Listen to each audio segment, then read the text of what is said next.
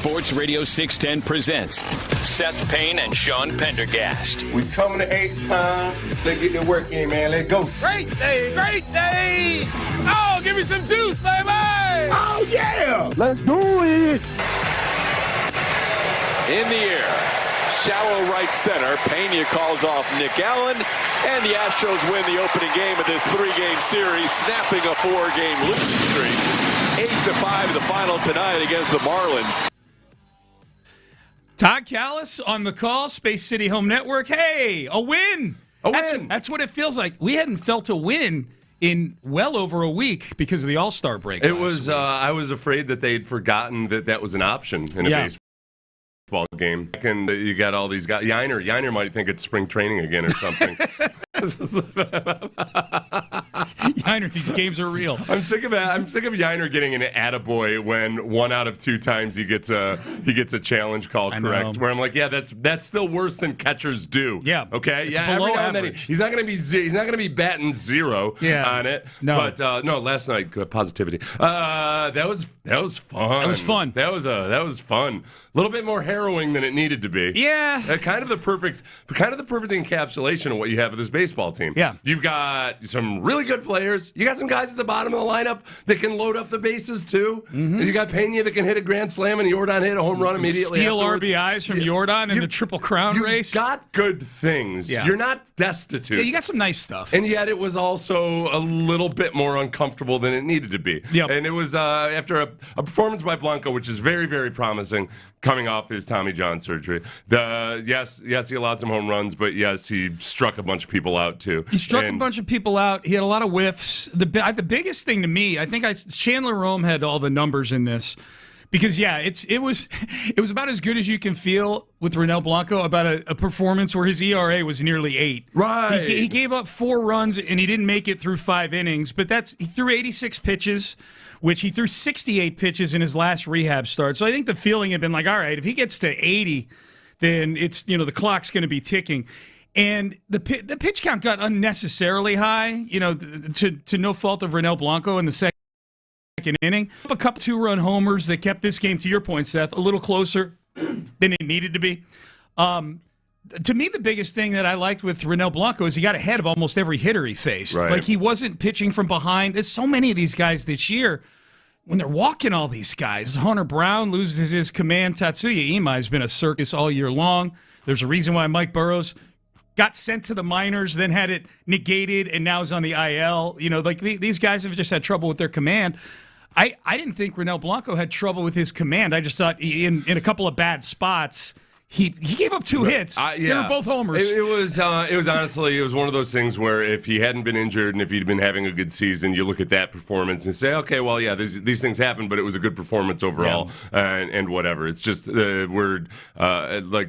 first game back from Tommy John. I'm encouraged. I'm very encouraged by that. I allow myself to think, okay, yeah, this might be one of those mythical, hey, don't worry about the trade deadline. Our trades are actually the guys coming back from the IL. We just picked up Ronel Blanco. Oh, where'd you pick him up from? Karma. That's right. That's what we picked him up from. We need something good to happen. We're due. That's look, this is just simple mathematics. You know, a lot of people might call me a genius mathematically. Many others would not, but I would say I would. What do the smart people say? Regression to the mean or something? Yeah. At some point, somebody's gotta successfully come back from Tommy John surgery. It's largely become one of these things that in baseball is no big. I wonder, and we mentioned the Pena Grand Slam. Jordan hit a couple of bombs last night too. Jordan is out in front in every Triple Crown stat right now. I have to go check. I didn't leave Jordan out. He's tied for the Major League lead now in home runs. Yeah. So he was leading the American League. He's tied. That would be something else if Jordan won a Triple Crown that was for all 3 categories for the Triple Crown. If you win it just for your league that you're in, the American League, it counts. It's a Triple Crown. If he won it for all of baseball, that would be badass. And he's way out in front right now, at least in the American League last I checked, for batting average, which is, for a power hitter, that's always the most impressive one. Like, wow.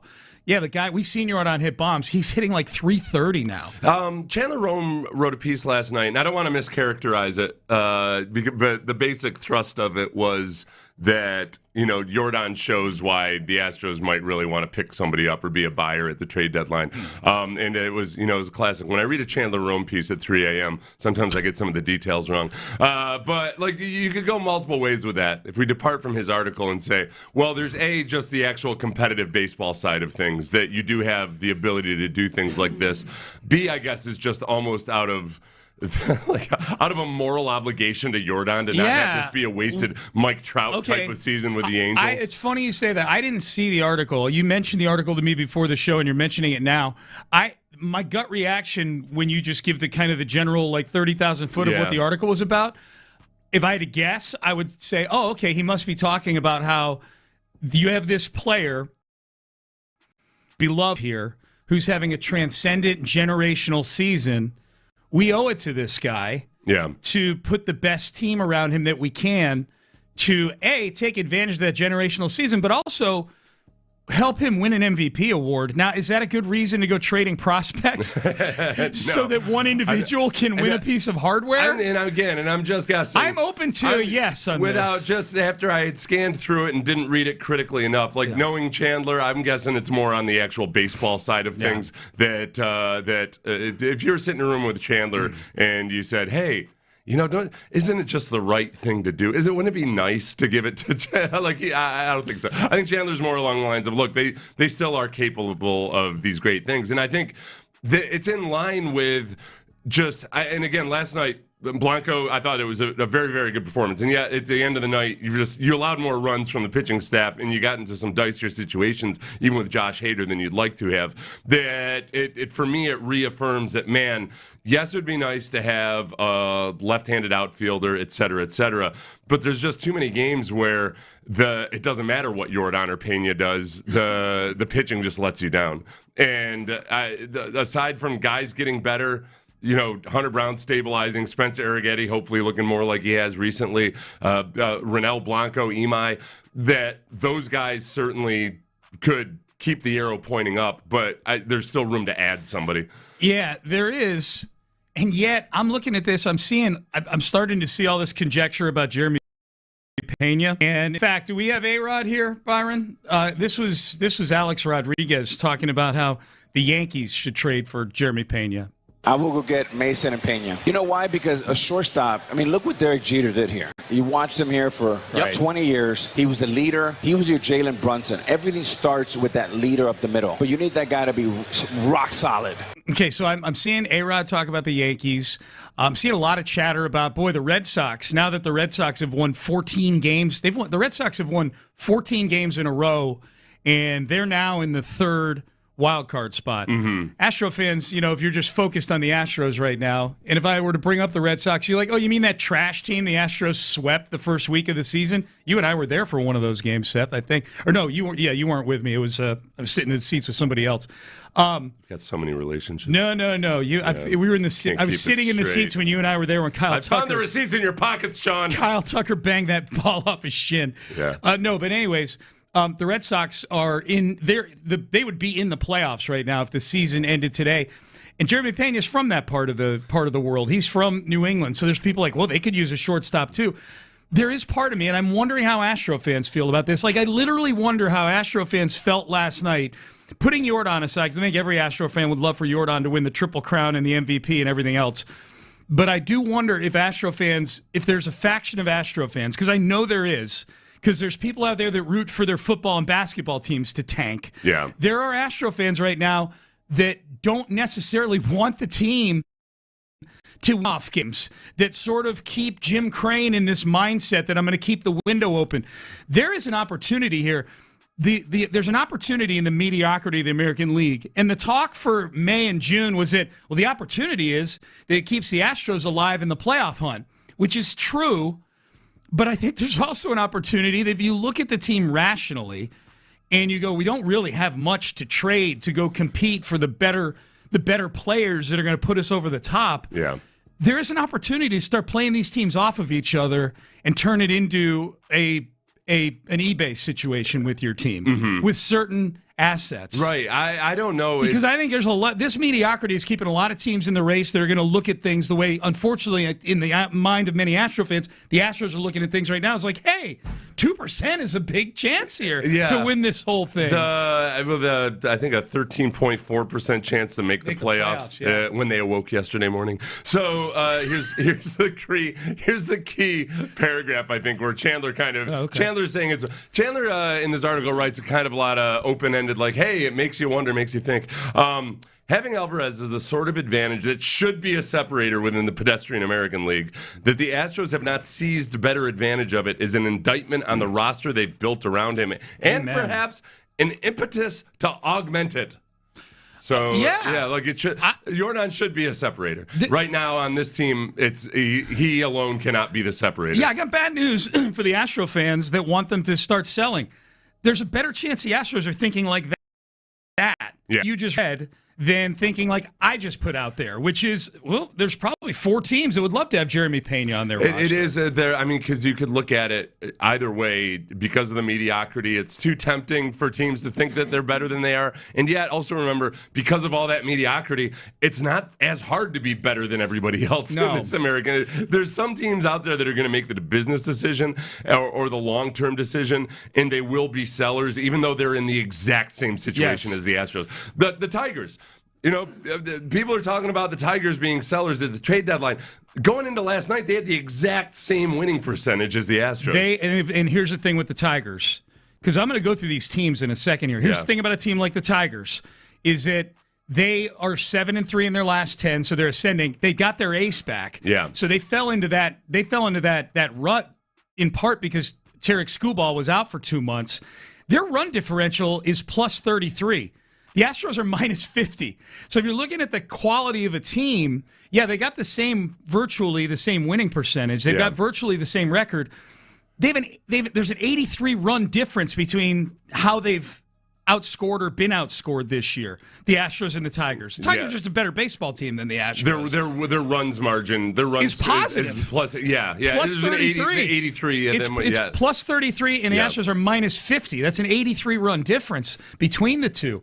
So you look at the American League, you got 3 teams that are leading their division. They theoretically are buyers, right? Yeah. You've got the Yankees who are contending in their division. You got the Guardians in their division. The Red Sox all of a sudden are above 500. That's 6 buyers right there. Oh, by the way, the Rangers are sitting right there with the Mariners at the top of their division. Not that you want to make a bunch of deals with the Rangers if you're the Astros, but just in terms of the sheer quantity of teams that are looking at themselves in the mirror like Homer Simpson looking at himself in the mirror, flexing his mythical pecs that he has. That's 7 teams. The Orioles just swept you. They're on a bit of a roll lately. They're 7-3 in their last 10. That's 8 teams. Minnesota never expected to be here. They're ahead of you right now. Minnesota may be a buyer. Who the hell knows? Detroit, I think, would definitely be a buyer right now. All the talk with Detroit was, who are they going to trade Skubal to?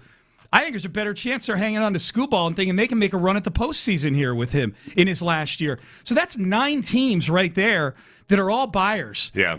That you got a chance to create a flea market out of this thing, an elite flea market out of this thing. The Tigers getting Skubal back and and playing better is not a reason for them to trade Skubal. Right. No, there's a better chance to keep him now, I think. Sorry, I got confused. You misspoke and you said that the Tigers were plus 58 and the Astros were minus 50. No. I said the Tigers are plus 33. They are plus 33. Right, and the Astros are minus 50. It's an 83 run difference. Right. No, I'm just saying you misspoke when you said it, so I got a little bit confused. No worries. No worries. There's 9 teams at least right now that I think look at themselves going, we need to add. Yeah. And the question is, should the Astros be the 10th team? And I'm not so sure they should be right now. They've got to, and the thing about it is, like you said at the very beginning of the show, is that they've got good things. There's some good things on this roster. Every baseball team. There are good things about this team. Not every team is the 2013 Astros. No. So do you flip some of these good things and take advantage of the sheer quantity of teams that would seemingly be in the market to buy those things? Right. I guess the question is, okay, if it ends up being a lot more player for player trades this year, because of this situation where teams all feel like they're in a position or what have you, where do you feel so good and so deep that you're cool trading away guys of equal value or what adds up to equal value. Yeah. You know, like we say, hey, trade Christian Walker. Cool. You're not going to get a whole lot back for Christian Walker right now. You're going to have to add more people to the mix. No, but you get out. If you're trading a guy like Christian Walker, I've said this before, you're waving the white flag. Right. You're not going to get much for him. You do get out from underneath his $20 million salary next year. Right, which is more of a long-term play, not as much about right now. Yeah. Or to clear space to bring somebody else big in, but then you've still got to trade more away. Yeah. I am very miserly right now about anything in the farm system. Yeah. There's something about, hey, you got a bunch of draft picks high in the draft for the first time in whenever. That's a good feeling. I don't want to go out and blow my paycheck, on Friday evening, just this moment. They just picked 4 guys in the top 93 of this last draft. I'd like to learn some of my poor financial management in the past and be financially responsible. Did you see that Lance made his debut? Sorry, there was some construction going on next door. It freaked me out. How'd he do? It was weird because somebody showed one of these accounts that picks like just select pitches to throw, put it on Twitter, and they're like, look at this 92-mile-an-hour cutter from Lance McCullers. Yeah, we know struck some guy out, and I'm like, he probably had a really good debut for the Milwaukee Brewers. 3 innings pitched, 2 hits, 2 earned runs, a walk, and 4 strikeouts. Okay. So he struck 4 out in 3 innings. I didn't watch. The only thing That's about what Blanco's line was last night. We were gushing about it. And maybe they're gushing about it there. Maybe the 2 hits were little like tap through squibbers. 3 innings it was, yeah. Yeah, like maybe the 2 hits were seeing eye singles. He only walked 1 guy in 3 innings. You know, he struck out 4 in 3 innings. That's 12 strikeouts per 9 innings. Did they win? Milwaukee destroyed whoever they played. Okay. Yeah. Lance came in and he pitched 3 innings, but it wasn't a start. He came in like the 5th inning or so. The Miz started the game. Yeah. He only pitched 4 innings. I have to go check and see. Maybe it was a planned piggyback. I don't know. If Lance went in and was like, hell yeah, I'm the piggyback guy from now on. I'm piggybacking with the most electric pitcher in baseball. I've been begging for years to be a reliever in Houston. They never would let me do it. I got to go check. That's the one thing that could turn me against Lance. What? If he all of a sudden just openly embraced being a reliever and was like, yep, this is what I'm all about. That would annoy me. He was definitely, I watched his media availability in Milwaukee, his first one that he did, kind of sitting in the media for the first time.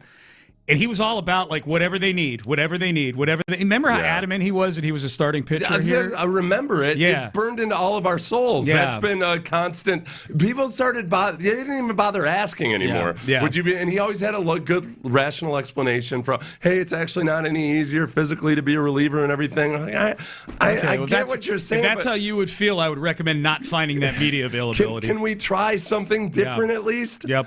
No, Sean, if he becomes their middle relief, or just doing anything and everything, and he's openly embracing it, not just saying it's a temporary thing. Yeah, that's gonna sting a little. Yep. Well, that's what he's doing. I just want you to know. Well, he's done it before for the Astros. he run it last year. Right. I'm saying, like, in a small amount, I'm not thinking too much about it. But if this is who he ends up being in the entire second half of the season, I'm like, you couldn't, at any point in your tenure here, you couldn't just openly embrace it like this? I think this is who he is if he wants a job in baseball after this year. I think he needs to embrace. Being a reliever. I know, but you could have said that any time in the last 4 years with Lance. Oh no, I have been saying that. Yeah, I have been saying that. It would not annoy you. That wouldn't bother you if he were embracing being no, because I think that's what he needs to do to stay in baseball at this point. Right, but that's what we've been saying. I know. But it doesn't bother you that he would just all of a sudden, like, after wanting to do, like... No, if he wants to keep a job, I understand I understand his personal motivation, but why couldn't he do it? Why couldn't he do that when he was with the Astros? Yeah, I'm over it. I'm just... yeah. I'm astounded that this wouldn't bother you more than usually you're the one that would be aggrieved by this stuff. I just can't get worked up about a guy with a 7 ERA and what he's talking about. You know, like... Yeah. You're mad at me that I'm not worked up about this. You're worked up that I'm not worked up. I'm more astounded that wouldn't, after a decade of him just adamantly, angrily you're going to make me say it because I like Lance. I don't care about Lance McCullers anymore. I don't care about him anymore as a baseball player. Yeah, I care about him as a coffee entrepreneur and a human being. I said it. Yeah, no, it would really, really bother me. It would change the way I feel about Lance. I just can't. I've been very charitable in the way that I talk and feel about Lance. Can I caveat here? Because we're way over. If he became good again, if he became a good reliever and he was embracing it, But if he sits here with he gave up 2 runs and 3, he has a 6 ERA now with him. I can't get worked up about a guy who's not good at baseball. So if he does become a good reliever, and this is the experiment that they could have done in Houston, and that he would have openly embraced it. But until I see him have an ERA below 12, all right, I'm not going to get worked up about it. Okay. He's not a good baseball player. All right, I'm going to hold you to this. Okay, I'm just go home. I'm going to be watching Brewers games late at night. Thank you. Baseball talk on Sports Radio 610, presented by Xfinity. Score the most reliable Wi-Fi, one price, 5 years guaranteed. Xfinity. Imagine that. Coming up next, question number 7 in our series of questions leading up to Texans training camp. We've done the first 3. We've got number 7 coming up. It's about linebackers. We'll do that coming up next. Now, this is what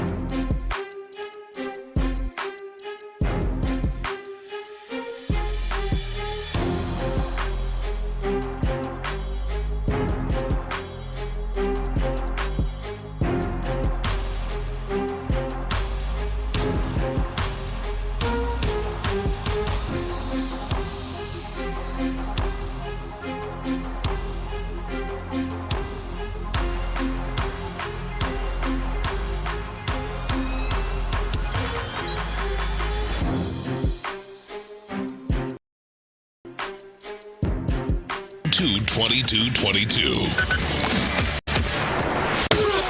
Sports Radio 610 presents live from the West Point Lincoln and West Point Lincoln of Sugar Land Studios. Here's Payne and Pendergast. All right, a couple questions on the text page, and we get to the question of the day for the Texans. What prospects would we get for Pena? Let's say if they traded him to the Red Sox. I'm not going to bury the audience at 6:30 in the morning underneath a bunch of names they don't know. Mostly because I don't know the names either. Like I don't follow minor league baseball outside of the Astros in a manner where I would be doing anything but faking how awesome all these players are. Well, no, even the people who are dialed in on all that stuff, it's just there's so many. Yeah, there's so many. Yeah. The thing I've seen from people whose opinion I respect, like proposed trades for Pena, whether it's the Yankees, the or the Red Sox, or whoever, is significant. Like at least one or two guys that are significantly high up the food chain of those respective teams. You know, if you're getting a couple guys that you feel like can contribute to the Astros in a couple of years, for Pena, that's good. The one big benefit a team gets with Pena, especially a team like the Red Sox or the Yankees that are willing to pay high salaries for guys. Red Sox not as much as the Yankees, but they're not poors. They're haves. They're not have-nots. They'll get Jeremy Pena for one more year of arbitration next year also. So they'll if you trade for Jeremy Pena at the trade deadline, you're getting him for a year and a half. Yeah. It's like when the Red Sox or when the Astros made the Verlander trade back, the first Verlander trade back in 2017. You were getting him for 2 more years after that. That was selling point to that deal. There's also a texter blaming us for resetting the season that this is a Payne and Pendergast issue. The way the Astros are playing. I thought he was crediting us. No. It says this. It says the last 2 years after terrible starts, the Astros straightened things out by the All-Star break. Yeah. This year started the same way, but you two decided to reset the season on May 15th, and look what happened. Yeah. That's karma. Don't mess with the baseball gods. Hello, they're 31-26 since we reset. They're better since we reset the season. They're better for playing baseball in the town that we do our show. I think he's saying you guys yourselves should recognize and realize that they've turned it around a little bit. He's blaming us. Well, this is the problem, though. Okay, great. They got off to horrible starts the last 2 seasons. They didn't make the playoffs last year. So, and then they had a miserable showing 2 years ago. What exactly is the great triumph there? Yeah. They came back and they turned into a mediocre baseball team, or slightly above mediocre. That's not. You can't credit the same manager and GM and baseball team who got off to the extremely slow start for getting themselves back up to mediocre. You are what you are. That's at the end not of the year. any kind of a triumph I want to be a part of. Yeah. Yep. All right. So 10 days. Well, it's like, honey, I cheated on you 3 times, but look here what I am. happened. I've been faithful for 6 months. I'm back. Why don't you trust me? I'm back, baby. 10 days until Texans training camp. It was actually a few days ago. It's 10 days, but this is just the theme. We've been counting it down. We're at question number 7. If you want to go back and listen to the previous 3 questions, you can the Pendergast podcast on the Odyssey app. We're doing it this segment each day leading up to next Wednesday. A week from tomorrow is the first day we will be out there in the heat for Texans training camp. I can't wait. Question today, Seth.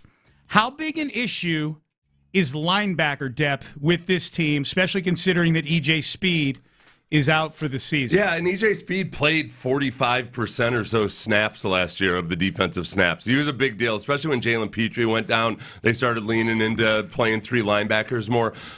It's a big deal. I feel pretty confident for a couple reasons in Marte Mapu and Wade Woodaz. So Wade Woodaz, a 5th-round pick. Marte Mapu was a guy who in New England, remember, was there through 2 different head coaches, and I don't think was a great scheme fit, perhaps, for Mike Vrabel.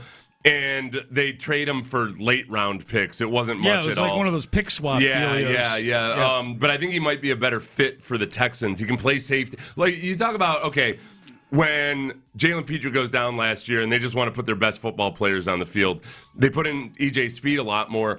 He's not great in pass coverage. Marte Mapu, if he fits the scheme well, I think might be better in pass coverage. He's played safety before. Yeah. So I like how they might use him, kind of in the same way that they used E.J. Speed last year. Wow, guy's got a lot of physical upside. Hasn't really become maybe the best version of himself. In Indianapolis, he came here and they were really happy with him. They gave him an extension. Marte Mapu might be that. It's going to be very, very competitive. And I think, remember, Henry To'oTo'o is going into his free agency year. As of right now, they haven't extended him. I think he's in a perhaps more competitive situation than people might think. What's there a better chance of?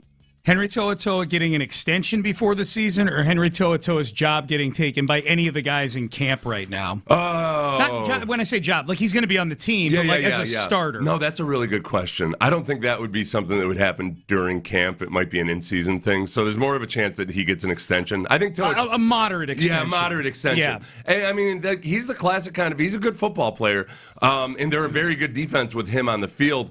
But they've got so much money committed to the defense that To'oTo'o and his agent might be looking at it and saying, whatever the Texans have offered or whatever discussions they've had, we feel like there's more for you out there. And the Texans, I think, really like To'oTo'o, but they got to be smart at this point about how much they pay guys who aren't the premier players on the defense. There's some interesting names. Woodaz is the one you mentioned him. Woodaz is the one I'm most intrigued by because he flat as much as you can flash in minicamp and OTAs and things like that. He was one of those guys you watch out there, like, oh, okay, that's somebody right there. There's 90 guys out there, so he flashed a little bit. He's impressive physically. He's tall. He's long. He's a former safety. It's the same thing. There were a few snaps when you see Marte Mapu and Wade Woodaz out there together, you're like, oh, that's an impressive looking linebacker. But he's very raw. He's a convert to the position himself, and it might take a little bit of time. I think he's going to be a special teams contributor immediately. But this is what D'Amico Ryans and Billy Davis have done a great job of, is developing these linebackers. So I think getting the most out of those two guys, I expect at least one of those guys to kind of rise to the challenge. Yep. Aiden Fisher is an interesting one because he's a 7th-round pick. All the measurables don't look like he'd be a great NFL linebacker. You know who's a lot measurables really didn't look like he could be a good NFL linebacker coming out of college? One Azeez Alshire. He was Azeez. You look at his spider chart and everything. You're like, okay, I don't know. He's a thumper. Maybe he'll have a chance or something. He works with D'Amico Ryans, becomes one of the best linebackers in the NFL right now. Yeah, and two things on that. One specific to Aiden Fisher. There was a press conference D'Amico did at some point in OTAs or minicamp where he gushed about Aiden Fisher. Yeah. I don't know if the question was directly about Aiden Fisher or if it was about the linebacker position, but I'm like, wow, you do not hear head coaches talk about 7th-round picks like that. No, he's exactly the kind of guy that comes from a national championship defense. Yeah. It was the leader of that defense. Yes. At linebacker especially, with D'Amico, I really trust his ability to see the guys who have really good recognition, when to pull the trigger, all of those intangible linebacker traits. I think D'Amico's got a really good eye for that. And that's the second thing I was going to say. If D'Amico Ryans is, and I know Nick Caserio is the GM and everything, but D'Amico, if the Texans are drafting linebackers and defensive linemen, I'm going to buy on those guys. Yeah. Those are just two positions that historically we've seen excel in a D'Amico Ryans coached defense. Mm-hmm. And so granted, he's a 2nd-round pick, not a 7th-round pick, but Caden McDonald, I'm very bullish on as a defensive lineman they drafted. And similarly, the two linebackers they drafted, Woodaz and Aiden Fisher. Whatever the bar is, whatever the expectations are for a 4th-round pick and a 7th-round pick coming into training camp, I think they're both going to exceed those. Yeah. And then it's just a matter of, all right, how quickly does it happen? Yep. And so I don't feel awesome about just the proven ability of those guys, but I think between just those three guys that are new to the team, Wade Woodaz, Aiden Fisher, and then Marte Mapu, I'd have a hard time believing that at least one of those guys doesn't rise to the occasion. I agree. All right, you can text the show, 713-572-4610. Headlines coming up next. We'll circle back to the Astros. LeBron watch continues. We'll get into that as well. And a firing in collegiate sports yesterday that I want to touch on as well. We'll do that all in headlines coming up next. I don't know if you guys have noticed, but it's maybe you're new to Houston.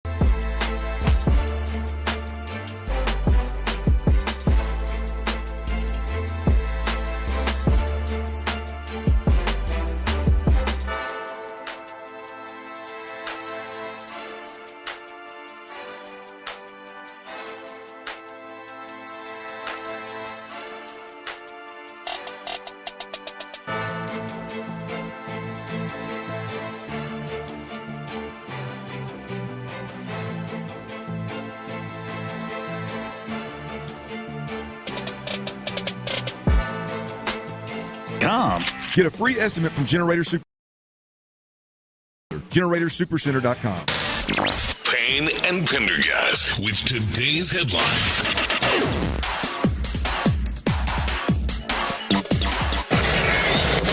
This ball hit in the air to right. Plenty deep enough to score one. Couldn't score four. That ball's gone!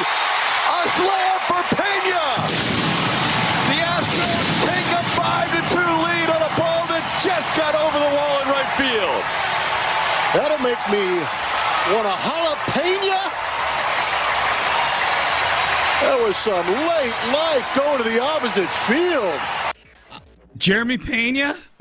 Jalapeno. Grand slam. And that game is Todd Callis. Jeff Blum, of course, on the call there. Space City Home Network.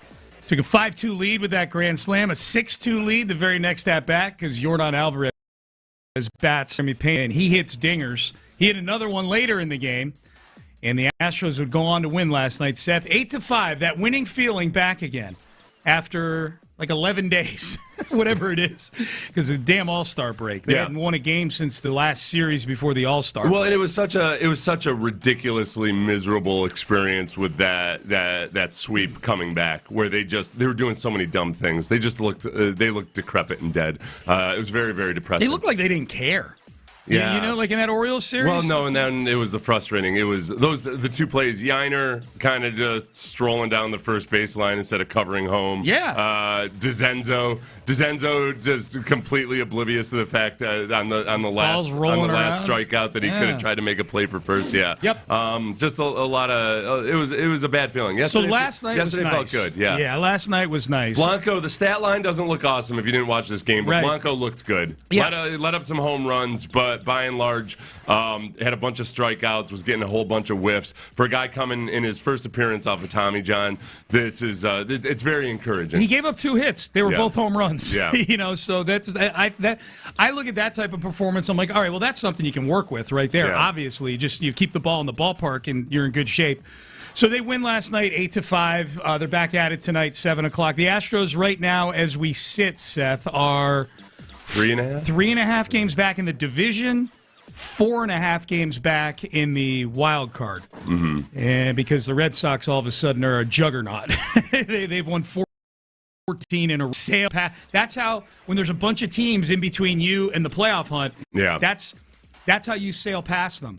You win 14 in a row. Mm-hmm. You just get in the HOV lane. What's what we've been begging for all year long? For the Astros to win 14 in a row. If they were just, you need this. And that's the problem. That's what they had the last couple years when they had those miserable starts and then ascended again. And they've done a good job of kind of scrapping and fighting and clawing their way back. Yeah. A 14-game win streak would be, in general, Sean. You know, I think it'd be a positive. I'm a baseball guy. Yeah. Yeah, that's a positive. I think it would be a positive if they won 14 in a row, the Astros. Back at it tonight, 7:10 first pitch. Dollar Dog Night out at the yard. Oh, hell yeah. You going? No, I had to look. Remember the last Dollar Dog Night we went to? I ate 2 pizzas last night. I got so much sodium. So in me hold on right a second. We had a meeting up here last night, and there were 5 pizzas, and 2 of them were for me. Yes. I didn't eat all day. I was on my 1 meal a day. Yeah. Yeah. And your 1 meal was TikTok tells me it's the healthiest thing I could do. These were not personal pizzas either. I don't eat all day, and then I eat 2 pizzas. Yep. Yeah. We had like a 30-person meeting. 5 pizzas for 30 people. Seth ate 2 of them. I ate the veggie pizza. I have no guilt about eating the veggie pizza because I was the only one eating the veggie pizza. That's true. Yeah, that would have gone to waste. Well, it was a veggie and meat pizza. Yeah. It had everything you can get except for the pineapples. Yeah. Basically, it's a grocery store pizza. Mm-hmm. LeBron watch continues. Not so much for us here in Houston, but around the NBA. He has yet to announce where he's going to go. And this is getting pretty funny now because I was listening. I saw some videos on Twitter, listening to audio on some other shows and things like that. And now Rich Paul, his agent, is kind of making the rounds. He was on Max Kellerman's YouTube show. And he's basically like, LeBron's not going to be rushed. Yeah. Okay? Like, everybody chill out. He's not going to be rushed. Meanwhile, you've got the commissioner of the NBA, Adam Silver, openly saying at Summer League this past week, like, we kind of need LeBron to make a decision so we can set our schedule for this coming year so we know what team he's going to be on. The little prince is going to make his decision when the little prince wants to make his decision. Chill out, Adam Silver. Yeah. It's really funny.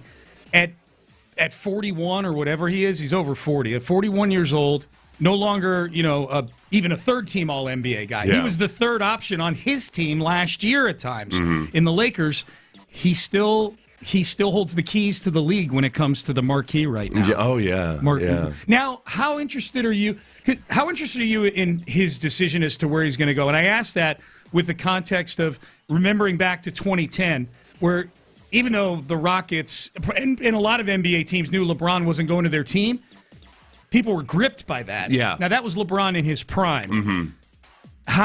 How interested are you in where he ends up this time? I love the NBA dynamic where more than in any other sport, people just they allow themselves to dream based on name recognition alone. So I'm excited to see whichever team gets him and then convinces themselves that this is there's a finishing move right here. Yeah. I'm just general interest in this whole thing. Like LeBron in 2010 would be like a musician who was playing like huge stadiums everywhere. Like that was the decision in 2010. Like everybody watched it that night. This is more like, I'm not saying there's no intrigue with it right now. There is, obviously. We're talking about it. This is more like playing like Toyota Center. Like smaller arenas, like interest level. You know what I mean? And even LeBron can't fill a big stadium anymore for a concert, but he can fill smart financials. I think it's notable that look, the reason that things are on hold until LeBron makes his decision is because because the basketball people really want LeBron too. So it's like as much as I'm kind of downplaying what kind of an impact it could make. Yeah, in the right situation is with him being the veteran leader on your team. Yeah, I think the possibilities are very, very enticing. He's a winning basketball player. Yeah, and not to mention, but those teams also they understand the financial impact of that too, of just having like the marketing. Yeah. Because LeBron, but it isn't just the fans that are interested in this. Things that are on hold because teams themselves are waiting to see exactly what happens. Yes, with LeBron. there are 4 or 5 teams that are figuring out what their next move is going to be. Ward Manuel out as Michigan AD at the end of the year, after an investigation into the athletic department and the athletic programs in general at Michigan, revealed that there were some pretty serious culture problems. No! Go figure. At Michigan? At Michigan.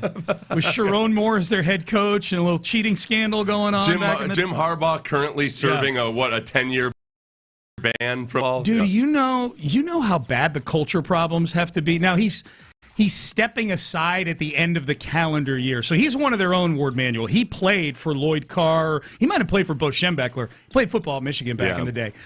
You know how bad your culture issues have to be for you to be pushed aside as the AD for an athletic program that won a national championship in men's basketball and football in the last 3 years? You won championships in the 2 biggest sports in the last 3 years, and they're like, see ya.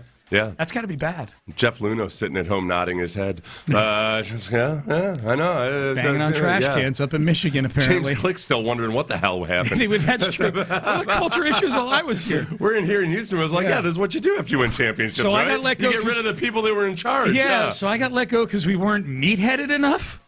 James Click, I'm saying. Yeah, like, okay, I didn't operate. Bad look for the state of Michigan. I mean, there was Michigan State. You go from one of the most deplorable situations in football or in sports was Michigan State, and then you transition right into your other big state university. What the hell's going on up there, man? All right, coming up next, 7 o'clock hour is here. I did the Pender poll I promised yesterday. Texans, if they go 3-1 to start the season next year, they open the season home Buffalo, home Cincinnati, at Indy, home Dallas. They're gonna if they start 3-1 next year, you have to pick which team they lose to. There's not a great option here. Seth, have you looked at this Pender poll? I have not. Okay, I'm going to blind guess this. We're going to play the guess the Seth loves to play. We're going to do that coming up next. I want to tell you about West Point Lincoln right now, the original West Point Lincoln over there. Katy Freeway, exit Kirkwood. Triple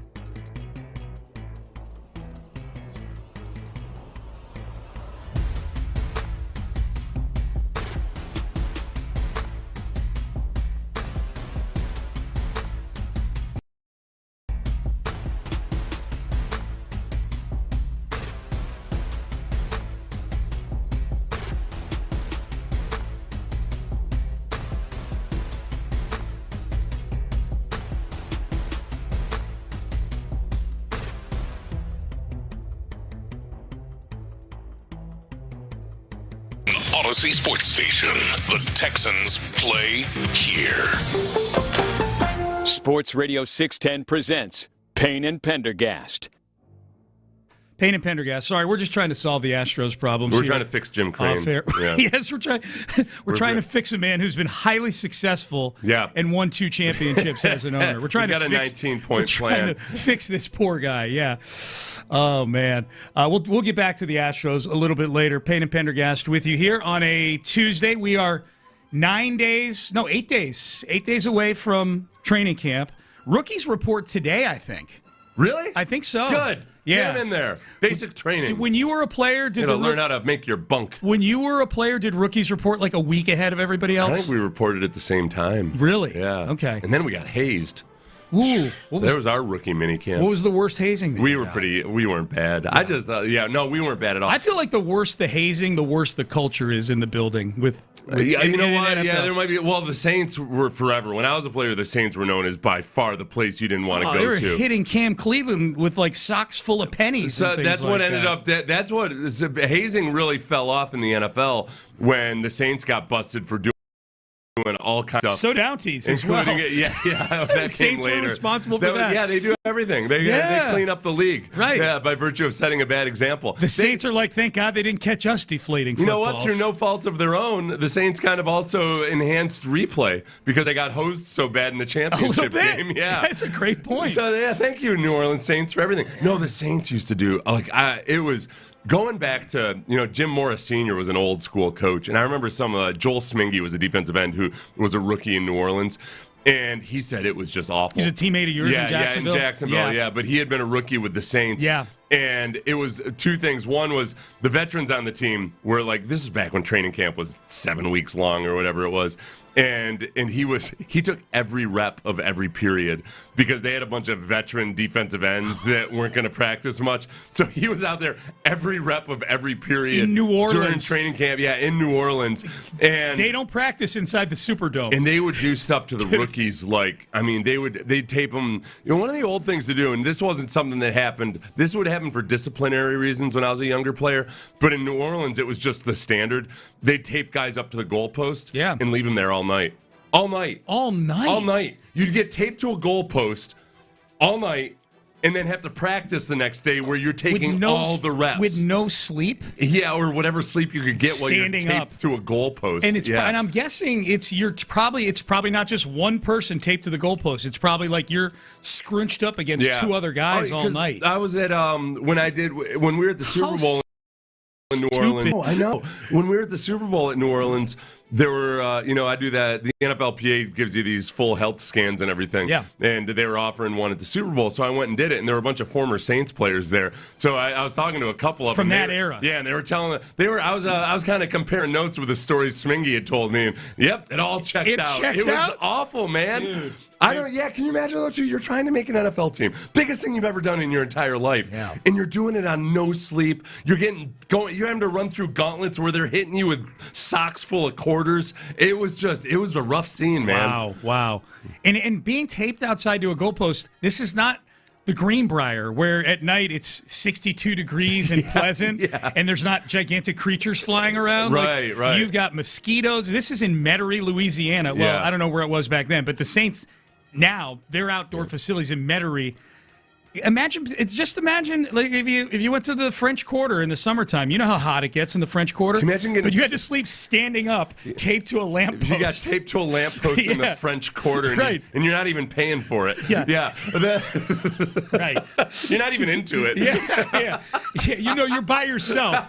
There's no services you're getting. You know what I'd really like? I'd like to be taped to a lamppost. But I think it was in 97 or 98. Somebody finally got injured really badly and running one of those gauntlets with the socks full of quarters, and that's when they kind of cracked down on it around the league. The other thing that used to be common in pro sports, and this is much more tragic, was just lots of drinking on the planes on the ride home.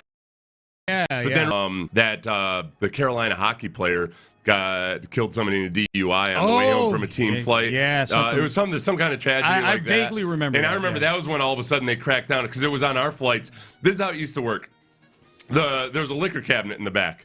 Flight attendants weren't supposed to touch it. but the flight attendants were cool as hell. And so they'd kind of smuggle you the little bottles of liquor as long as you were, friendly and got to know them a little bit. Or whatever, But they cracked down on that and put locks on the liquor cabinet and everything. So the flight attendants are can't even get in there now. Yeah. Oh, man. Yeah, those were the days. No, but they used to have kegs on the plane and all kinds of crazy stuff. Oh, that probably violates FAA restrictions. I would imagine so. Yeah, you're probably right. Hey, what should we put in this airplane? A 150-pound metal cylinder. Yeah, this just in. They're pretty meticulous about how much things weigh on these flights. Don't worry, we'll put a seatbelt on it during takeoff. Yeah, why are we a little off here right now? All right, so yesterday you and I were talking about the first 4 games of the season. The question we had posed yesterday, if you want to go back and listen to it, is right about this time, was does C.J. Stroud have a chance to shut up all the doubters in the first 4 games of the season? Mm-hmm. He's never going to shut up all of anything, but that's what you do in radio. No matter how great you are, you'll always have your doubters, and people will not shut up. There's definitely a faction of Texan fans that are waiting till the playoffs next year to evaluate C.J. Stroud. It's an interesting question because I think, by and large, the national media is, other than the white-hot heat after the playoffs, I think people have kind of settled into a wait-and-see mode. I agree. And there's, there'll be a few here and there. Kendrick Perkins will say he wouldn't throw water if he was bringing all of that. But, by and large, people, I think, the analysts are very much in wait-and-see mode with CJ. I think so, too. I think as a team, they've been more bullish on the Texans this offseason than I've expected. Yeah. I've seen more people than I thought picking the Texans to go to the Super Bowl. It's a whole lot of, look at how good they are if they could just figure out the minor detail of their quarterback in the modern NFL. Play. Yeah. It is. The Texans as a team have gotten a lot of praise as simultaneously giving a backhand slap to C.J. Stroud. Yes, I think so. That's a good way to put it. So the first 4 games of the season are the Bills at home, the Bengals at home, at the Colts, home for Dallas. And this just hammers home. I'll get to the poll question I put up in a second here, Seth. This just hammers home. Looking at these 4 games, and you got a division game in there, but you got 3 home games in the first 4 weeks of the season. Mm-hmm. And I think this applies to the entire pre-bye week for the Texans because they play, following these 4 games, they play the Titans in Tennessee, Jacksonville in London, and then they close out the pre-bye week portion with a home game against the Giants. They have to go 5-2 at least in these 7 games because I don't think there's a 9-game or 10-game winning streak sitting on the other side of the bye week this year. Yeah. The schedule, you're going to be drained of half your home schedule before the bye week. You play 4 of your 8 home games in the first 7 weeks of the season. So not only are you overloaded on road games for the season, you got a couple Thursday night games. You got an entire December of cold weather road games against mostly playoff teams. Yeah, the back end of the season is, I would say, brutal, except that if the Texans were a bad team, I would say it's brutal. It is a test, though. It's manageable, but it's very tough. much of a prove it, hey, are you who we think you can be in the second half of the season, especially in potentially inclement weather? Yes. And my concerns with CJ aren't about cold weather. It's about precipitation. Yep. I just, we've seen this in nice weather in Houston when there's a drizzle in the day that the passing game kind of goes to crap during practices. That I need to see CJ perform well, by NFL quarterback standards when it's wet out. Yeah. Would you sign up for 3-1 in these first 4 games without knowing what's behind door number 2? I would, as a rule, I'd like to sign up for 3-1 at any portion of the season. Yep. This is an interesting one because the Bills, look, I always have to caution myself against getting too cocky about the Bills because Josh Allen's been so bad in Houston. But I can't help myself. I'm cocky. Concerning the Bills right now. Yeah, you want to beat them. The 3-1 part, I think the game that would make me most nervous, or should make me the most nervous, is the Bengals, only because everything that they did in the offseason was to get their defense right. Like Joe Burrow, remember how mopey Joe Burrow was last year during the regular season? Yes. He was kind of hinting that he might not want to be there long term. All season long. He's done a couple things this offseason is very happy because typically what the Bengals would have done in a situation like this offseason is cut bait, maybe even try to trade Joe Burrow, whatever. But they trade a first-round draft pick to bring in a defensive lineman to fix one of the worst defenses in the league. And they've spent big money on Joe's side of the ball. And they brought in three new stud defensive linemen. Yeah. They bolstered their secondary. They did all of these things. They retained some players that they wouldn't typically retain. So Burrow has said a couple of things that have people feeling really good in Cincinnati because Burrow seems happy with the commitment. But it's been on the defensive side of the ball. Everything the Bengals did to improve their defense is also like the counterpart is everything the Texans have done to improve their offense. They bolstered their interior offensive line. Yeah. Oh, what did the Bengals do? They bolstered their interior defensive line. The physicality and everything that you want to see out of this offense is going to be tested by Dexter Lawrence and Boye Mafe and Jonathan Allen. So that's a huge test, and I'm excited to see it because if they can make Bengals fans depressed about the state of their defense, if they can say, oh my gosh, C.J. Stroud just did that. C.J. Stroud did that to our newfangled defense. Especially because C.J.'s got ties to Ohio. Oh, like hometown, home state college player there, and then Indy and Dallas are the other two games.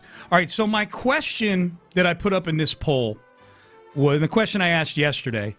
So the gods have told you, Seth, that you're going 3-1 to 3-1 in 4 games, but the gods are going to let you pick which of those 4 games the Texans lose. Yeah. So you're going to pick which game the Texans lose, whichever one is least painful by whatever your standard of pain is. Before you make your guess here on these 4 games, real quickly, I will rapid fire what I think the case is for picking each one as a Texan fan. I think the case for picking Buffalo as the one loss is they're easily the best team of these 4. They're a Super Bowl contender. These other 3 teams are not in that same. So you don't feel, while it would suck going 0-1 and losing to a team that you've dominated in your stadium, it's under. I think the Texans might be they might be an underdog in that game by 1 or 2 points to start the season against Buffalo. They're 1.5 point, or at least they were for the longest time. Yeah, and they probably will be unless there's a big injury. So there's no shame in losing a game that you're an underdog. Yeah. In. That's the case for Buffalo. The case for Cincinnati is, I think, from an emotional standpoint, that would be the least painful. Like Buffalo, the emotion is you're starting 0-1. That stinks. Indy and Dallas, the emotion is obvious in those. You got 2 hated rivals. So that's the case for Cincinnati. Again, you're going to be guessing what Texan fans picked here in a second. The case for choosing Indianapolis is one that you made yesterday, which is you lose road division games in football all the time. You can recover from that. Yeah. It would suck losing to the Colts. And I don't respect the Colts all that much. Right. I think the Colts will get off. This is the thing. I think the Colts will get off to a fast start again this year. And then as people catch up to Daniel Jones' limitations, especially with him coming up in Achilles, it'll be same old. Yep. The case for Dallas, and again, Texans start 3-1. You get to pick which game they lose. The case for Dallas is purely empirical. They're an NFC opponent. They'll factor the least into tiebreakers at the end of the year. So it doesn't matter who it is. If it's an NFC opponent, they're always going to be less important than the AFC But teams. They're the most emotional.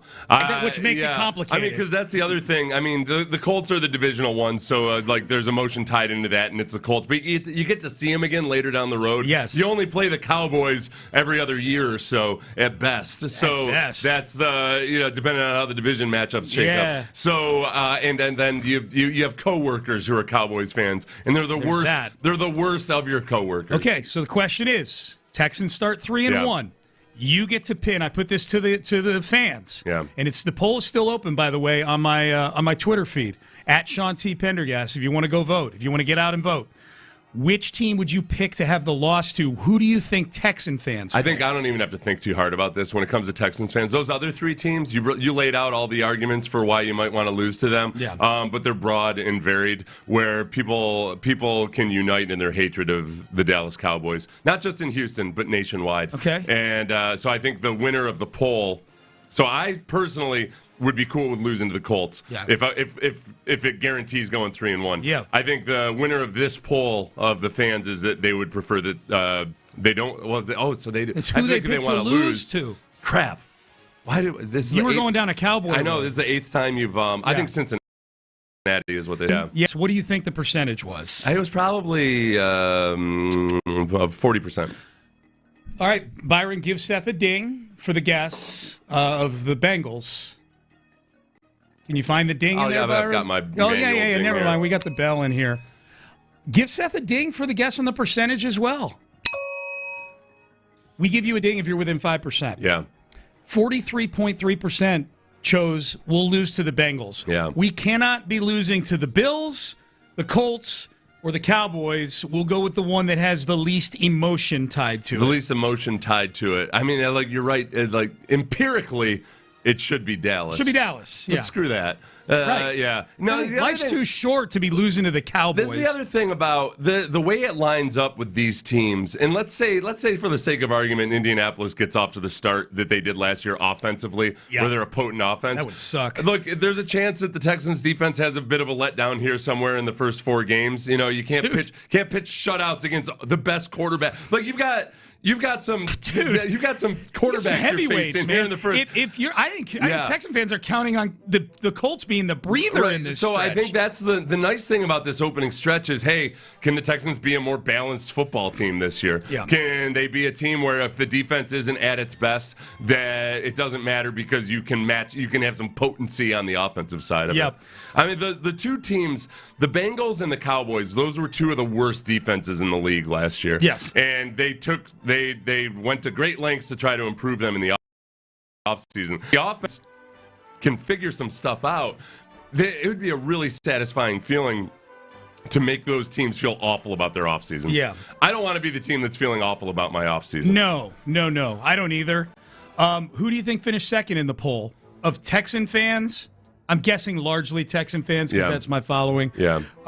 Who do you think the number 2 team was if they could pick to lose to? So the winner was Indianapolis. Winner was Indianapolis in a runaway. Yeah. They got nearly half the votes of 4 teams. I think the second one would be, because nobody wants to lose the home opener. So I think the second one would be Cincinnati. You think? Well, Cincinnati was first. Indianapolis. Indianapolis actually finished last. Oh, really? Yeah, 14.7%. Number 2 was the Bills at 25%, and then number 3 was the Cowboys at 17%. I struggle with this because I guess ultimately I pick the Bengals because it's the least of a bunch of bad choices. You know? But starting out 2-0 against those 2 teams and those 2 quarterbacks, that would be a hell of a thing for C.J. Stroud. We should do this exercise every day leading up to the home opener against the Bills, because maybe by then I'll understand the concept and I'll guess based on the right criteria. It is a bit of a convoluted question. Yeah. So that's so Texan fans, nearly 44% say, okay, if I got to lose a game in the first 4, it's the Bills, it's the Bengals. It was fun. I was listening to Clint and Ron yesterday at the beginning of their show in the first hour while I was on my walk, and they were 4 weeks of season. Yeah, and Clint was getting me excited about it, man. Talking about just like not even on the offensive side for the Texans, but like what a proving ground those 4 games are going to be for the defense. Yeah, like and I are talking about like C.J. Stroud and can he get redemption through these 4 games? And you've touched on the defense in this segment, I know. Would you bring up the potential for the Colts starting off this season like they did last season if Daniel Jones is healthy and everybody's healthy for them? That is a 4-game offensive gauntlet for a good defense. Well, the fun thing about the Bills, or the interesting thing about the Bills, is that the complaint with the Bills for the last couple of years, ever since Stephon Diggs left, really, is that he just doesn't have any speed on the outside. And this year they bring in DJ Moore. Yeah. And they're saying all kinds of positive things about Keon Coleman, but he's been a big disappointment. He's been tardy a bunch of times. He's been a healthy scratch in 4 games last year. But I think the presence of DJ Moore is interesting.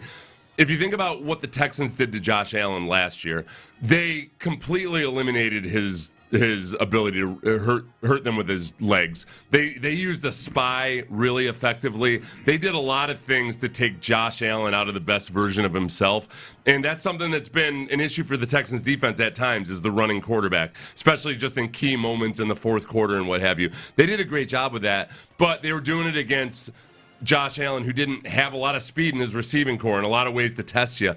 It's a lot harder to go in and by Josh Allen all the time and do some of those things if you've got more legitimate speed in the receiving core. So I think it'll be, as long as everybody's healthy, it'll be a little bit more of a test this year. Yep. But I think part of it is just Energy Stadium is a brutal place to play for quarterbacks.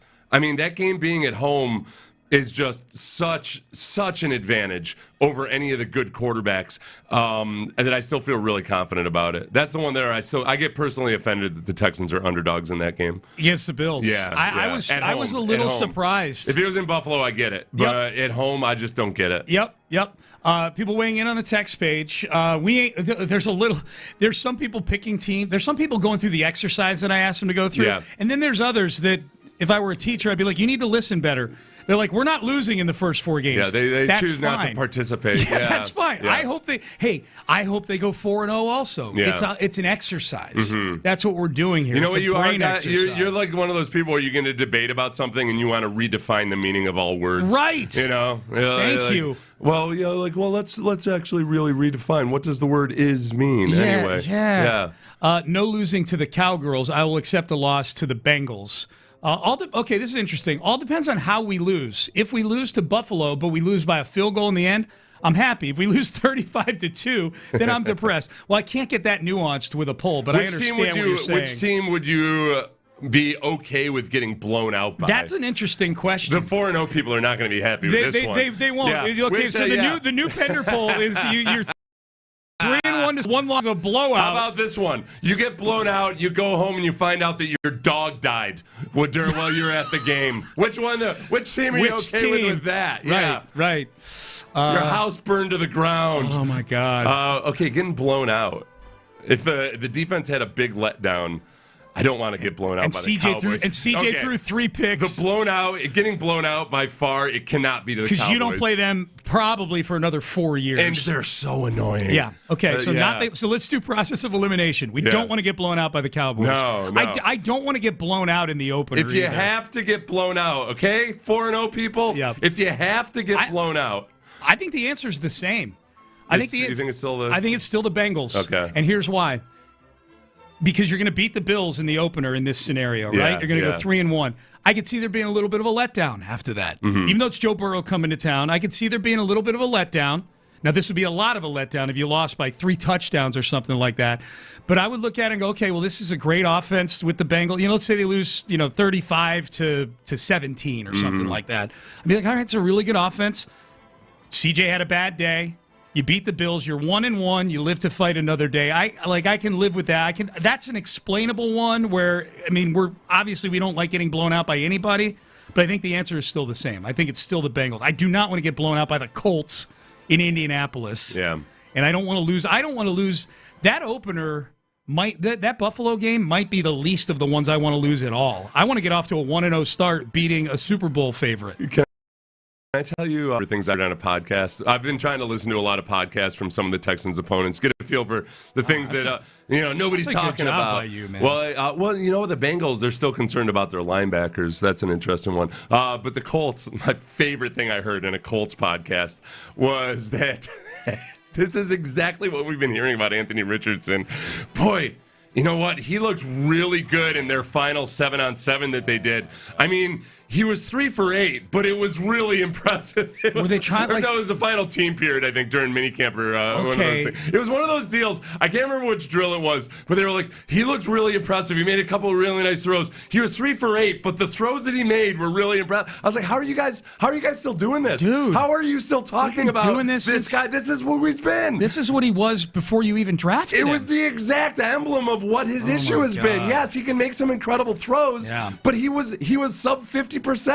Small sample size and all, yes, but that's the exact deal. How can you gush about that? Yeah. Oh, my God. I'm not saying that going 3 for 8 in a team drill is like the worst thing in the history, but it's just don't gush about it while you're painting a picture of exactly what Anthony Richardson has been. Dude, don't touch the stove again. Stop touching the stove, Colts fans. It's hot. Oh, and they were talking about it in that way. They're kind of like, you know what? Like, hey, listen, man, I know, but he looked really good. Oh, the Ryan Clark story from yesterday, shifting gears a little bit. Ryan Clark. Fired? Well, first we found out he was fired from ESPN. Yep. Or laid off, if you want to put it that way. There's going to be a bunch of layoffs. Today. Yeah. NFL bought ESPN, or did ESPN buy 10% of the NFL network? The NFL owns 10% of ESPN. Of ESPN. Yes. Yeah, because how do you own How's that work when Disney owns ESPN? They don't own 10% of Disney, do they? No, just 10% of ESPN.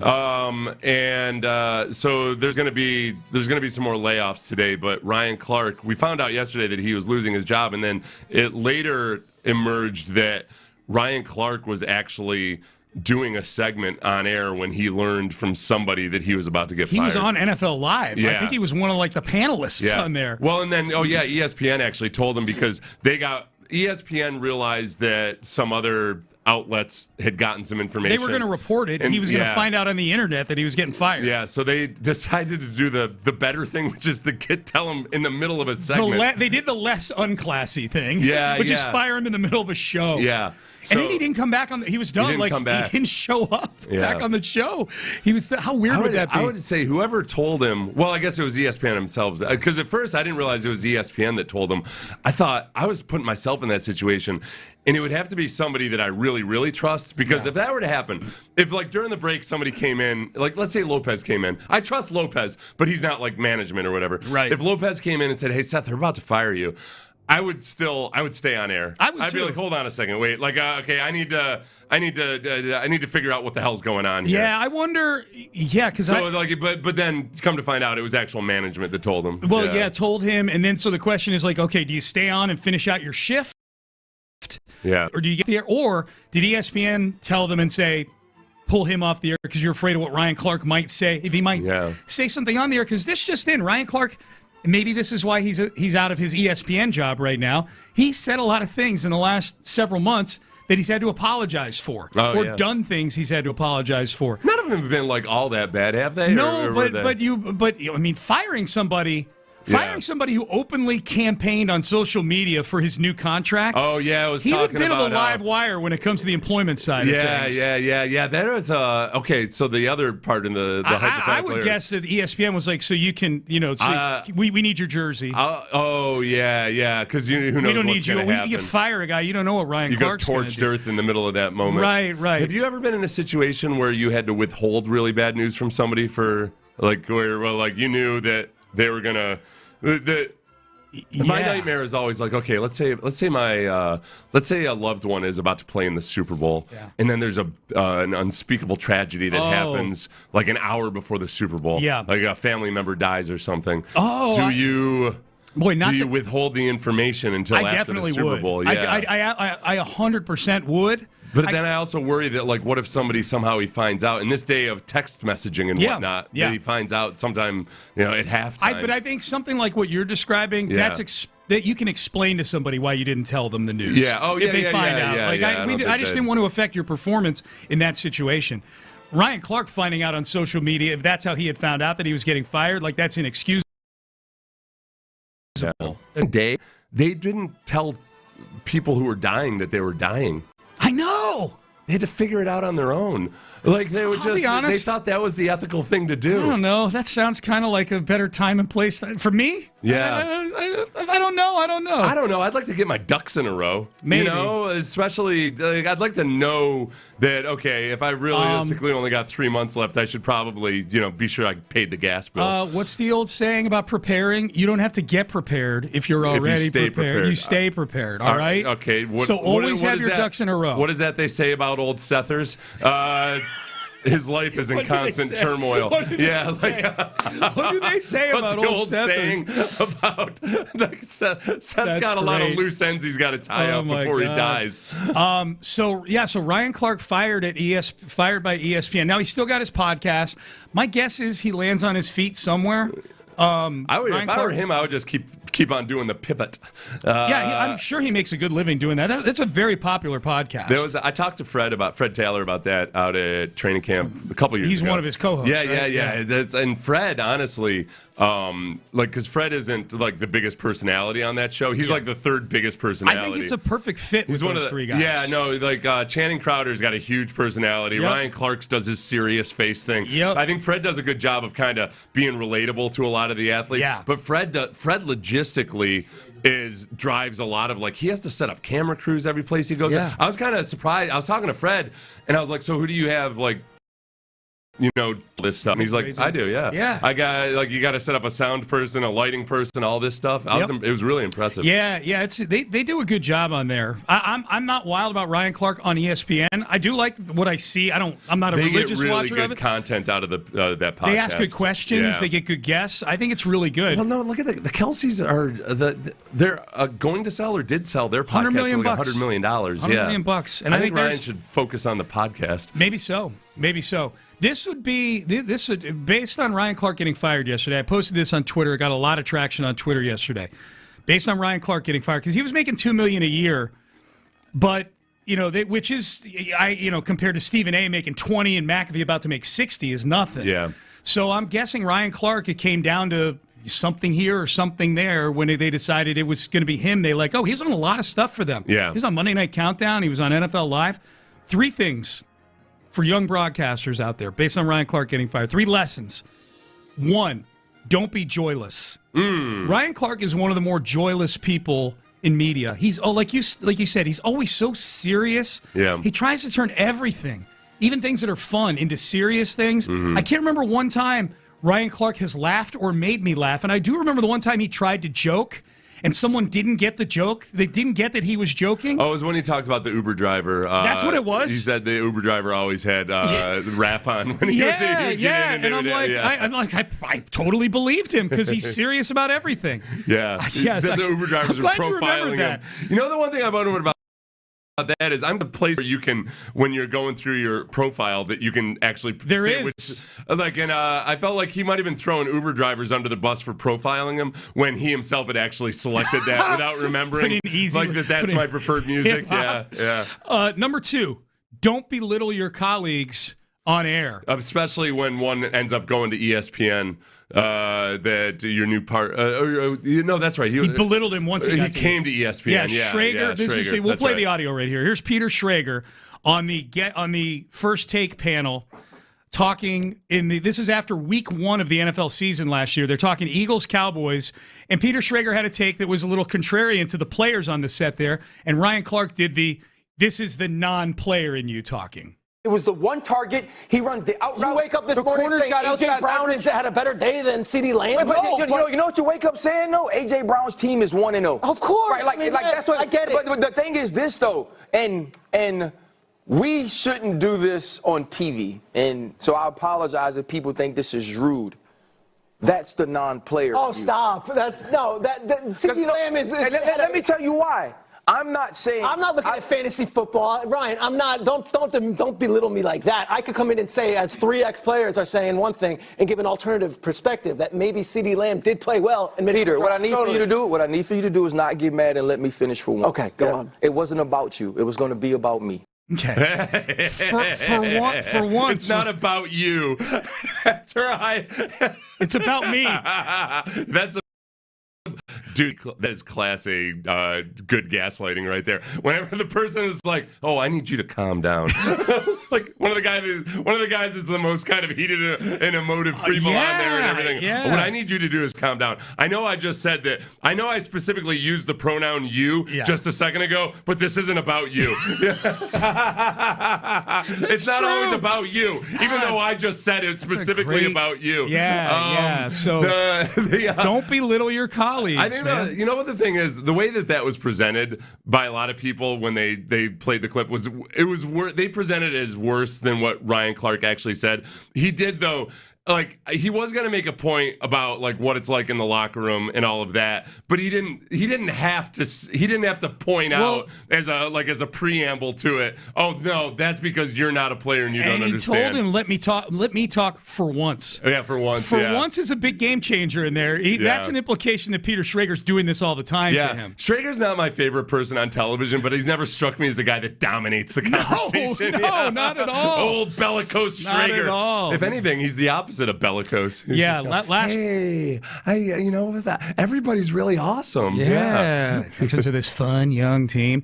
Third one here real quick because we're up against it. Don't negotiate with your employer in public.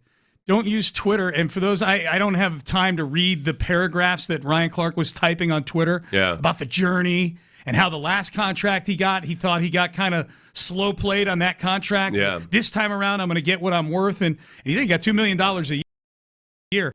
But none of those things, like the Schrager thing, negotiating in public, being joyless, none of them are fireable offenses on the spot. Yeah. But they are things, this is why this is advice. They are things that when the time comes for your employer to make decisions, does this guy go or that guy go? It shows up on your balance sheet. You know what? Somebody is saying, well, what about Pat McAfee? Because he just flat out called out one of the higher ups at ESPN. Yeah, McAfee's worth it. Right. Well, that's the difference. He's not an employee. That's the whole thing about McAfee. He's not an employee. He's got a contractual situation with his company and ESPN. Good point. So like he has leverage, and he actually has an ROI. Like ESPN knows with Pat McAfee that no, he's bringing this amount of viewers to us on YouTube and this, that, the other thing, and everything. The on-air personalities don't necessarily have that clear cut of a proof of their value. Not that we can discern from the outside for sure. Yeah, the ROI thing, but yeah, McAfee's got a very clear one because of that relationship that they have with him. All right, coming up next, the odds are out. This is happening, it sounds like. This thing that seems to be annoying a lot of people, including Mike Florio, looks like it's going to be happening. At least that's what the rumors are on TMZ. We'll tell you what it is coming up next. In the Loop. The Astros are at the All-Star break, so how are you feeling?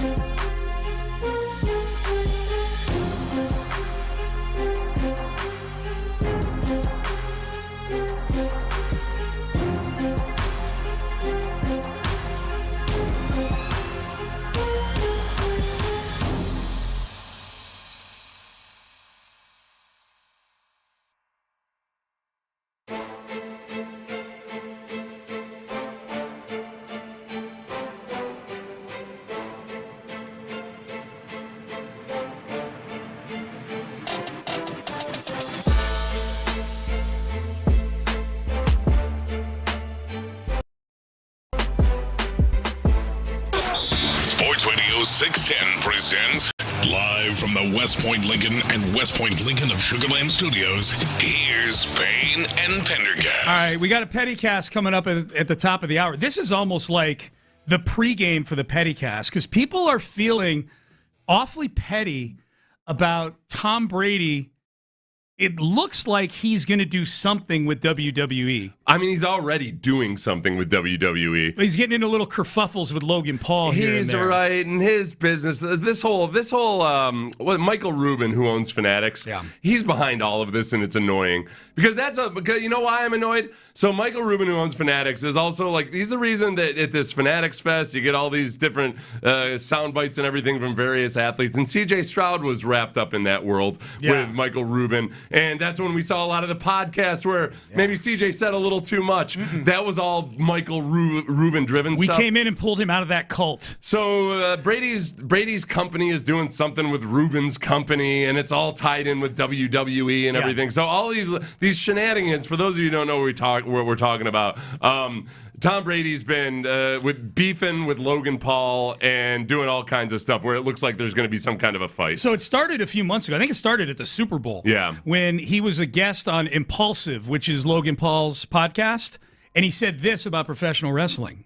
I'm told that I'm being flown out to Saudi Arabia to compete in a Fanatics flag football game with you. Yeah, you know what? I'm actually a little worried for you. For me? Well, you're a good athlete, but you're like No.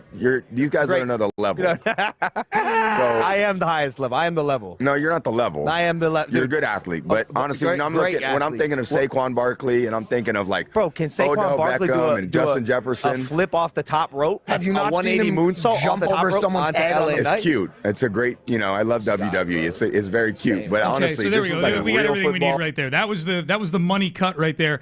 Yeah, what you do, Logan, is cute. Yeah. A little wrestling thing. It's kind of like coming from it. It's kind of embarrassing for me as a football guy is that like Tom Brady, like other than the actual quarterbacking, hand-eye coordination type stuff and everything, like by all the other athletic metrics, one of the least athletic guys in the NFL. Which makes the wrestling thing a little interesting to me. Logan Paul is clearly a better overall athlete. He's amazing than Tom Brady. Yeah. Like if you had to pick, okay, we're gonna choose 10 different athletic events at random. That I would take. Paul. Yeah. Logan Paul for sure. So at Fanatics Fest, fast forward, and at Fanatics Fest, Brady's doing all sorts of WWE-ish stuff. He gets on a stage with Logan Paul, and they get beefing with each other, nose to nose. This is right after he went on Cody Rhodes' podcast at Fanatics Fest. Cody Rhodes, WWE superstar, and said this, Tom Brady. Some storyline for me to get in the mix. I feel like I'm retired from football, have an opportunity to go out there, still showcase I'm a little bit of an athlete, and my boy Gronk's done it. I've seen, obviously, Logan Paul do it. I think I could get one match, right? Okay, so he's appealing to the crowd. Come on, make it happen. So you got Brady at Fanatics Fest saying, I think I can get in there for one match. Yeah. He's slapping Logan Paul in the face. Brady, I don't know if you saw this, Seth. They do these, at Fanatics Fest, they have a thing where you can do WWE entrances to the stage. Brady chose to come out like the Undertaker in a coffin and pops up out of the coffin. They're at the World Cup final, Logan Paul and Tom Brady, in suites that just happen to be next to each other. Right. And thanks, Michael Rubin. And they're flipping each other off. Yeah. So Michael Rubin was one that was holding off Logan Paul in that scenario too. Yeah. Okay. I didn't notice that. So they're doing a decent job of planting the seeds for this, and that's what they're going to do is do a match ultimately at WrestleMania or something like that. I have no idea. But this is a good lead into the Pettycast because you got Albert Breer, Will Compton. Mike Florio is just insufferable about this whole thing. Headline, Tom Brady keeps moving towards a WWE stint. Florio is talking about Brady going to WWE like Brady is choosing to get into like low-level porn or something like that. He signed a 3-picture deal with Cinemax. Yes. Yeah. While we let me read just one paragraph. While we fully support slapping Logan Paul, so Florio is kind of making the point for why Brady does this. Like Florio obviously has emotional feelings about Logan Paul for some reason. While we fully support slapping Logan Paul, Brady's better than this. Yeah. It's beneath him to be D'ing around with some goofy WWE storyline so you can have a one-day live-action fantasy WrestlePalooza, or whatever they call one of the various events that are now hyped relentlessly by ESPN throughout the year. You lose some credibility. I don't even Florio cares about the credibility and him getting uppity about all this. Like you know it's called WrestleMania, all right? I like WrestlePalooza. WrestlePalooza. Well, there's probably some little indie federation that does a WrestlePalooza. But anyways, here's the other thing too, Florio. He's probably getting paid for it also. Yeah. He's not doing it as a fantasy camp. Going back to his Skinemax deal. Yeah. Tom Brady in space. Tom Brady roving around the galaxy. I'm not doing sample porn names with you. Well, remember Emmanuel in space? That was the big one on Cinemax. Yep. There's lots of things you could do for money, but going back to your analogy of either doing low-grade adult films or something, he feels like it's beneath him. No matter what the money is. Yeah. I think this is going to be split right down the middle. I do too. People that get wrestling and people who don't get pro wrestling. And on many things like that, Seth, and again, for the two of you that don't know that listen to the show, I'm a huge wrestling fan. I have been for 45 years since I was a kid. Yeah. So I'm a wrestling fan. Normally, when there's two sides to something like this, I can see the other side of it. This is just, to me, like they just can't comprehend Brady doing it. He's doing it because it's fun. Okay, so this is the other part where it's playing right into what Brady might be doing, where Florio is up doing this. He thinks he'd be a good heel. So this is what Tom Brady said. It's such an easy choice. I'm a bad guy. I've always been a bad guy. I feel like when our teams did really well, I would always go into these stadiums and I would feel that obviously at home it was great. But when you go on the road and you've had some success in the NFL, they don't like you. It's an incredible feeling when you work that entire day to basically try to send the crowd home early. This is when I got to wondering, holy crap, has this actually been him distancing himself from the Patriots? Is this? Oh, okay. Him this saying is a good no lead-in. dog in the fight. This is a good lead-in because we have a Pettycast coming up. I already said this was the pregame to the Pettycast. The very first cut we have in the Pettycast coming up next is Dave Portnoy on this whole thing. And I got to tell you, there's a couple things about this cut in the Pettycast. And boy, we got some good stuff in the Pettycast this week. So let's take one here. Coming up next, the Dave Portnoy reaction to this and more in the Tuesday 8 a.m. Pettycast. Stay there. But I want to tell you right now something I'm not petty about.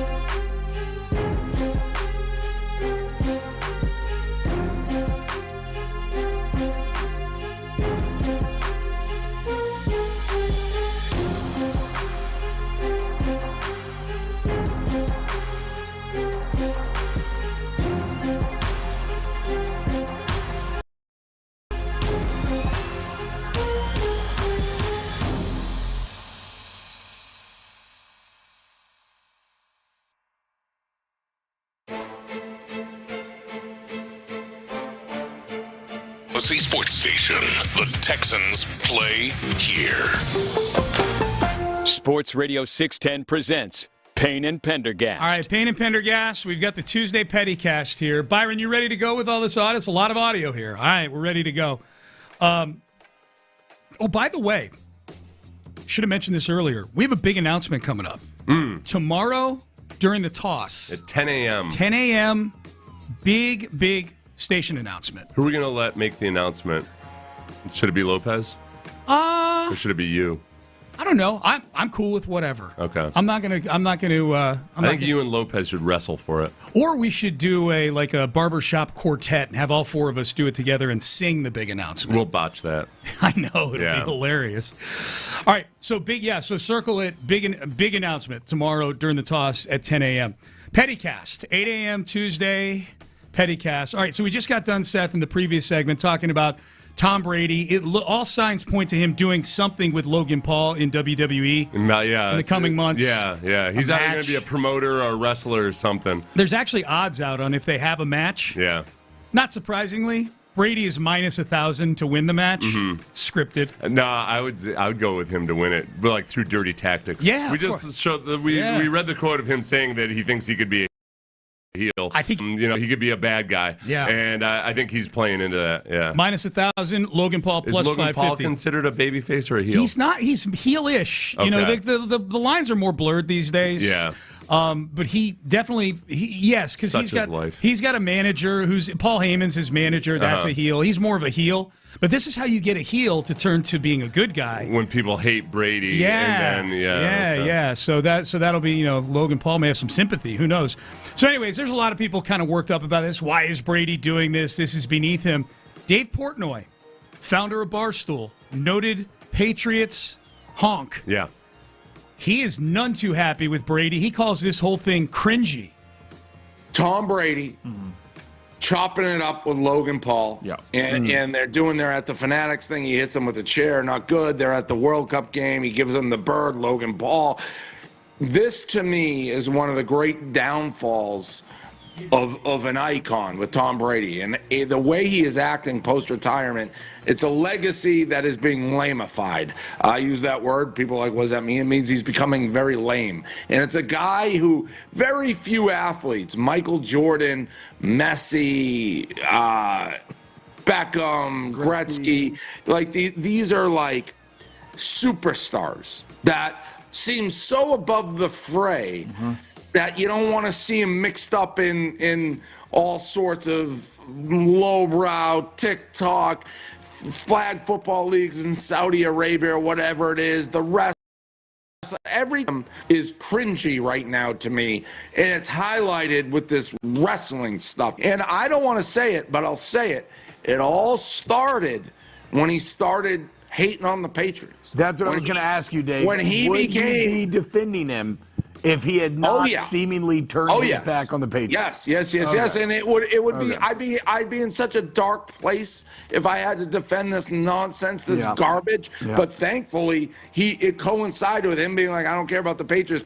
So that part of it, that's the part that got me thinking, man, and this would actually make me agree with Portnoy. Portnoy didn't go here, and I don't think this is what he was intending to say, but what if Tom Brady saying he didn't have a dog in the fight with the Super Bowl was part of this heel turn, like a long heel turn to where he ends up just being now that if he were to go into WWE to that extent, where he's like consciously and intentionally distancing himself from Patriots fans, I would feel then that like, okay, this has gotten a little ridiculous, Tom. Oh, really? See, I would be like, this is really intricate storytelling. Because you care way more about WWE. But that's taking some, like, I mean, I say real world. It's all sports, which is kind of a fantasy world. But that's taking like the real world thing, the very thing that got him his fame and everything, and just flat out turning on it for part of a shtick. Yeah. That was, and yet the timeline would make sense. The timeline makes sense. He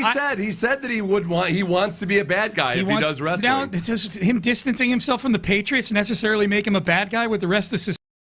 society. Society hates the Patriots, too. Yeah, but the rest of football fans still, like, there's Associate latent. They remember hating Brady. Yeah. It's been, once somebody retires, it softens a little bit. The hatred will come back. I understand your point about the interview he did where he said that he doesn't have a dog in the fight, that whole thing. Yeah.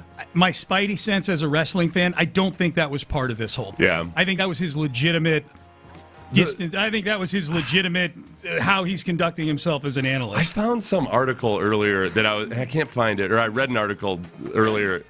They were basically, the writer of the article was talking about Tom Brady going to potentially doing something WWE, but then he framed one of the things that happened as if it's like it was real emotion. Where like, no, listen, sports dudes, you gotta separate these two. He said something about like it said something like in a paragraph where he's been upset with Jake Paul since yada yada yada. I'm like, well, wait a second, you're a reporter, like you gotta put some level of skepticism into this that we don't. I don't think he's one bit upset with Logan Paul. This is all part of an act. It's a storyline. Yeah, it's a storyline. They have a comment and Michael Rubin where it's like it's clearly being set up. Now, I am zero petty myself, obviously zero petty about Brady doing this stuff. I just think he's having fun. I am petty about this with Brady. He was on a podcast and he was asked for his Mount Rushmore. Brady's considered a GOAT, right? A greatest of all time. Yeah. What is his Mount Rushmore of GOATs across the sporting landscape? Mount Rushmore, 4 faces, right? Okay, yeah. On a Mount Rushmore. Yeah. Okay, here we go. Who is your Mount Rushmore of GOATs? Michael Jordan. He was unbelievable. Obviously, I loved Kobe Bryant. I still love Kobe Bryant. Tiger, his competitiveness, what Roy McIlroy's done, I love that. Shohei Ohtani, what he's done has been unbelievable. Barry Bonds, he went to my high school. I was the biggest fan of him growing up. Michael Phelps, I love him. Michael Johnson. Asia Wilson from my Las Vegas Aces, I love her. She's amazing. Caitlin Clark and Angel Reese, this little thing they got going, I love that. It's been really exciting. It was 11? 11. 11. This is how you spend the taxpayers' money? Seth, that is Tom Brady's Mount Rushmore. Sean showed me a picture. I had ChatGPT create an 11-face Mount Rushmore. Oh, but with actual presidents. With actual presidents, yeah. I said, this is the Mount Rushmore Tom Brady was taught about in elementary school. Yeah. 11 face. I said, ChatGPT, give me a Mount Rushmore with 7 more faces of presidents before 1940. Okay. No current, Trying to keep it, Trying to keep my timeline clean. Now, the smart thing to do would be to have, put the last 7 presidents on there. Yeah. That would have gotten a lot of interaction. Yeah. But yeah, Brady, I'm petty about the fact that Brady gets asked about a Mount Rushmore. And he gets 11 names. 11. That's not how you you're supposed to be going into WWE, be polarizing. Yeah. Yes, yeah. It's 4, and that's it. Mm-hmm. Yeah. And then put himself on it if he wants to be a real heel. He thinks so. My Mount Rushmore of GOATs is me, of course. That's a good heel move. Yeah. Yeah. So I'm petty about that. All right, let's skip down to Draymond here, Byron. This is Draymond on the podcast that Gilbert Arenas and Kenyon Martin do. Apparently, they were destroying who's former teammate of Draymond Green's on that 2018 Warriors team that beat the Rockets in the postseason that year, the Chris Paul hamstring series. Yeah. And they were killing Nick Young on that podcast. Well, Draymond comes on as a guest on this podcast following that. Iggy Azalea's former husband, right? Nicky, or Bo. Nick Young. Yeah, I believe so. Yeah. Good job, Seth. We interviewed her once while she was going out with Nick Young. Oh, really? We had instructions not to ask about Nick Young. Okay. We asked about Nick Young. Yes! Type of controversy. It's the only reason we were interviewing her. Controversy that we do here on Sports Radio 610. Right, exactly. Why else would we talk to Iggy Azalea on a sports show? So Draymond Green comes on after they had killed Nick Young, his former teammate, and he went after Kenyon Martin. Is this. I know you guys don't understand what it means to win an NBA championship. So in an NBA championship, you have your guys who has to deliver. Me, Steph, and Clay, we had to deliver. And then you have all your guys who play a role. What I like to call them is swing players. As opposed to role players, I like to call them swing players. Your job is to swing one series. And so when you go look at our championship run that Nick Young was a part of, Nick Young was the swing player in the Houston series. Game 6 or 7, Nick Young was one of the primary defenders on James Harden. Nick Young hit big threes. He swung the series for us. Guess what? Job done. When you talk about winning a championship, he swung the series. What the New Jersey Nets needed Kenyon Martin to do. They needed you to swing the series, but you couldn't swing the series, so y'all lost. Okay, y'all got Smack. So Draymond goes after Kenyon Martin at the very end there in two ways. One, he basically said you failed at swinging a playoff series back in the day, Kenyon Martin. And two, Draymond kind of laid out that there's tiers of players. Yeah. There's the core guys like me, Steph, and Clay. Yeah. Then there's guys who swing a series like Nick Young. He basically said you're not even. It was Jason Kidd and Richard Jefferson and whoever else, not you. You were a swing guy and you couldn't even do that right. Yeah, that's good Kenyon pettiness. Martin. Were they were they having fun with each other, or did it get heated? I only saw the clip. Yeah. I didn't watch the whole thing on both sides of it. Yeah. But I thought it was a pretty good insult by Draymond Green. I thought. Yeah, sticking up for his guy. Yeah. Nick Young. I enjoy these. the retired NBA players have been a very underrated source of petty content. No, the retired NBA players, they don't hold back. No, I know Draymond's not retired. Go after it. And they turn very rapidly into grumpy old men because basketball changes once every decade in terms of style of play and everything. Yep. So by the time guys retire, it's like, wow, things are different. Yeah, we get a lot of back in my day. Yeah. All right, I want to make sure we get this one in because this was big news over the weekend. We don't talk a ton of golf on the show. But the big story from the British Open, or the Open Championship as they call it now, there were two big stories from that this weekend. One was Ryan Fox winning it, who's the guy, as we talked in the toss yesterday with Reggie and John, just got his PGA card 2 years ago. Guy's winning the British Open now. That was story number one. Story number two is this Bryson DeChambeau kerfuffle back on, I think it was on Friday, where Bryson DeChambeau has a ball that's that British rough with all the tall, grass and everything else. The rough. I mean, it's rough. Yeah. And Bryson DeChambeau was stepping on some of the rough behind his ball, acting like he's just trying to get an angle on, what direction he needs to hit it in, which by the rules, at least as interpreted in this tournament, was he was improving his lie. He was giving himself a better backswing. Yeah. So his backswing wouldn't go through a bunch of, basically like looks like wheat, So he got penalized 2 strokes. He was none too happy with that, to the point where he was threatening to pull out of the tournament. And he was threatening to pull out of the tournament till like almost 11 o'clock at night that night. They had to wait to put the pairings together based on Bryson DeChambeau's decision. He ultimately stays in the tournament. But Rory McIlroy gives his opinion on this and also gives his take just on Bryson DeChambeau in general. Whether it was careless or whether it was intentional, I don't think it matters. Hopefully it was careless. But I think the 2-shot penalty was justified for sure. What did you think of the scenes after? Obviously you guys were delayed getting your tee times as well because of it all going on. Late night for everyone.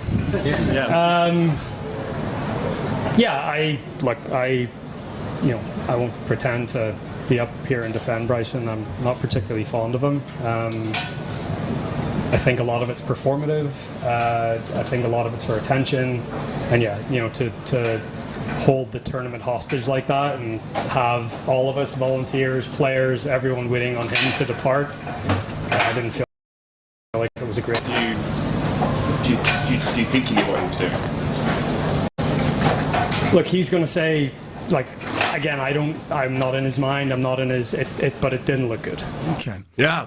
I'm not particularly fond of him. Not fond of him as a person. Kind of like things that softened in recent years with DeChambeau and like everybody else, hadn't it? It hadn't been so. But I think it was one of those things. I don't think Rory's the most popular guy either. Right. This is a little bit of a Logan Paul, Tom Brady thing honestly, going on. You got 2 heels. It's interesting that this was big stuff over the weekend and everything, and yet it comes down to it. It is still golf, and it's like, oh. Did you hear Rory McIlroy? He said... He skewered him. What did he say? I'm not too fond of him. I'm not too fond of the lad. Oh, my God. Whoa! Whoa, Gen Z. He said he's not too fond of the lad. Yeah. Oh! Gen Z Ireland. Yeah. I saw a lot of people kind of take it up for DeChambeau, given who the messenger was in this whole thing. Like, hey, settle down, Rory. Right. I'll talk about Rory's marital habits and things like that. What are his marital habits? Yeah, I think he stepped outside a little bit. I can't keep all these things straight with the golfers. Stepped outside. I always feel like the golfers, there's a whole lot of. It's like the adults know what's going on, but they don't talk about it. Yeah. There was a Mickelson story recently, like a long-form story. Mickelson's had some weird ones. Dude. Mickelson's stories are so weird that I don't bother, trying to figure out what the hell's going on. The one where he had Pat Perez, that's why stay at his flat at one of the tournaments. Mm-hmm. Like Mickelson's rich enough where he's got big places He's got stays. places he goes once a year. Yeah. So he's like, well, Pat, why don't you and your wife come stay with me? Pat Perez, and everybody corroborated the story, including Mickelson himself. He didn't deny it.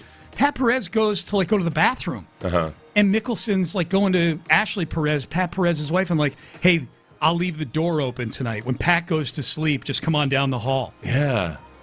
It's like some that's bold. Stories kind of with Cal Ripken Jr. type stuff. Yeah.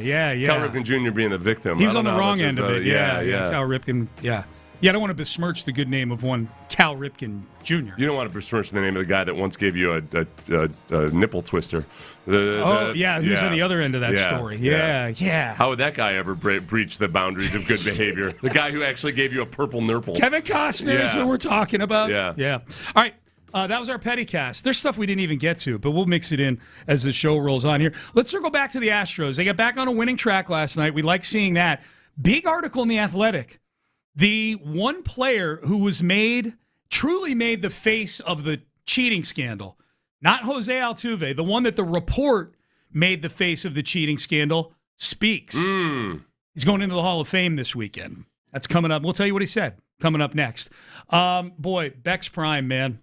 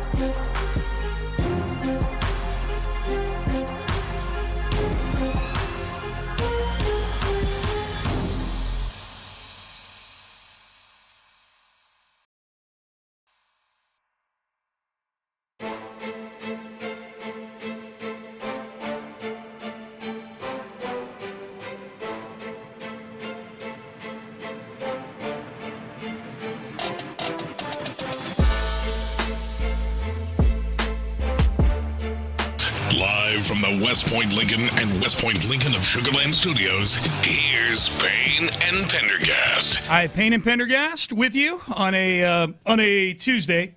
Good to be with you. Astros win last night. Thank you. Astros win last night, 8-5. Jeremy Pena, grand slam. Yordan Alvarez, 2 home runs. Okay, Seth, you tell me. We'll get to Carlos Beltran here in just a second. He spoke to The Athletic. He's in the Mets front office right now. He was manager of the Mets, but never managed a game because the being better than everybody else scandal was discovered and punishments were doled out. And the Mets fired him. We'll get to that in a second. Real quick question.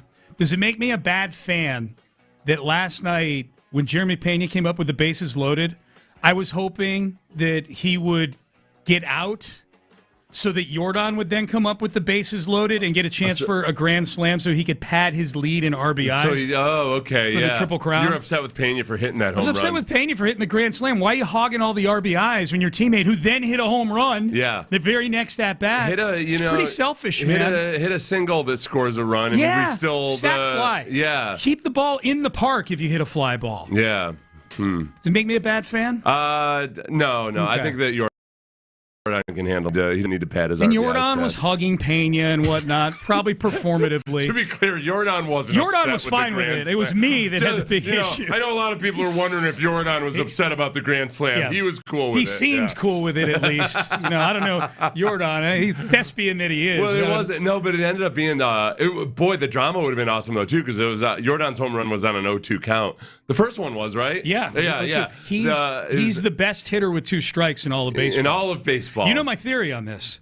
I think sometimes Yordan gets down 0-2 just so he'll actually see a good pitch. Yeah. That's my theory. I think Yordan, if he were to, if he were to get up, if Yordan gets up 2-0 with the count, he's walking. It's kind of like waiting to start your term paper until the night before it's due because you do your best under pressure and everything. Yeah. I guess it's a little bit different. But yeah, he doesn't get pitched to. And it's got to get boring out there, unless too. there's 2 strikes, he doesn't get pitched to. I can see where just swinging things out of the zone just to get to 0-2. My favorite Yordan intentional walks are when they try to kind of pitch around him for a couple pitches, and then they're like, screw it. That's what I'm saying. I love that. He gets up 2-0, it's a walk. Yeah. He gets up 2-0, it's a walk. So this Carlos Beltran interview that he did with The Athletic, Carlos Beltran is getting ready to go into the Hall of Fame this weekend, which proves that if you were somehow involved with the Astros sign-stealing scandal, it is possible for you to get into the Hall of Fame someday. Mm-hmm. For those that are worried that Jose Altuve is never going to get in, he's going to get in someday. Don't worry.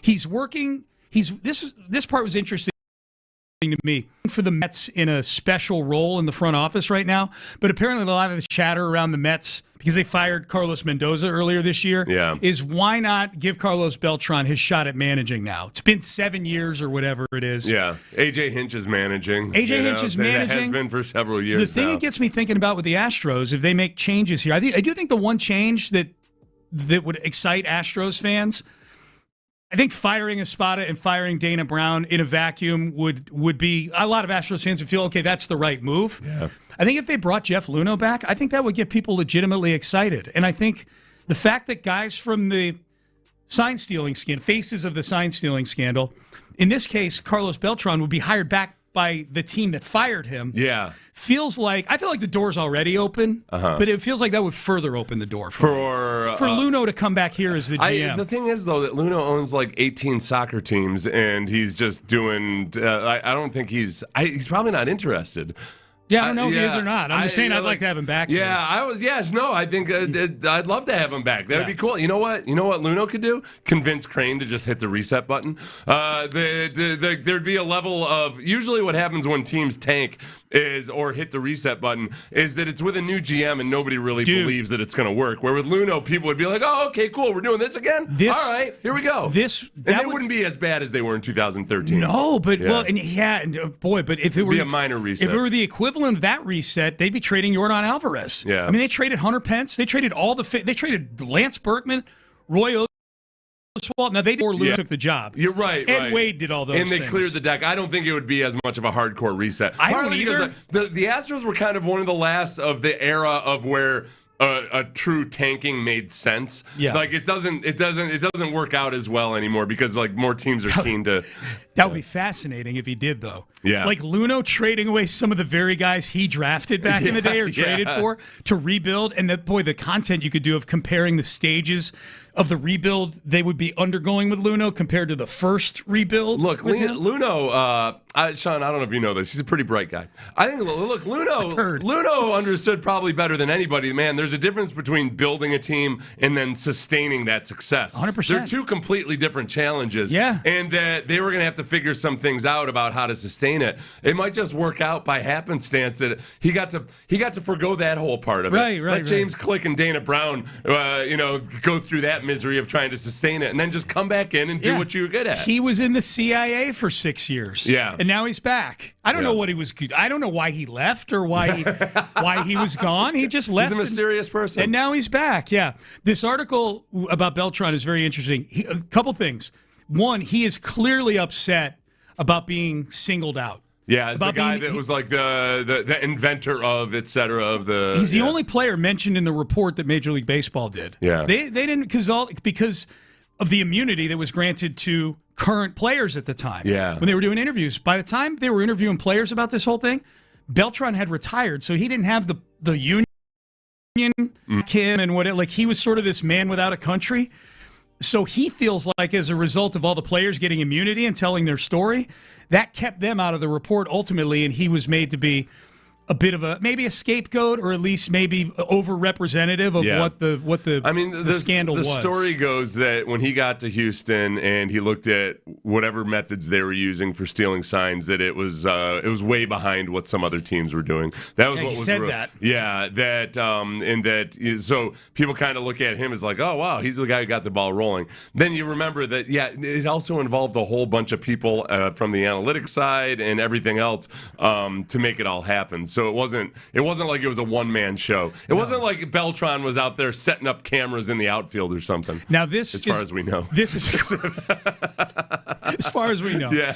This is a quote I knew you would like. Because I believe it's you and Brandy collectively that coined the phrase, the being better than everybody else. Being better than everybody else. Yeah, a lot of teams were doing it. The Astros were just better at it. So like Lance Armstrong and doping. He was better at it than everybody else. Okay, so you ready? Yeah. This is confirmation of the nickname being spot on. Yeah. This is Carlos Beltran in this article. I know that as a team we got together to do what we did, but I've got to tell you that this was not like one player's idea. This was a team being together from top to bottom to do something that we felt was going to help us win. And we also felt that other organizations, they have their system, and people could say whatever, but the game of baseball has been played for 100 years. How you decipher your opposing team to take advantage, we felt that our system is better than any other system in baseball. They were better at it, dang it. I love that confirmed the nickname. The thing about this is that, like, whenever anybody gets caught cheating, like, the go-to is like, well, everybody else was doing it. And I kind of tongue-in-cheek say that. I mean, realistically, it seems like there were maybe a third of the teams in the league, at least, that were using some form of electronic sign stealing. And that's not everybody. So I think there's a broad spectrum of teams and players that should have acted disgruntled versus others that should have kept their mouth shut, Cody Bellinger. And so there's a gray area there. I think that I also disagree with. Do you believe Beltran when he says from top to bottom? No, because that would include Altuve. Right. Or there were guys who didn't use it. Brian McCann didn't like it, reportedly. There were a few players that just flat out did not like it, but you're going along to get along. I mean, AJ Hinch didn't reportedly like it, smashing the monitor. That to me, the bringing up AJ Hinch, and I'll bring up Jeff Luhnow also, because I still think there's people out there that thought that Luhnow may have Southern Belled the whole thing a little bit when it came to the surface. Like, what have these boys been up to? I don't exactly. I just this chicanery. I've just been doing my business, and I come home and find my house is in turmoil. Yes, I think there's people that think that about Luhnow. When Beltran, we're kind of parsing out what he's saying here, when he says this was a team being together from top to bottom, that may be him implicating management in this thing. Yeah. That people above the players at least knew it was going on. Maybe they weren't down there saying, okay, we're going to here's your bat to bang on the trash can, but they had awareness of it. I can tell you, I know, like, back when steroids were rampant in football, there was a lot of willful ignorance on the part of people in management and whatever. And in baseball, there's kind of like, all right, I don't know, guys are doing something, and I've heard stories, but I'm not going to look into it too deep. Yep. And we're just going to go along. The results are good. You just kind of, it's an intentional. Oh, what's the old word from the Harrison Ford movie? The deniability, plausible deniability. Plausible deniability. Yeah. I know I'm aware of something that's going on, but I'm not going to look into it because then I'm going to know what's going on. Yeah, that's boy. Your thing. You pointing that out, that top to bottom being in there. That if I were doing that interview, and I got that quote, and I don't know who wrote the article. I'd have to go look. Yeah. My follow up to that would have been, what do you mean by top to bottom? Yeah. Because it can mean the whole roster. It can mean the entire organization, and I think those things are relevant because there was an element to A.J. Hinch and Jeff Luhnow that you could tell they tried to distance themselves from it. Yeah. Hinch in the moment trying to distance himself by not stopping it and by smashing a monitor with a bat, whatever, I guess trying to send a message that he wanted it stopped. And then Luhnow by literally distancing himself from it. Yeah, there were, and some former Astros players have talked about the fact that Altuve and a few other guys just didn't want any part of it. The other teams were doing it, all of that. The top to bottom, I don't think you can say that about any organization ever in sports or about otherwise, anything. where there's top to bottom. There's always disagreement about something. And we've got reports of some teams and or managers that didn't like it. The funniest part about players and managers. The funniest part about all this is that when Beltran says it was better than any other system in baseball, and the fact that the Astros are getting punished the most, or got punished the most by anybody would indicate that maybe baseball feels that way too, is that the other teams that were doing some form of sign stealing were using like advanced technology to do it, like Apple Watches and things like that. The Astros' best system was them like cavemen banging on a trash can. That's why I got so disgusted with me have best system. Boomer, bang on can. Boomer Esiason never didn't want to act like the Yankees ever did anything wrong at all with electronic sign stealing or didn't even participate. But he would point that out. He's like, well, it's the technology. It's the technology. That's what it is. And then it turns into, you find out like, oh, wow, the Red Sox and Yankees and other teams were using technology. It's the trash cans. That's what's different. It's not the technology. It's the trash cans. Oh, you mean that thing that the other team could clearly hear? Right. That might put two and two together and figure it out. Took so long. They did. Well, and teams did start figuring it out. Yeah. And that's why it became less effective. Yeah. And by the time it got to the World Series, remember, there was broad paranoia around baseball. I mean, we had Lance McCullers in studio. Lance was one of the guys who was saying that there needs to be some type of system. It would eventually become PitchCom. Because remember in the World Series, all the crossed up the catchers and everything, like it was everybody, they were changing their calls every inning. Remember how long the games were? Both those teams were what the other team was doing. The games were like 5 hours long because there's 8 jillion. That's why they had to make a limit on the trips to the mound, too. Yeah. It's because of that World Series. All right, Payne and Pendergast with you. All right, coming up next, I know over the last few decades, there have been things with college football where we've said, this is going to kill college football. Could this be the thing that actually kills popularity of college football? It was being discussed at SEC Media Days yesterday. We'll tell you what it is coming up next. Listen, I don't know if I can save college football, but I can help you.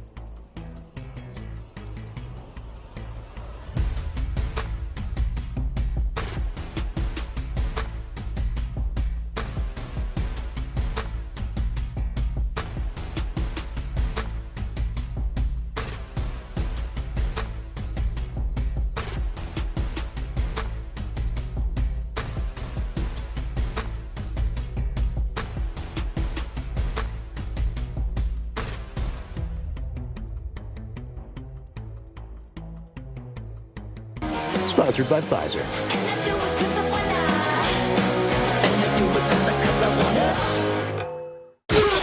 Sports Radio 610 presents live from the West Point Lincoln and West Point Lincoln of Sugar Land Studios. Here's Payne and Pendergast. All right, there was big news in college football yesterday, at least rumors and speculation and innuendo.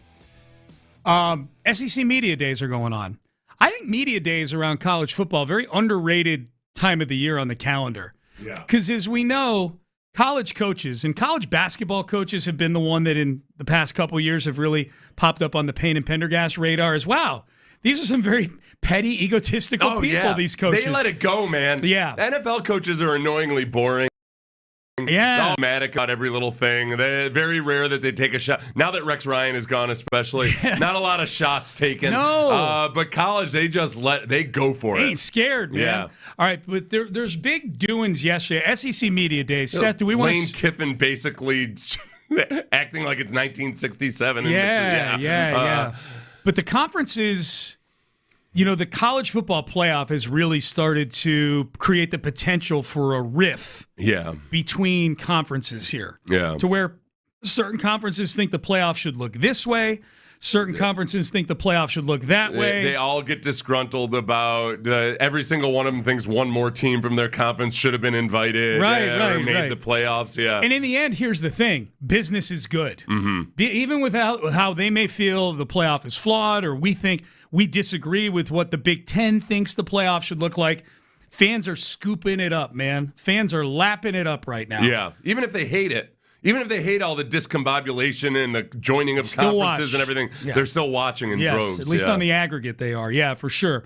So do we want to set the mood for this story right here? Yeah, this is let's play a little Kelly Clarkson breakaway. Oh, yeah. Because the SEC's hinting that they might be open to breaking away, starting their own deal. SEC Commissioner Greg Sankey reiterated, this is a good tune, man, reiterated Monday the talk of the conference breaking away is, quote, real and not a leverage play. The idea of an SEC breakaway has been simmering within the conference. Heard them talking about it, then became a talking point at the spring meetings back in May. Sankey didn't directly address the possibility during his opening comments on yesterday at the start of SEC Media Days. But the first question out of the chute when the Q&A part started was about breaking away, and he did not downplay it. Yeah, that it's a possibility, and they've discussed it. It sounds like there might be a few schools or presidents or whomever that are more into it than others are. Yeah. This is the kind of thing where I don't know anymore what...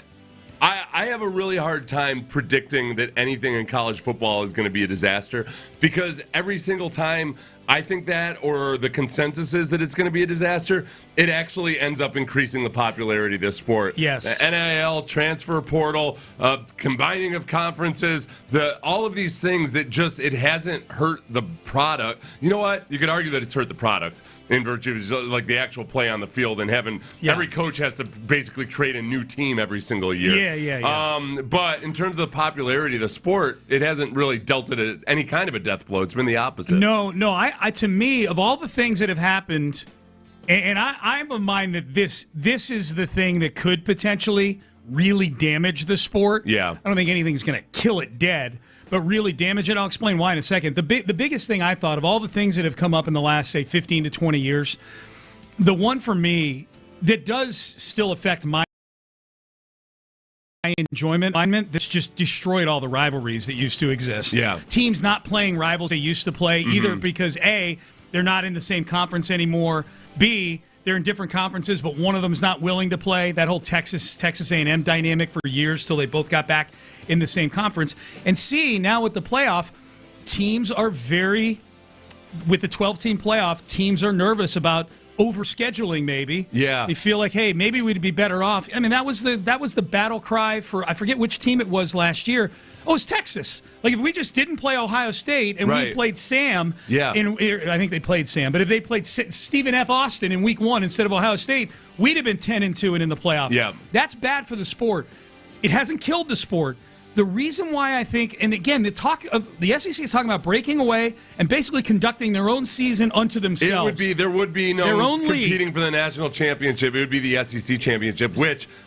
Go ahead. So so that's where I'm kind of going with this. Yeah. Is that if they break off altogether, what is the care level of the average fan for aside from those schools, for an SEC championship that they're treating like it's the national championship, especially when the SEC has come back to the pack a little bit here these last couple. The NIL and the transfer portal have brought the SEC back to the pack a little bit. They haven't won a national championship as a conference in a few years now. That's the irony in the whole thing. You're creating your own national championship, and the Big Ten's won the last few of these Looks things. a little bit soft, IMO. Ohio State, Michigan, Indiana, these are the teams, right? So I think if you have the SEC creating their own championship and almost declaring it a national championship of some sort, then you've got the rest of the schools where the average fan is going to go, well, the SEC is not part of this. That's not a real championship.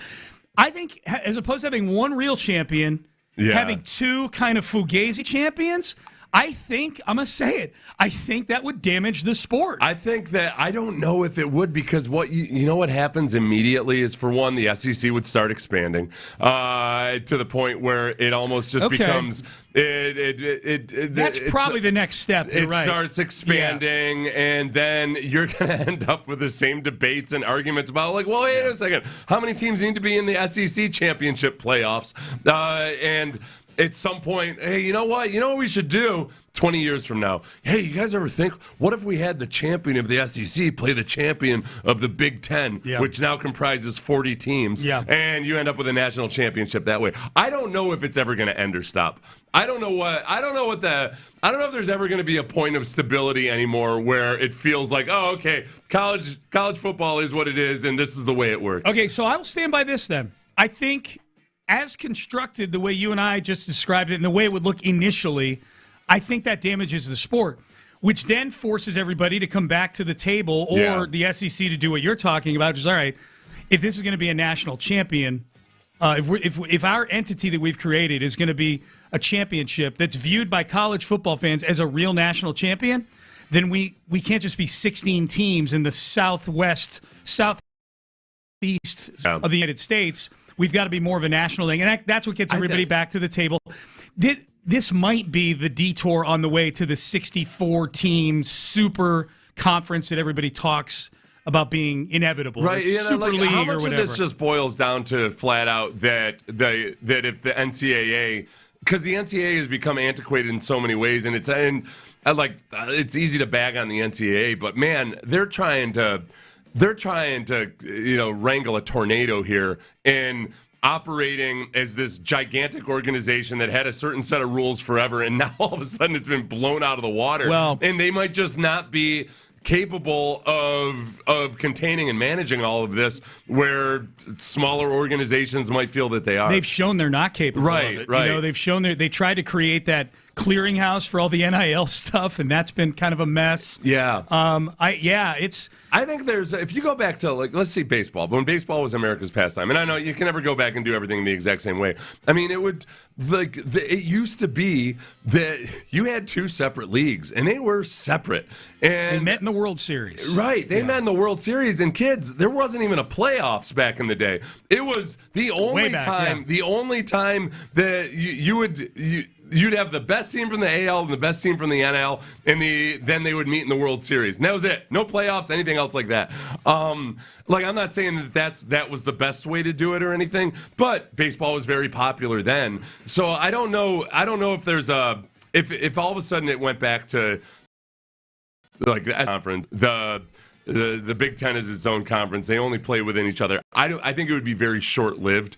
I think at some point then you get right back into, okay, you know what? Oh, we got 2 or 3 super conferences. Let's have those teams play each other at the end of the year. Right. And then you know what happens? Yeah, you know what? 4 teams really isn't enough. I think, what if we got, you end up with a different governing body than the NCAA. Well, the whole thing's like an amoeba. It just keeps changing shapes, geographically, functionally, and everything else. And the difference would be that it would be whoever was the governing body would maybe be more adept at handling everything.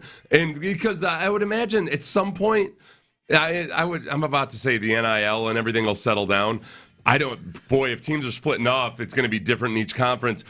And at some point, they're like, for it to settle down, there'd have to be some kind of a salary cap. And I just don't know how you put all of this back into the bottle. I was one of those traditional college football fans that for years was just in denial about things like unionization of the players, 64-team, Super League, things like that. I've flipped.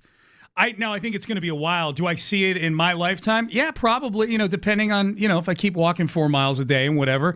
But I feel like this, I feel strongly that student athletes as employees, at least football players and maybe basketball players as employees of the school is coming. And I feel like if the SEC especially were to break off, that to me isn't permanent where it's the SEC over here and everybody else.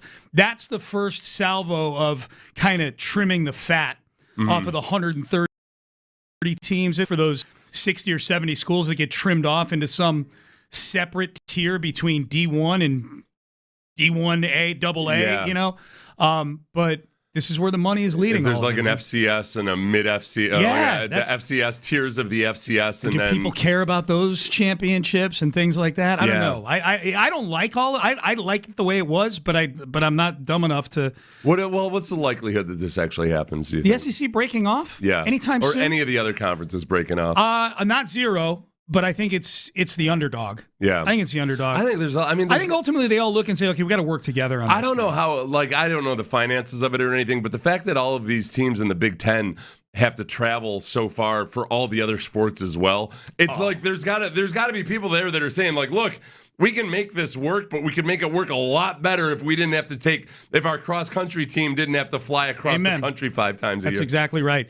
All right, NFL Top 100. I think we finally got the stamp that C.J. Stroud is not making it. Another quarterback made it yesterday that I'm actually a little angry about this. I don't normally get worked up about the NFL Top 100. I'm a little worked up about this one. We'll tell you who it was coming up next. Oh, I got to talk about Blue Chew right now. Yeah, in the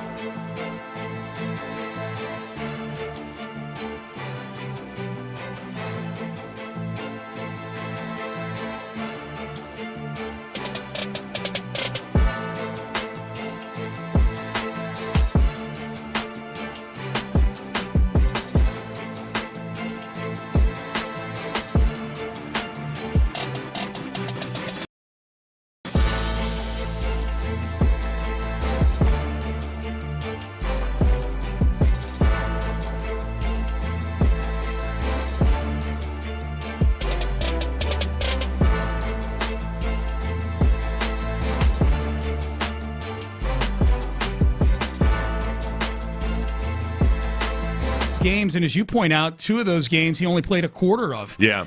So he was on a game-by-game basis. He probably was more impressive in 2024 when he was out there.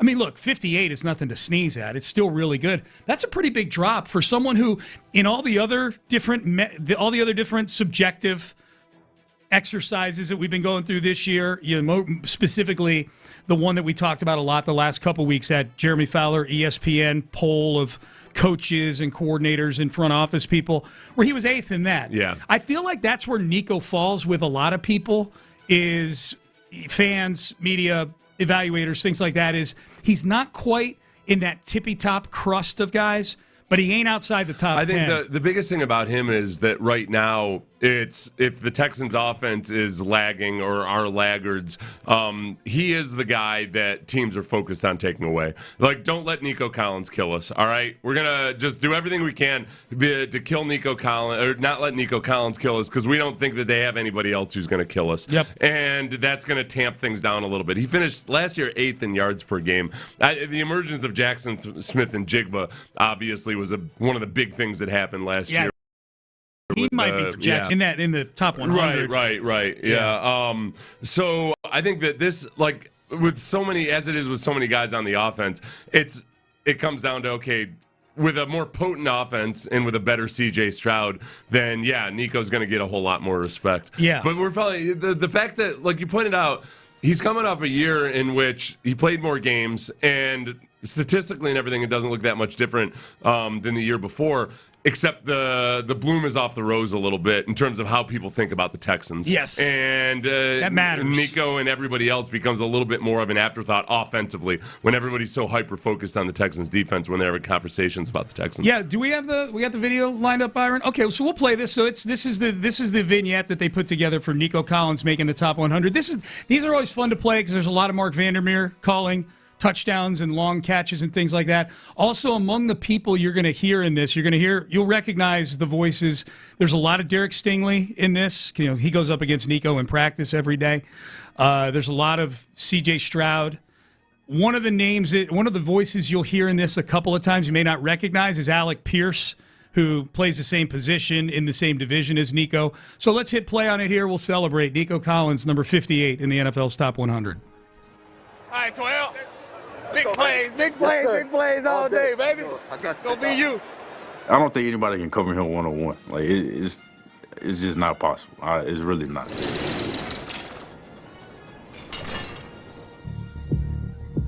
When I first got here, I told him, man, it's a superstar, and I think he's up to that level now.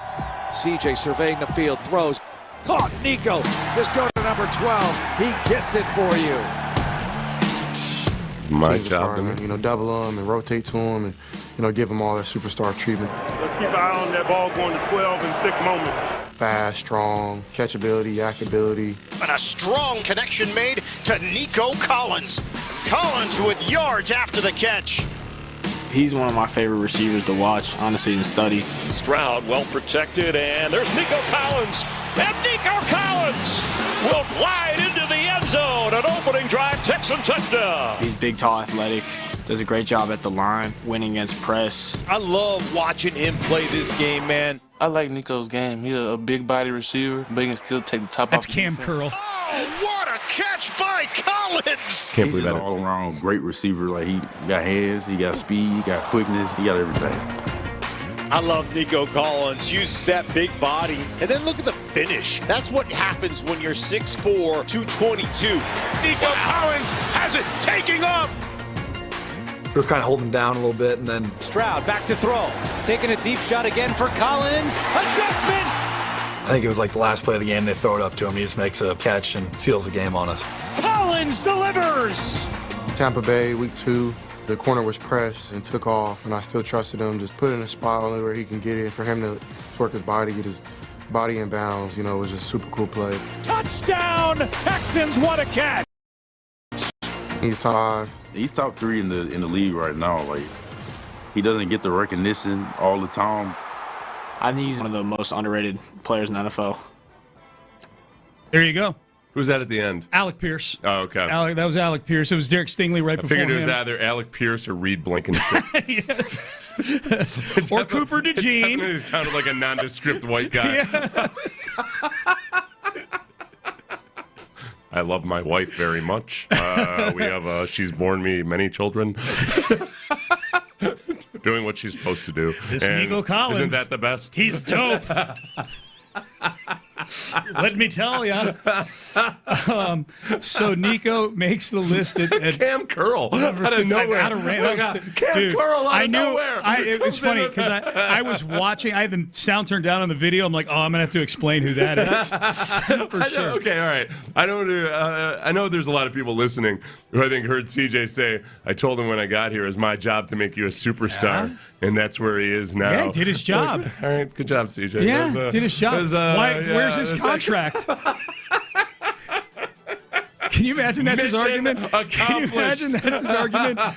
Mulligetta's going in there like, his job was to make Nico Collins a superstar. It's about the New England game. Not his job. Not his job. Yeah. His job was to make Nico a superstar. Yeah, I mean, he wasn't out there. Yeah, so. So Nico number 58. Okay. I made Nico Collins a superstar, and when he's not available for the New England game, my own creation isn't out there. How am I supposed to do that? It's like a surgeon without my tools. This is the top 100 thing that's happened in the last 24 hours that made me upset. Yeah. Top 100 type upset. Didn't lose sleep. Yeah. Maybe. Bo Nix, 59th on the NFL's top 100. That's one of those things, Seth, when Lamar Jackson was 69th like a week ago. Yeah. And you and I think it was last Monday, and you and I are like, well, there's no way CJ made the top 100. And then now Bo Nix is 59th, and I'm like, okay, maybe he is. No, that's where I don't think people were. I don't get as worked up about the NFL top 100 as you do. I think it's a stupid voting system. And yet, like, the fact that people do care about it makes me angry because it's a stupid voting system that ends up with Bo Nix ranked above Lamar Jackson. Right. It's asinine. It's asinine. But I'm not going to Ryan Clark it and say that this is an indication that the players don't respect Lamar Jackson enough. You'll get fired. Get fired. Yeah.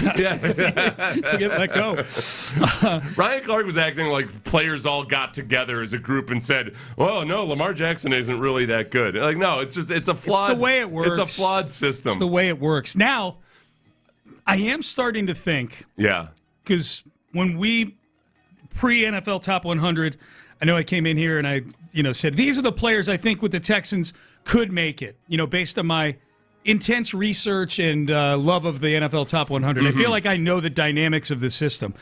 I thought at least one, maybe two of these three guys that have never finished in the top 100 who are on the Texans would make it. At least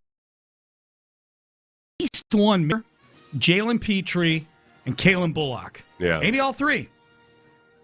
I don't know that any of them are making it now. I don't know that C.J. Stroud is making it, and I don't know that any of those three defensive backs are making this thing. With Nico coming in at 58, I just feel like the football world, the players' world, probably has Nico Collins higher up their pecking order of Houston Texans than they do any of those guys. I'm not saying it's deserved.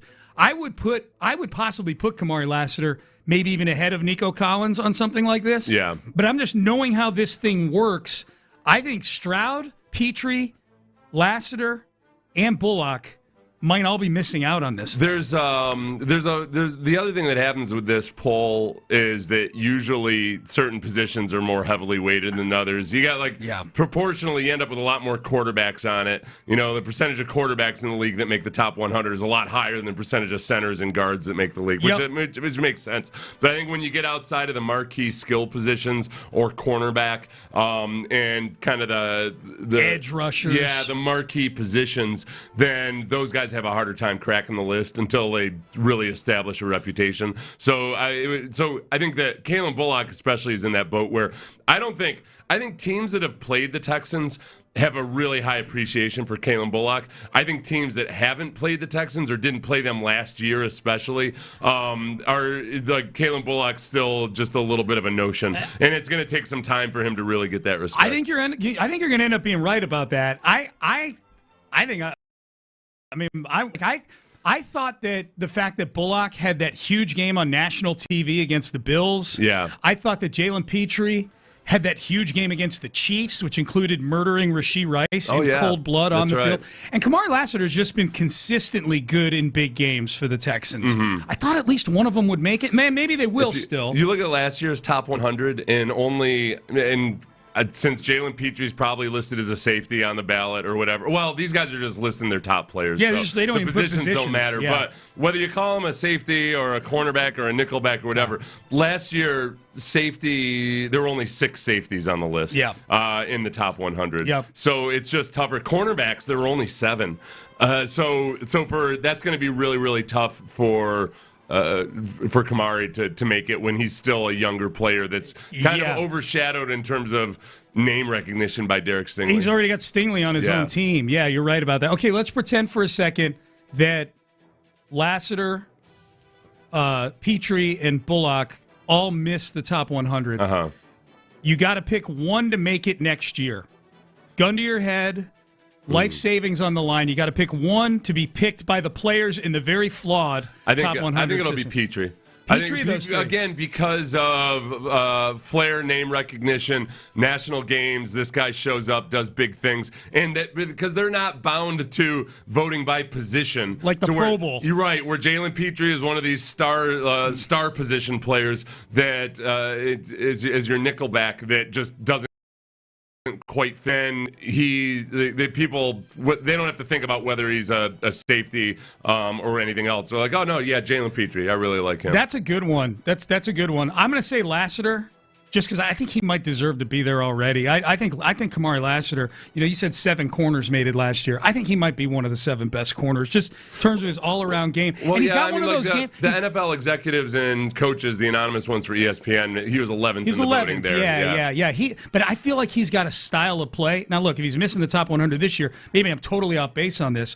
But I feel like he's got a style of play that, as the kids say, slaps. It slaps. When it comes to peers voting for him. You got to respect his physicality. This is where it goes back into people like wanting their specific type of cornerback, though. I think the elite man coverage skills are the things that people hold in the highest esteem, and he doesn't get as much credit for coming up and playing the run as effectively as he does. Edge rushers. They don't get credit for setting the edge in the run for game. being good run defenders. Credit for sacking the quarterback.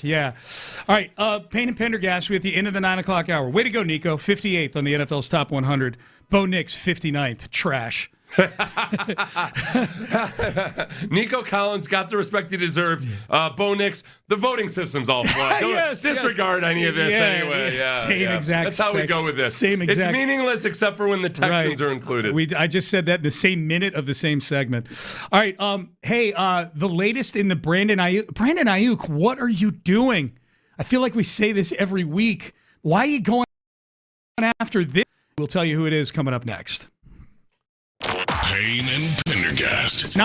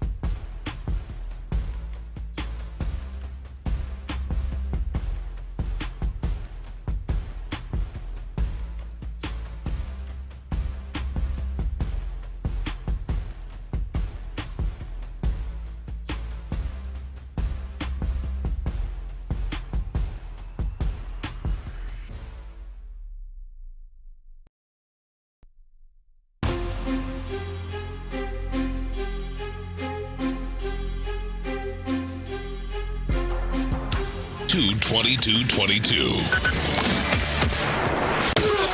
Sports Radio 610 presents, live from the West Point Lincoln and West Point Lincoln of Sugarland Studios, here's Payne and Pendergast. All right, Payne and Pendergast with you here on a Tuesday. All right, Brandon Ayuk. You've been nails with the names, Thank you. names of the days of the week. Thank you. I've been killing it. I can't say I couldn't bring up the actual term days of the week, but you've been saying the days of the week days. really well. Thanks for One of recognizing us is really on point Thanks today. for recognizing. Well, Yeah. it was your job to make me a superstar. You've achieved that. That's annoying me now. That's really annoying me. In case you missed it. Nico Collins made the top 100, and there's a clip in there where C.J. Stroud says, I told him when I got here it was my job to make you a superstar. Right. And that's what he is now. Yeah. You do the syllogism. Right. so now I'm bewildered as to why CJ hadn't gotten his big contract yet. I mean, he did his job. What the hell? Get on it, Nick. All right. So Brandon Ayuk. Let's check in on Brandon Ayuk. What's the latest with him?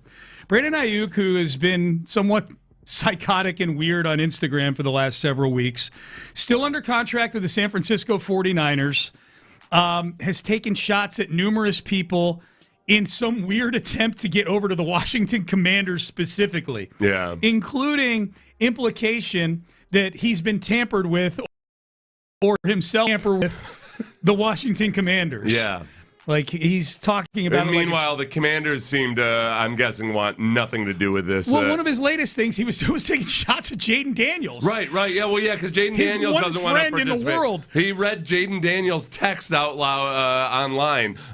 He's distanced himself from everybody, and he's looking every bit like when you're extremely talented, yes, you get a little bit more latitude in how crazy you can act, but there comes a point, like with Antonio Brown, where it just gets even too far. And like Brandon Ayuk, it's been a protracted version of Antonio Brown doing jumping jacks as he leaves the field in the middle of the game. It's where like, okay, he's gone way too far off the deep end to where I don't. There's teams that are going to take a look at him if and when he ever actually does gain his contractual freedom. But it's dicey. It would be a really dicey thing. So on Instagram, the latest from Brandon Ayuk is again on Instagram, but it's not a video of him talking.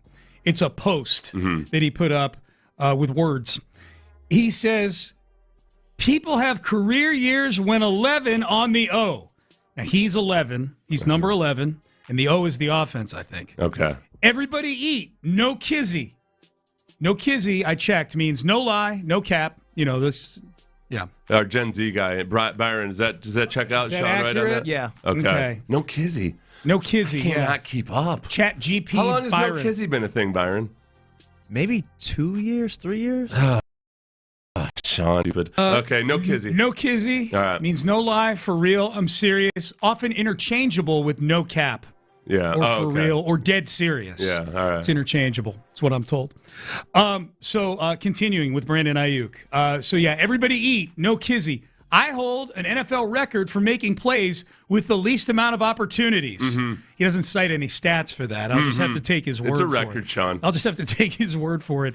I'm looking for my op, short for opportunity, because I'm going to capitalize and win a bowl. Mm-hmm. I'm not going to fumble it away. Oh. I'm done playing the back seat to folks who not like that.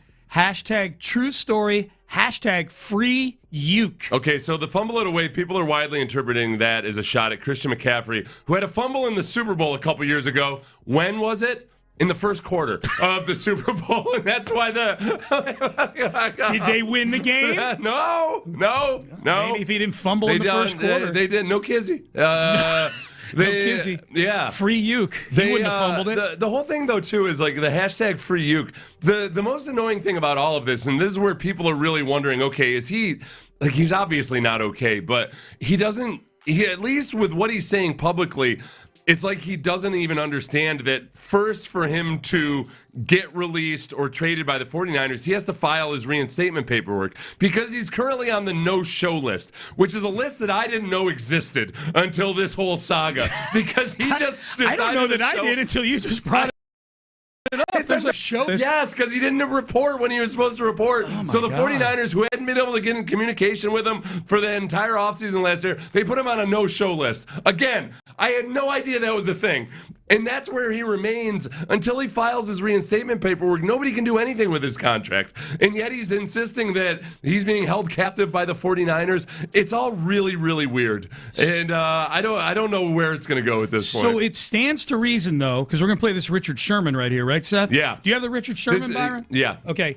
It would stand to reason that maybe him citing the Super Bowl in which McCaffrey fumbled is a glitch with him. Richard Sherman has a theory about when things really started to go south with Brandon Ayuk and how he feels about the team. Receivers are very incredible, interesting, but sometimes, it's a fragility there in terms of, how you deal with the psychology of the receivers on your team and how to make everybody happy. And on a team like the San Francisco 49ers with an all-pro tight end, an offensive player of the year in the backfield, you had Deebo Samuel. It's hard, and Brandon Ayuk. Only one football. What I believe happened was Brandon Ayuk played well in the Super Bowl and created separation and felt like he was open a lot more than he got the ball. And I think as a player, sometimes that eats at you. You're talking about a guy who watched our quarterback throw a Super Bowl away, and you're just sitting there like, that it eats at you, and it eats at you for a long time. Okay. Yeah, and that's where, and he said, Richard Sherman wanted to explain that, even after they gave him that contract, eventually when he tried to force a trade, that it kept eating at him and kept eating him. And Richard Sherman, because a lot of people said, "Hey, Richard, you've acted a little goofy yourself at times." He said he was like, "Yeah, you have to fight it. You have to fight it, and you have to, try to tamp that down." The list, by the way, the no-show list there's a reason you never heard of the no-show list. And it's because the actual name of the list is even weirder than that. What is it? Tell me if you've ever heard of the left squad list. No. Yeah, that's the list. It's even weirder than I like no-show. no-show better because it sounds like a mob thing. Left squad sounds like it's somebody's there's a left squad and a right squad. Yeah. He's on the left squad. He's over on the left? No, it's the left squad list. The left squad. Because he just disappeared. Oh, my God. He vanished. After signing a huge contract, my favorite Brandon Ayuk soundbite out of this whole thing was when he said the team is, the Niners are stupid.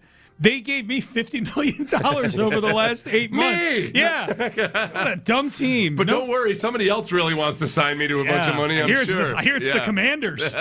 Yeah, so I don't know. It's weird. I'm guessing if I put myself in Ayuk's shoes or house slippers, because he seems to be in the house a lot more than out in public. I think that I bet it varies from day to day whether he even really wants to play football or plans on playing football. I agree. And I do think that it is. I think he's in a bad place, though. I mean, there's no strategy with any of the stuff he's doing right now. None of it makes any actual strategic sense.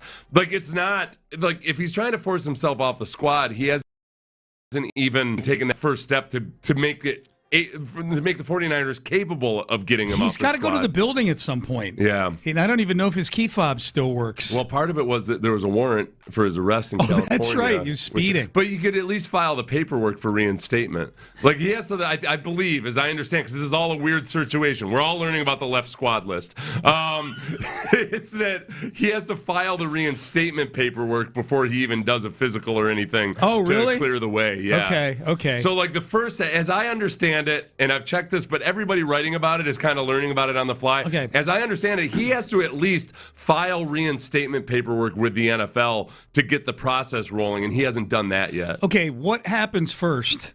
He files his paperwork so he can get moved, or he finally takes all this action on Instagram where he's been doing videos and things like that and does a sit-down interview with somebody. Remember when Royce White had his glitches going on with the Rockets? Yeah. And he wasn't showing up for stuff? Mm-hmm. And then HBO Real Sports went to his house and did an interview with him where he's in a bathrobe the whole time. Oh, yeah. And talking about how mistreated he'd been and how they don't know how to treat this mental health issue. I'll tell you what. You know what? What? This is the crazy thing about Brandon Ayuk. Royce White had a more effective strategy than Brandon Ayuk does right now. Because Royce White, at least, this is what was frustrating. For those of you who don't remember, I'm sorry to bring this back up, is that the Rockets drafted Royce White knowing that he had these issues, and they were very willing to work through it with them.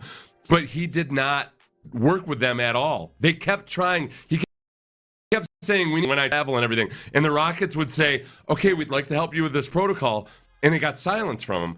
But then he went out and did these interviews and did all these things where nationally people were looking at the Rockets like they were the villain. And meanwhile, the Rockets are like, listen, and they have to be very careful because they're trying to be cognizant of his mental health issues, so they're not all like taking shots at him or anything. So the Rockets got screwed over unjustly so because they were not in the wrong there. Yeah. In this situation, it's few and far between the people that are acting like the 49ers are the issue here. Like most people, by and large, are realizing, okay, I can see why the 49ers are having some issues with Ayuk. This may be a tricky question. Yeah. Do you think people would be more sympathetic to Brandon Ayuk if, like Royce White, he actually had diagnosed mental health issues? Yeah. As opposed to all of us going, this guy definitely has some mental health issues. I think they would be... I would think they might be more sympathetic to him, but it wouldn't pit him against the 49ers. Like everything that he's done so far, up until this recent stuff, it feels like the classic diva wide receiver that's got a big ego, which tends to come with the territory at times. And teams got to try to manage that. But like he's gone so far outside the norm of even that abnormal behavior that I think the 49ers are largely exonerated. Other than that, yeah, they never should have paid him. They tried to trade him away, but Ayuk kiboshed that. Yeah, they tried to do the right thing. Yeah, they were stuck in a weird spot. No doubt. Because it's like, yeah, okay, but we do have Brandon Ayuk, and if we can manage him properly, and maybe, I don't know. Speaking of mental health issues. No Kizzy. No Kizzy. No Cap, no Kizzy, for real. I need to really hold myself back from saying that's Cap, because I see it enough that I know, like, I don't want to say it. I don't want to be the 51-year-old guy that's saying, oh, that's Cap, or no Cap. Micah Parsons. We have Micah Parsons audio that didn't get played where he's telling Myles Garrett things are facts and no cap. Yeah. No cap. I'm better than you at this. I see it all the time, but I can't be saying it. Right. I'm trying too hard if I say it. Which biopic would you be more likely to pay a ticket to go see? Sylvester Stallone when he was pitching Rocky to Hollywood because he wanted to play himself. They didn't want him to. Or just a general Britney Spears biopic. Oh, this is a harder decision than you might think. Yeah. I want people to think about it. Also, a list of actresses who would play Britney. I want to see what you think of this list. We'll get to that in the final segment. We'll set up the Astros for tonight. We'll find out what the guys have going on In the Loop as well. Stay there. But first, before we do that,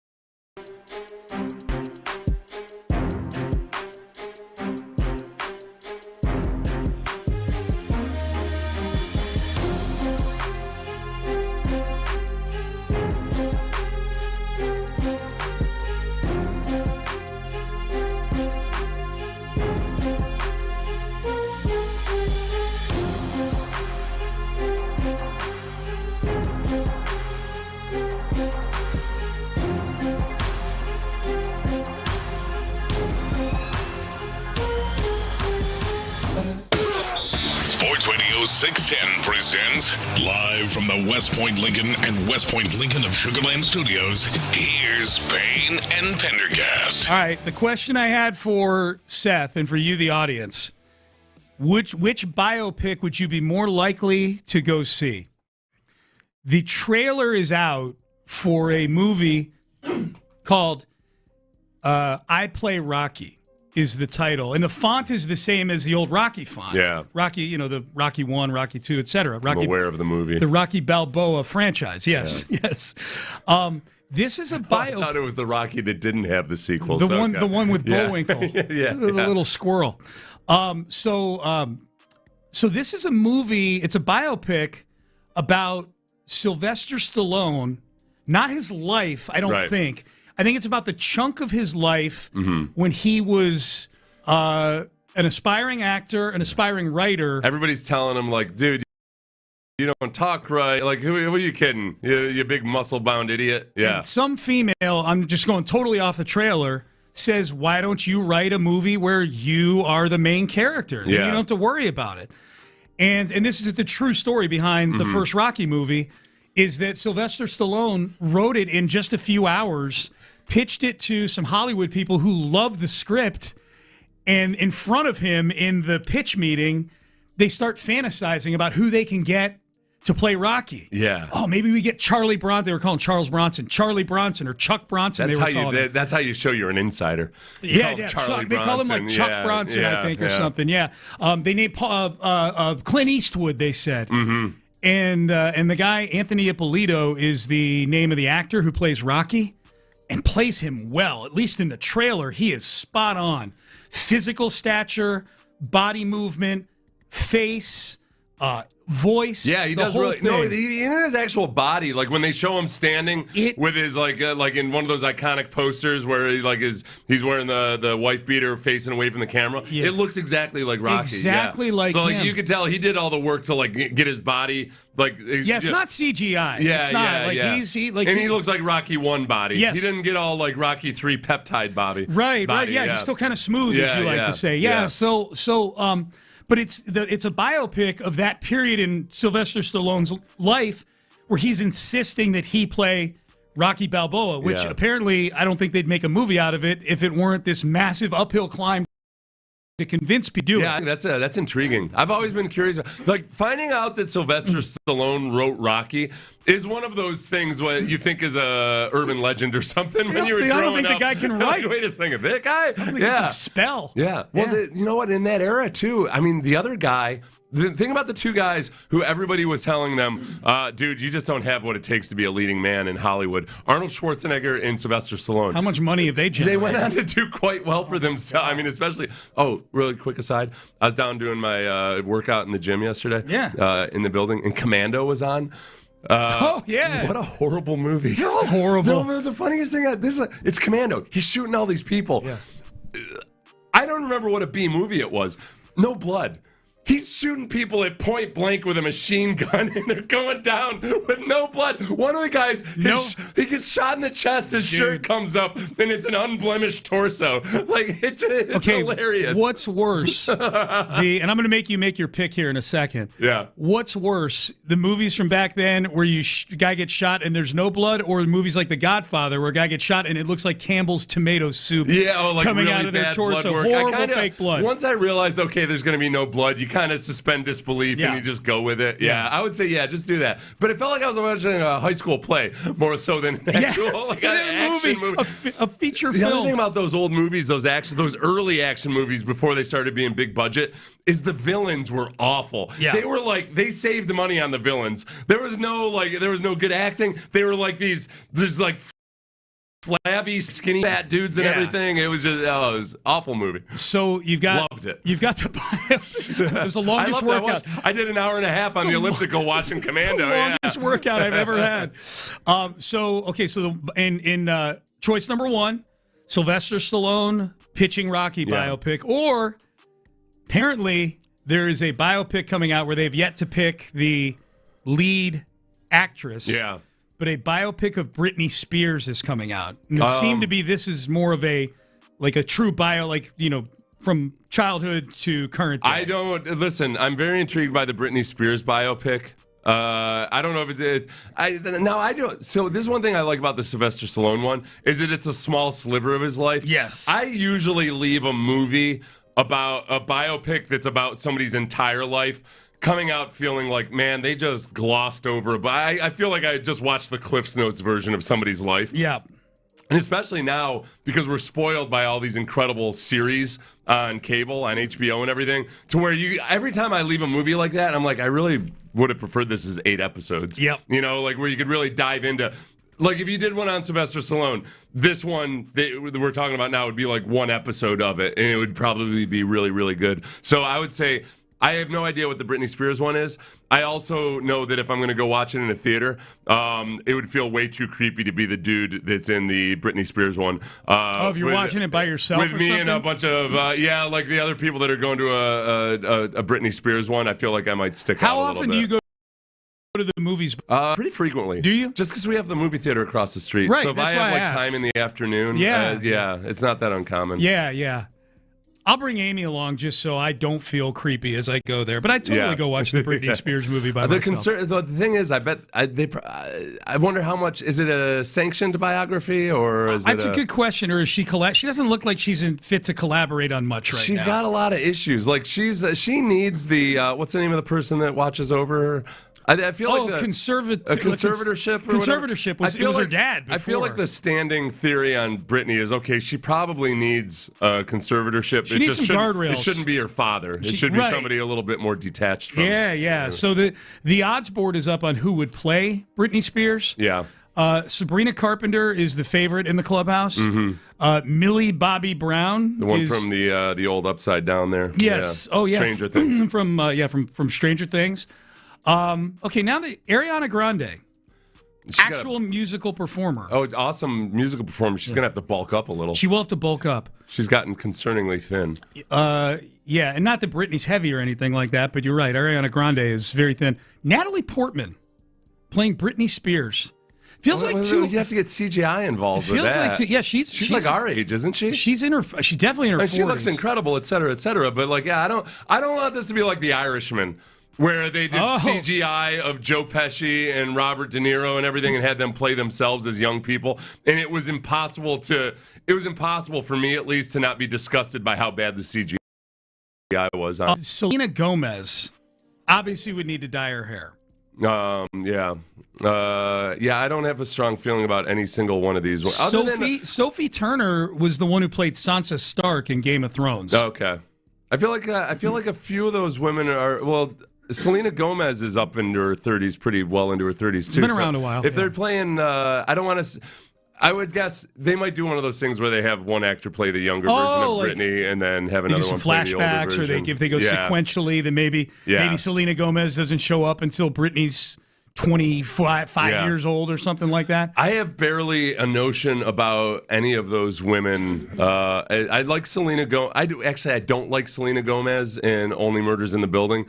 I'm careful. I would never ask this online because I'd get death threats. But I don't get the appeal of Selena Gomez. Yeah. Was she in a teen show growing up or something? Was she? I know Britney was a Mouseketeer back in the day. Byron. What was Selena Gomez's first big deal? Was she like a Disney kid or something? Yeah, she was on the Wizards of Waverly Place. Okay. Oh, that's right. Yeah. But she wasn't a Mouseketeer? Was she a Mouseketeer also? I know Britney was. That I don't know. Okay. Justin Timberlake, also a Mouseketeer. That's where they first met? I think Britney so. and Justin Timberlake? Yeah, I think so. Yeah. Who plays Justin Timberlake in this whole thing? Mm-hmm. J.J. Watt.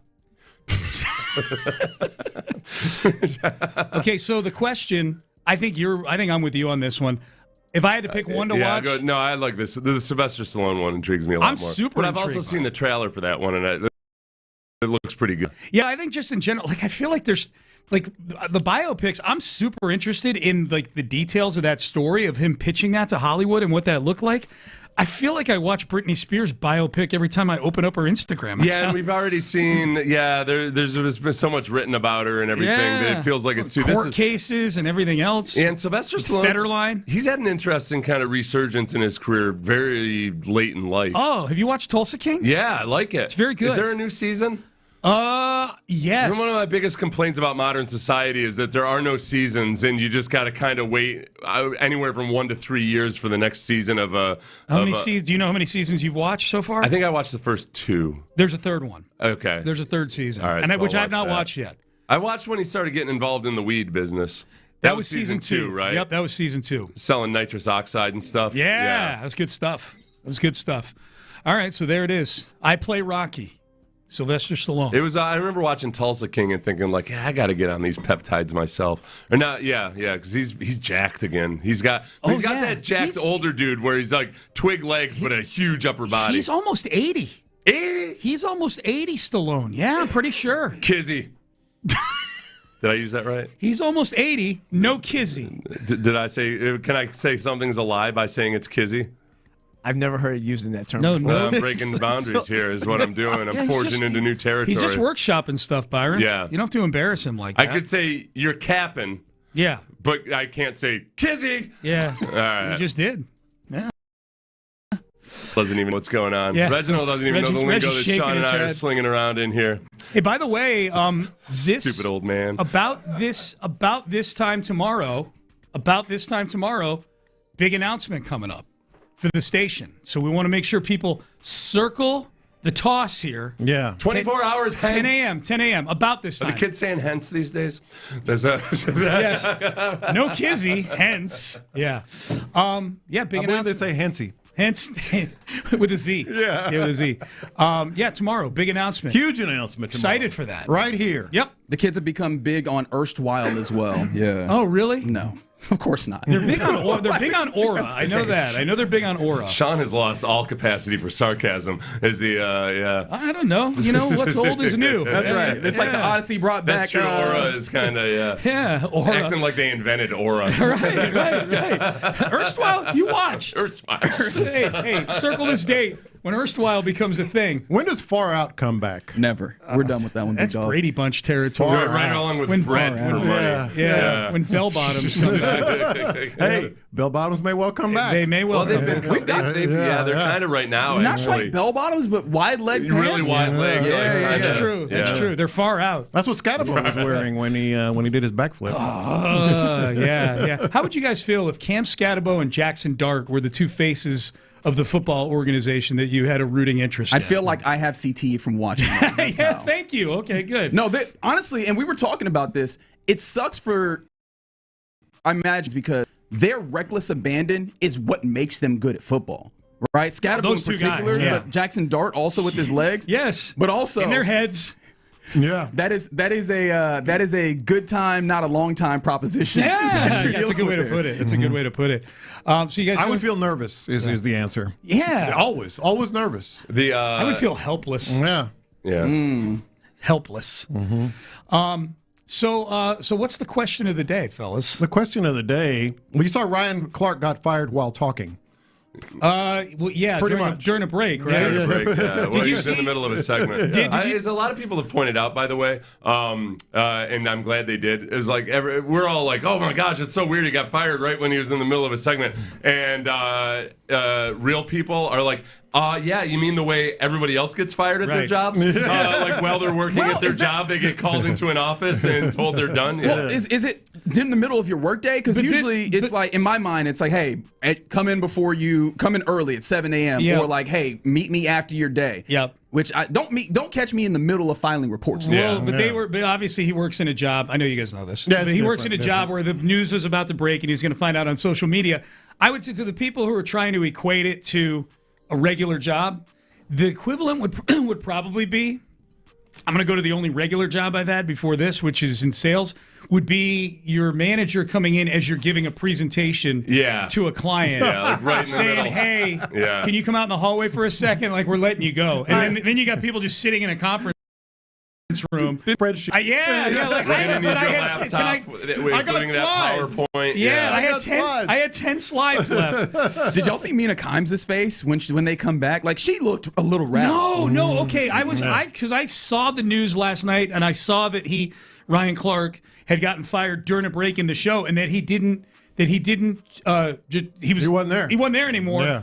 Okay, So was it? It sounds like you saw at least a clip of it, Reggie. It was as awkward as I feel like it was. I mean, they're professionals, and it's one of those things where when you see it. I don't know if I would have seen, because obviously I didn't have the benefit of watching it before I knew. Yeah. And so if I had been watching it, maybe I don't notice it. But when you are looking at it from the context of, okay, so this is the next segment after Ryan Clark gets hooked in the middle of a show, and that disheveled nature falls upon the entirety of the show, I could see it. Yeah. Right? I could see it amongst his coworkers, or I guess former coworkers in that moment. So the question of the day then becomes, and it doesn't have to be like a firing or anything. I have one more thing that annoyed me about the Ryan Clark thing, but get to the question of the day. What's the weirdest thing you've seen happen at work? Based on Minakaims, and everything else. This didn't seem so weird at the time because I played in an era when there were a lot more fist fights in the locker room, or at least on our team, early on. Tom Coughlin kind of was always, there was so much pressure on everybody all the time that there were a lot of fights at practice. There were fights in the locker room.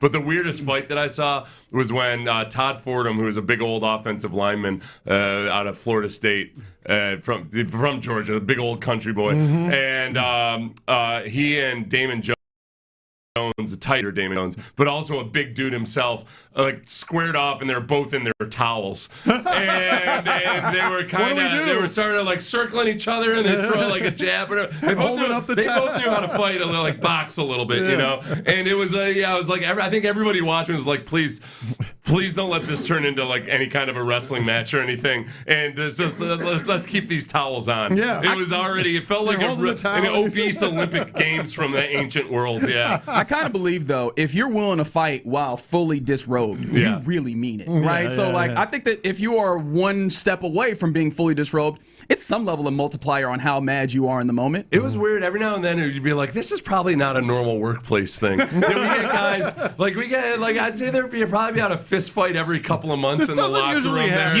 You have the former workplace most conducive to this question. What was your point? Okay, so I'll tell you my weirdest things at work, and then I'll tell you what annoyed me about the Ryan Clark situation. Mine would there's two that I can think of there's several I can think of off the top of my head. The show I used to be on in the afternoon, my other two co-hosts did not get along all the time. So there were some very strange instances of them communicating with each other, their disdain for each other, at times during the show. And so I'll leave it at that. The two that I think of, one was a meeting that the boss beat we had before Parker, Armin Williams, he called a meeting of people that worked for Sports Radio 610. When he first got here, he called this meeting. And it included everybody from the regular hosts to Booker T was in that meeting. It was everybody there. I know where you're going. I got this one. The questions, when he opened it up to questions, 95% of the questions were coming from people who worked maybe 10 hours a month. They were extreme part-time producers and stuff. And there was one in particular who I'm not going to name. He wouldn't shut up. He would, right. I mean, there's that dynamic. It could have been anybody asking this many questions. It could have been any of us in this room, and the other three of us would be like, it still would have been annoying. Yeah. But the fact that it was this guy, and he's there asking questions, like, none of what you're asking affects you, and barely any of it affects us. I don't know, and it was a point where I remember I decided I was going to say something, and it was like that kid tried to cut me off. I know. And somebody told him to shut up. It was weird, man. And Armin didn't. I think Armin was just there. It was Armin. He didn't say it was Armin. Yeah. He didn't know. I don't think Armin quite knew everybody in the organization. So it wasn't like he was gonna. And he also didn't want to be like the guy that was like, "No, you shut up and stop talking." It was weird, man. That was a meeting that should have been like an hour that ended up feeling like it was 3 hours long. Yes. So that's number one. Number two also involves and we were crafting a mission statement. And it's like this guy that has worked 10 hours a week and came here 6 months ago. Giving every suggestion for what the mission statement should be. Making sure we have the worst mission statement of all time. Letting that guy talk. The other two, it was a post-show meeting in the early days of Payne and Pendergast where Seth got upset. And what? Seth told this story on the air before. Seth gets upset? Got upset with Armin over something. Yeah. And you stormed out of his office, and then I heard a loud thunk in the in the room outside, and Seth had kicked a garbage can. Garbage can, and I picked it up. And nice. No, it's all right. You picked up the can. The garbage was strewn everywhere. The worst part of that story was because I was hot. I was pissed off. Yeah. And I got down. I was riding the escalator down, and I tapped my phone. Tapped my pocket for my phone. You forgot it? My phone. Had to go back in. Oh my God! Had to skulk back in. There was no skulking. It was. I ended up having a little bit of a conversation with Armin. It was all cool. Yeah. No, but that really ruined. Like when you make a grand exit, you can't postscript that. You know, you can't and one more thing. I should have accused him of stealing my phone or something. Yeah. You took my phone. Yeah. You took my phone. That would have been great. That would have been great. I would have been like, well, that was fun doing Payne and Pendergast for 2 weeks, but this was a hell of a scene. You know what it was because we were kind of at odds with the way he wanted us to do our show, and you and I had a show that we felt really good about, and we had a lot of fun and everything, and we went in, and I remember his reaction was like, guys, this is just basically saying you guys had too much fun today. And, no. I will tell you what, and Armin's a friend, obviously, but we can talk about this. But I remember what really made you and I angry was, hey, you're funny. No, you're funny. Hey, you're funny. I'm like, that's not what the show is like at all. We don't do that. There's too much laughing and frivolity today. Right. Oh, there's some. What are you enjoying yourself? Yeah. There's gonna be some good. No, that's what I was kind of like. I only do this job because it's supposed to be fun. There's multiple other good jobs that I could do where I wouldn't have as much fun. Yep. And now I'm kicking a garbage can. That was wild. Yeah. So it was like he took my lollipop. He did. And I was really like, if I can't have my lollipop, I don't know if I want to do this job. No cake. Yeah. Nope. Parker says, let them eat cake. Let them eat cake. Is that a good association? I don't know. Okay, I was just making sure. I'm not always brushed up on the history. No, literally, he said that. He said, here, have some cake. The other thing about the Ryan Clark thing that got me worked up yesterday is there were stories coming out, like rumor, that a big reason why Ryan Clark had been let go was because of the interaction he had with Peter Schrager last September. Yes. So there were people who were replying to that going, well, that happened in September. Why are they letting him go now? And I had to explain. I'm like, here's why. Because it's not really a fireable offense, what he did with Schrager. It's probably something where you have a talk with him afterwards, like, hey, that wasn't a great look. But it is something that when the time comes to make decisions on who to fire, it's banked. When you have to fire, right? It's banked. You know what else I think is banked? Publicly trying to negotiate on Twitter your contract. Everybody else that's an ESPN employee. I think that gets banked as well. So that annoyed me.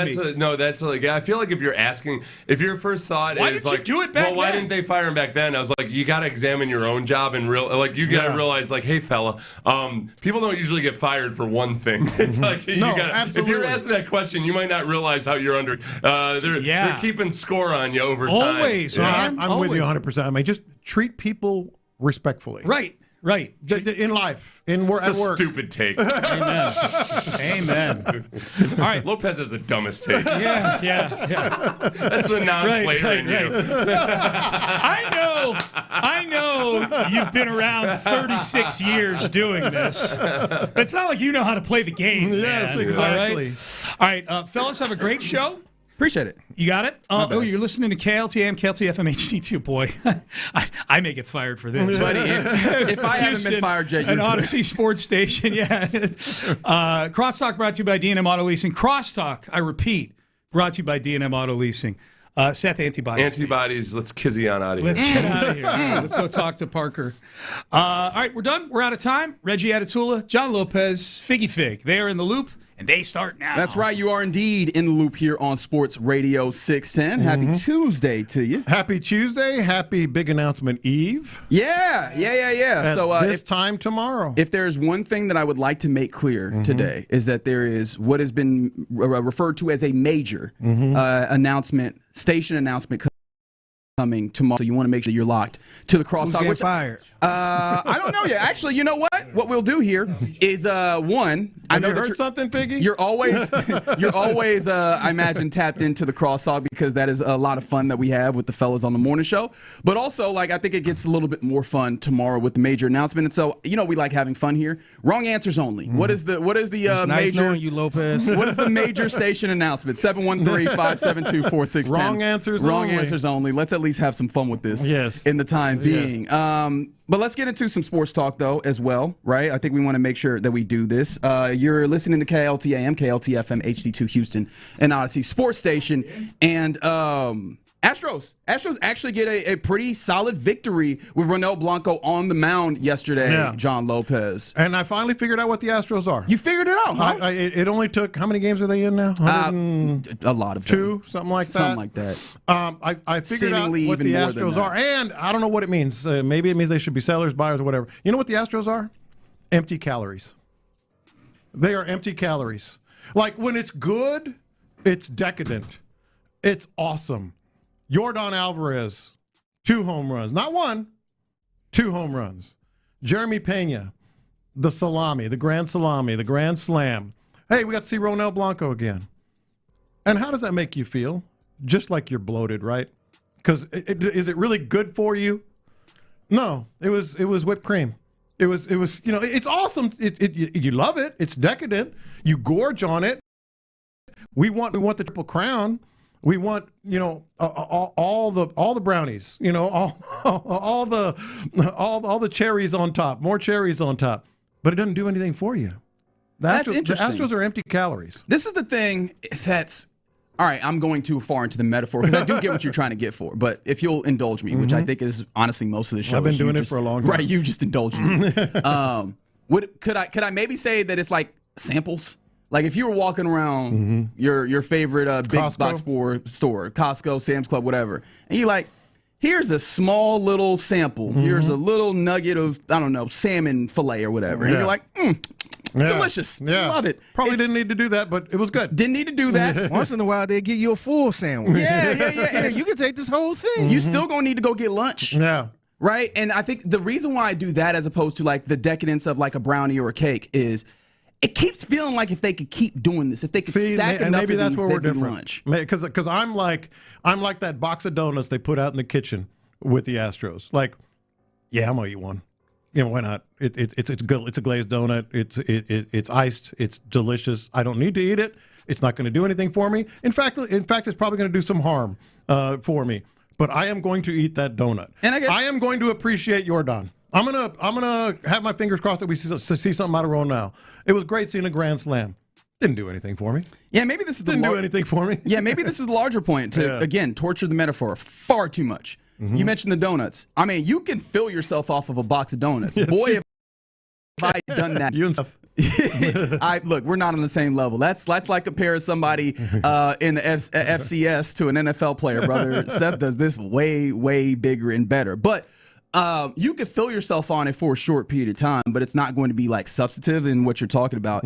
And there probably is a point to say that even if the Astros could find a role, right, if they could manage to win a grip of games in succession, I think that the substantive, healthy portion of this is more an organizational look where them trying to compete, let's say that by the grace of God, they can find their way into the playoffs. Yeah. What does this do for the health of them and the team in the long term, like in the next handful of years, next 3-4 seasons? I don't know that this does much for them in the longer scheme. But what you're saying, Figgy, let me ask you this, because everything you're saying, hell, even less than 10 days ago, I was there with you. But we could be sitting here in May, and let's say they lost 2 or 3 series in a row, which they did, and then they win 2 games in a row, and we'd be going, hey, now they're only 4.5 games back. I'm beyond that now. Like we normally after a game like last night, I'd be right there with Reggie. I'd be going, well, I mean, maybe, but now it's just empty calories. Yeah, I think the thing is, I think it's safe to say they're not the worst team in the MLB, but they're kind of in the middle of the pack, man. Like, they gonna have some good games like last night, but also they gonna have some other games where they lose 3 in a row, 4 in a row, and how many ever series in a row. They gonna have that type of stuff. like team in the league, but it's not a team that we're used to. It's not a team that can just pick it up and go like they did the last few years. Yeah, no, I think that's fair. I will say, I told myself that I was there. I saw Ronel Blanco get through the first inning in 9 pitches, and I was like, interesting. Mm-hmm. Now, he did throw 29 pitches in the second inning. Couple long balls. And then leveled it back out. But, I mean, the big hits that he had were big swings. Now, we've seen pitchers to where that becomes problematic. What's happening, Mike Burrows? Yeah. But, yeah, man, I think that there is a way to look over and go, hey, this could get better. And I think that that's the thing that's tough is because they're bringing some pitchers back. Hayden Wesneski might have one more what's the word that I'm looking for? A rehabilitation start before he gets back. But I think you're right. I don't know that this ultimately is going to change the longer lever of what they're doing here. And that's honestly kind of frustrating to me because I mean, I was talking to PC yesterday, and as Ronel Blanco gets through the first inning, and I'm like, I've given up on this iteration of the team, but that was fun, and I want to live in the fun, man. That's what I'm here for sports for. That's why I had fun watching that last night, but I didn't turn off the game and go, well, I wonder. Let me look at the standing. Let me see the wild card. No, I was just like, well, that was fun. Move on. So move on. What is the season now? Because I literally just got a message as we were getting on air. And it was a question to me, as if I'm the arbiter of things, mind you. Is it taboo to talk? Let me start again. Is it taboo to talk about Triple Crown Watch?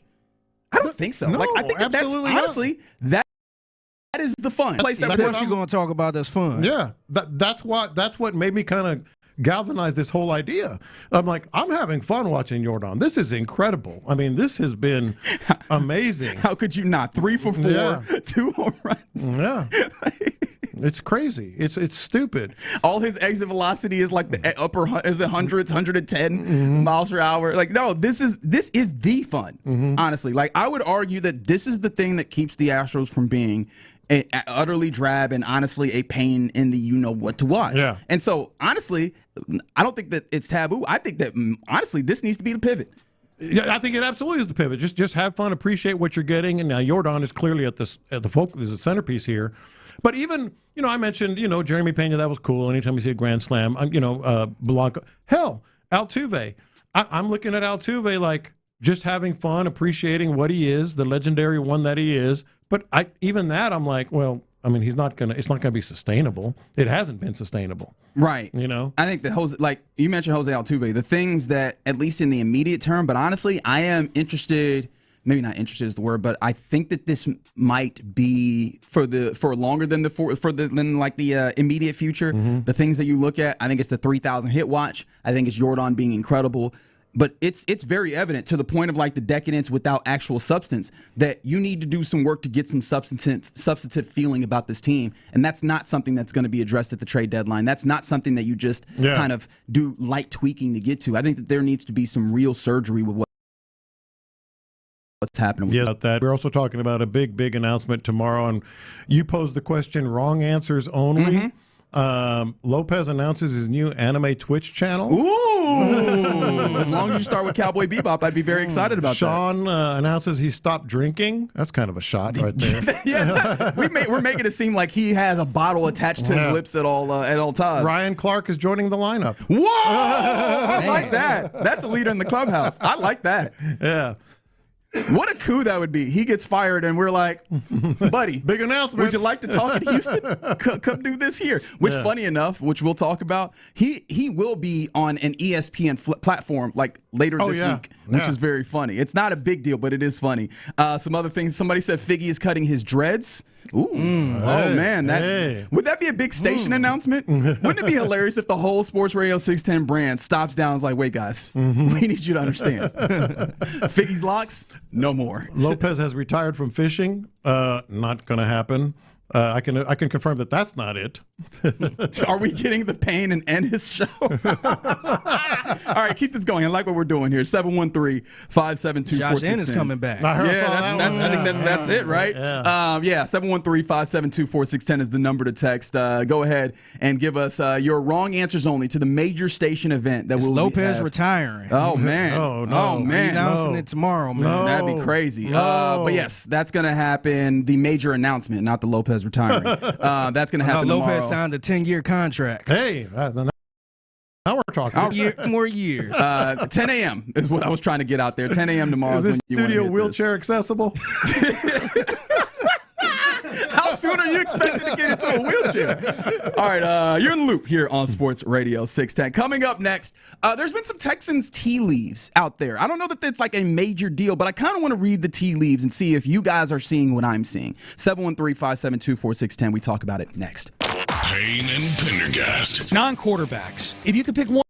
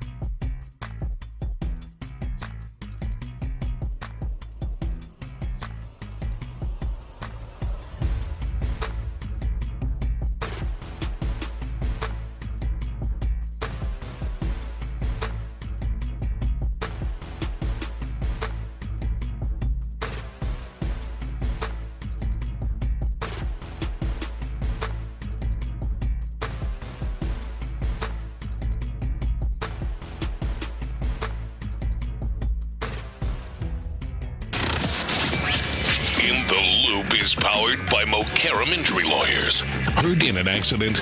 Call Mokaram Injury Lawyers at 281-222-2222. Figgy, let's hit him big time. Houston, let's get in the loop. You better get ready because we're going to show up and show out. With John Lopez and Reggie Atatula. Always live, always local. What do you say? I don't care about the labor, show me the baby. Don't tell me about the waves. Just bring the ship in. Okay, that's a different one. What did you say about a baby? You've said that one specifically. Don't get out. Figgy, help me out. I have not said He's that one. gaslighting me right now. You're in the loop on Houston Sports Leader, Sports Radio 610. That's right. You're in the loop right here on Sports Radio 610.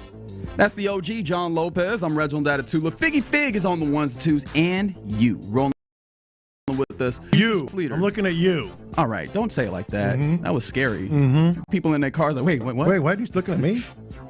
Look in your rearview mirror. I'm All right. I'm right there. Okay. That call is coming from inside the house. All right. Look under the bed. That's right. Why did this turn into a horror movie? What happened?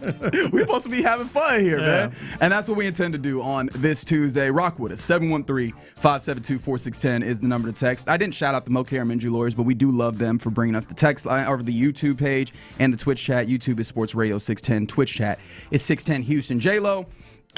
This time of year can be a little slow news-wise, but there's been a couple of kind of like drips of information that I find to be interesting. And I'm kind of one that can sometimes try and imbue too much meaning in certain things. Mm-hmm. So I need you to help me out. I hadn't noticed that either. Yeah. I can overanalyze. I'm a little anxious at times as I tell you a little bit about my. I know, right? It's wild to think. So someone so self-regulated and well-adjusted as me. Mm-hmm. But no, I wanted to see if you could give me some insight when it comes to reading the tea leaves on some of this text and stuff, because I was doing that and I was like, am I the person? Am I wilding here? So I need y'all to help me. Am I wilding here? The first note, actually, I sent to you fellas, and I would like to acknowledge on air that you did not text back. Thanks for that. I was contemplating. I legitimately, I had to sleep on it. No, I'm dead You serious. really had to sleep on it. I was like, and I'll get to that answer as soon as you pose the question. Okay, all right. Yeah. So this one is actually from Demo himself, David Montgomery, the new running back for the comes from the Detroit Lions, and that's pertinent because he is posted on NFL's Instagram, and it's the two pictures. I don't know, I didn't go and check NFL's Instagram to see why, but it's just him in his Lions jersey in the number 5 from 2025, and then him in his number 32 Texans jersey, and it's just, I guess it's like, hey, players that's moved or whatever. That's not pertinent. On his Instagram, David Montgomery in his stories, he puts that photo up, and then he puts two numbers. 235 and 225, which seems to point to his playing weight. 235 in Detroit and 225 now with Houston. This goes in line with, you were talking about this yesterday. British Brooks, we heard with Texans All Access. Was it 17 Said he lost 17 pounds. So this is two of your bigger running backs in that room, slimming down at least 10 pounds. Is this a thing, and is this a good thing for the Houston Texans? Well, that's why I was ruminating, and that's why I had to really, because my first thought was, I don't know if that's a good thing. I don't know if if I want my running backs shedding weight and obviously being faster, you would suspect. One would sure hope. Yeah, quicker, whatever. Boy, that would stink. One or the other. They're either going to be quicker or faster or both. If you get lighter and you don't get none of that benefit on the other side, that's a little unfortunate. So part of me is like, hey, maybe this is a kind of a reflection of the type of offense, run game they're going to try to have and be quick to the line, hit that hole fast, because they are going to be a straightforward running team. They're not going to be doing a lot of zones and stuff like that. So I'm like, okay, well, maybe. I'm relatively sure. We talked about this yesterday. I think it's going to just be a sprinkle of zones type. New information does give you an opportunity to change perspective. It does. I know how they're wired over there, man. Yeah, maybe so. Yeah. And honestly, they got the big bodies that you would think plays more to the idea of straightforward power running as opposed to like zone running where you're moving. But the thing about it is then how does that pair with running backs that are lighter that honestly, I thought that a large part of the appeal for David Montgomery being here is the bruising nature. Yes. But maybe this is also... Maybe this also speaks to the idea of not just him being a bruiser and not him being in as much of a tandem, but him being that bell cow 3-down back that has been discussed about. Right. So part of me was, I'm not so sure this is a good thing. Obviously they know more about what their plans are than we do. So then I went back to the other side. I was like, does this mean no fullbacks? Clearly with the British Brook thing, maybe tight ends out of in the backfield. There's your lead blocker, and maybe two backs in the backfield, something along those lines. And then the other thing is catching more passes out of the backfield. Yeah. You want sleeker running backs to catch the ball. So I truly, sometimes I just flat out ignore you, but I wasn't ignoring you yesterday. I appreciate you at least acknowledging it. Thank you. And to be fair, yes. I send enough texts where you probably should ignore some of these. It's probably fair that that's the relationship that we have. I'm truly sort of like caught in the middle on this. It's going to be interesting. Yet another thing to watch at training camp. Absolutely. Absolutely. Yeah. But I think that you've made some really good points here because I immediately, again, surprising absolutely no one, I immediately went to the negative and I was a little anxious about it because I'm like, hey, one of the big things that David Montgomery instantly you thought about was red zone and being able to, absolutely batter his way in. 225 ain't small, right? That's another good point. I want to start there. Yeah. 225 isn't small. It's smaller, but it's not small. So I do want to give him that deference, but also a great point on the idea of, hey, man, being able to hit the gaps faster and be able to do more of the speed stuff, especially if we're going to focus on you here. But then on top of that, getting passes out of the backfield and being able to get going in free space.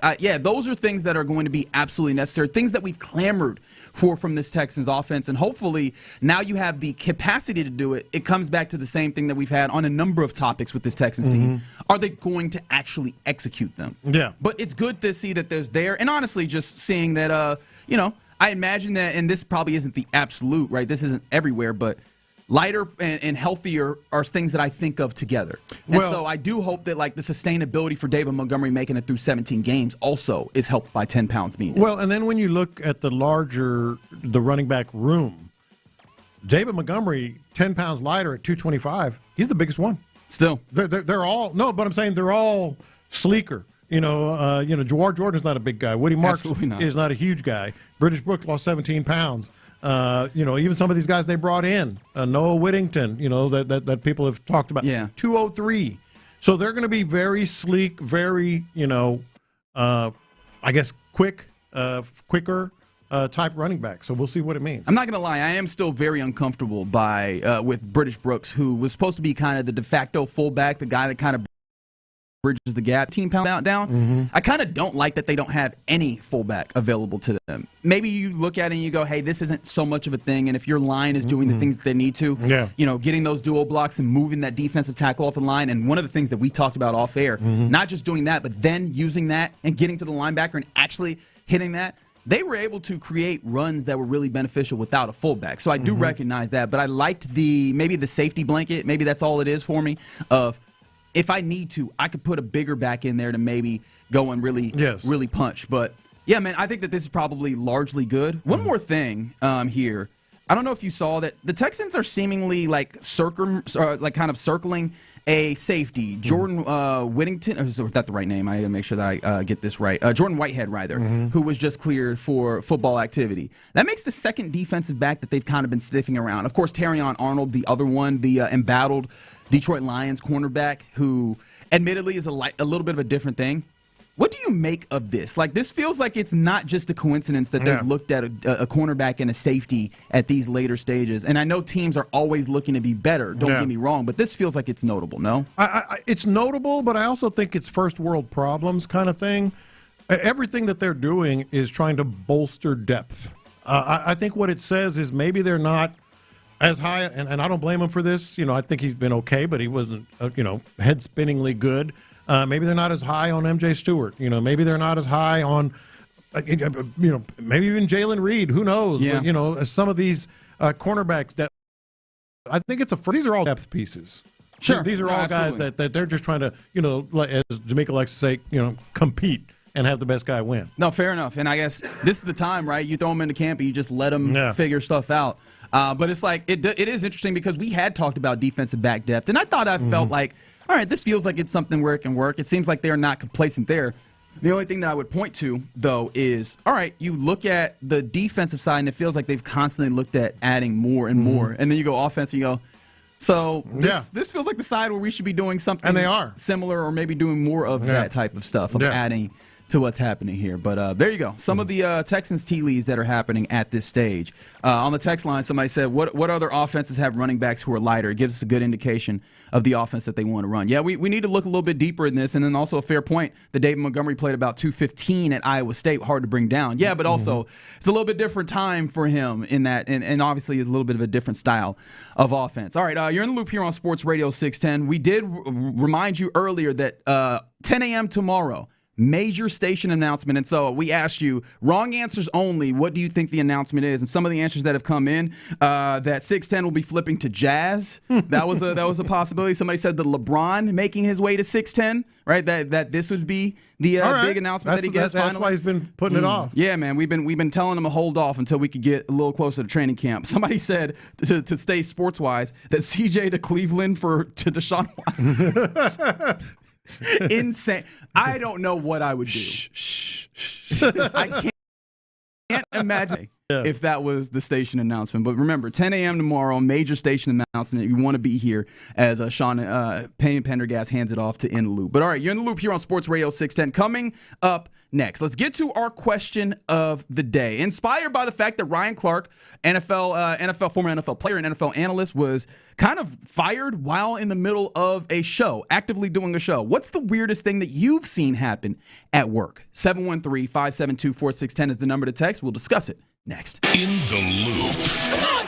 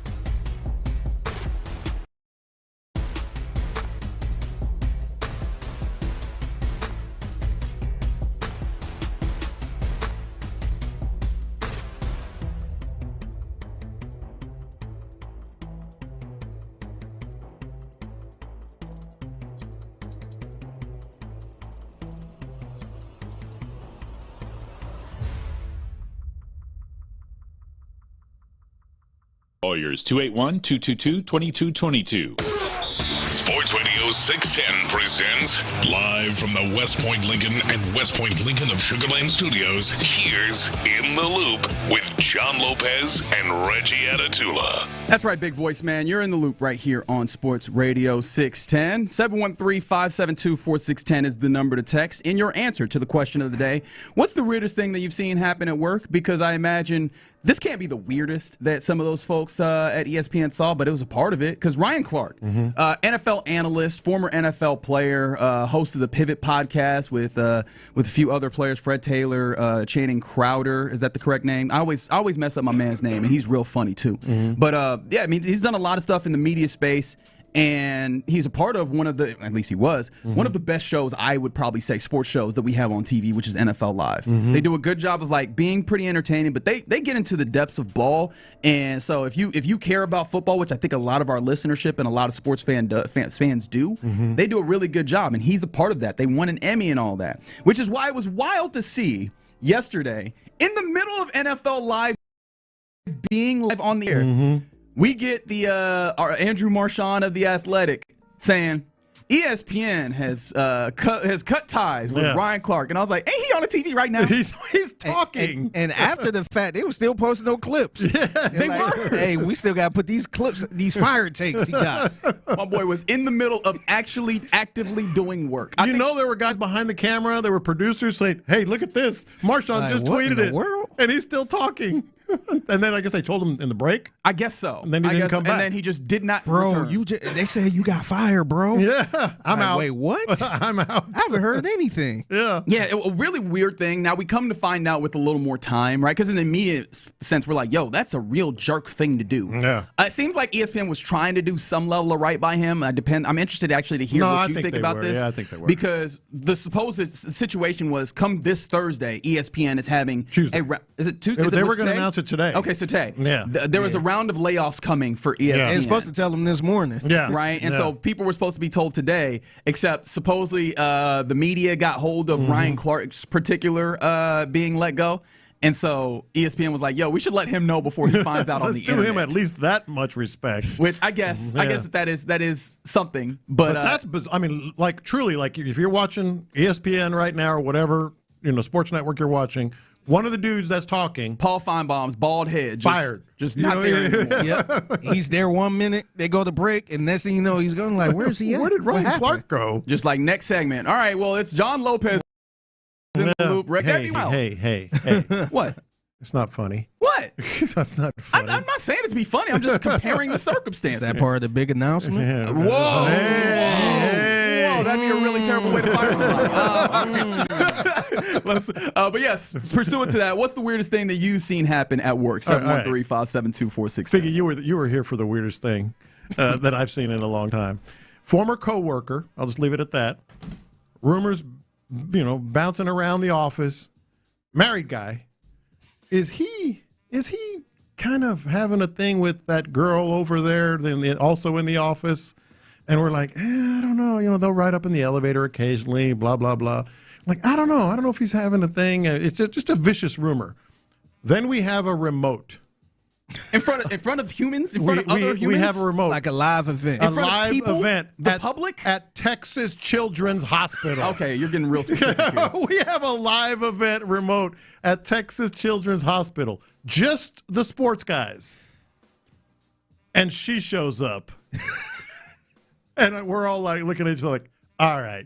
And then she being not the wife, the mistress. Yes. Okay, gotcha. She shows up. The coworker. And then during the event, they're like waving at each other. Remember this one? Oh, Remember no. this? So what you're doing right now is you're doing like the spirit fingers under your arm, as if to like try and hide the wave. And like, why? I think somebody actually said, why is she here? Oh, she just wanted to come and I bet she did support us. And we're like, all right, that was wild. Yeah. That Wow. I wouldn't too at one point. And mind you, I'm a young buck. I'm just happy to be here at this point, like getting the opportunity. And I'm like, okay, this is a little bit strange. Like they're a little bit close on this elevator. It was like just us at like a couple. Just us at this event and her. And and then the other one that jumped to mind, and I'm interested to see what you guys and certainly our listeners, the weirdest thing you've ever seen it happen at work was an actual, I don't know if it was a firing or laid off or whatever. One of our coworkers got laid off. We're doing the show, go to break. He pokes his head in the door, says, "I just got fired. See y'all later." Close the door. I just got fired. See y'all later. Okay. Yeah, see ya. It's a real weird circumstance. It probably says a lot about me that the answer that comes to mind is one that's not like crazy weird, but also is really weird. And I tell you and hopefully it makes sense when I tell you. It's at a previous station that I worked at. One of my coworkers just didn't wear shoes at work. Everywhere. Wow. Into the bathrooms. Oh, man. Yeah. Yeah. What do you mean that's not a good one? That's what I'm saying. one. But I'm like, it's not like, there's no way that it's the weirdest thing, but it's weird as hell, man. Yeah. Like, because again, I recognize the idea of, some people value being barefoot and like, the toughness and the resilience that it builds in your feet and, the feet of the foundation. In fact, we'll talk about it a little bit around the NFL. Football players are really focusing on that as well. But just to have naked pickies everywhere all the time, anyone else? I hate walking around outside of my house barefoot. I'm one of those guys that's an absolute tenderfoot. I'd never go barefoot unless I'm like literally on the boat or the beach, maybe, and really not even that often there. And so even with that, right? And Sean Caldwell on the YouTube page get this 100% right. It's not just that he be everywhere. He then put his feet places, like he kick them up on the desk and stuff. Keep those out of my face, man. Keep those away from me. That's just straight up nasty. Goodness. Yeah, so that's one that I thought of. Yeah, the one I thought about, it was actually a situation that ended up getting on air. Remember that one time the police came up here? What? Yes. The police came up here looking for somebody in a white Jeep. Yes. And 5 of us up here had white Jeeps. So we took. You're not exaggerating. That's everybody's looking around like, wait, what? Yeah, and the funny part about it is Lopez looked right at Landry at the time and said, "Oh, he got the white Jeep." Oh, you snitching? Oh, come on, man. So they had him hemmed up outside in the hallway, and he over here explaining himself what kind of car he got on.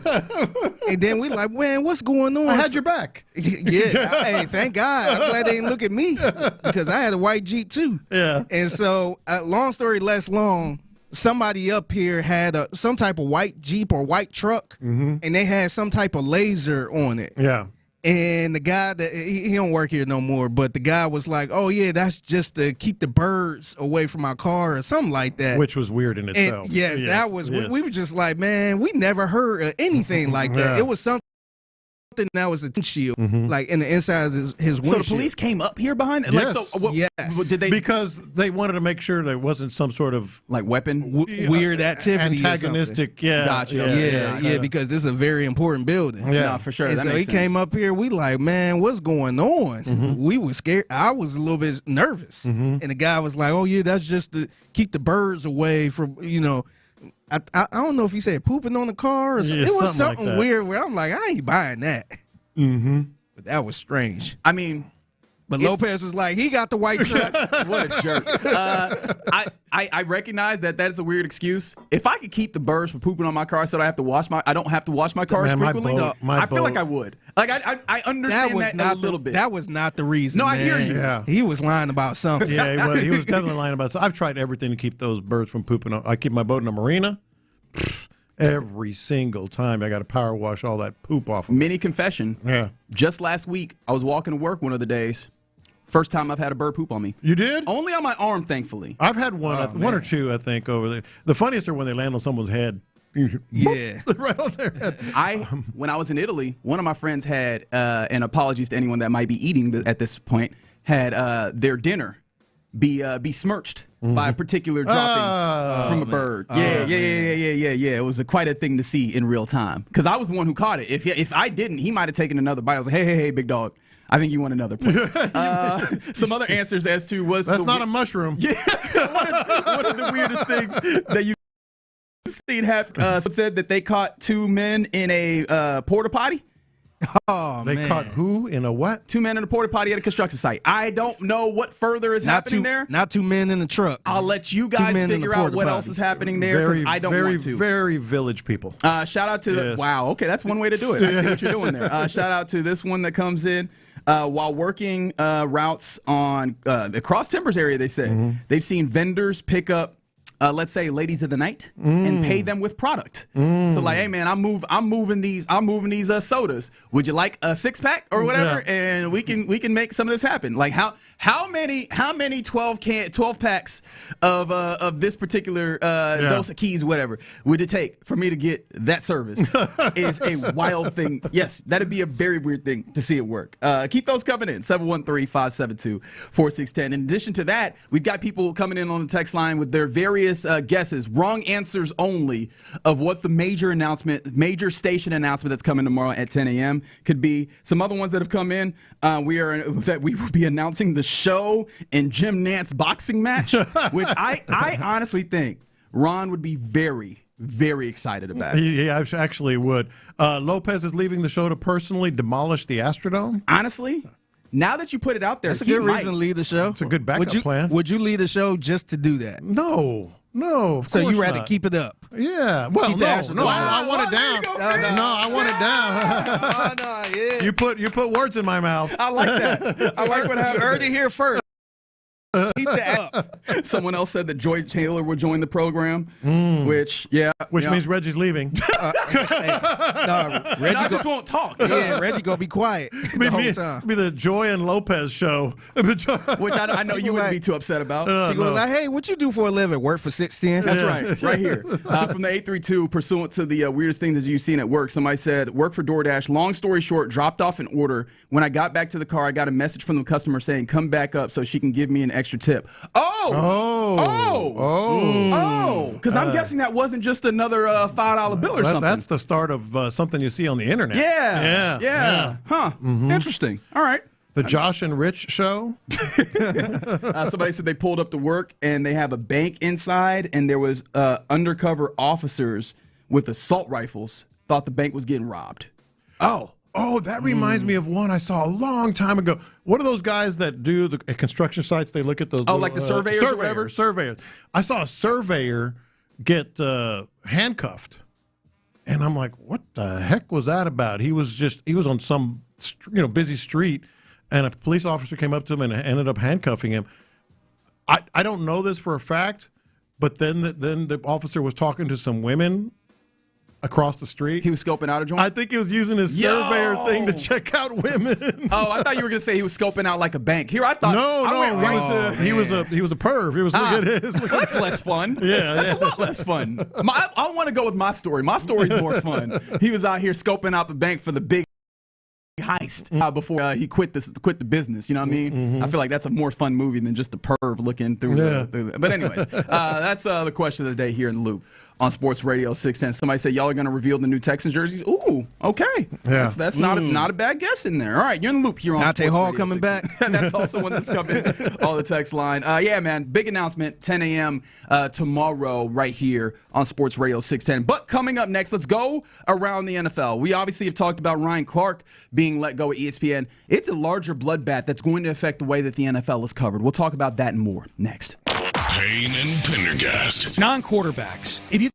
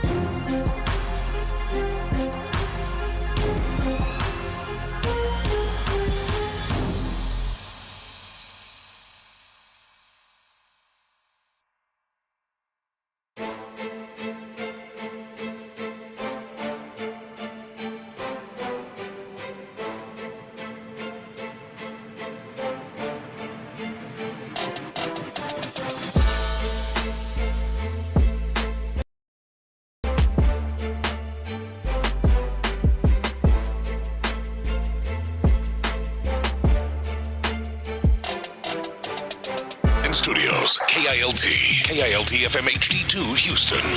On Odyssey Sports Station, the Texans play here. Let's go around the NFL in the loop style. Why are you smiling? Because I love football. Here's John Lopez and Reggie Adatula. I'm going to tell you all about how much fun you're going to have this season. On Houston sports leader, Sports Radio 610. That's right. Let's go around the NFL here on Sports Radio 610. And we start with just what we were talking about a little bit earlier, Ryan Clark being let go at ESPN. That was not an individual thing. I think some people were trying to make it such. Although I guess you could make the argument that he was they decided to select him and what he made. I think that was reported to be around like $2 million, something like that, annually over other options. Yeah. But as we found out today, it wasn't just one dude by any means. ESPN going through a round of layoffs that are really touching the NFL side, and I think it's very intentional because, don't forget, ESPN bought NFL Network, right? Like, they got that merger. And just like I think a lot of people who have worked in the corporate world and seen a merger, you don't need two HRs and things of that nature. So there's going to be overlap, and I think that's what we're seeing. These are some of the names that have been announced to have been let go as of today. Obviously, we mentioned Ryan Clark. Cam Newton, it seemed like a pretty small role anyways, doing like first take with them. Bart Scott, Tom Pelissero, the NFL insider, that one seemed pretty evident. Charles Davis, and Carl Ravage, interestingly enough, not as much in the NFL space, but that kind of makes sense with the way that ESPN is minimizing their baseball profile. But yeah, some big names that add to the NFL coverage on ESPN, NFL, and NFL Network getting the boot from ESPN. I mean, it's a bloodbath. It's an absolute bloodbath. And you mentioned a lot of times it's people you don't necessarily see a lot of. You mentioned HR or some producers that overlap or whatever. No, this is the big money guys. This is, Cam Newton, didn't have a huge role, but I thought it was an increasing role last year, in some of the NFL analyses that he did. And he was a staple at Radio Row with the interviews. I know that was more his podcast, but still, I think his star was rising in terms of, just his presence there. But the one that kind of hits me is a lot of these guys, they're either not going to be replaced or somewhere down the line will be replaced. Well, I don't think they're going to be replaced. I think that those what they are doing, either if it wasn't already redundant, they're just going to pile that on to other people. But what I'm saying is a lot of these guys are analysis, Tom Pelissero, that's one that affects the news outlet, a little bit. And those are the ones that, as a fan, you kind of go, now we got to rely on, not much, but another one that's gone. Well, that's the thing that's tough and I remember when this merger first happens, they're like, we're keeping on all the insiders, and I was like, that just feels like, it's a great gesture, but I wonder how long that lasts, and apparently the answer was not too long, because you do have Schefter and Rappaport and Garofalo, and Pelissero in that same space. You go, hey man, we're dealing with a lot of these, although I'm not. It's not like I'm rooting for the business. Like, yay, saving money, right? That doesn't really do much for me compared to having those people, a numerous amount of people that bring different color and different texture to the space.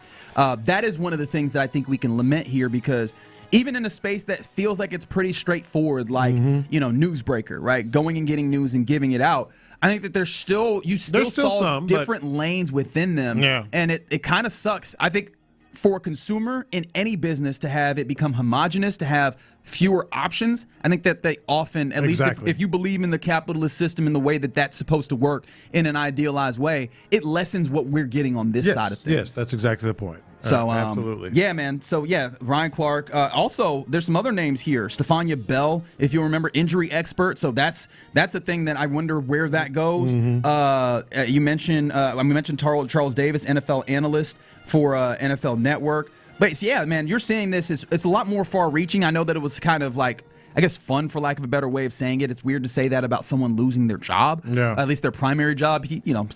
Ryan Clark has other stuff, but it was kind of a news story to kind of be talked about with Ryan Clark as a business story in a larger sense. And you hope that ESPN doesn't go too far, because and maybe you make the argument that they already have, right? They've consolidated so much of their resources around few people. It's Stephen A. Smith getting a bunch of money. It's Pat McAfee getting a bunch of money. And I've got to be honest, I don't love that for the way that this goes. And I think I've already established it. I like it when you have a variety of interesting voices that then create a tapestry together. No, I totally agree. Did you mention SportsCenter anchor David Lloyd? I didn't mention David Lloyd. He is well. Yeah. I mean, it's a bloodbath. Yeah, it's crazy. I was even thinking about like Bart Scott. Like, I know we see him on First Take and stuff, but he also had a radio show. He was on a radio show, ESPN Radio. Yeah. So that's like, so now they got to do something different with that. I mean, ESPN ain't really cared about radio in too long. That's another thing is like, is there anything within this that tells you that they're deprioritizing other things? This here? No, they are deprioritizing. Just by definition, you're cutting back. You feel like your priorities and your resources are better spent elsewhere. I mean, it's going to be, I'm kidding kind of, but it's going to be, hey, 6 a.m. till 6 p.m. Take your pick of Pat McAfee and Stephen A. Smith. I mean, yeah, it's going to be like they're going to be alternating. Yeah, now I am interested because again, this is in the shadow of that bringing over NFL Network. So I do wonder how ESPN manages to integrate some of those NFL Network, like Maurice Jones-Drew, for instance. I always loved, for me, I don't know about you, after an NFL Sunday, I kind of love rotating through that NFL Game Day highlights thing that they would do. And they do a good job of kind of doing more recaps of those various things. I think Maurice Jones-Drew is great there. Yeah. Do they maybe find a role for him in ESPN stuff? Or, I mean, I know NFL Network still has those things, so I don't want to make it seem like those are going away. But does he integrate? And we have Maurice Jones-Drew also popping up on Get Up or doing those things. That's going to be the interesting thing to see. If this isn't just like a pure slashing or if they find a way to integrate more of these talents in different places. Back to your favorite thing in the world, John Lopez, the NFL Top 100. Am I going to be interested in this one? I think so. It's a little Texan love coming in. And we mentioned yesterday that Bo Nix was the next quarterback that showed up here. How about number 58 on the top 100? Wide receiver for the Houston Texans, Nico Collins. All right. Is that a drop? A big one. 26 spot drop for Nico Collins here. There's some disrespect showing up, right? Definitely some disrespect. If you look at just the drop, is it warranted given some games he missed and some of the ways that I wonder if it had to do something with injury. That's what I'm saying. The games he missed, lack of games and stuff like that. I mean, the year prior he played 12 games and he was ranked higher. Was that right? And the year prior he only had 1,000 receiving yards. This past year, 2025, he had 111 more receiving yards than the year prior. Now you can talk about his success rate going down, but I don't think that the players were accounting for that. They weren't doing that, right? But I mean, he's more yards per reception. Like there's a lot of metrics that are very basic that you can look at, and he had a better season. Plus, you could, in another year where the offense wasn't all that dynamic, he was the guy. Of all of them, he was the guy that could be dynamic. So the idea that he takes a slip, this is another place where I think if you want to go to the bashing of this process, you can. But also, it just feels odd because Nico Collins is really good. In fact, I take you to they do these little vignettes, these little video presentations as they announce these.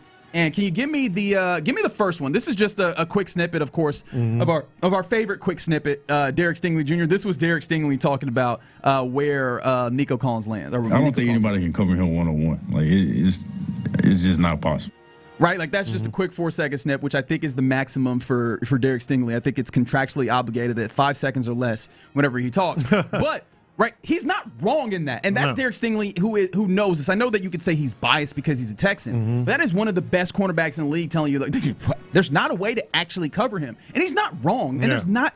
I know that we're getting more of those in football, but it's not like they're everywhere. So the idea that he comes in at 58 feels wild disrespectful. It does feel disrespectful. Is it also a product of just other receivers passing him? Like there's going to be, there's more receivers ahead of him, more players actually in general that they feel at what they did was just better than him at his position. We'll have to see, but I'm just sitting where I am right now, and I understand that I also have a bias. I see him more often than I see other wide receivers. That being said, this feels like a really low place for a number one wide receiver that does the thing that he does. In fact, speaking on this, I'll take you to more the vignette here. This is C.J. Stroud talking about Nico's status in the league. When When I first got here, I told him, man, it's my job to make you a superstar, and I think he's up to that level now.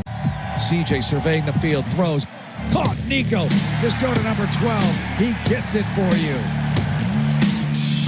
Teams are starting to, double him and rotate to him and, give him all that superstar treatment. Let's keep an eye on that ball going to 12 in thick moments. Fast, strong, catchability, actability.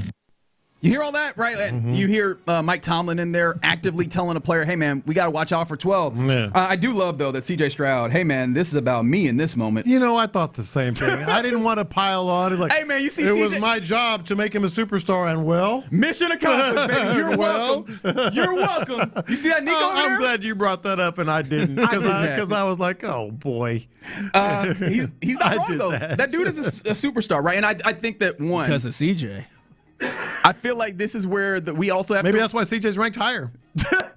we also need to acknowledge that. Remember the timing of this. Mm-hmm. Like this thing gets voted on and recorded before the playoffs. Because I imagine if he wouldn't have sounded like this after the playoffs, I think he would have been a little bit more cognizant of how this comes off. But I do think that what he's talking about, where he's like, hey man, defenses are doubling and rotating to him. That is absolutely happening. 100%. And why would they not? Exactly, but then you have the way that Nico has performed through that, and I think that's the thing that I keep coming back to. Not only maybe you should rank him higher. Exactly, precisely the point that I'm getting to. One more, there's more here if you don't mind, if you'll indulge me here. This was Alec Pierce, the Colts wide receiver, Cam Curl, who is a defensive back, and Derek Stingley talking more about CJ. Or rather, he's big, tall, athletic, does a great job at the line, winning against press. I love watching him play this game, man. I like Nico's game. He's a big body receiver, but he can still take the top off the defense. Oh, what a catch by Collins! He's just all around great receiver. Like, he got hands, he got speed, he got quickness, he got everything. I wonder which one was Derek Stingley. He's so distinct, his approach. That's pretty good. But all that true. In your brain, if you had to try and be, I guess, the detractor, for lack of a better term, because what they're saying, Cam Curl is right. He's got all these things. We've heard it from various different people there. What is it that you're saying is missing from a Nico Collins versus a top of the league type wide receiver, whether you're talking about Justin Jefferson or T. Higgins and Jamar Chase or JSN? Like, what is it that you look at and you go, this is the difference between that guy and these guys? The only thing I can think of, and I wouldn't think that this would affect players' opinions, but maybe it did, is flash on the field and off. Like he doesn't have that diva, that traditional diva receiver, sort of attitude and approach and all that. And really, I think we talked about this yesterday. Really, his production. No, we talked about this last week. Like, he's not the flash DeAndre Hopkins type. Remember all that? He's not he makes incredible catches, but he's not that really wow type player. He just makes big plays. Maybe that's all I can think of. Like, maybe because he makes some electric catches. I was rewatching one of them in the Titans game late. In fact, one of those things actually shows up here. This is Brock Bowers is the first voice you'll hear there. You remember he plays for the Raiders, and if you'll remember, there was a huge play that Nico Collins comes down with the football in that game versus the Raiders that was way closer than it needed to be. But you'll hear him, you'll hear CJ, you'll hear Derek Stingley, you'll hear Alec Pierce here. We're kind of holding him down a little bit, and then Stroud back to throw, taking a deep shot again for Collins. Adjustment. I think it was like the last play of the game. They throw it up to him. He just makes a catch and seals the game on us. Collins delivers. Tampa Bay, week 2, the corner was pressed and took off, and I still trusted him. Just put it in a spot only where he can get it. For him to work his body, get his body in bounds, was just a super cool play. Touchdown, Texans, what a catch. I think he's top 5. He's top 3 in the league right now. That Tampa play, we all remember. Yeah, that was a big-time one right there. Top 5, top 3 in the league? What do you think? No. Oh. Just because of the... look at who's at the very top. We're talking about the Jamar Chases and the Justin Jeffersons, and they have the flash too. I think he's right there, right about 5. If he had the flash and just that whole wide receiver diva type stuff, that energy, he probably would be in the top 5. Maybe not top 3, but definitely be maybe 4 or 5. And the games he's missed too. But even in this, like I said, he missed 2 games this past season. Like, I know he's missing games, so I don't want to make it seem like it's nothing. We might be doing a lot he's never on the field. 15 games this past year. It's not that. The whole combination of those things. But yeah, I think you're right. Like, there is something to be said about Didn't the execs and GMs or whatever I gotta go back to rank that him list. like 8th? Yes, it was 8. Yeah. So I think he's right around 5. But those are also people who are more involved in seeing that. What Because he was around the CD Lambs and was it St. Brown's? Pickens, yeah. I would have imagined that players have a better respect for him because nobody understands those small intricate stuff than people on the field. But again, seemingly not quite as much. So condolences to Nico Collins, but I do think that he was disrespected here, and you can't really tell me too much different in this. We continue. Oh, right, I forgot to give you the other one because he comes in at 58. 57 is Deion Dawkins of the Bills, the tackle for the Bills. So that's where you are, top 100. Still no C.J. Stroud. We continue. We still doing this at this point. He couldn't even do it with a straight face. I couldn't even do it. But yeah, that's what happened in the top 100. And how about this, man? Don't you always love a good rehabilitation story, right? Coming back and fixing things that were broken. Mm-hmm. Salute to everybody's favorite quarterback in the NFL. Aaron Rodgers apparently reunited with his estranged family. Well, it seems so. He's dropping, his Instagram posts or something like that. Man, pictures with his mom, dad. Yeah. Look at that, brother. Yeah. Look at ain't that nice? No, it really legitimately is. I know. I know. Absolutely is. I'm saying this with the bleep eating grin, but at the same time, I do wonder because it last year or the year prior. I think it was last year. Mm-hmm. I did go. Oh, does it feel? And he might actually have been. Now, there's still some Aaron Rodgers to it, but. This would feel like, hey, maybe, just maybe, he has finally become a little bit less of a jerk and is kind of finding his way back to a little bit of stasis in his life. I think you also need to give credit to his parents as well because it worked both ways.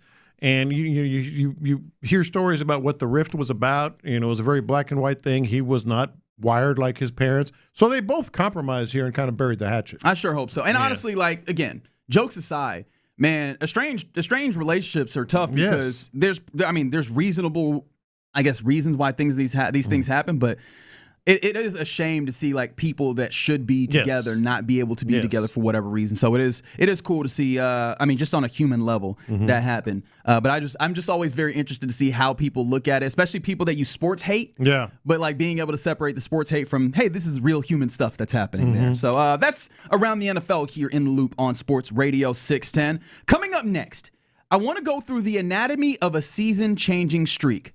Why the Astros might not be able to replicate what happened here with this team. Let's do it next. All right, let's talk about Ability Trees and AbilityTrees.com.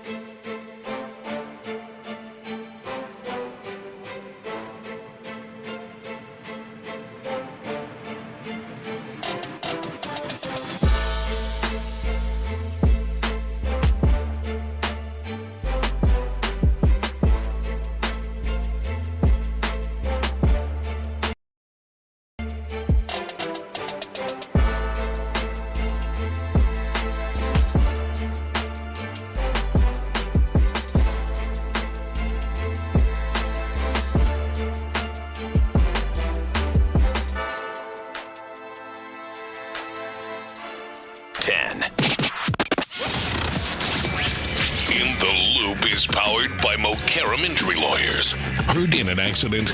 Call Mokaram Injury Lawyers at 281-222-2222.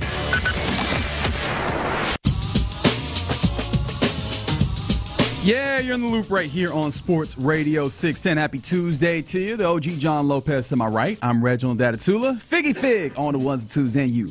Rolling with us, getting involved with the program on the text line, 713-572-4610. I read a really interesting piece, John, about the changes that have led to the probably the biggest season-changing comeback that we've had this year in baseball, which is the Boston Red Sox, which I don't know if you saw yesterday. Still winning. 14-game winning streak that has changed their lot from one of the teams that's in the morass of the American League to a team that is really streaking their way towards being one of the better teams in the AL and having an opportunity to contend for an AL pennant. That might be a little stretch right now, but I don't know. AL's not real strong. No, they're moving in that direction very strongly. And so I wanted to do this in this way. I think that this is the anatomy of a season-changing streak. And honestly, that is talking about teams in the morass of the AL fairly and firmly where the Astros find themselves. And so, I mean, we could do this as this is what the Astros would need to do, but in all reality, I think that the way this comes about is this is why the Astros probably need to go ahead and hang it up towards the trade deadline, if it's fair. Because this is what they would need. They would need a run, maybe not exactly 14 wins in a row. I'd take it, by the way. If y'all are willing to put that on the table, Astros. Dana Brown, look at me. 14 in a row? Make it happen. We can figure this out. However, I just have a feeling that that's not going to be the case. But you need something like this, a change in capability of baseball like this. And so I think that there's 5 points here in this. You ready? It's a 5-point plan. It's a 5-point plan. I like these. It's a 5-point dissection of the anatomy of this particular season-changing streak. And, of course, you know where it starts. Number 1, firing Alex Cora. This was the start, right? And it's worth noting that Alex Cora, and we know because we've seen his work here, he's a brilliant baseball mind, right? There's a lot that he has to give when it comes to building a team. But, I mean, clearly they needed to change what was happening here. It was a necessary change to get them on the right path. And it just feels like, I mean, you could do that, but we were talking about this yesterday, right? I don't know that it's the right time. Now, of course, there's not a more perfect time than right now. Yeah. But it feels like you kind of might have missed the window for this to be something that jumps off and gets you into a good place. Well, I don't even think might have, especially as you think of it with the trade deadline. What is it now, 12 days away, 13, somewhere in that neighborhood? That's not enough time to maybe reestablish something with it. I think what the Red Sox did was they acted quickly. They made a decision and went with it. And the Astros right now, if you fire Joe Espada and you're looking for that spark, is 12 days enough to feel like you established something? I don't know. I don't think so. Yeah, I don't think so. But, I mean, how do you feel about the argument or I guess the argument is the right word, that you just give Omar Lopez the rest of the season, point blank period, to just kind of feel him out and give yourself a feeling on where you're going? Because it's just, I have a hard time believing that after what's happened this year, that you come back around and you go, all right, Joe Espada, here's your new contract. Yeah, no. Right here, Dana Brown, here is your new contract, regardless of what the trade deadline looks like. It just feels like a hard sell to me. Yeah.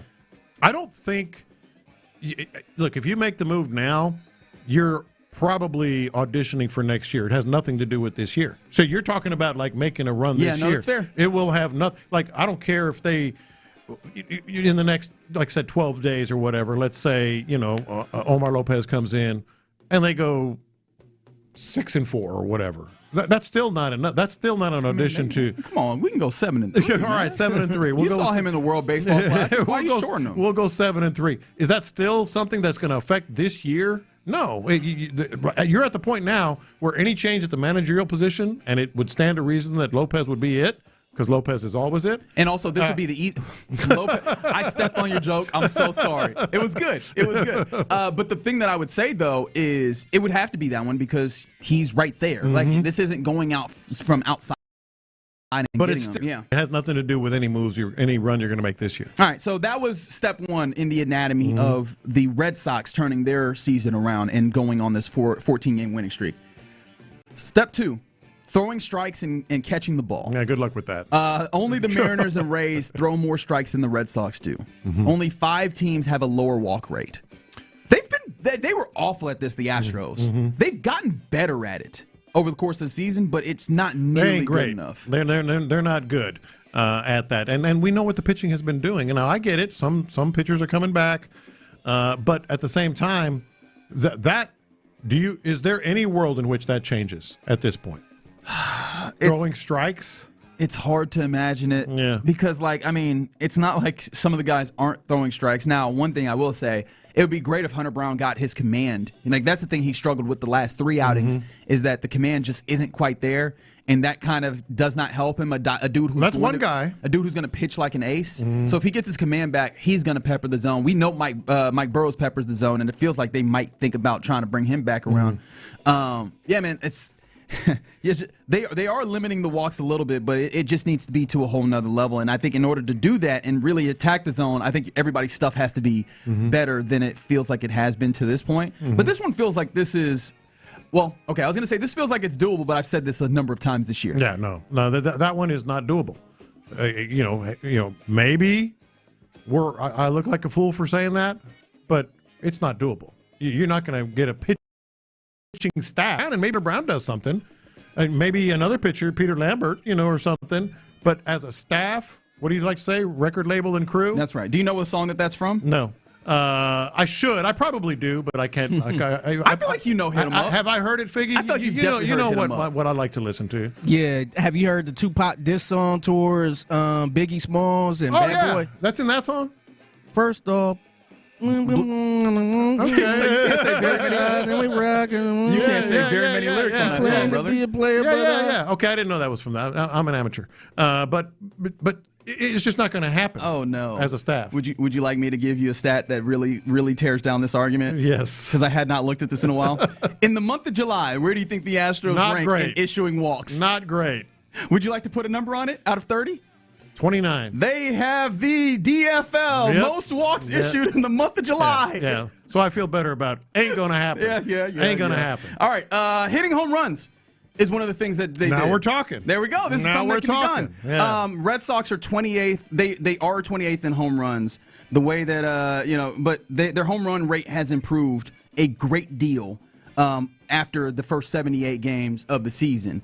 And this is something the Astros can do, but the question I will ask and the caveat that I'll put in here, in the non-Yordan category, how do you feel about their capability of hitting home runs? I think somewhat confident. We saw Jeremy Pena. We've seen Cam Smith. I think there's some Altuve pop is still there. I mean, I wouldn't rely on it like in the old, but there's some potential there, wouldn't you? Yeah, I think so, right? Payne, as you mentioned, Pena. Who knows if Christian Walker gets hot again? Right, that would be great. Isaac Paredes, if he gets on one of those streaks that he's very capable of. Left field, baby. And that's without stretching. I'm not stretching on those. I'm likely to stretch every once in a while and go, well, what if Cam Smith gets hot? I recognize that's a stretch. But we're not even talking about the stretches, and you can have a home run hitting ass team, but it needs that can't be all of it, because on top of that, point 4, a lockdown bullpen. They've been 6-0 in July with MLB's best ERA and WHIP, both of those. And, Aroldis Chapman has allowed allowed with Garrett Whitlock just 4 home runs. Yeah, just to be clear, you're talking about the Red Sox. Correct. 6th in MLB in the bullpen.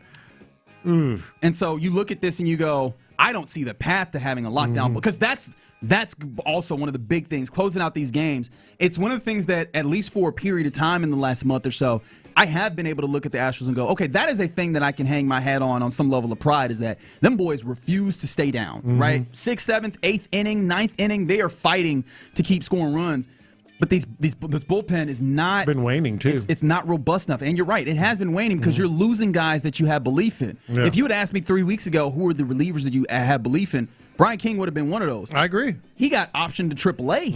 And I know that some of that was like just the machinations of roster movement, but that's one fewer guy. And honestly, the way that he's played, you've had a little bit less belief. You just don't have enough guys that you believe in. Honestly, the bullpen pitcher that's pitched moment is probably Brian Abreu. Did you see the way that he pitched last night? I guess blue ball as well. Yeah. But I say that to say Shouldn't Josh Hader be the answer there? He's kind of been in a weird place in this last couple of outings or last few outings, or at least the very least. Last week he gave one up, right? Yeah, the non-save times that he comes in here, it's really funny. Now, the save instances, it seems like he locks in, and I don't know what the mental portion of that is. But ultimately, none of that points to lockdown bullpen. The bullpen would have to be much better, and I just don't know the path there besides just a feat of luck, which honestly is point number 5. Yeah. This team just would need to be more lucky than they have been, and they've had a decent amount of poor luck. Even if something as small as on Friday we see that, hey, you lose Jeremy Pena and Christian Walker for the weekend because because something happens, right? Those are the types of things that you can't afford. And I know that this isn't something that you can bank on or something that you can manufacture. Yeah, but the gods have to be on your side in like a Greek sense or whatever. And it feels like not enough to this way are the gods on the Astros side. No, there has been some bad luck. You could also argue there has been some institutional bad luck. When it comes to injuries and such, this team has just consistently had to struggle with that, and we've talked about that. And then on the bullpen, I mean, there was a stretch, a good long stretch, where the Astros, we'd be watching the game on TV, and they're like, Astros have a pitcher up, and I was like, all right, is it Okert or King? Because it's going to be one of those two guys. Yeah. I mean, it was just automatically Okert or King, and that's not the case anymore because the confidence has waned. And you run those guys ragged as well, right? Yeah. Like this is something to be great bullpen guys can run ragged, and it feels like that's been a lot of the story. So I mean, you break down, and I understand not all season-changing runs like the Red Sox have had look exactly the same. But they have some mix of some of these things, and you can go through a lot of these and say, the Astros, I don't even see the path for them having some of these things to get their season entirely changed. And so this is the thing. I'm beating myself into submission on the, hey, man, the hope. You can't keep holding on to the hope with this team. And I know that there's a lot of people that are like, yeah, Reggie, welcome to the party. We got refreshments on the side table. Yeah. But, yeah, man, this makes it pretty clear that I don't know that you can expect anything really of the Astros at this point anymore. Yeah, no, I'm with you. Let's see that Triple Crown, baby. That is what I root Empty for. calories. Let's see that Triple Crown. All right. You're in the loop here on Sports Radio 610. All day we've been reminding you that tomorrow at 10 a.m. there's a major station announcement coming, so you'll want to be tapped in for that. And then we've also asked you to tell us your wrong answers only on what the announcement could be. Let's go, Lopez.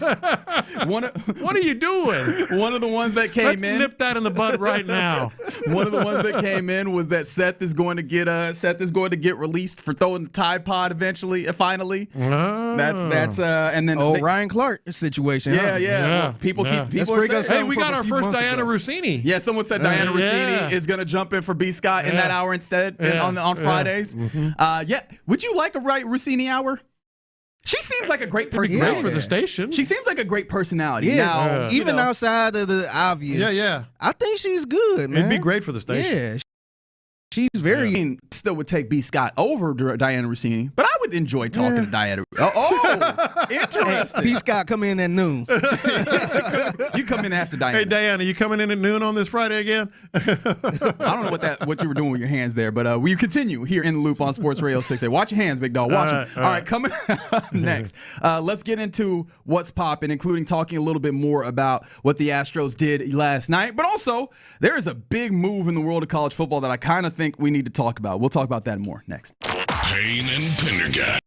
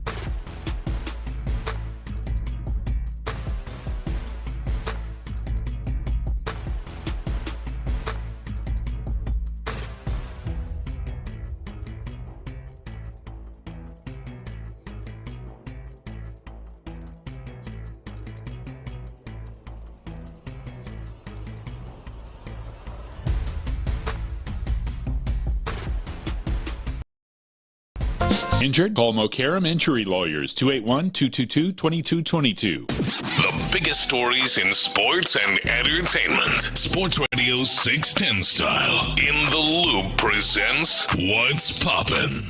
All right, let's get into What's Poppin' here in the Loop on Sports Radio 610. There is a major station announcement tomorrow, 10 a.m. You'll hear it right here on these airwaves. So that is popping. God almighty. I would just keep messing with you all day long. I know you will. I know you will. Doing it in the breaks, Lopez. Too. Yeah. It's been no. See, that is not it. You messed up. You messed up. You leaned too hard into the joke. Now someone's gonna think you're serious. The answer is no. That's not it. And so let's move quickly beyond that. Let me hit up Bear Media Sports real quick. Let them know the real tea. What's your greatest memory? No. Wow. All right. A good memory yesterday. I don't know if it's my greatest memory by any means. The Astros get a victory 8-5. I mean, pretty decisive fashion, and it comes behind some really big offense in the second inning. Ronald Blanco, though, was on the mound. This was his return after he had Tommy John, right? Like, I feel like everybody had Tommy John. That's probably the guess you to get make. Tommy John. Yeah, that's not the kind of Oprah gift that I would like. I don't want just everybody to hand me Tommy John. But he seemed to bounce back pretty well. Like it wasn't a great outing for him necessarily. I don't want to make it seem like that, but it wasn't a bad one. Very quickly dispatches the first inning, the first three batters, and then he has a little bit of struggle through the second. Ultimately, he is dispatched after 4 2/3, which feels like that is just that is the stopping point for Astros pitchers more often really than not. Does. 4 2/3 just can't get out of the fifth.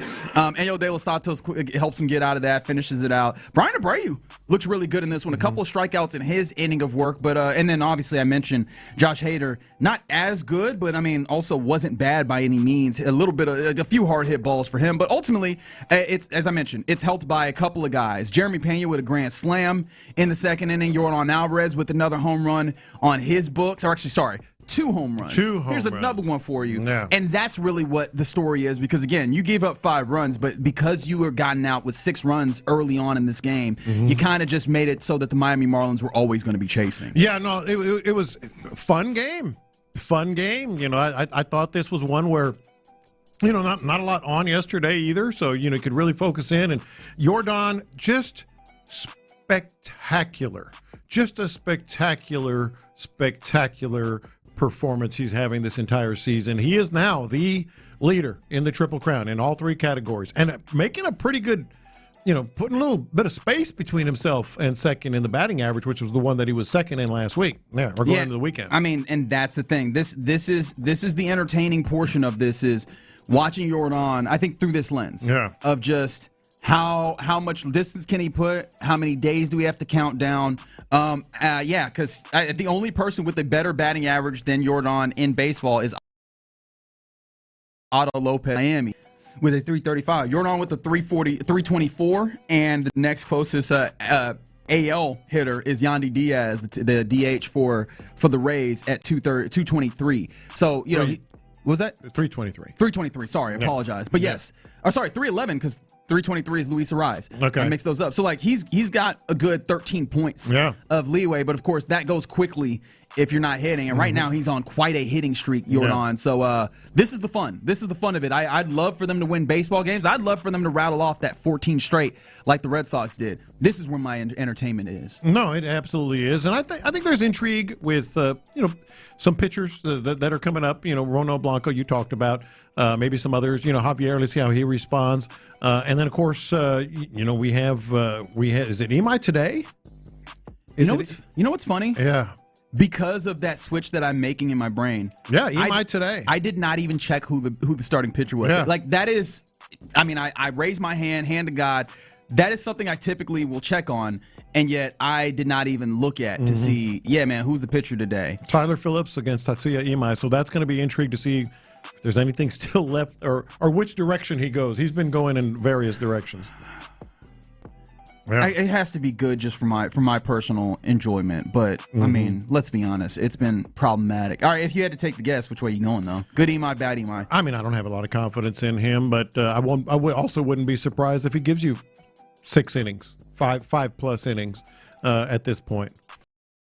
Point text from the 713. Hader's been good, very good this season. Agreed, but I've noticed the velo isn't in that same 97 to 99 range. In fact, I need to pull up his Savant to check that because I was looking at Baseball Savant for another reliever. Brian Abreu's velo has been up, which this feels like a time to cash in, don't it? For him, yeah. If nothing else, just hey man, go ahead. Who needs a reliever? I got one right here. The velo is back up. He looks pretty good in the last outing. Keep that going, big dog. We might find you a good place to land. I think he's doing it for selfish reasons. He agrees. I mean, just do it for your own good. No, that is fair. That is a fair point to make. Some other things that are popping. One more in the baseball landscape, as you did mention, it's Tatsuya Imai on the bump for the Astros as they take on Game 2 versus the Fish tonight. But Lance McCullers Jr., you remember him? Oh man, you remember him? Yeah. Moved on to I was going to say greener pastures. Will he ever be a reliever? Well, he was yesterday. He was pretty good. He was pretty good. I mean, he gave up a little bit. I think he handled 3 innings of work, in part because the guy that I like to call the Miz, even though I'm pretty sure that is not the nickname that anybody else refers to him as, Jacob Mizorowski, for the Brewers, only goes 4 innings. Now, our guy Lance McCullers Jr. does not come in immediately then. But he comes in after the reliever that comes in for an inning, and he gives them 3. Now, he does end up with 4 strikeouts in those 3 innings. And the first inning that he handled was pretty locked down for him. But yeah, man, it looks like Lance McCullers Jr. is finding a pretty good landing spot for, just his first outing, his debut as a Milwaukee. Really good. No, there was a couple. Well, they gave him 3 innings almost, right? They did three complete innings. Yeah. So if it wasn't for that 3rd inning, I think he would have been really clean, and we'd be really talking about him right now. But I thought he did quite well. Yeah, so, salute to the man. I think most people don't have malice in their heart for him, at least when it comes down to the way that he plays going forward. I think that it can be a little bittersweet thinking about the time that he had here, because so much of it, more than what was great, ended up being, lamenting of either injury or his inability to get back from injury. Yeah. So that, it's hard to remove that. And honestly, I'm still stuck on the ways in which they had to keep trying to reintegrate him, even when that's it felt a problem, though. Yeah, that's less about him. Yeah. And so I thought it was cool to see and good for him, and I have a confession about this later as well. Okay, very good. We'll get to that here in not too long. A couple of Texans things that are popping. We mentioned this earlier. Seems like David Montgomery down a few pounds. In fact, 10 to be exact, according to him. 235 last year with the Detroit Lions. He put on his Instagram 225, which is interesting to see what that will do for the bruiser that we know him to be. Yeah. I think that should hopefully make him durable is not quite the right word, but it's the word that comes to mind. More durable throughout the entirety of the season, as you mentioned. Maybe help him catch or be more effective catching the ball out of the backfield and things of that nature. I think that's one of the possibilities. The most intriguing thing to me, and we will see it when we're out at training camp, and obviously share it with our listeners. I'm really interested to see how much of the 2 backs in the backfield we see. Agreed. 2 running backs, not a fullback and a running back, or a tight end and a running back, but 2 running backs. Because keep in mind, British Brooks down 17 pounds as well. Supposedly Woody Marks has also lost weight. I don't remember checking Woody that. Marks, who is not a big guy by any stretch anyway. Now David Montgomery. Could this be one of those little tweaks they do to the offense and getting guys out of the backfield, getting lead backers, getting options in terms of not like a literal option like college football, but giving them options with 2 backs in the backfield. Yeah, I'm interested. I'm willing to hear them out on that if that's the proposition. Maybe the thought process just being, hey, we're getting beefy on the line so we can afford to be a little more speedy and a little more svelte with our running backs. The only thing that I'll bring up, because we had conversations, and I don't know how much of it was on air, about the possibility of them using more 21 personnel. It did make me think of the one thing that I bet not see. You hear me? And I said it that way. I said it very particularly. This is like backyard stuff. You feel it? Water cooler stuff, barbershop stuff. I bet not see bad blitz pickup from running backs because they're 10 pounds down. That's a big concern. That's a very big concern. I'm losing my mind. Yeah. I bet not. Yeah. Can I get away with saying that? I was gonna say let's find out, but let's not. Let's workshop it off air first, and then we'll give it a shot. I think. How about if I say it like this? I bet not. It didn't feel right. I don't feel right. It didn't feel right. Yeah. But yeah, we'll see what that looks like. Happy trails to Ward Manuel, and I say happy. I don't know who's happy. not to be happy. Yeah, because Warde Manuel, the former athletics director of Michigan, has stepped down after Michigan did a probe into the athletics department. If you'll recall, they've had a number of suspensions and stuff handed down from the NCAA. Go back to Harbaugh, man. And there's also Sharon Moore. Remember that circumstance happening where he has a mental crisis after being fired for cause. Is that what they're calling it now? That's the best way that I can describe it. I'm trying to be couth with the way that I do that. Mm-hmm. But all of this, and honestly, I think one of the big things is that it seems to be that Warde Manuel helped facilitates the hiding of information. Is that an appropriate way to describe it, John? Look, the interesting thing about this whole Michigan ordeal is I think it just leads to more questions. Because the way they're handling it is they had this big, huge law firm, very famous law firm. I can't name it, but it's big, very big, powerful law firm. Do this big investigation, kind of come back with saying, well, we can't really tell you what we found, or we're not saying what we found. Yeah. But it really wasn't too bad. But I think Jenner and Block is the Jenner and Block. Yes. Okay, I'm not a big time attorney, but I think that's known as a very powerful law firm. We can't really tell you what we found. We didn't really find anything of note. Quote, serious concerns that require immediate action was part of was what their probe was. But this is the thing that was also raised eyebrows, was that the University of Michigan made it clear that they would not actually have it written down, that they would get an oral eval probe, and that's never a good thing. If you're like, hey, we don't want this on paper so anybody can see it, and it could be Freedom of Information Act requested. Man, Michigan is just, Figgy, I know this is going to break your heart. They've been slimy for going on 4 years now. I mean, you can go back to before the national championship. But that's the thing is, they've been slimy, but Warde Manuel could be like 1, 2, 3. Because didn't they win a Frozen Four as well? So that's football, basketball, hockey. This is the name of the game, and it does make you wonder. Of course, this is supposed to be an institution that cares about morality in large part because it's publicly funded, and yet this is getting results, and you wonder, okay, at what point do you balance it out? At the very least, it seems like for Michigan, this was a bridge too far. Well, it seems like that way, but the school president, the university president at Michigan, said that Warde Manuel told him he would like to step down. Warde Manuel didn't tell him that he would like to step down. Which AD? He's a moral man that realized that it was. You're athletic director at the University of Michigan, national championship as you just pointed out in some ways. You know what? I think I'd like to go ahead and step down. Come on, man. You know what? I think I actually heard about this. Warde Manuel said that he wanted to spend more time with his family. I think that's what I heard. Man. Isn't that you got a private jet? Bring your family. That's always the game plan. I want to go spend time with my family. That's not uncouth by Michigan standards. Salute to Diana Rossini. She said the same thing. Yeah. Everybody. I'm going to walk away from this job and spend time with the family. You just got to spend time with my family. But there you go. That's some of what's popping here in the Loop on Sports Radio 610. All right, coming up next, I can watch a 2025 season, and let me tell you, this did not feel like it taught me much, but I do it for you.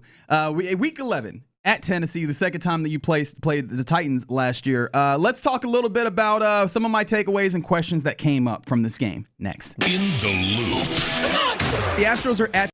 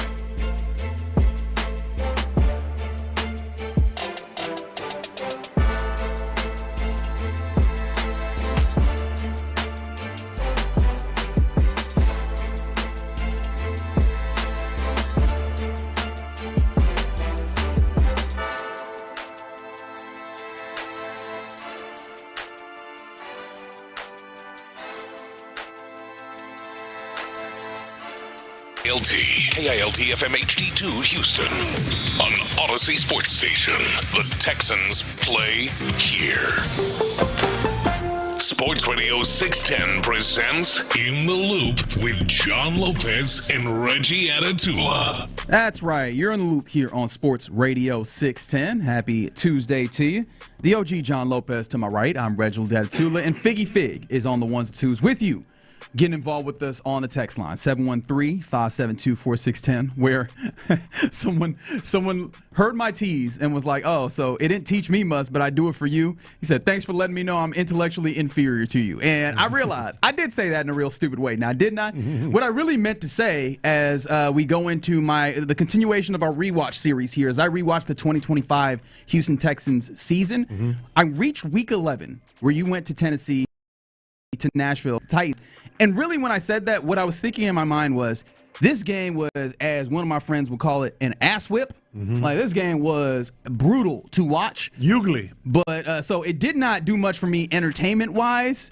However, I did do my best to watch through it for you and your benefit and find things that I think are worth discussing. And so I would like to do some of that here. But I also would like to first acknowledge this game was an absolute mess, John Lopez. It was. It was an ugly game. And you thought it was going to be just, even with Davis Mills quarterbacking. Oh, Texas, with that defense, it'll be a nice, tidy little. And it's the Titans. And it's the Titans. Nice, little, tidy little 27-3, 27-10 win, but wasn't exactly that. No. And the thing that I was thinking about periodically through watching this game was, you mentioned it's the Titans, but we have to say it even more explicitly. This was a bad Titans team, and not only was this the coach was fired already, right? Coach was fired already. Yep. They had already started selling off pieces. Yeah. Like, this was dysfunctional also. And you played alongside with them for a very long time. Hell, at half, you were down by a field goal, 3-0. Yeah. Does that say anything to you? Like, does that do anything to you, or are you capable of just kind of wiping that away as it's a division game, they get weird sometimes? Well, I like this segment every day, which we're going to be doing all the way up into the start of training camp. Thereabouts. Because you get into the nitty-gritty of what we're seeing and how it spins forward for this year, and I just try to rehash in my mind kind of the vibe and the feeling and the takeaways from this game. And so this was the game where I don't know about you guys, but I was like, I don't know if that's a Davis Mills problem or an offense problem. I started to think this offense has got to be better than this. Is it the line? Yes. Is it the running game? Yes. Is it the play calling? Yes. This is when you really started to. I mean, we knew how good this defense was already, but you really started to think, okay, this could be an epic defense, an historic defense. And this offense may not be able to hold up its end of the bargain. That's how I walked away from this. And what's funny is Davis Mills threw for 274 yards. But in watching this game, one of the things that's very clear is that defense is. I mean, this is not going to be the nicest way to say it. They looked stupid out there. I mean, they allowed Nico Collins to just get so many in routes over the middle. He got 9 catches for 92 yards, and I think at least 6 or 7 of those were the same damn route, which was like 10, 15 yard in route, and it's just right over the middle in a middle close cover 3, right? Because remember, we talk about the cover 2, that dome over the top. It's just middle close cover 3, that safety way too high, the linebackers biting down really hard on running the football, almost as if the Titans were like, that's their backup quarterback. He can't throw. We're just going to stop the run. And Davis Mills was like, all right, so you're going to let me throw to my best receiver over the middle? Dink, dunk, dink. And that helped them get a lot of yards. Not to minimize the performance that Davis Mills had. I think he was perfectly fine in this game. I think he was pretty solid, in fact, made some really good throws. But if this tells you anything, his QBR was a 36-point QBR. It's not the end-all, be-all by any means, but ESPN has this as something above just the basic passer rating to get you a better feel of what's happening here. And they're like, it wasn't anything to write home about, and that's kind of the way that I saw it. In fact, outside of maybe like 2 or 3 possessions for the Texans themselves and maybe like 4 or 5 possessions for the game entirely, this game felt like 3 and out, pass the ball over to them, 3 and out, pass the ball back to me, 3 and out, pass the ball over to them, which, one, is great for the defense, the Texans' defense in the way that they play, but also is just, it's shameful that you're playing on the level of the Titans right now. Yeah, it was. And I think you knew that the whole game, the Titans were never going to really mount anything, of note. But then you started to doubt about the Texans if they were capable against a bad defense. And Cam Ward was struggling at that point pretty badly as well. Yeah. All right, so some of the things that I did note, early on, there is an incredible catch by Jaden Higgins on the sideline. And some of it's an incredible catch. Some of it is just an incredible pass by Davis Mills. And what enables it is two words that you're going to roll your eyes, John Lopez, because I've been saying them a lot in the last couple of minutes. Is Davis Mills throwing with anticipation because he has a lot of trust in what's happening there. Yeah. And these are going to be things that, at least in the back of my head, I'll try not to be as explicit and annoy everybody else with me coming back to these things. But seeing if C.J. Stroud can throw with anticipation and be with trust in what's happening around him. Obviously training camp, but I think just in general this season, like this is the thing that unlocks what this offense is. You need to be able to throw with the anticipation. I mean, in a larger sense, if you're throwing with the anticipation, this is where we start going, hey, NFL Open is not college football open. You need to be able to throw with the anticipation and make great plays. But you can't do that if there's not an inherent trust. And I think that when I've seen CJ hesitant, it's clear that there's not a trust either in the wide receiver to get there, or there's not a trust in the line to help him out. The eyes come down. But it's clear at times that there's not a trust. And I need to see that trust because that's part of what unlocks C.J. Stroud. I mean, hell, it's what helped unlock Davis Mills to throw the ball really well. And I'm not talking about actual physical mechanics. I'm talking about getting the ball out because the ball is. I mean, C.J. throws a better ball than Davis Mills. I don't think anybody in their right mind argues this. But these are the things that are the difference maker. Well, you mentioned trust, and I think you just went down the path that I was thinking in terms, at least as it moves forward for C.J. Stroud. Davis Mills, despite being a backup quarterback, is a very confident quarterback. 100%. He really is. He has confidence in what he can do. He doesn't get rattled. I think, D'Amico and other coaches have talked about that a lot. So it's not just the trust, it's the confidence to be able to make that throw. Davis Mills had it on that particular play.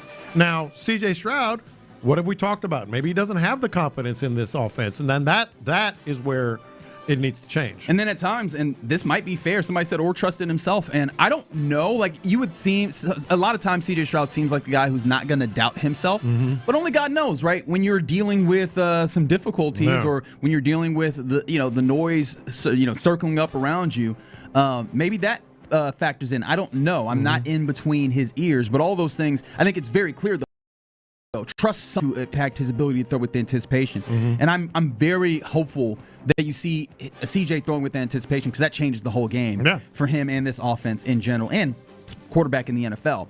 Another thing, I haven't had a lot of notes on defense because, the defense is what it is. However, remember, this is one of the games that Petrie does not play because of the concussion. And Fairbairn didn't play. Fairbairn didn't play either, right? Shout out to Matthew Wright, who kicks the game winner. Honestly, he kicks most of the field goals, or all the field goals in this game, which is most of the points in this game.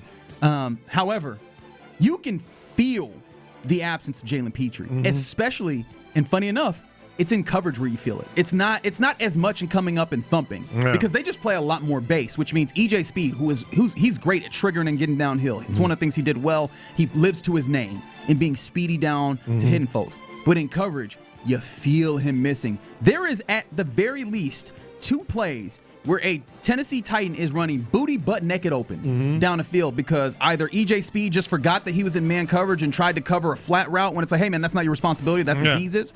Or Miles Bryant gets screened like super, super easily because he's playing in that role and he just does not have enough awareness to avoid the block or the physicality to get through it.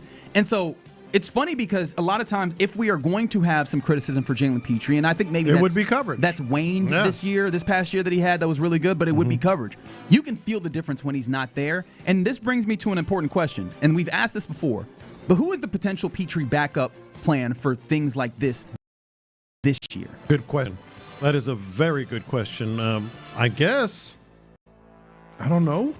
That's a great answer, J-Lo. Thanks for that one. That made me feel good. No, that's part of it. That is part of an I don't know circumstance. I do wonder. Does that come in? The players they're bringing in. Does that come into play? It's possible. Yeah. I mean, it's entirely possible, right? Because it is depth. Yeah. I mean, because one of the things that you saw in the previous game, I don't know if I mentioned this, you get Tremont Smith in there at one point, and it's to put him on the outside so that Kamari Lassiter can kick in and play in that slot, which again is a recognition in the moment that we need somebody who can do some of those Jalen Petrie things. They gave Miles Bryant the opportunity to do some of those things, and it doesn't show up. They gave, they saw, hey, let's see if we can play him base and see if EJ Speed can do some of those things. Yeah. And to some extent, he couldn't. And this is against a Tennessee Titans team that's not going to threaten you too much, right? Even the tight end spot is Gunnar Helm, who is solid, but not going to be something that's uber threatening.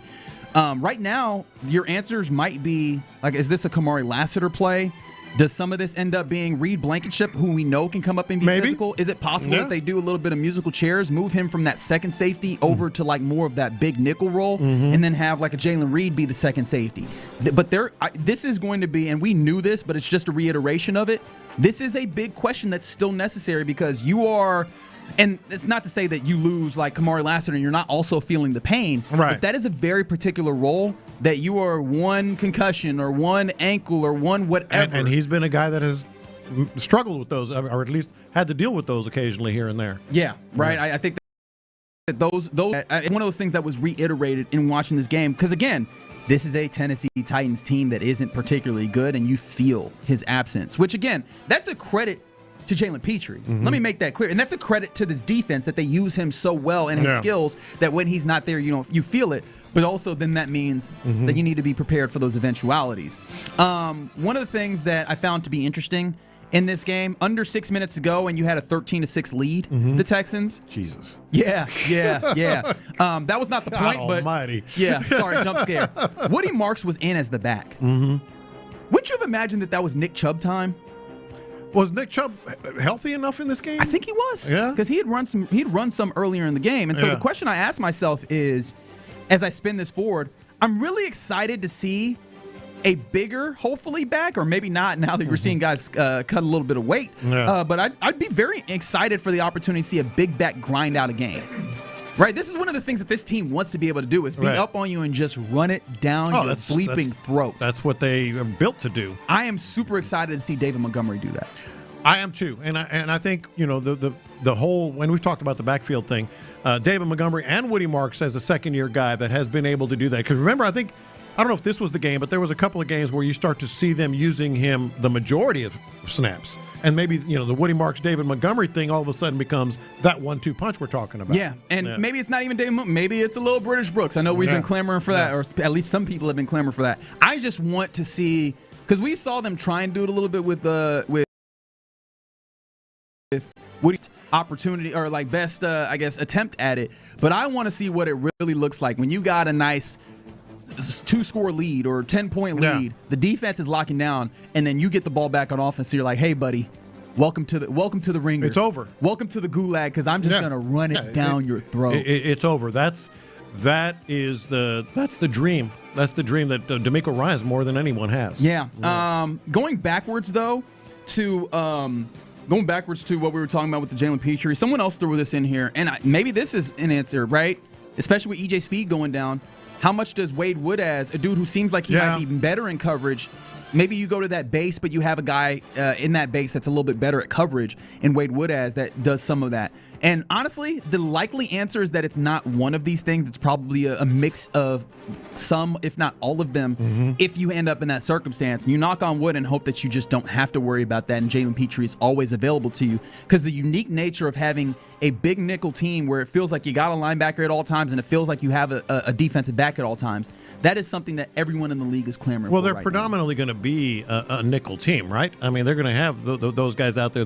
Most teams do these days. So they're going to be a nickel team. It's the depth that you're talking about, and that's where maybe some of these other guys might come into play. One more thing, and this actually isn't Texans related, but it's in the game. Cam Ward was kind of nice making some of his throws. He didn't make a lot of them, as you might imagine. That offense just wasn't very good, especially against this first defense. half more than the second half, correct? I seem to remember the first half I kind of went, all right, so he wasn't playing well up to this point. Right. Yeah. There was some of them. Yeah, what did he say? That we've been asked? Remember he said that? Not going to lie, we've been asked. Right, that was a direct quote. He made some good throws at the very least. And one of those, bearing down 5-man pressure, and he takes a knock, but he puts up a beautiful corner pass, a corner route, which honestly, there was a lot of corner routes that were available against this defense, which probably speaks to the safeties. I was like, Cam Ward made some nice passes in this. I'm excited to see what he looks like in year 2, but I'm also interested to see at what point defenses go, All right, enough of that. Because there's a lot of single high, and the Texans did this as well. And what have we talked about? When teams believe that you can do things in this NFL, they hit you with 2 high safeties. They sure will. And I'm very curious to see. You got to get them out of them. What does Cam Ward look like when they get to the 2 high safety time? Yeah. I don't know if that comes this year, but that'll be a real tell on when teams are looking at this Titans team and taking them seriously and taking Cam Ward seriously as well. Yeah. I'm very intrigued to see what Cam Ward looks like. They also need a run game. They do. Yeah. They do. Tajay Spears is not bad there by any means. So, it was a thought that I had as well. But yeah, that's just somebody said the rook from USC is Petrie 2.0. That's Kamari Ramsey. We'll see. I know that there's people that are having, and this is all speculation in the summer, which is the time to do it. There's people questioning, does he make the roster? And that's ultimately what training camp is for. Yeah. So very excited that 8 days from today, we will be out there starting to try and answer some of those questions for your Houston Texans ahead of the 2026 season. There you go. Another iteration Good or stuff, another man. installment in the. You see, I made it work, man. I was afraid. I was watching this game. That was a Hughley game, man. But I had to split that game up. I had to get up, go away, Go do get some a other snack, stuff. do some push-ups. Woo, I gotta slap your face. I gotta wake up. It was a problem. I do it for you. I love it. I do it because I love the listener. All right, you're in the loop here on Sports Radio 610. Coming up next, we'll get to our lunchtime confessions. Payne and Pendergast. Non-quarter.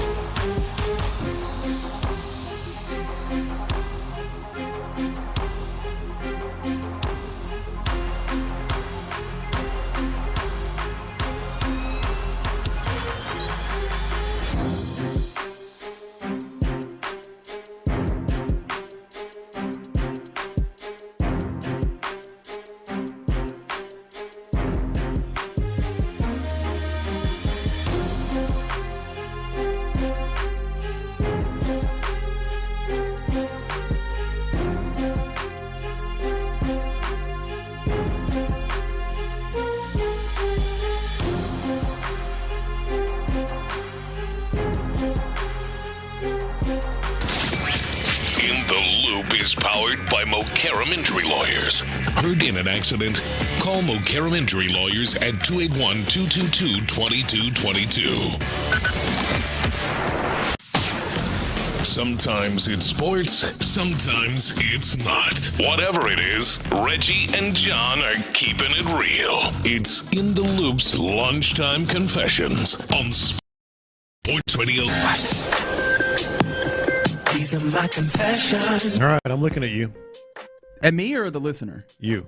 Oh, me? Oh, God. I'm looking at you, too. Oh, okay, at least it's not just me. Okay. Kind of hurts inside. What? It kind of hurts right here. Right here. What you do? Nothing I did. What you eat?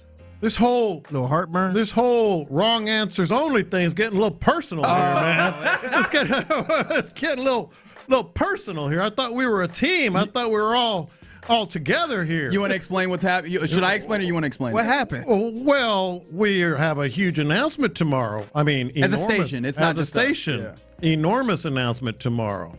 That's all good, right? And then Reggie comes up with the idea.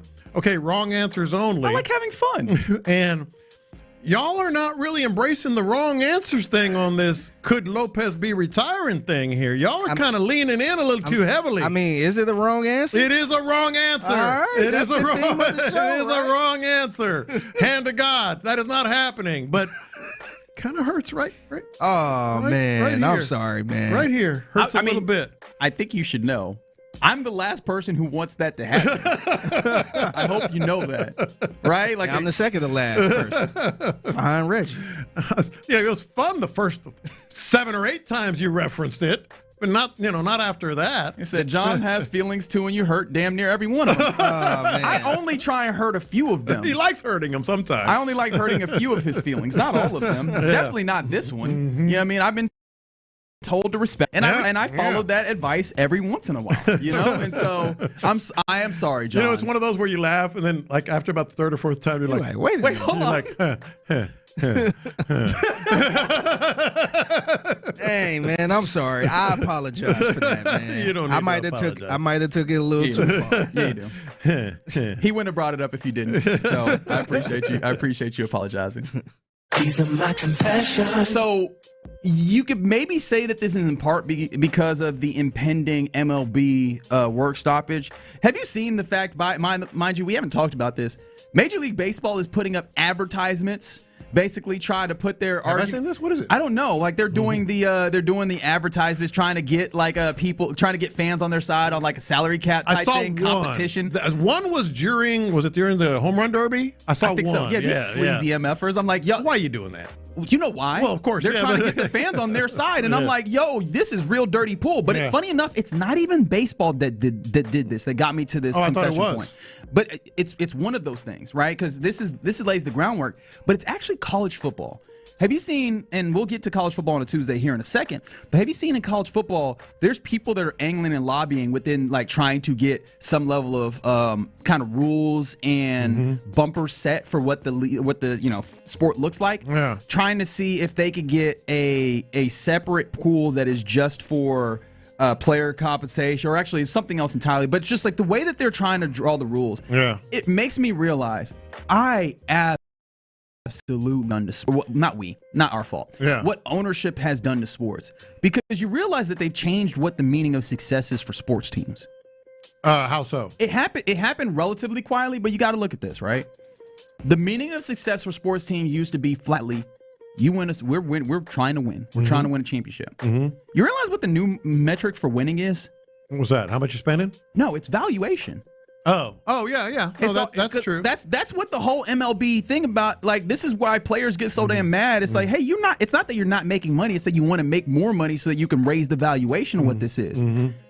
We've made this into business. I thought we came to sports to get away from the business. It's both, though, isn't it? But it hasn't always been both. At least here's the thing. Because fans are still, I don't care what they're spending. I don't care how much they make. Just win. But the team owners used to be about that too. Yeah. It used to be a. But I think it's both. It used to be a bleep measuring contest. Right? It used to be rich dudes having a bleep measuring contest over here. Like, they do the business over there, but this is where I show out about how cool I am and how much better my city is than yours. And now they're all like, well, but I mean, that would be nice to beat Detroit. However, we've got to make money at the same time. I don't give a damn about your money. That's never what this has been about. And I realized, like, I got to confess, it broke me. There was something about it, and I can't even remember what the details are because I'm so mad. It broke me yesterday because I was like, damn. Now, I won't go so far as say it's just ruined sports, but it's in the process of ruining sports that we are not like, honestly, I appreciate Jim Crane saying it, but even he does some stuff where it's like, man, I want y'all to care about winning at all costs.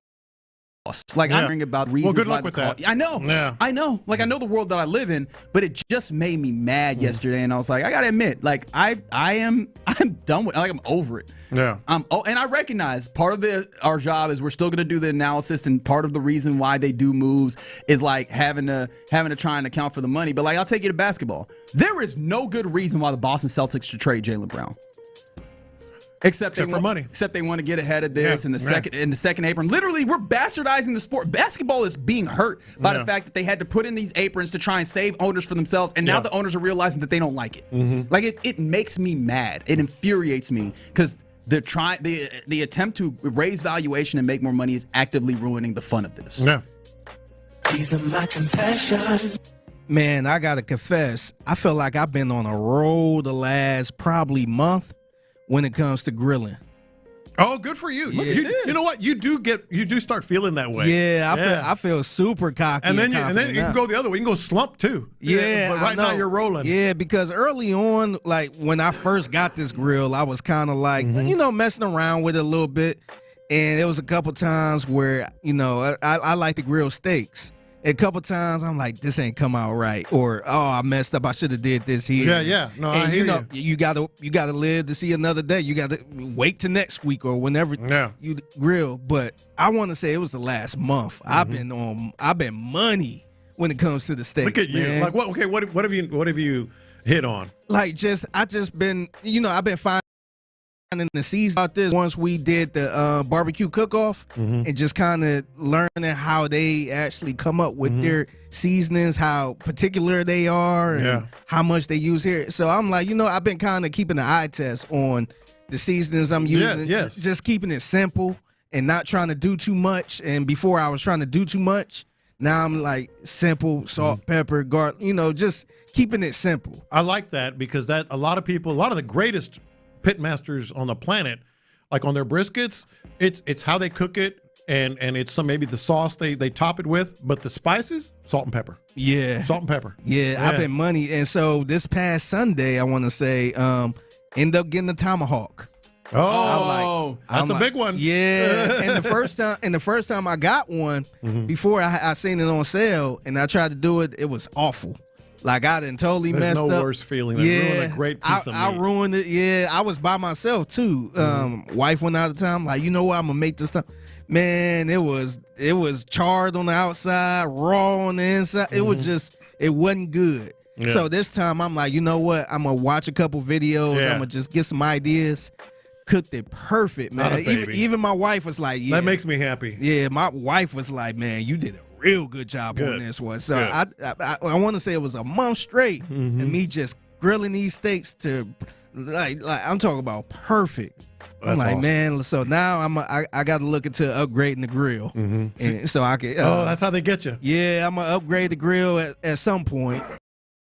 And then maybe I'm jumping the brisket game. Yeah, maybe man. I might mess around with that. But I feel good. Figgy said he went and got a tomahawk. Figgy is like me going and be like, man, a few of my shots knocked down. Man, I've been shooting pretty well over the last couple weeks. I'm going to go run at Fondy. I'm going to go run with the big boys. Oh, wait a minute. No, I felt good because I was a little bit discouraged after the first time I tried the tomahawk. Yeah. I'm like, nah, that's out. That's out of my comfort. But my wife, she was at the grocery store, and she like, look, this on sale. I'm like, oh, get that. And even up until when we got it, I'm like, I'm a little bit nervous, and I'm like, and I almost called you, Lopez. I almost called you like, hey, what would you do? But I'm like, you know what? Let me try to figure it out. And I did a damn good job, man. That makes me happy. It's still, we had some leftover. It's still perfect. Love man. it. Love to hear it, baby. Hey, shout out to you, big dog. I like that. By the way, You said you can go on slumps and grilling? Mm-hmm. What does that look like? And how do you get out of the grilling slump? Well, no, I mean, what's the grill slump buster? You have a. I know what that. What is a grill slump buster? He's like, I just got to get back to hot dogs. I'll put some hot dogs on the grill. We can get back to it. Hot dogs. No, it was a couple times in the past where I'm like, nah, this don't look right, or maybe I should have did this instead of that. Yeah. And then I'm like, damn, it's a little too done. And you know when you make your mistakes too. You can go back once you cook something not right. You're like, I know. The one thing I was doing with the meats, and this ain't turning into no food segment, but I mean it's too late. Yeah, the one thing I was doing with the meats, like I wouldn't let it sit out for a little bit to get room temperature. Oh, and I felt like that was a big difference for me. We're really going to get into it now. Yeah. Whenever this is a big mistake that people do. Welcome to the Bite Meat podcast. Yes. Whether you're putting rubs on it or salt and pepper, even just salt and pepper. A lot of people season their meat, whatever it may be, and then just cook it right away. No. Yeah. You have to let it sit out with the seasonings on it until it starts to sweat a little bit. That's exactly what I did, yeah, man. You have to let it sweat a little bit then, and that's good 20 minutes. Yeah. Or longer. Yeah. I'd seen a couple people. I felt good when I watched other videos. They let it sit out for about 30, 40 minutes. Yeah. And then just let it sit, get room temperature, and then put it out there. And I saw the difference. Because before I didn't do that, and it wasn't that good.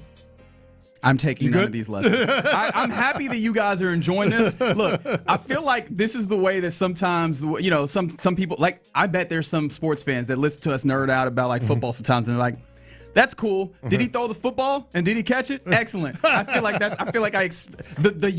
Go Sports people get it. The Go Sports people. I think I just understood them for a quick second. Reggie over there. Is the food good or not? I was like, go grilling, yay! Go team.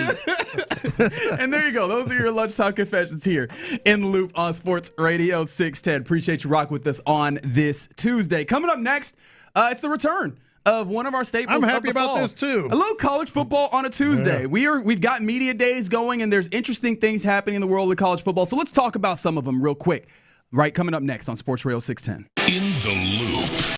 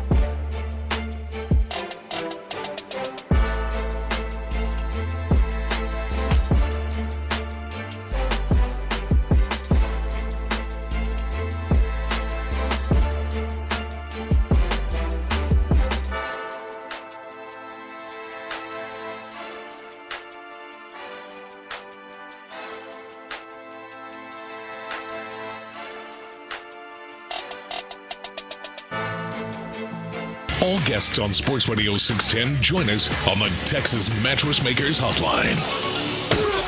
Sports Radio 610 presents, live from the West Point Lincoln and West Point Lincoln of Sugar Land Studios, here's In the Loop with John Lopez and Reggie Atatula. That's right. You're in the loop here on Sports Radio 610. We've been having fun on this Tuesday for a number of reasons. One, because we're fun people. But two, there is a major Sports Radio 610 station announcement tomorrow at 10 a.m.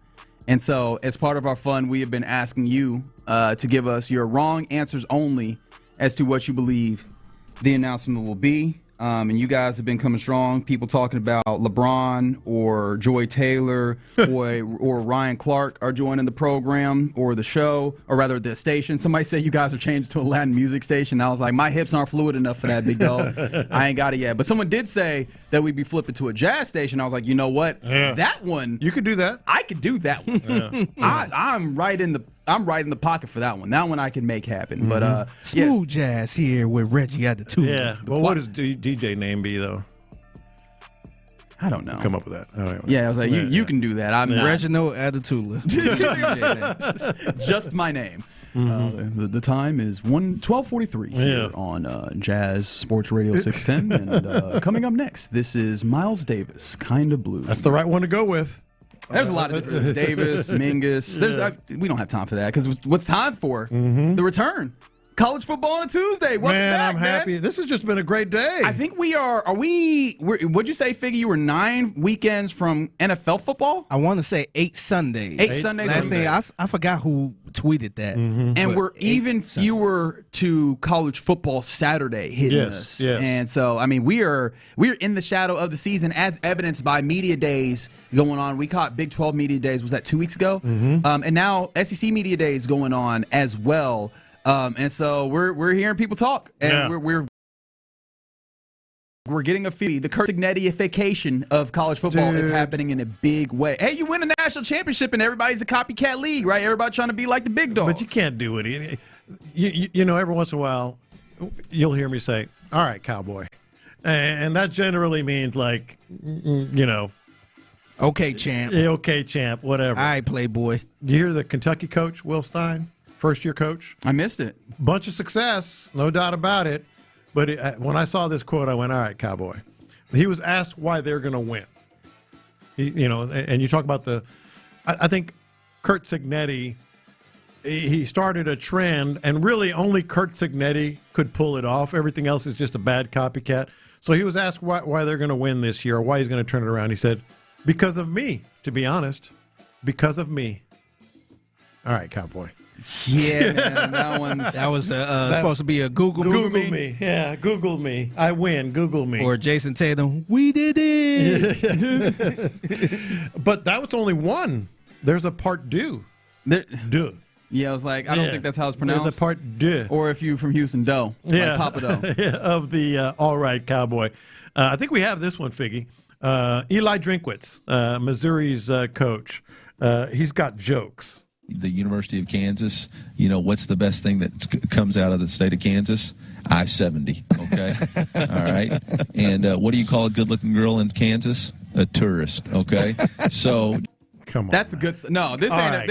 This is it. Those right? are the older jokes ever. And they're great. Because this is the thing. What that is, now we getting into rivalry, baby. Because they're playing again, by the way. That's why there was talk about it. This is it. Yeah. This is what you need. Yeah. This is the rivalry. A tourist. This is what I want to hear. I want to hear, because this is also the thing, right? Yeah. There's enough in college sports that feels like the landscape is changing for us, where it feels like the heart of what we're doing here isn't the same as it once was. Hell, Gray Zabel was doing a little bit of this recently where he was asked about, like, hey, man, what's the difference to college and NFL? He's like, I know that the NILs come in and changed it, but, you know, I kind of miss the idea of playing and then going and begging your parents for $40 so you can go hit the bar. And I'm like, they still do. Like, let's not do that. You were in college 2 years ago, big dog. Like, let's chill out. But, I mean, I say all that to say, restoring the feeling of the things that matter on the ground to the fans is that feeling of feeling of rapport and that feeling of rivalry. And so maybe you could say that he was just placating that, but give me that, man. Like, especially for the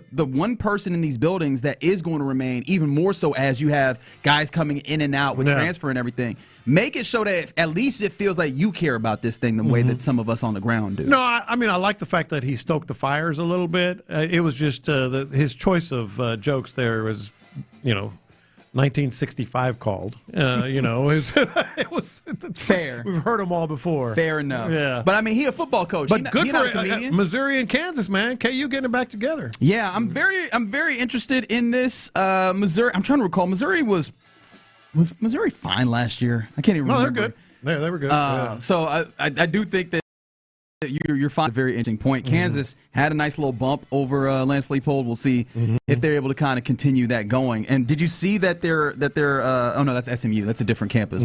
But yeah, man, I'm excited to see that, if for no other reason, to see him have to back up his words. But the best thing about SEC Media Day is not just silliness like that, but you get the rivalries of the conference.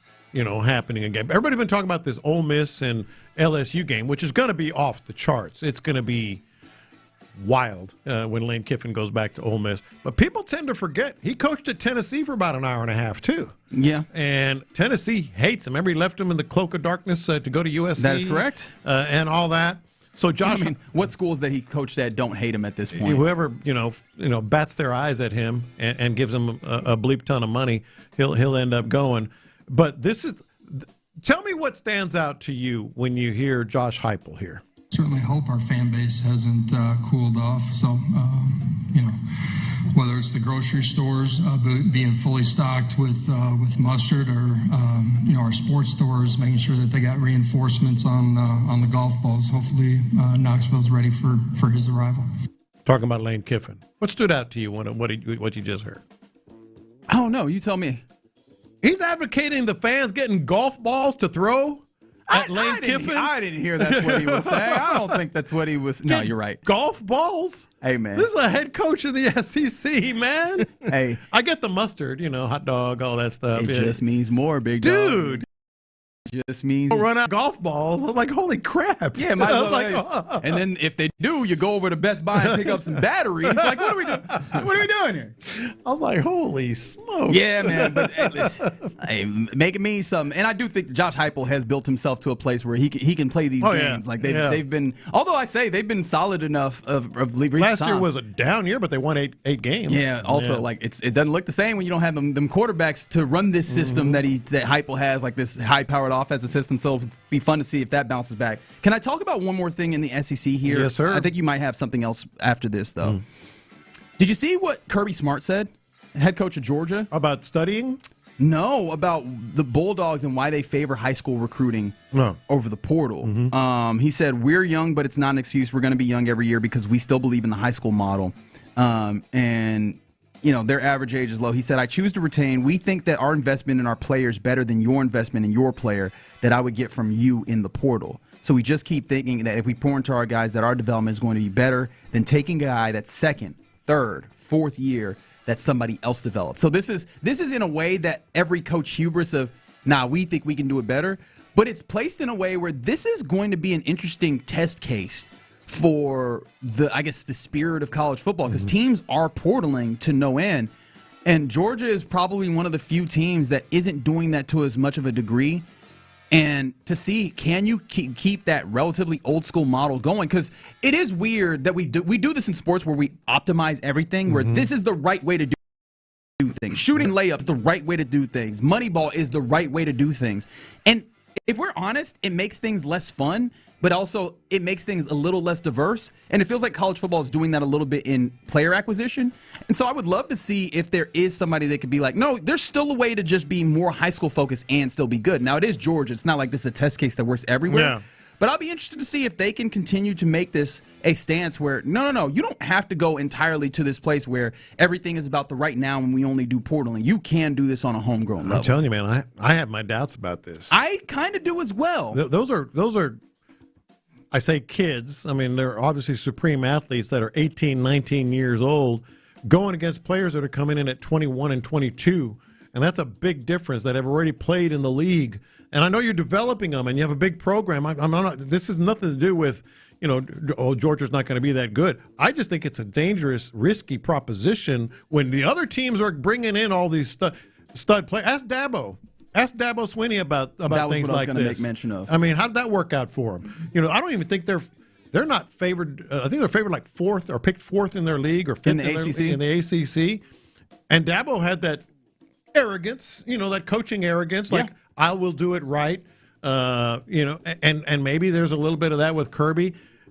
I think, it's Georgia. They're going to be more than fine. But I think it's a little risky if you're going to hang your hat on just developing your own players. When the national champion had like 20-something, 30-something Indiana transfers, that made a difference. The Heisman winner. But this is the thing about the Indiana thing. I don't want people to lose the answer in this. I think that it can be easy to forget that while they had a lot of players, the thing that they had was also some level of continuity because a lot of those players had played in the system continuity.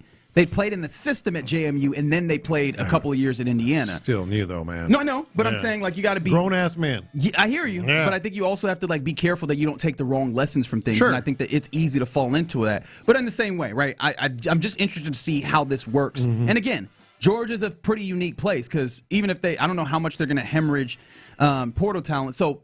A lot of people are from Atlanta and from that Georgia area and are willing to stay in, and that can help you develop there, whereas not every place, Kansas State's not going to be able to do that, right? Yeah. So I'm very intrigued in this, but also I don't know that it goes crazy far. I just thought that was interesting. I think it's very interesting, and if anybody can do it, I'm guessing Georgia would be at or near the top of the list, but be careful now.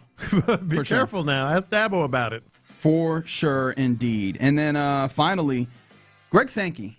And I don't know if the ACC has had their media day, so I don't know if they have their preseason poll out just yet. But Greg Sankey, who is the commissioner of the SEC, the Southeastern Conference, he said that the talks of the SEC breakaway from the NCAA are indeed real. The quote was, "They're real. People have talked about that. They've opined about the frustrations that bring them to the point of saying we should look at something significantly different." He went further to talk about more things, but the idea that the SEC, or at least that the commissioner, is continuing to stoke the idea that, hey man, secession is a possibility in the same way that you're always be like, well, Texas could always still secede, right? Like he's stoking this. What do you make of that? Is it real is what I make of it. And I kind of am leaning, if anybody can do this, it's the SEC and the Big Ten. And it might be those two. Correct. It might be, you still have college football. You still have national championships. But I think this is more a reflection of there may be an entirely new version of the NCAA. That's what he wants. He wants the SEC to be able to control SEC and Big Ten to control college football, and he just may get it. He just may get it. Yeah, and this is some of what I was trying to express when we were talking about the Sorsby thing and the idea that, hey, man, the NCAA got a win from this. I'm like, I don't know. If it shows that they're even more so those schools, those member institutions feel like they have all the power in this, and the next time that they feel like they're wrong by the NCAA, do they break bad? This feels like at least them keeping that within the back of their minds. That's some college football on a Tuesday. It feels good to do that again. Oh, man, and that we barely scratched the surface. We're not even getting into some of the players and some of those things, but we can do that at a later date. But we're not very far from all sorts of football, including college football, returning to our TV screens and to our lives. But you're in the loop here on Sports Radio 610. Coming up next, speaking of return to football, some training camps begin in earnest this week. Hell, the Texans rookies are reporting for duty today. So let's get into which storylines around the league that we're interested in and what could tip the scales the most moving forward. We'll talk about that next.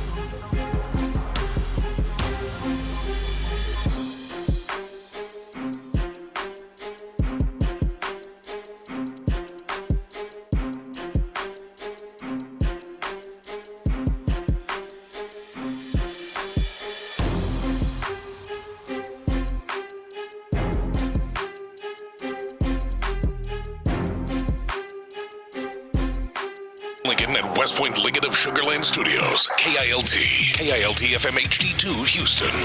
On Odyssey Sports Station. The Texans play here. Sports Radio 610 presents In the Loop with John Lopez and Reggie Atatula. That's right. You are indeed in the loop here on Sports Radio 610. About an hour until we hand things over to the fellas of the drive for another fantastic edition. Excited to talk to them here in a little bit. Also, J-Lo. Mm-hmm. You know that the Houston Dynamo back in action tomorrow.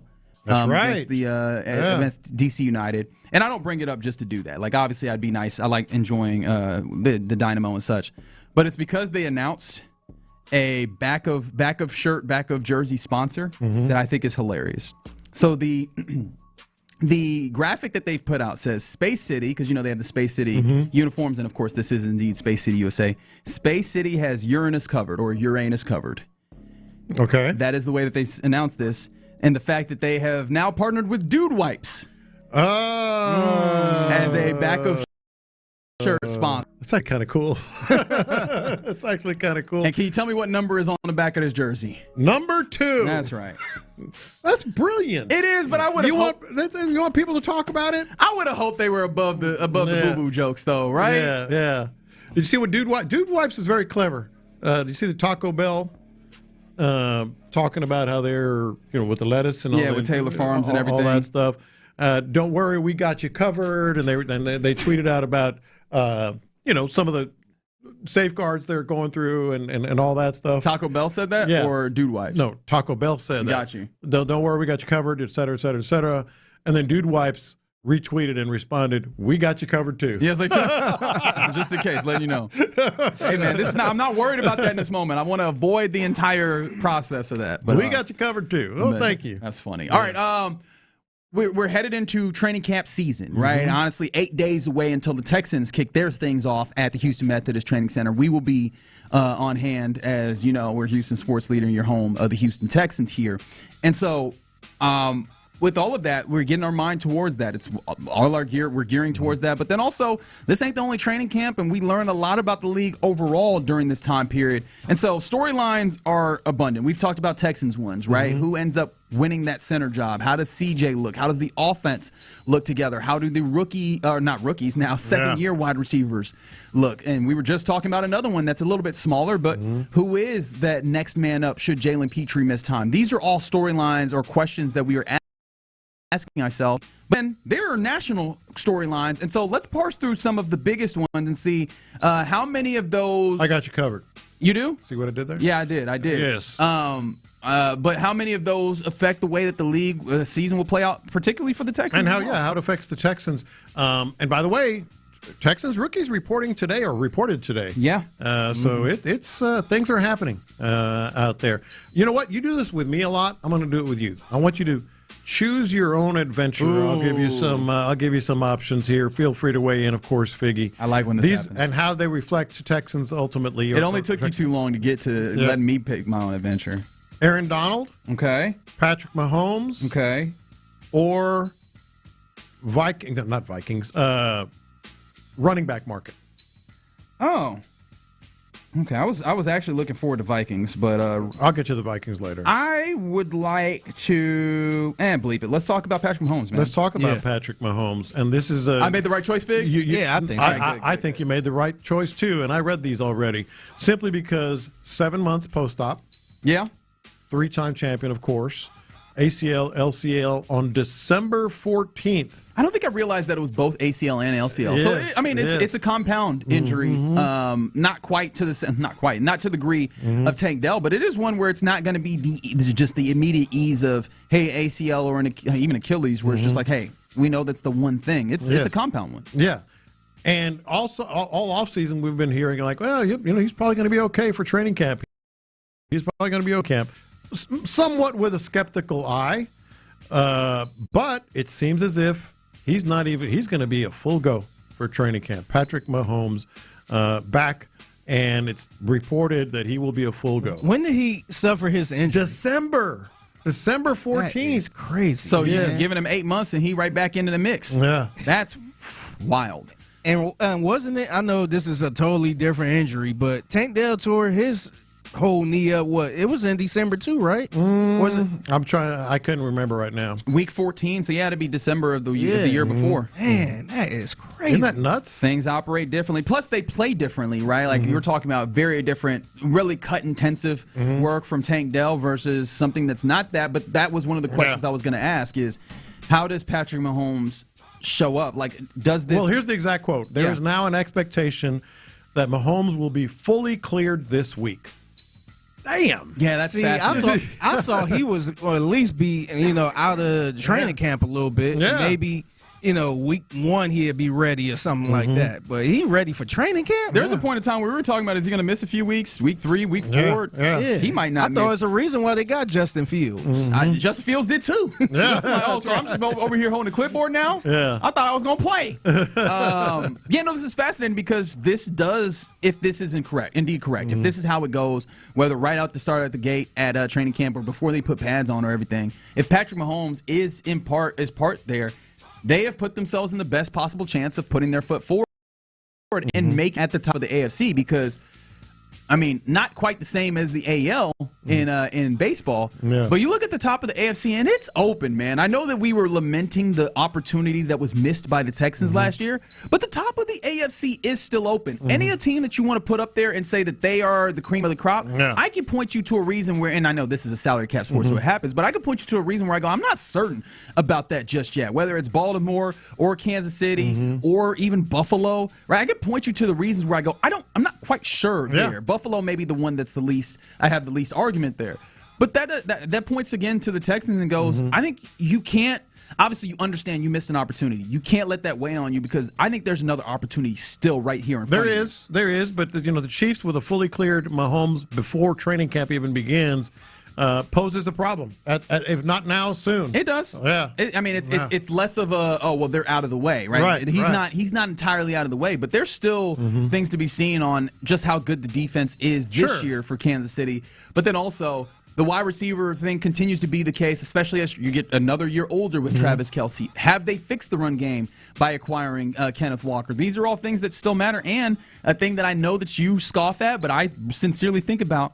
Where is Andy Reid in the losing velo on his fastball proverbially? Because I do wonder how much that's coming up too. All right, so here's another one. That one directly affects the Texans. I think this one does too. I'm picking this one because it ties in. Cincinnati Bengals. This is what it says. And until I saw these numbers in print, air quotes, it really didn't hit me. But here's what they say. Joe Burrow, once the rising star, will turn 30 in December. Crazy how quick it happened, ain't it? He and T. Higgins are heading into year 7 as NFL players, with Jamar Chase going into year 6. That's nuts. It's now been 4 years since Burrow's Bengals crashed Super Bowl, 56? And 3 since they last made the playoffs. If you listened close enough to Burrow this offseason, you heard the attendant urgency in his voice. He knows chances at championships aren't endless. He's swinging big, and this is the key part, the Bengals are swinging big as Bengals swing big anyway. Dexter Lawrence, Brian Cook, they're bolstering their defense. I give you any raised eyebrow, so to speak? It does, but it also brings me to the idea of how good is the swing. Not all swings are made alike. Honestly, the offensive side of this, I don't have issues with. Yeah. It is the conversation, and we've had it before, is just how good of a defense can it be? Because they're aiming for average, right? So there's already something in there, which is, can you hit that, and what does the league around you shift at?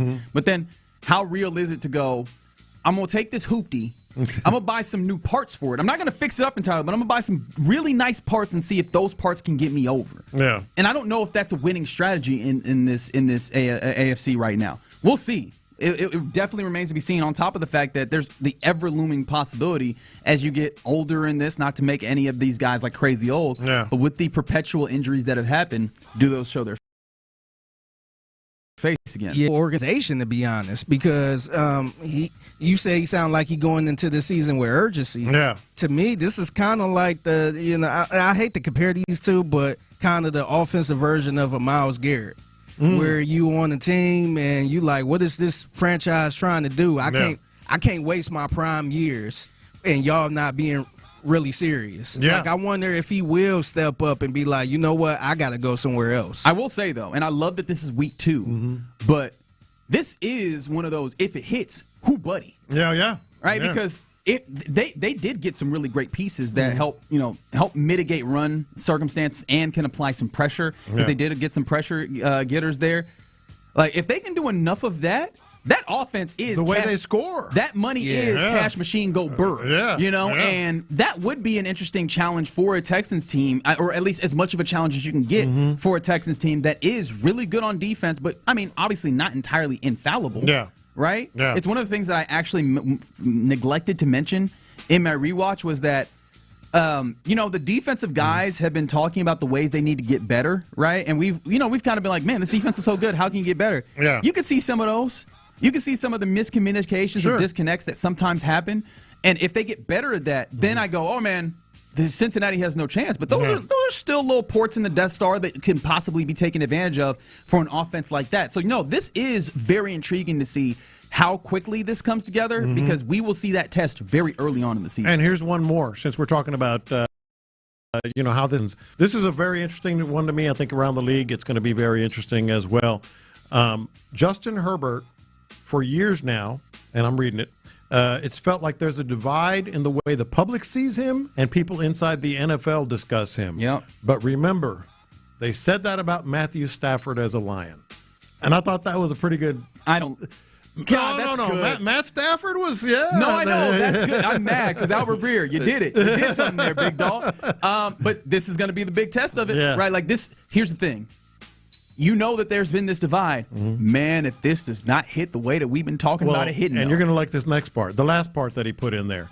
And let's remember, Herbert's getting Black Mike. He didn't say Black Mike. Mike McDaniel as his OC and his tackles back. I wouldn't be surprised if an MVP season is in the works. Ooh. If Justin Herbert does all that and Mike McDaniel does all that, and then you got Patrick Mahomes, then you got Joe Burrow. I mean, there's problems in the AFC, man. Which is the bigger threat, right? Assuming that both of these go on the upside of what's happening. Is it the Bengals and Burrow plus an average defense, or is it Herbert and Black Mike teaming up with an ability to run the football for Justin Herbert? I'm going to lean L.A. Chargers because of the head coach and the offensive coordinator. I think, you don't want to see them clicking. You don't want to see them clicking that team, especially if they get Herbert going. I want to give that the answer, but I also know that when we talk about being able to win in winning time, that's when I look over to Joe Burrow and Jamar Chase and T. Higgins and go, ooh. You talk about coach all you want. That dude is a baller. Joe, how about you?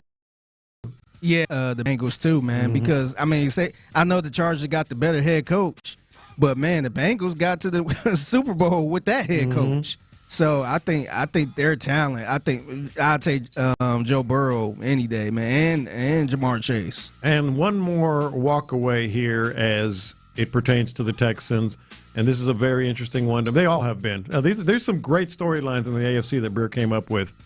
This one, tell me how this one. I'm just going to read the first sentence. Tell me how it hits you. Could this be just the front end of a Jaguars renaissance under Liam Cohen and James Gladstone? I don't like it. I don't like it one bit. Hey, man, get that out of here. That means there's some truth to it, right? Get that out of here. I don't like that at all. Basically saying it's just getting started. Yeah. The only thing that I would wonder about is where is the progression in year 2? Because they did a lot of kind of patting themselves on the back proverbially in the way that they did. They didn't do much acquisition. It was just kind of drafting, and one of those was they were the ones who kind of started the run on tight ends that people look a little sideways on by drafting Berkshire out of A&M. They did a little bit of the we are smarter than everyone else here, and not to say that they can't get better. What he's saying is, what if they are? That's what I got out of this. I'm with you. And a lot of people are with you. Their draft was criticized. Some of their offseason moves were criticized, and they're sitting there with a smug look on their face, collectively saying, "Don't worry, we know what we're doing." What if they do?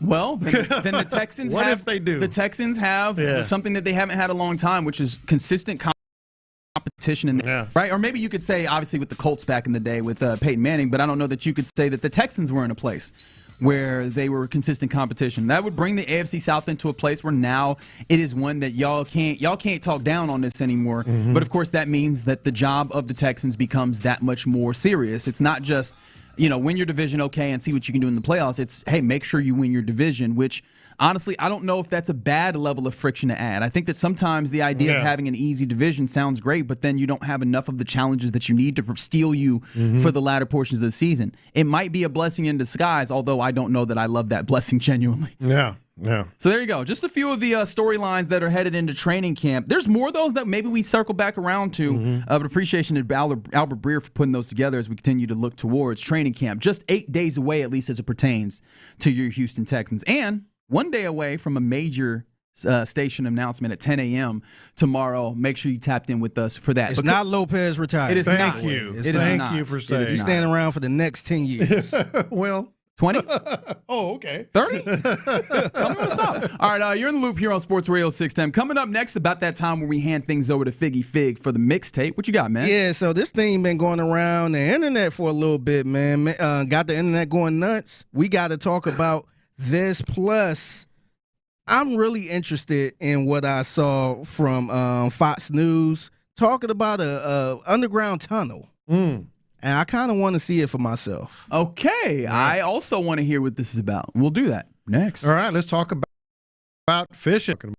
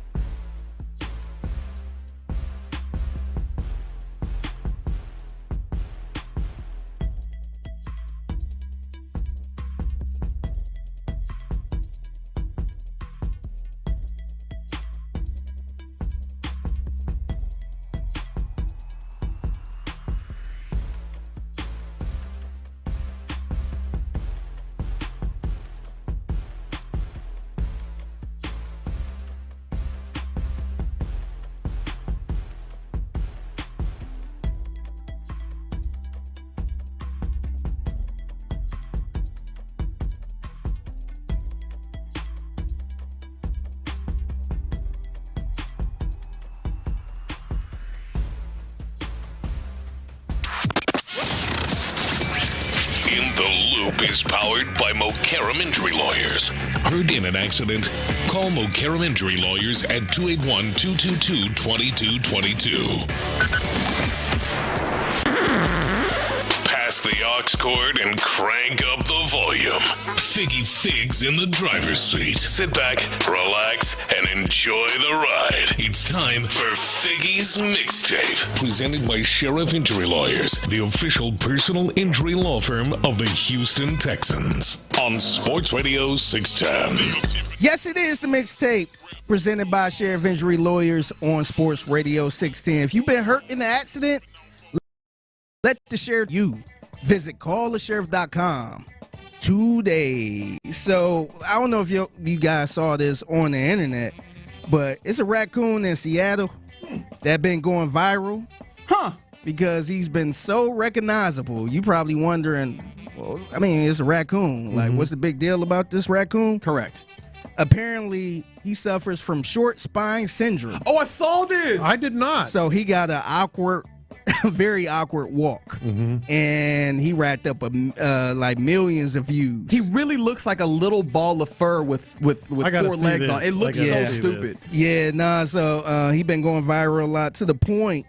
I want to say this inspired a whole bunch of millions of views. Inspired murals, tattoos, merchandise, cartoons, and the city proclamation. And what's he called? Jimothy, his name is spine raccoon. Yep, his name is Jimothy.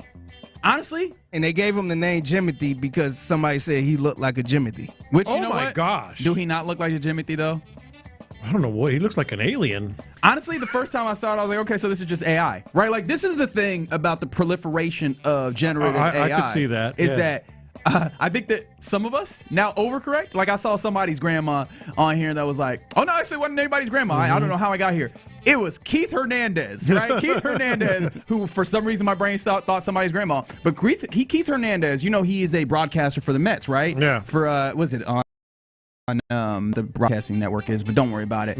They showed a video of like the sun through the windows of the ballpark that they were at, and then the camera was moving, and he was like, "No, that sun is moving too fast. It's AI." And it's like, hey man, there's an easier explanation from this. They're just moving the camera. Like I think some of us are now over vigilant where we're like, everything is AI. A real thing. You're like, nope, that's AI. Yeah, 10 years ago, that's Photoshop. That's Photoshop. That's right. And that's how I felt when I saw Jimothy. I was like, and ain't Jimothy's no way. Like healthy looking. Yeah, they say he was healthy. Just different. Yeah. They say he's healthy. He's just different. Yeah.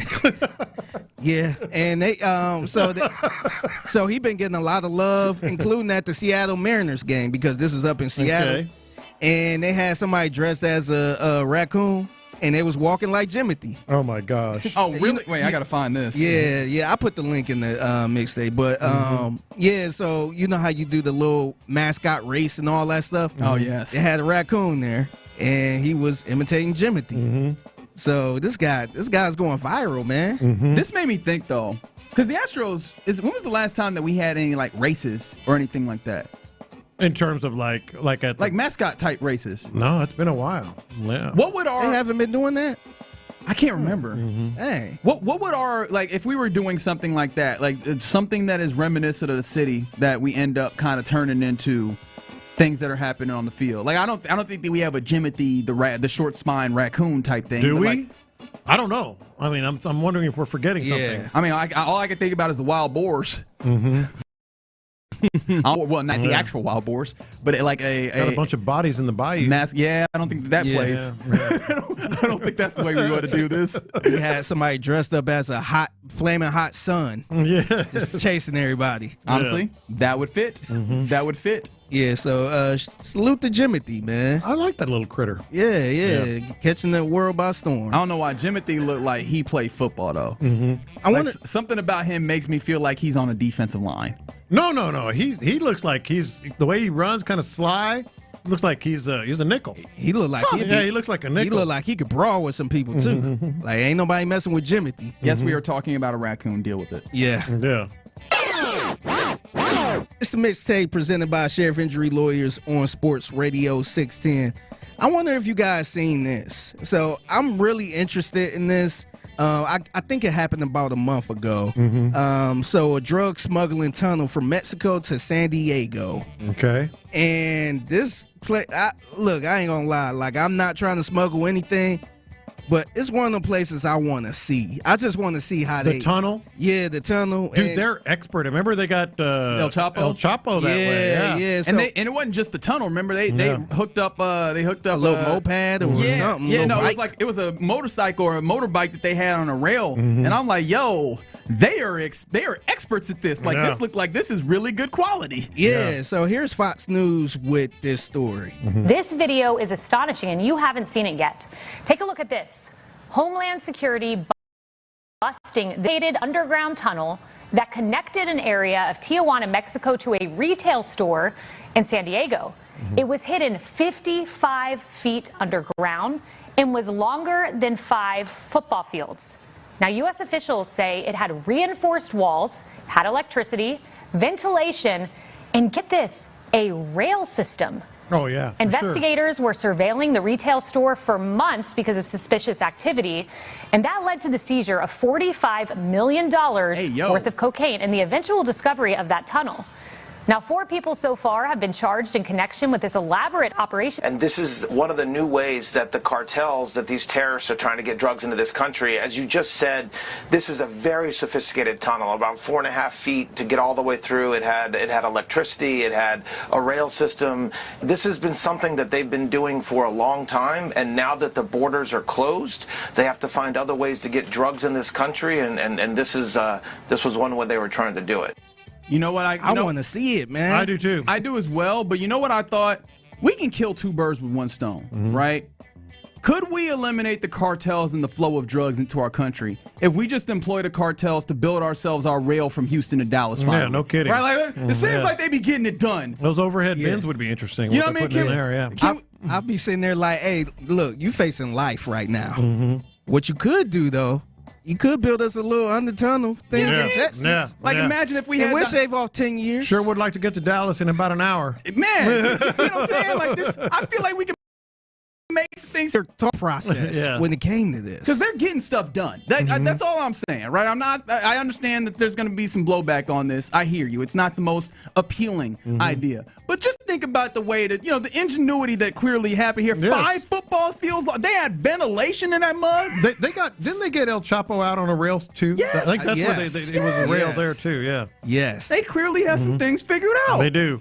Man, the work that they put in for this thing. They are super talented with that, man. Yeah. I just, like I said, I just want to see it, man. I just want to see how it's done. I want to see how it look. Like, man, this is creative. And then it took you all the way to a store in San Diego. You know what we are right now? We are the football coach at the school that sees the principal taking one of them bad kids. Like, hold on, he's about 6 foot. Wait. Hey, don't expel him. Let me handle it. Yeah, I'll take care of it. I'll take him under my wing. Yeah, he looks fast too. You said he was running from the cops and he got away, huh? All right, well, that's about 4 flat right there. I could do something with him. Yeah. I'm gonna change that boy life. I'm gonna move him in with me. Yeah. Next time he do something, come to me and I discipline him. It's the mixtape presented by Sheriff Injury Lawyers on Sports Radio 610. Have you guys ever tried to use an excuse to get out of a ticket whenever you was pulled over for speeding? I'm not that bold. What excuse? Like just an excuse? Trying to make up an excuse to try to get out of this ticket. Well, sure, everybody does. Which one have you used? Have you used anything like that? I'll be out trying to get there and all that. Well, I haven't been stopped in a long time. I did get stopped not long ago because the inspection sticker had gone out on my truck.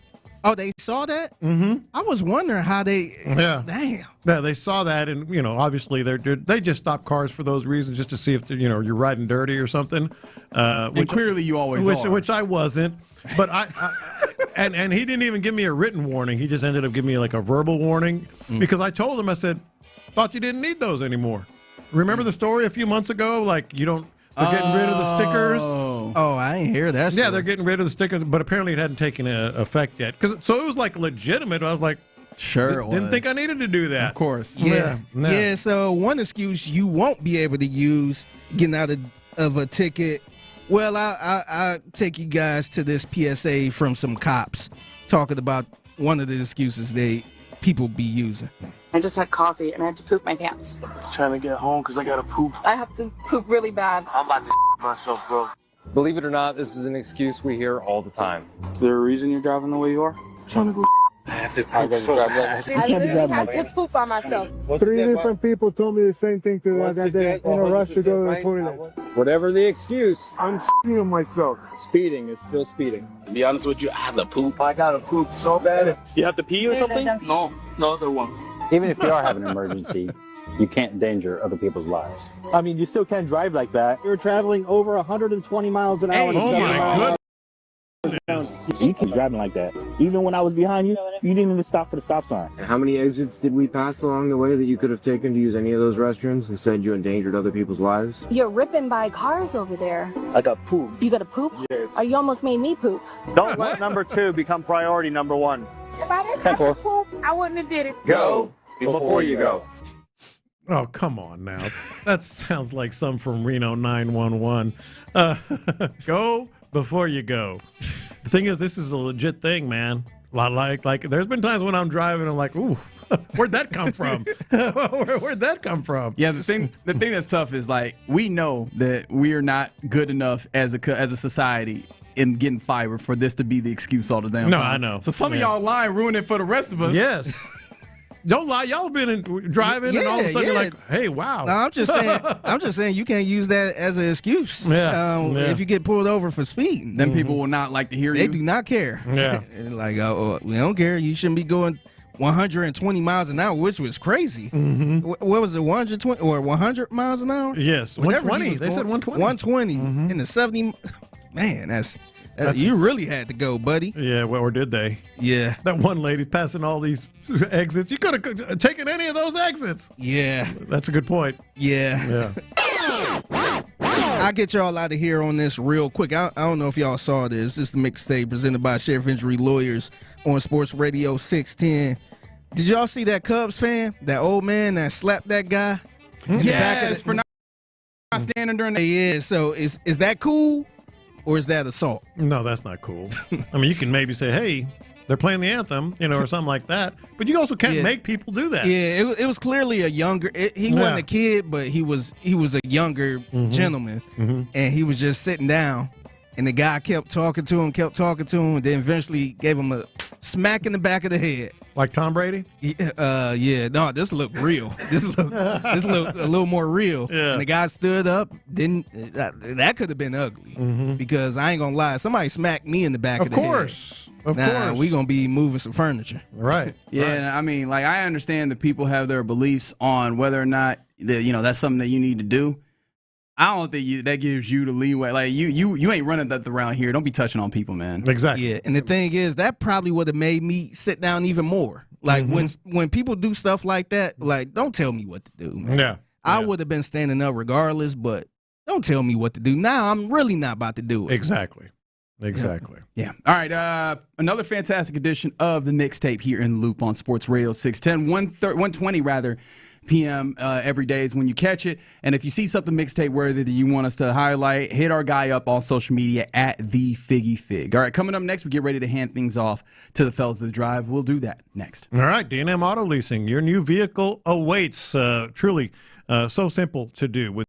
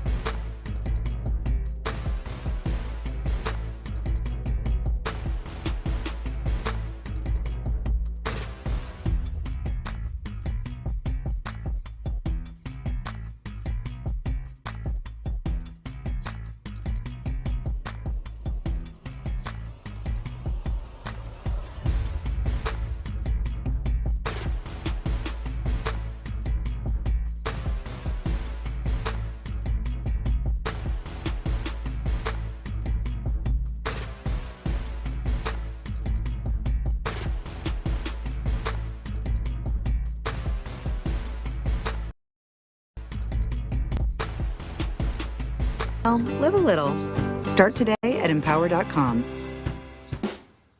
Thank you, Figgy. Sports Radio 610 presents live from the West Point Lincoln and West Point Lincoln of Sugar Land Studios. Here's In the Loop with John Lopez and Reggie Atatula. Been a fun show to this point here in the Loop on Sports Radio 610. Hope your Tuesday's been going well. Only gets better when we hand things over to the fellas of the drive here in a few moments and let them take you through your afternoon on this Tuesday. A Tuesday, mind you, in which the rookies reported for the Texans. I didn't really see anything to that end. I feel like the Texans are usually very good at, like, putting up videos and stuff, but maybe that just means it's all business right now for them boys. Yeah, they're keeping it on the down low right now. Maybe once the rookies get started a little more, which I guess they'll be doing tomorrow, huh? They're just reporting today? Yeah, that's. I'm going to be entirely honest. Like these, I try and. That's generally how it works. I guess so, yeah. But we'll see. One thing I know for certain though is it's a week from today when the vets report, and then next Wednesday we are on and popping for Texans training camp 2026 and moving towards the 2026 season. So encouraged to see what that looks like. Still very fascinated by a few of the Texans tea leaves that we had talked about earlier, and one of the main ones being the idea that David Montgomery seems to be 10 pounds lighter from last year, 225 as opposed to 235 from last year. It just keeps rattling around in my head. I don't much so. I might be making too much of it, but I'm very, very curious to see what that is. Honestly, you know what I'm curious? Just the opportunity to talk to some of the coaches, because obviously we haven't had opportunities then since the early parts of OTA. I would love to hear from D'Amico or maybe even Nick Caley how intentional that has been. Well, it has to be intentional, right? They're not going to just say, "Hey, come back and we'll see you when you see." I mean, they have these off-season discussions. Correct. And how they want you to look and fit in, and et cetera. Especially when there's more than one. It's British Brooks and at least David Montgomery. Yeah, no. So I'm there. Did you see what Nico Collins said? Obviously, he ends up coming in on the NFL Top 100. At 58, which is a 26 spot drop from last year, a drop that I don't understand. And maybe they're doing the thing like the college football playoff is supposed to be, where, oh no, we just rank it every year. We don't compare it to what it is last year. But I still don't have a great reasoning as to why he's so much significantly lower than the year prior. Neither here nor there, but did you see him talking to Aaron Wilson saying that his limited participation in spring stuff was not a him thing, but a Texans thing? Did that catch your eye at all? A little bit, but then I was trying to remember. It wasn't. It was just a concussion that he had, right? That's what I believe. Was there anything else? I might have missed something, and maybe I need to go back and think about Unless it. it just never was reported. Honestly, it made me wonder, to the end that we were talking about with Nico, how much of him missing some time, even though last year was just 2 games, and then I guess when you talk about the playoffs, how much that factors in. But I just keep coming back to, like, maybe they're doing a thing where they go, we know what he is. It's not like great work. Let us keep him as fresh as possible so we can, when we get to working time for real, that we get the best of him. Which honestly, that is a level of managing your resources that I think you're starting to reach that point. I know that you get dangerously close to vet territory and that type of stuff. I do think you need to be even more diligent with making sure that the best of your assets are most available for you. Because now, as we know, you are not playing a game for the regular season. You need to be good in the regular season. Yeah. You're playing a game for, the postseason. And you're preparing your body for 20-plus weeks, at least, simply because, you do have those expectations. And let's not also forget, training camp in Houston is unlike most every other place. Yeah. It is brutally hot and humid, and those things, they monitor these guys. They all have their little data monitors on and all that, and maybe they just want to make sure that it doesn't catch up to them. To that end, actually, that brings me back to a thought that I had during my rewatch process, and it wasn't this Week 11 versus Tennessee that I had just gotten through. It was actually Week 10 versus Jacksonville. And in that game, especially late, the defense wasn't perfect, but they were just constantly making plays, whether it was Tommy Togiai or Azeez, or, there's just a number of them. When you need them, they make the plays. And it made me think, right, is this the quiet brilliance of this defense? It's not just that they're good, because they are. They're very, very good at numerous levels, right? Daniil, Will, Kamari, Derek Stingley, even if Azeez, just right? Go down the list. Petrie, all of them. We can keep listening. They're very good.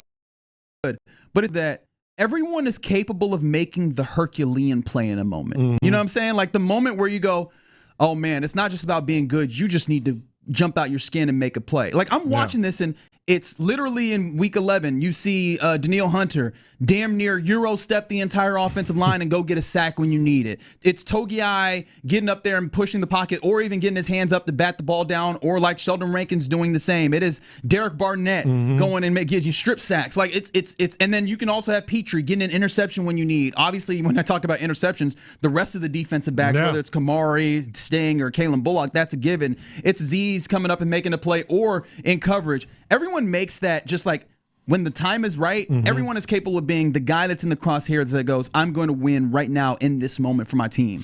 It's always interesting to note that, because we know how good this defense is. We talk about it all the time. But they also put have put the resources into it. They're paying the guys when they need to pay them. They've drafted, at a very high level on the defensive side. And I think maybe now that focus has shifted more toward the offense. So we'll see. But it's funny what happens when you have guys that are drafted high and you pay well and you bring back. Yeah, but I mean, there's people that you pay well that don't end up doing that. I think that is like the quiet brilliance of it. And again, not really fair to do the hey man, why aren't you like your brother thing? And I know that very well. Or why aren't you like this other kid that is clearly an incredible kid? But then I look over at the office and I go, yeah, sup? Yeah. Have you seen your cousin what he's doing? Right. Yeah, he's got straight A's. And he helps us, and he's got a job after school, and you're like, damn, I'm not him. And I imagine that's how the offense feels. But to that point, when it comes down to cutting time, who are the dudes that you go in the moment? You know that they're going to make the Herculean play. On the offense? Yeah. Who? How many books you got? You got one in a possible? I've got two. I've got two, and they are Nico Collins. Yes. And Dalton Schultz made some big plays. Dalton Schultz has made some big plays.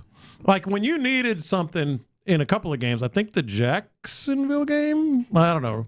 It's all running together. But he did have a touchdown on the back line during Jacksonville, right? Yeah. So I think, boy, is that it?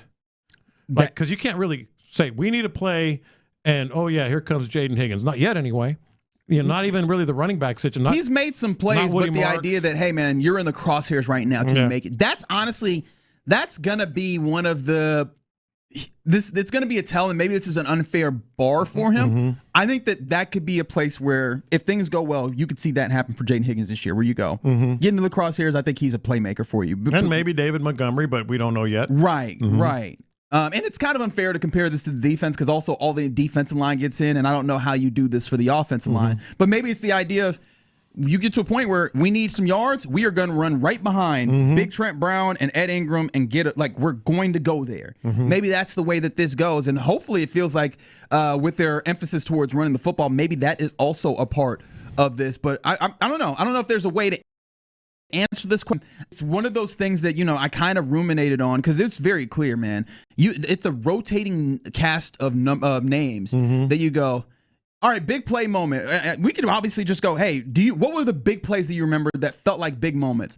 There's Sheldon Rankins, there's Togiai, there's Aziz, there's Petrie, there's Sting. You can just rattle off the names. Yeah. And I mean, it's not going to be fair to expect that, and I don't think it's going to be that with the offense. But I'd love for that to be more than just those limited ones, because that's what puts pressure on defenses, and I think that's what gives you the opportunity to be great. I mean, if we're talking about health, which we always do when it comes to this, I mean, Tank Dell. Yeah. That's another reason why that Tank Dell health could be a big one, is he at least gives you the possibility of that as well. Fair enough. That's a thought. Before we hand things off to the fellas of the drive, we had been watching this. We talked about it yesterday, and already the tropical depression has become a tropical storm Bertha. And it did pick up a little bit of steam. Like, and I'm turning to you as our amateur meteorologist here. Is this, I need to make sure I got water time? Well, I think it's going to be more rain than anything. Okay. I don't think the winds are going to be real strong. But storms around here, and that I said this yesterday if you weren't listening, these are the kinds of storms that can wreak the most havoc because nobody's worried. Nobody's like, you don't see it coming right at you for 3 days. Right now, it's still over in Florida, kind of heading toward New Orleans, and everybody's like, oh, cool. Okay, we'll be all right. Pop back out, go back in, build some sustained wins, etc.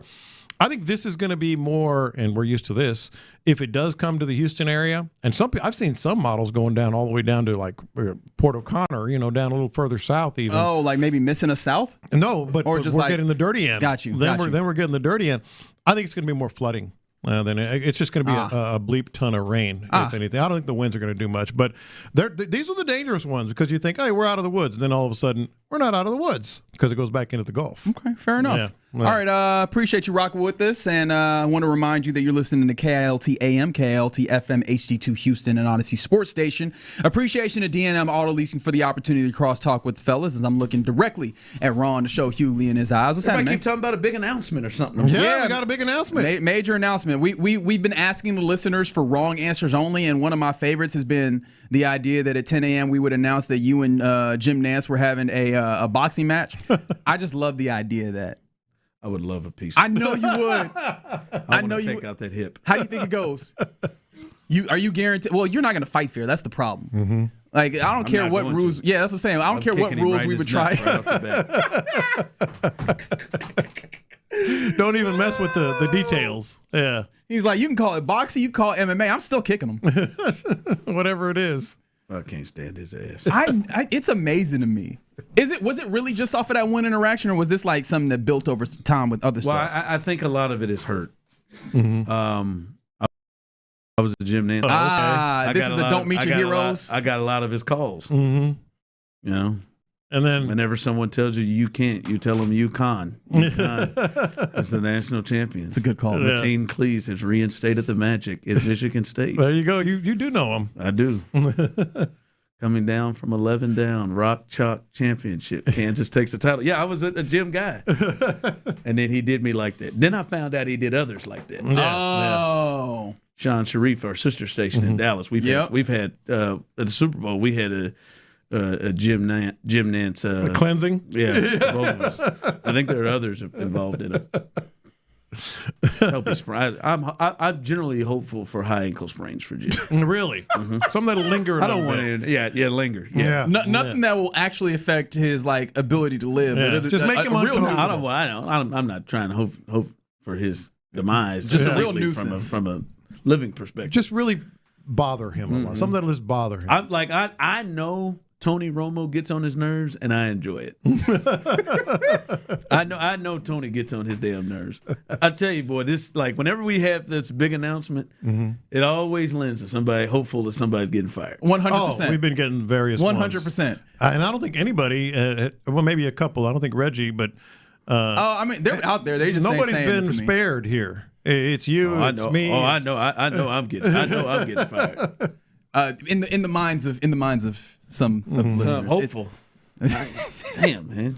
That's crazy, too. Quincy out here won't paint it. Both of them. All of them. Wild. Jesus. Really wild stuff to see. Dang, really true. Ain't nobody getting fired. Take that from you. Yeah. That one's not going to be it. If you want to find out what it actually is, make sure that you tune into So you're not retiring, correct? Yes, I am not retiring. That's not the okay. You were listening to Figgy and Reggie. Why do you keep putting this on me? I wasn't doing this. I think the announcement may force you into staying a little longer. Okay. Okay. Look at you giving hints. Yeah. It was my first initial thought when I learned of the news. I didn't think about that. That's a good point. I think J-Lo went home had a real serious talk last night. No serious talks. I don't think he did. I didn't.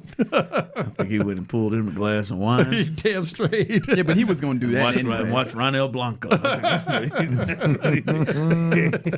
You were there. You were there. Oh, no, man. But it's going to be exciting. It is 10 o'clock, right? 10 a.m. 10 a.m. tomorrow. Yeah, we're gonna do that at that time. Is it tomorrow? Tomorrow. Wow. Tomorrow we will the announcement will be made. So excited for that. It's gonna be a nice balance for me because I just had a very not exciting thing. I just rewatched Week 11 versus 10. Do y'all remember this game? I mean, what are we accomplishing here? What are we doing? I'm suffering. I'm putting myself through pain. No, yeah. I'm rewatching these games just he put himself through a 13. What was it? 13, 16 to 13, 16, 13 Thanks ball to, game. What was it? Shut out in the for first the good half. of the team. For the good of the team.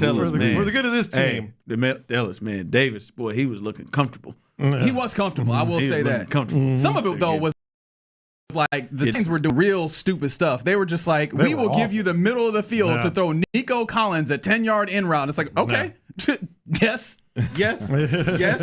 Nico had 92 yards, and it was just, I think 6 or 7 of them were just 10-yard in. If I remember, Jeffrey Simmons became a bit of a problem. He sure did. He sure did. They lined him up on the outside, and he got to the quarterback. You know what I remember from that game, Clint? The Titans game? The one in Nashville? We had officially got to a complete low point with 2 for 20, Christian Kirk. Yep. Mm-hmm. You remember that? You remember that white linebacker was able to hold him down? He had a 2-way go, and that white linebacker was sat on him Velcro, right there. Man. Yeah. Velcro. Yeah. And we're like talking about what's the takeaway from the game. Mm-hmm. He was like number 48 or something. Dude could just cover one-on-one. Could cover your $16.5 million free agent. Typically, that's a panic. That's like as a quarterback, you go, oh hell, he has a big play right here, boys. Yeah. He had a 2-way go, man. He was on his ass. Not all whites look the same. That game also broke T. Mills' spell. Yeah, it did. Yeah, he was there. Hey, that was close, man. That was a little. He was sweating at halftime. I forgot, Tyler. That was your one. I knew it was in the bag. You were sweating at halftime with all the 3 and outs. You're like, don't worry, it's gonna happen. No, I was scared. Yeah, you should have been. You should have been, man. But to answer your question, Clint, I've actually liked the exercise because I just kind of, like Ron just did, just kind of think about what were my takeaways for the game. But Reggie's looking at like specific players that are either here still or not here anymore.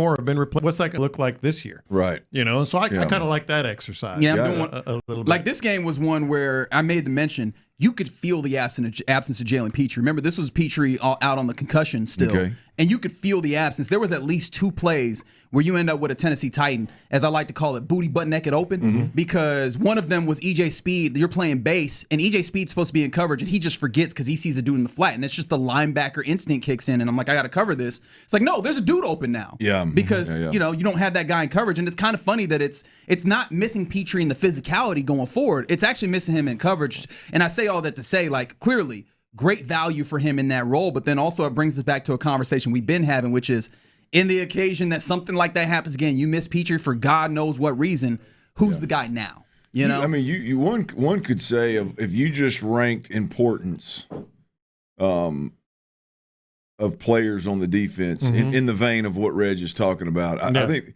Petrie's probably number 2 beyond Azeez Al-Shaath. Because of depth, if nothing else. Well, just there's not depth right now. Now. With Azeez, your quarterback of the defense is gone, so your whole mouthpiece changes.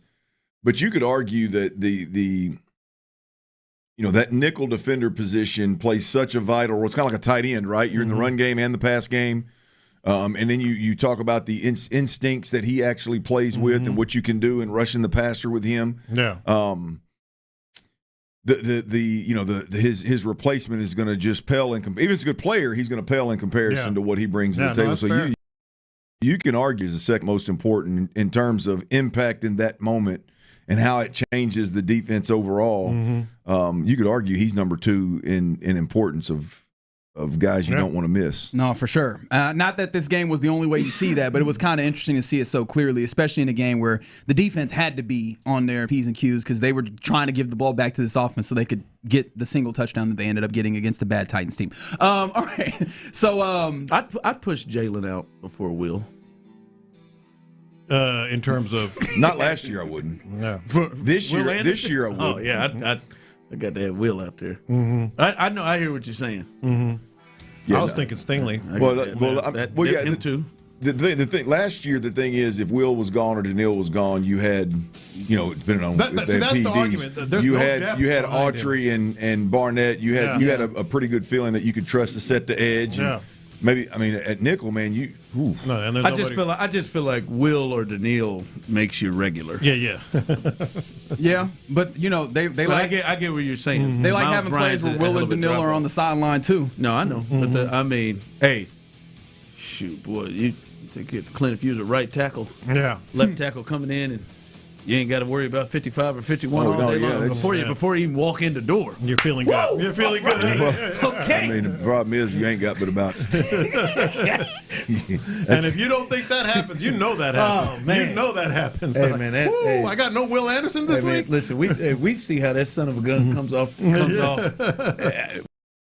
with no team. Yeah. And he's doing it every single play that he's out there. In this heat.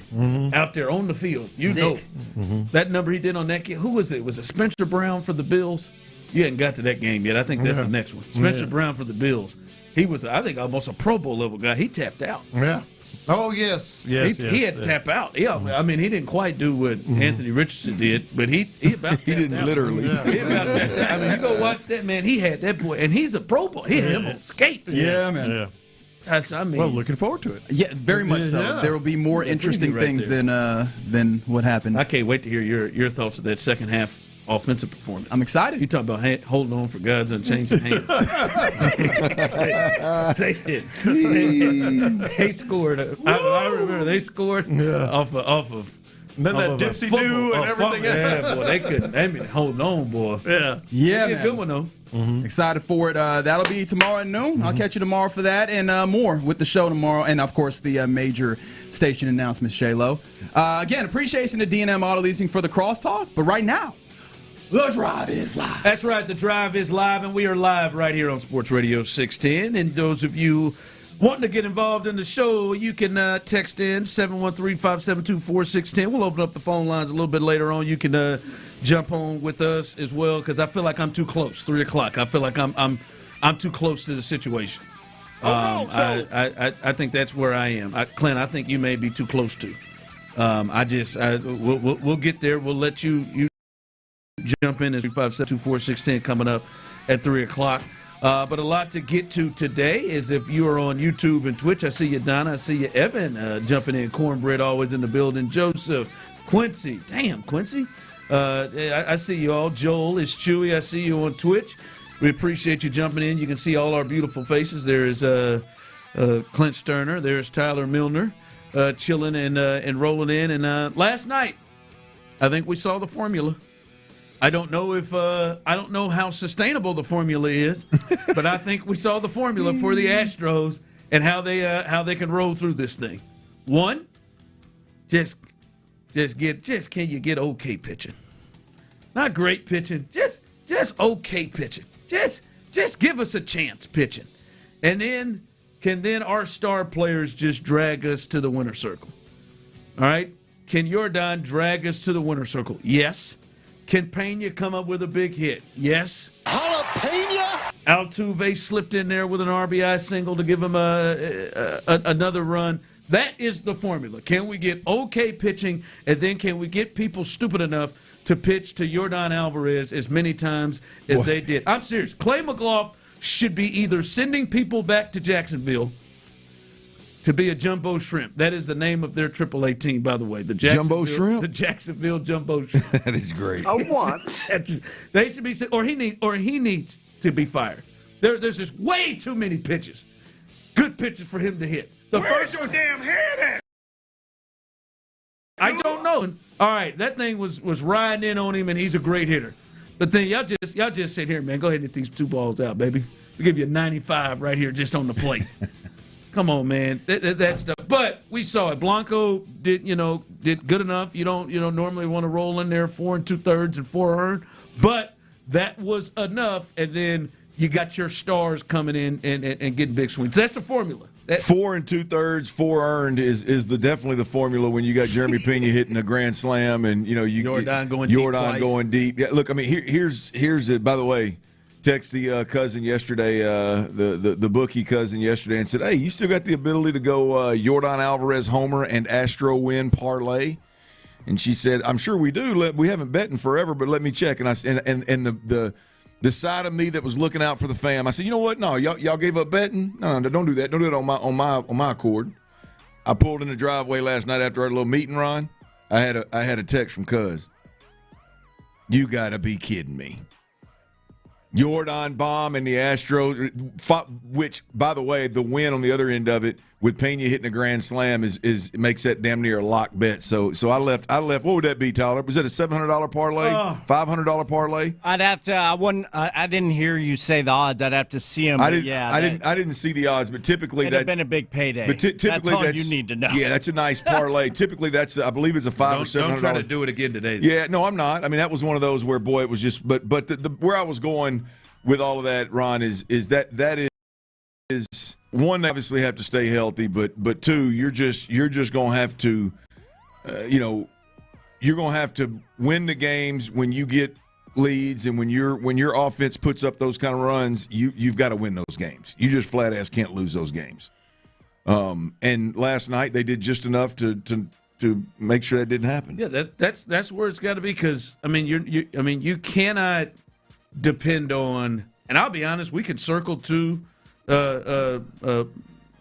Blanco's performance, and we will, because that's the first start of which I would assume his performance yesterday, based on the rest of these jokers, that gives him at least, hey, he gets another run. Hell yeah, he does. He gets another run. By the way, Baseball Talk on Sports Radio 610 is presented by Xfinity. Score the most reliable Wi-Fi, one price, 5 years guaranteed. Xfinity, imagine that. But that's how it has to be. Decent pitching, and like their lineup, they got to take advantage of those guys at the top being able to come through. Because, listen, I mean, there's going to be a lot of Lamont Wades, Trammels, Spence. Did you say Trammell? Trammell. You already say him. Did you say Zach? What's the little shortstop's name? Oh, yeah. There's Nick Allen. There's, what's the other guy's? DeZenzo, Raynell, yeah. I think he got shipped out, didn't he? Oh, you're right. But you're right. They will bring him. They'll turnstile these boys now. He'll be back. Don't worry. But there's just going to be a lot of those in the lineup where you got to have your big guns did. That's got to be the formula. Well, and to your point, when we left the show yesterday, you were hell bent. You were going on a bender about there's no way they're going to let him. They're going to pitch to Jordan. I looked up and he was 3 for 3, and I said, boy, these fools just keep pitching to him. So I think that's got to be part of the formula too. You got if these idiots want to come on out there, seriously, Clayton, I've been lost my mind. When I There's looked way up, too many good pitches to hit. When I looked up and saw he was 3 for 3, I immediately thought back to that last segment. I thought, well, hell, they were dumb enough 3 times to give him something to hit. No, I'm not a chance. I don't what care did he if end up? What, 4 for 5? 3 for 4. 3 for 4? Yep, 2 bombs. Just stop, man, and not just 2 bombs. I mean, these are Tyler. Hey, go ahead, big fella, get your arms extended. Like these weren't, boy, man, what a pitch, man. He went out of the strike zone to golf that one. Right. Nah, man. Yeah, just get them arms extended, baby. And it was the second decker, wasn't it? I know the second one was. Yeah, both of them were just come on, man. Like, what are we doing? It reminded me that time that Scott Servais just pissed me off for the Seattle playoff game. He really did. He got to you. Scott, he's got a real M.A. Udoka forehead too. Oh my God! Well, he's got that look. There's just something of stupidity that I don't care who's going, like, where this don't make sense, man. Like, you brought up Udoka that time. Hey man, we're down 3, folks. 2.5 left. 2 minutes left. Or, I mean, 2.5 seconds left. We got a guy who has hit 5 threes on the day. We have a team that struggles shooting to begin with. Tari Easton in there. Reed Shepherd, grab some pine. Doesn't make sense. Don't make any sense. Anyway, what about Blanco? 4 2/3, 2 hits, 4 earned, 8 strikeouts, 3 Ks, 2 home runs. The 2 hits were the 2 home runs and the 4 runs. It's right on brand. Your thoughts about what you saw from Ronel Blanco and YouTube 713-572-4610 YouTube and Twitch. I mean, coming back from over a year off, coming back from Tommy John surgery, the expectations, the bar was set low, if you will, and so getting 4 2/3. Stop right there, right? Getting 4 2/3 out of your starter. I mean, that is to your point. That in itself earned him another start for damn sure. And so, that'll get us there. And then, we can deep dive into the 2 bombs and the overall performance. But the reality of it is he's going to have a real chance to play a part, and possibly a big part of what this thing looks like moving forward for the Astros in 2026. No question about it. I don't know about you fellas. It was, I mean, I don't want to go crazy, but for what the Astros are getting from their starters, it was an enormous performance to me from the standpoint of trying to project what you're going to get from him moving forward. Yeah. If this is his first start, and really, like, listen, nobody knows it better than Homer Mike. You may get burned by a couple of pitches. I mean, especially if you pitch in Houston and you know that those short porches, you may get burned on a couple of. But his 2 hits were the home runs. Then the off of that is, all right, he's got swing and miss stuff. He's getting 8 strikeouts on his first. And this was early. To be honest with you, if you watched it, maybe the first home run should not have happened because actually he did strike out the hitter. They just didn't challenge it, and it was in the strike zone, but it later became a walk and then the home run with 2 outs. So he had it rolling. They were missing his curveball was devastating. That, like, you just watched that and you said, if you would say to yourself, that's his first outing, you would hope and think that this is something that improves some more. And that's why, to me, it was a very encouraging start. Yeah. Right? Like, as you said, they tried to get him to go 5. He goes 86 pitches, and Joe kind of gets him out of there after he got in a little trouble. But, yeah, man, if you told me right now he's going to give up 2 hits and strike out 8, okay, here we go. No question. 4 2/3. 86 pitches, that right there on your first outing, given what we've dealt with this from starting pitching this year, is a huge plus. The 8 strikeouts, obviously, as you mentioned, is a huge plus. And giving up the bombs were made less painful because you only walk 3. Not that you want to be okay with walking 3, but I mean we've seen some 5s and 6s from guys of late. That's not odd for to a guy think just coming back and facing batters that way. By the way, real quick, obviously for drive, this is kind of how we look at things a little bit. How we feel about that blonde? Like that straight blonde coming from him? Like that straight blonde hair rolling hard. It looks like a good bleaching of a blonde too. Right, I like coming out of his. I don't even know this for certain, but he had done the blonde look before in years past, right? But moved away from it, maybe? I think he moved away. I think he's kind of going back and forth with it. I don't know if he's going maybe Cisco a little bit. Like him and Martine would have a lot of fun with the color of their hair. And their nails, for Martine. Their nails with the color of their hair. Now, obviously, Framber was in a different space, but they would have fun with the color. I don't know, man. He has another performance like this. I would challenge the rest of the staff to dye it. Well, yeah. Ooh, wow. I dig Blonde Blanco. Mike got to be doing whatever the hell he can. Anything and everything. Rabbit's foot, dyeing the hair, whatever. I'd like to see he might come out with a straight bleach blue. He's definitely got some highlights now, doesn't he? No, I want him to go all the way. I mean, Imai's got some highlights. I think he had highlights on the Rockets half court before. I mean, at the court side. He's got a little swag. Yeah, no, he's got a little swag to that blonde. Now he's got a little swag, but I mean, now it's taking a hit every outing, damn near. So I don't know if that swag and that confidence is still at a level 10 as much as it was. I mean, he was dripping confidence when I saw him on that damn side on that court against in that Rockets game. Yeah, when Katie hit that game winner. Oh, dripping confidence. And then I watched him after about that third start when he was struggling, and I could see that old Adam's apple shaking. Yeah, I thought, maybe the dye of the blonde. We'll get him. I like it. I mean, hell, I think you ought to how much like it. All right. Coming up, clean. Boy. That's the real reason Ron doesn't wager anymore. Actually, yeah. Hey, I'm telling you, Ron, it was a good look for you, bud. It wasn't. Not at first. The highlights kind of when it kind of the tips were yeah. All right, just the tip. Coming up. God, dog, man. What happened? You had to police this coming up. Coming up, Nico Collins. We officially know CJ's not going to make the top 100, but Nico Collins made it, and it just brought up a thought. I believe. I don't think me and Clint have not discussed this. I am almost 100% sure he will agree with me. I know that's dangerous. I'm almost 100% sure he'll agree with me. And I hope many of you do too. We'll discuss that coming up next. In the Loop.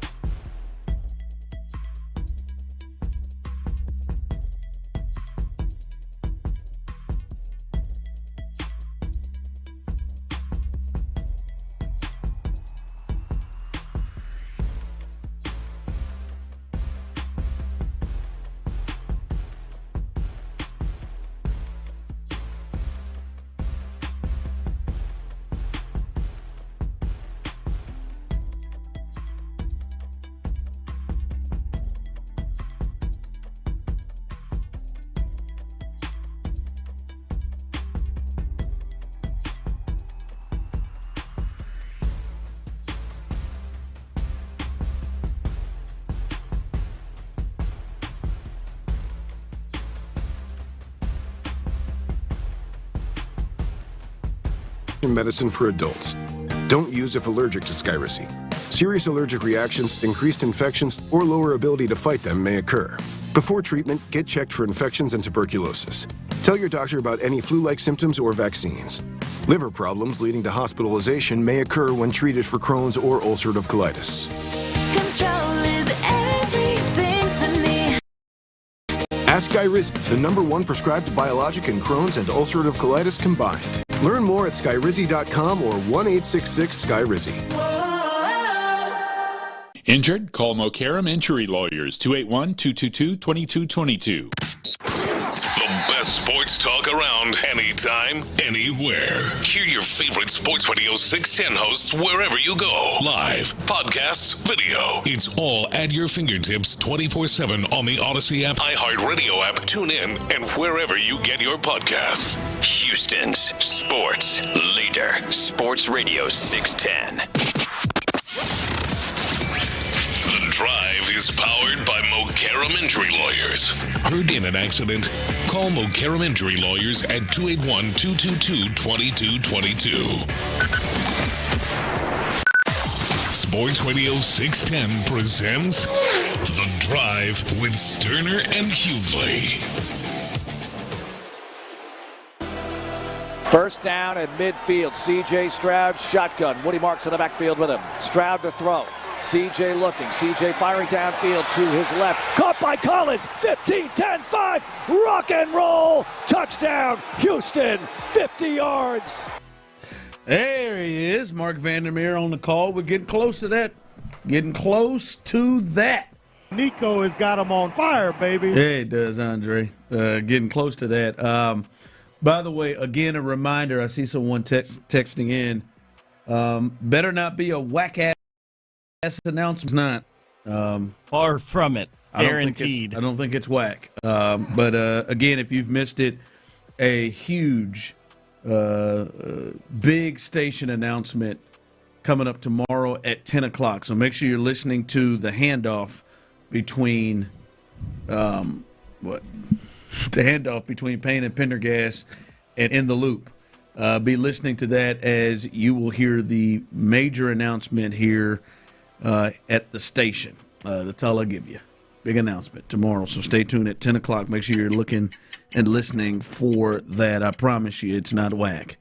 Well, I don't know, man. You may be whack, so it might be whack to you. But if you're not whack, Texture, no. It is not going to be a whack announcement.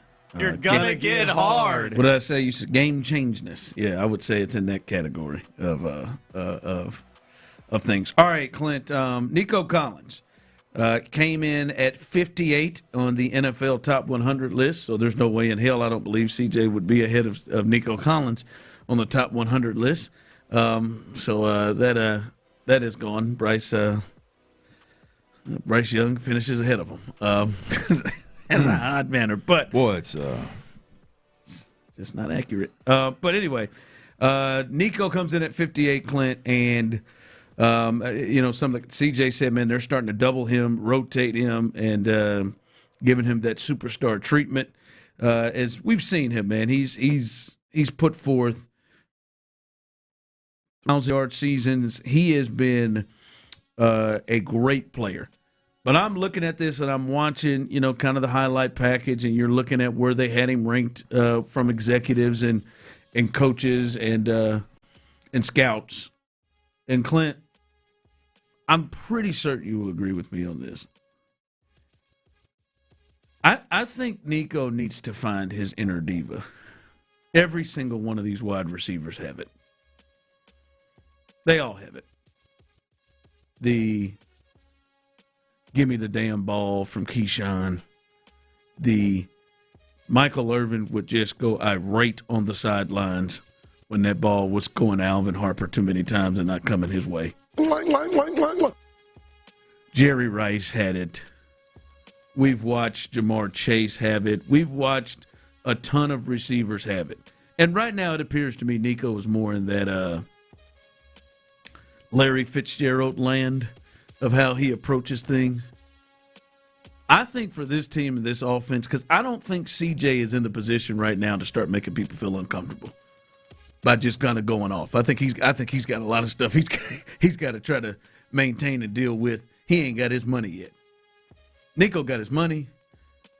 Nico has the respect of everybody in the locker room. I'm not saying he's got to be Antonio Brown and just go crazy. I'm not saying he's got to go losing his mind like T.O. all the time. I wouldn't mind a helmet toss. I would heat a conversation with Nick Caley over there if what we've described starts happening again. And I think Nick Caley and other folks on this staff are going to have somebody. They need somebody to push them into or out of their comfort zone and to do something that is just not what they normally do. And to me, Nico, if this thing starts getting to a space where he's not getting touches and the ball's not coming his way and teams are able to just take him away by adding a safety, I think we need to see a little bit more diva, a little bit more something from Nico to make folks uncomfortable. Look, I'd take a little bit of diva and making folks uncomfortable from really anybody on the offense. Anybody on the offensive side of the ball, I would be A-okay. I mean, you can toss the coaches in there too. I'd love for somebody to be uncomfortable. But you look down on the AFC side of things, Ron, you can argue, and I don't even know that it's really much of an argument, but from a wide receiver perspective, you could argue that Nico Collins is and how the Texans use Nico Collins is the biggest unknown from a wide receiver perspective in the AFC. Now, I'll say this. I think with the Baltimore Ravens, Zay Flowers, with a new offensive coordinator, new head coach, I think obviously that's got a little bit of pop to it right there. Clearly, New England Patriots, how are they going to use A.J. Brown? But that's a new player that hasn't been there. I would think that they're going to feed him the ball. You get up to the Buffalo Bills and DJ Moore. Obviously, how does he impact their team? But you go up and down, and I don't know that there's a bigger impact player that could be used in a different fashion and impact their offense in a major way. I don't know if there's a bigger name or player out there at the wide receiver. Hell, I'd say pass catcher, but definitely at the wide receiver position. I don't know if there's a bigger name out there than Nico Collins. You know, what is – I can't believe it's not a big – in today's world, with what you just said about the divas that are the wide receiver position getting a lot of run about how they're divas and they're wired different, I can't believe that there's not more conversation about Nico Collins and the usage in Houston, or the lack thereof, in how this offense can get better. There's a lot of talk about got to protect the quarterback. There's a lot of talk about, boy, the offensive line's got to run the football. There's a lot of talk about C.J. Stroud, and boy, C.J.'s got to just not lose the game.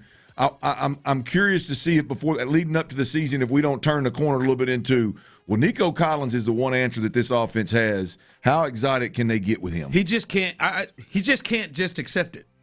Oh, I agree. But I just think he isn't accepting. As long as he's got $30 million a year, I don't think he is not. I just think it's more his nature, right? I just think it's more his nature. He's not a me guy. I'm not even saying that in the negative way of most of the times. He is not a me guy to an extreme, to a fault. I mean, obviously, he's getting the money. He got the money, even though I'd argue he'd get more if he'd hit the market. He got the money. He's got the security in terms of the records. Not the records, the honors of being right as you can see today in the top 100. He's getting the recognition. It's just, but he's never going to have a 1,400-yard season here. No, but that's ridiculous. He should. And he almost had one a couple of years ago. He was just injured most of the time. But he's got to be an a-hole. He has got to. He has got to. I'm not saying all the time, but he just can't just accept. All right, man, go put a safety over the top, man. You just all right. No, they need him to be that. There's going to be times that they need, because Nick Caley and them, they just going to keep rolling. They need CJ to be a bigger alpha and a better leader. They need Nico to be more vocal and more of a give me the damn ball kind of situation. Yeah, I agree wholeheartedly. I just don't think it's going to happen. Your point is very valid. Maybe now, man. We're getting down there. He's 27, feels more control of things. Maybe we can do it. All right, believe it or not, the Texans offseason, a lot of hype, a lot of things being said about parts of this team. We'll ask you, believe it or not. We'll do that coming up next. I can't believe it. Payne and Pendergast. Non-quarterbacks. If you could pick one to take.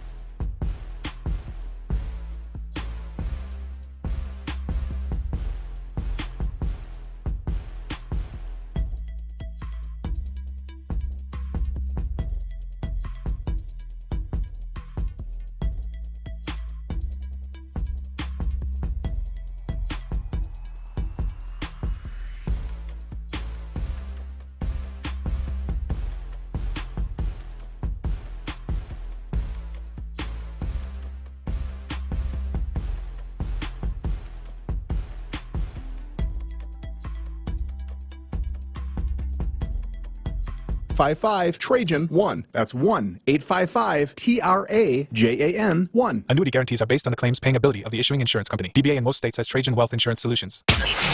Believe it or not. Sports Radio 610 presents the bizarre, the unexpected, The Drive with Stoerner and Hughley. Believe it or not.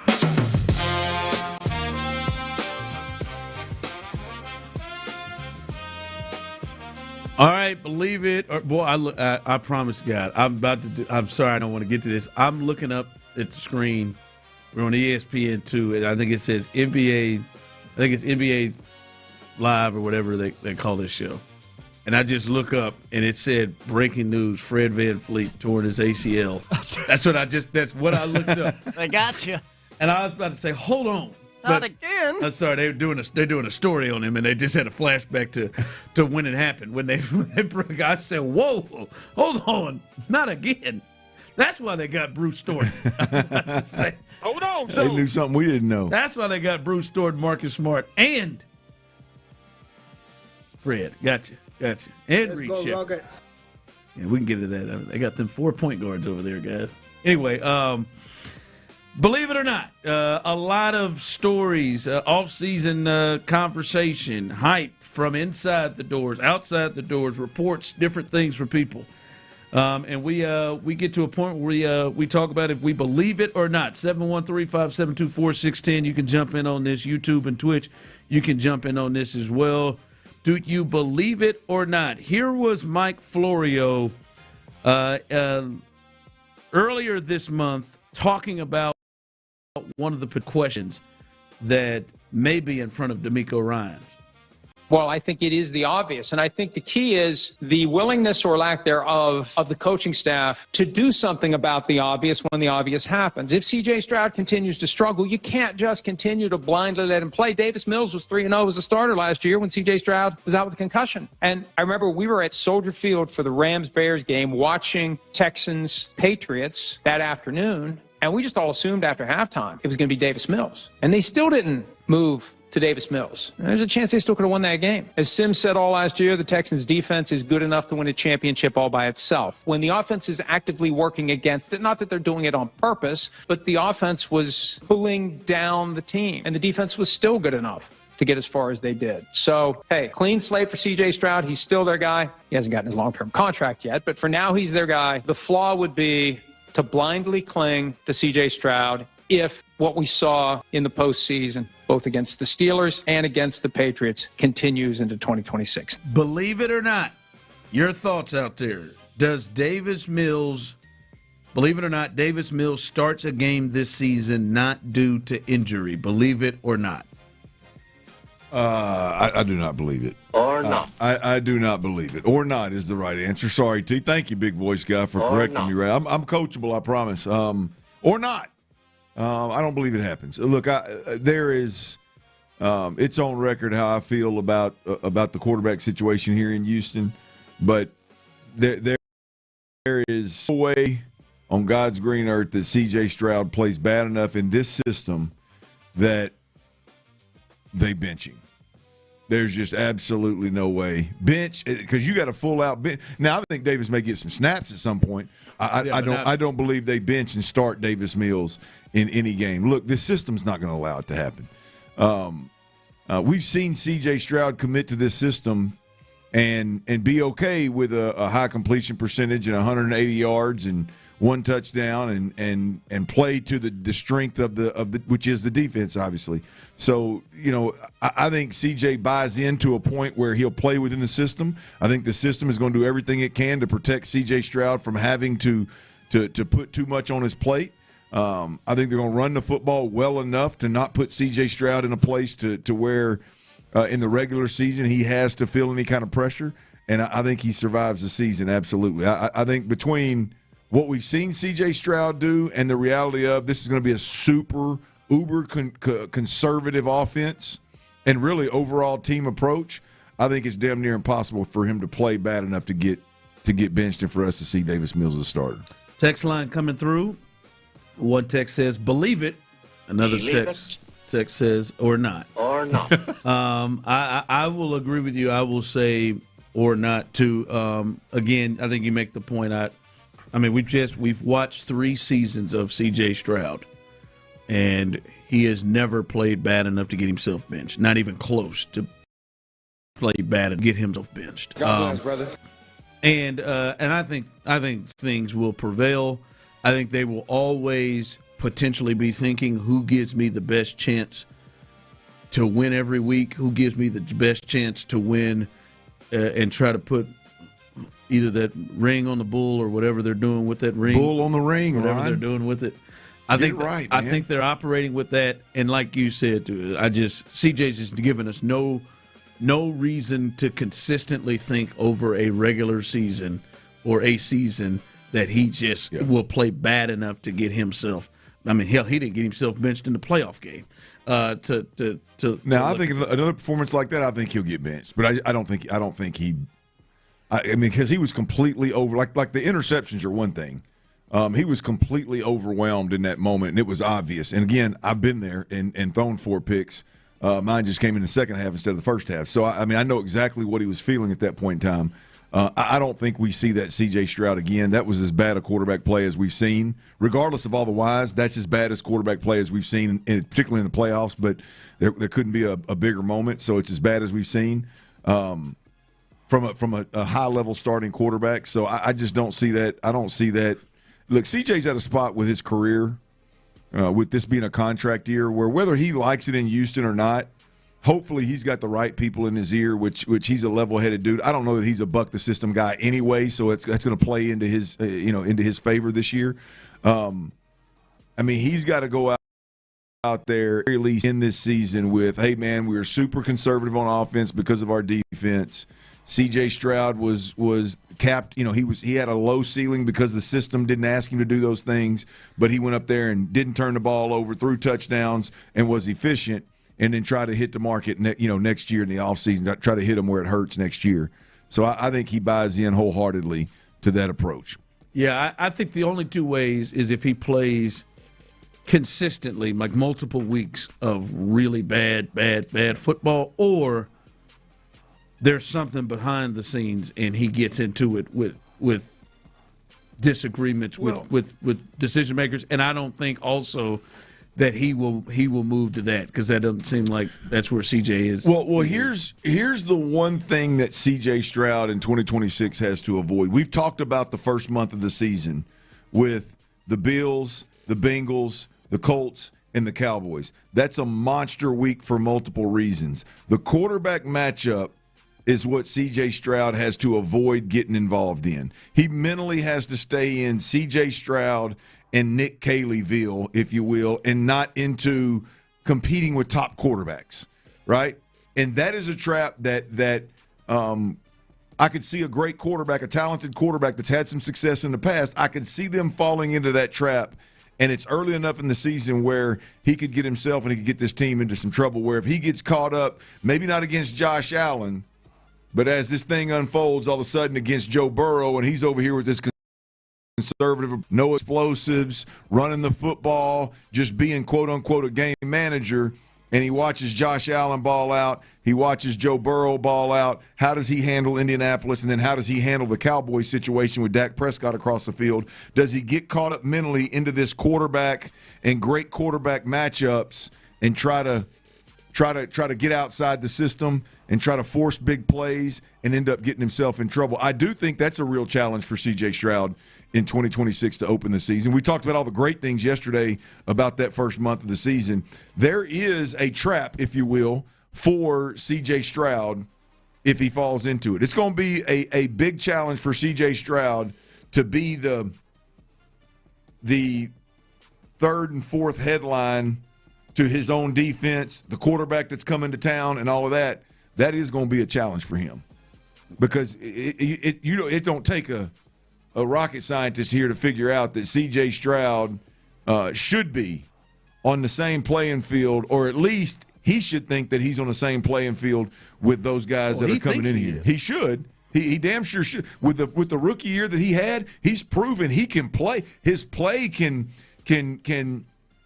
say that he should be on that same He's outplayed on that same tier. He's outplayed and beat Josh and Burrow. Yeah. And so you look at that, Ron, and in your mind you go, yeah, I think CJ's going to buy in, he's going to commit, and he's going to do what the system wants him to do. I mean, I don't know that them first 4 weeks, man, Jones is healthy, you can make it a legit 4, and we can quit talking about the 3. I don't know if them first 4 weeks CJ's not going to be challenged pretty significantly on the level of, are you going to try to play up to those guys, or are you going to just stay committed to the system? Then there's the potential that, hey, we need you to. Yeah. Yeah. Hey, we gotta. We need you to. We don't want you to do that. We don't want you to play like Josh, Joe, and Dak until we need you to. Yeah. Right. Until we're down by 14 in the fourth quarter, and now we need you. Right. It's going to be a challenge, man. It's a reality. It's the reality of the world that he lives in and the situation that he's in, and it is going to be a challenge for a guy that's as gifted as him to take a back seat ultimately in those moments. We'll see. All right, coming up, guys, I'll be honest with you. I think I'm too close. And, Clint, maybe you may feel the same way. Another person who is, I think, a very respected football mind, really, wait till you hear what he has to say about the Texans and how I'm talking, right, Tyler, this is, the opening salvo is pretty strong. It'll move you. And then – wait till you hear what he then follows it up with. And again, I just don't understand. I want to open up the phone lines because I may be too close. Are you feeling the same way about your team? We'll let you hear what this prominent NFL voice had to say coming up next. Oh, it's 3 o'clock.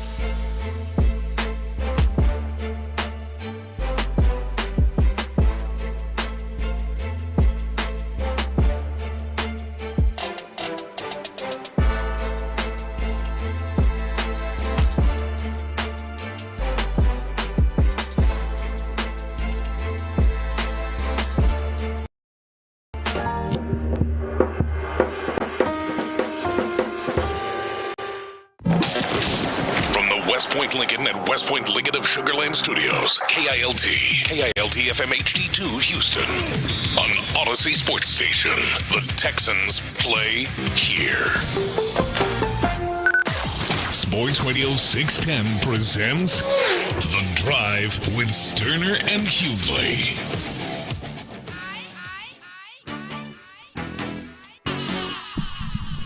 All right, welcome back. As we are live here on The Drive, 1 hour down. Remember, tomorrow, programming note, you need to be listening. Set an alarm, set your timer, whatever it is. You want to hear it as it is first heard right here on Sports Radio 610. A major announcement, 10 o'clock tomorrow.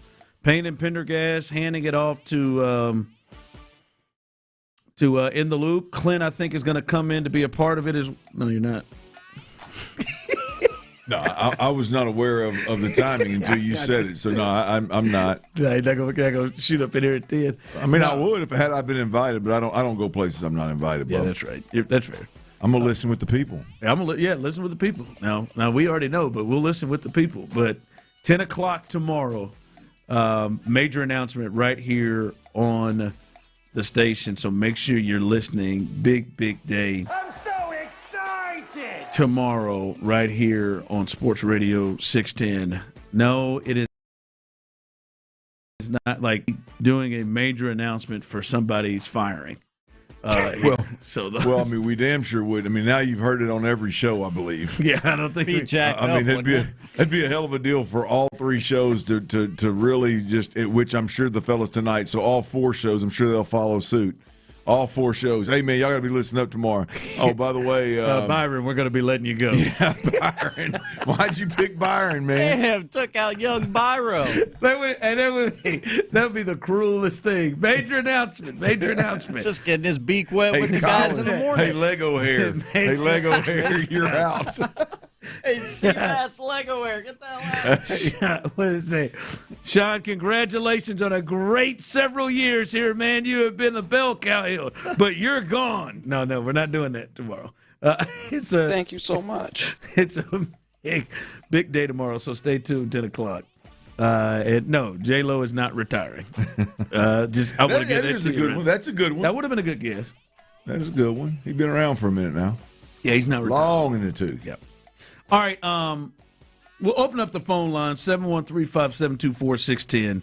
Tyler will get you on because I want to hear from you on this because I think maybe I'm too close, Clint, with the Texans. Okay. And what we're hearing. I've just heard some things. I told you last week Jeremy Fowler desperately needs to be stopped. I think I did go a little too far with Jeremy, and I apologize to Jeremy. Mm-hmm. I sent him a DM. Did he make the cut today? No, this is a new person. I know. I'm talking about the ESPN. Isn't he with ESPN? Oh no, yeah, he didn't get let go. He didn't get okay. We lost Carl Ravitch though. Wow, Carl's been there a long time. Anyway, but when I hear this, Nate Tice is somebody that is well respected. His dad, Mike Tice, was the former head coach of the Vikings. Great offensive line coach. Great readers glasses he always had. Mm-hmm.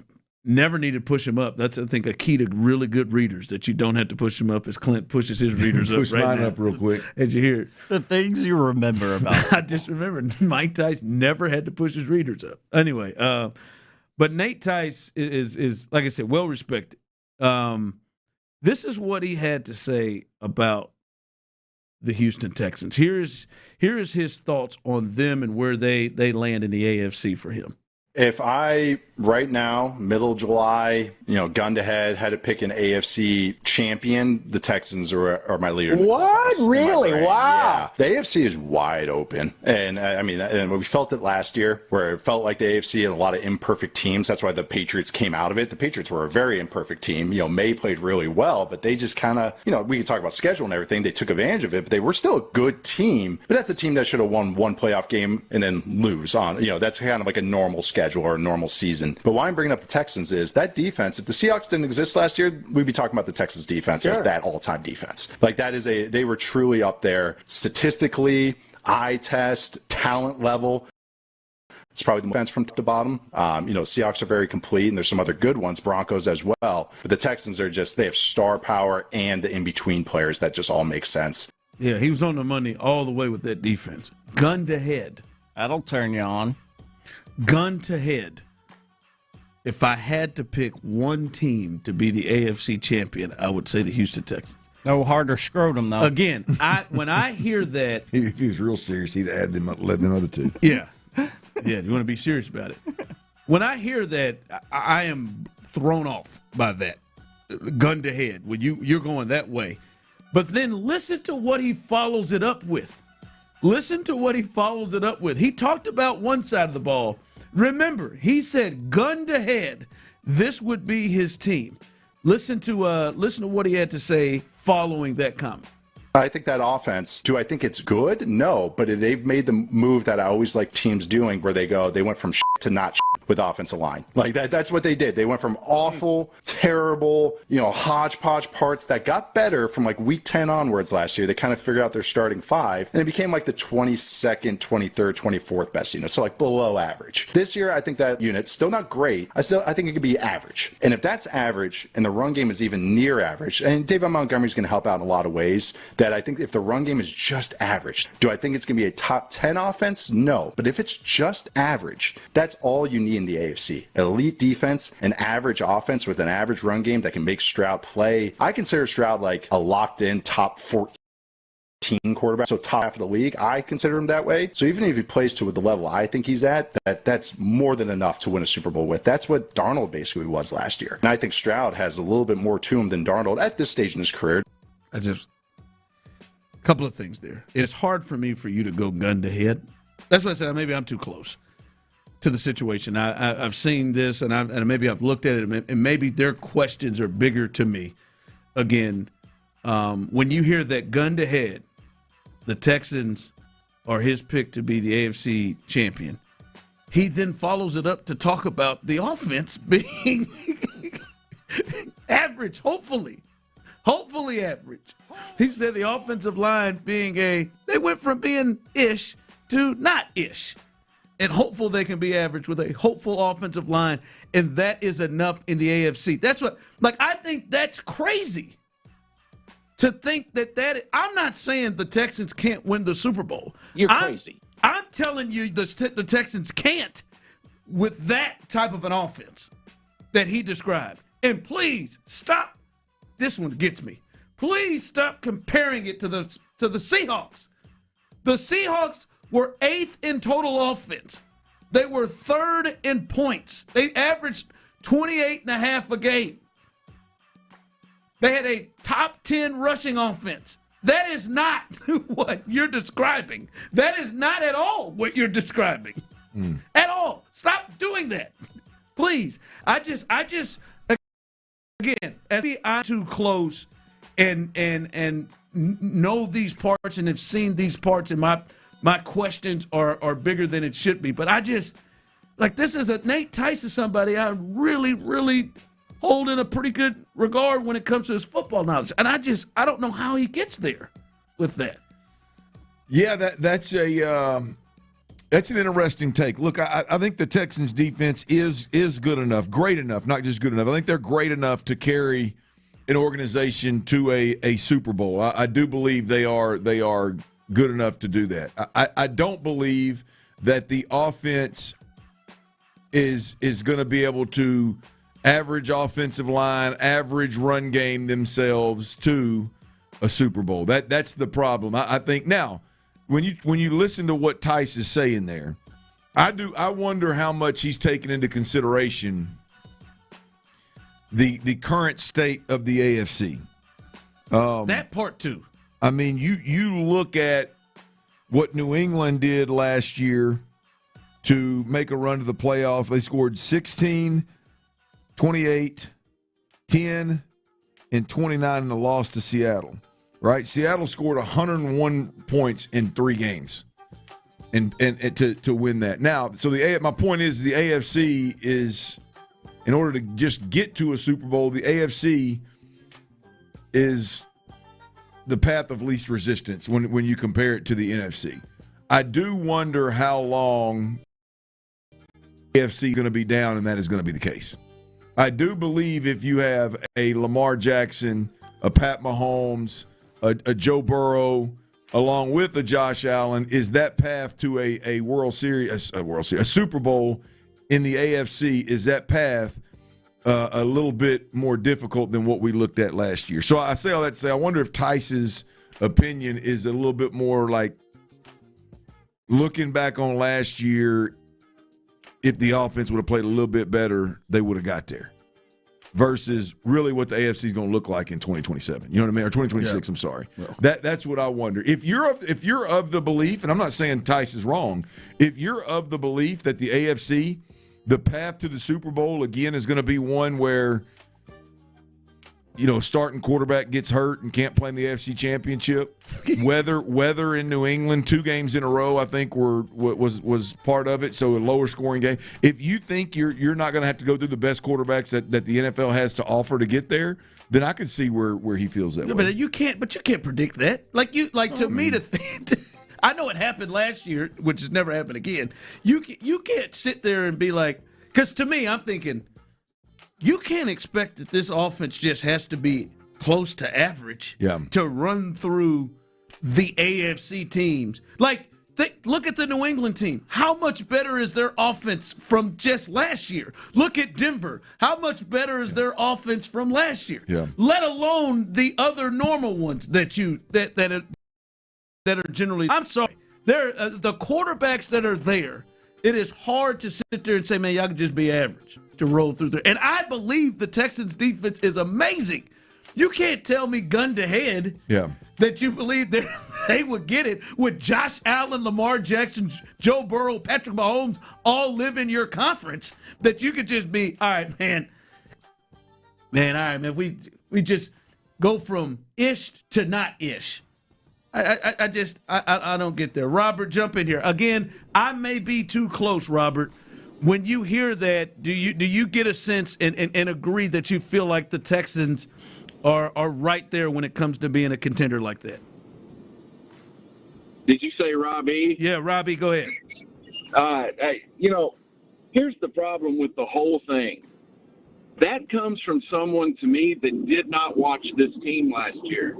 It wasn't bad. It was atrocious. And I'm sitting here thinking, okay, they did some things, they tweaked some things, but we have a quarterback that sits on the bench and pouts when things are going badly. We have a quarterback that can't overcome adversity. That's what we have. Yeah, I'm a high school coach. I'm sitting here thinking that's what we're talking about. We're talking about body language. We're talking about adversity. We're talking about focus. I'm sitting there thinking, hell, we need CJ. We need CJ in our off-season program. Maybe we can help that.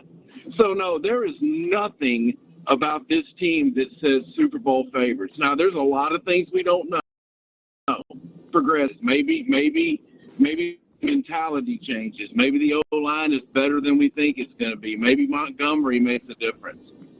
But no one that watched this football team last year and saw how the adversity was handled can say that.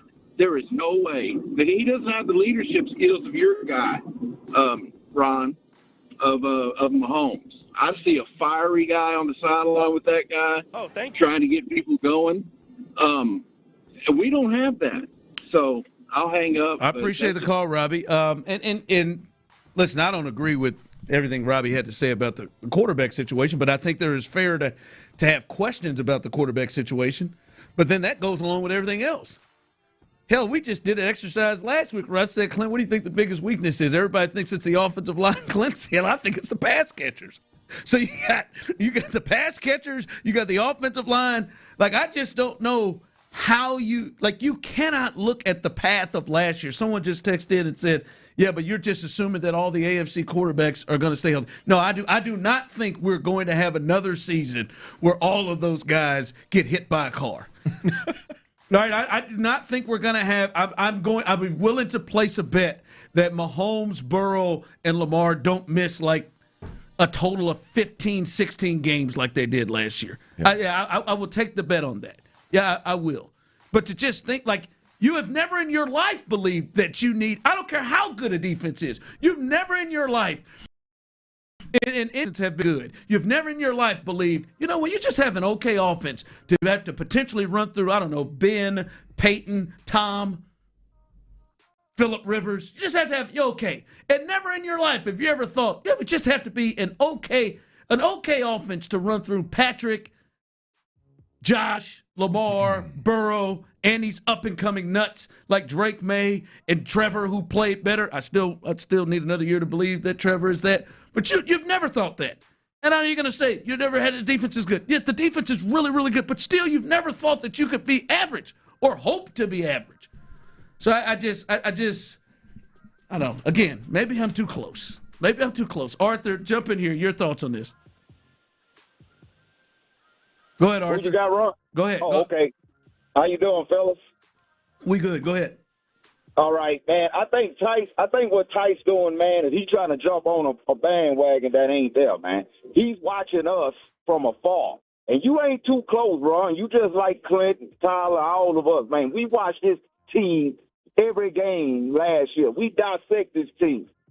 At no point in time did we see this offense doing anything. Every game we watching, we hoping we can get a pick six or a sack, fumble, touchdown.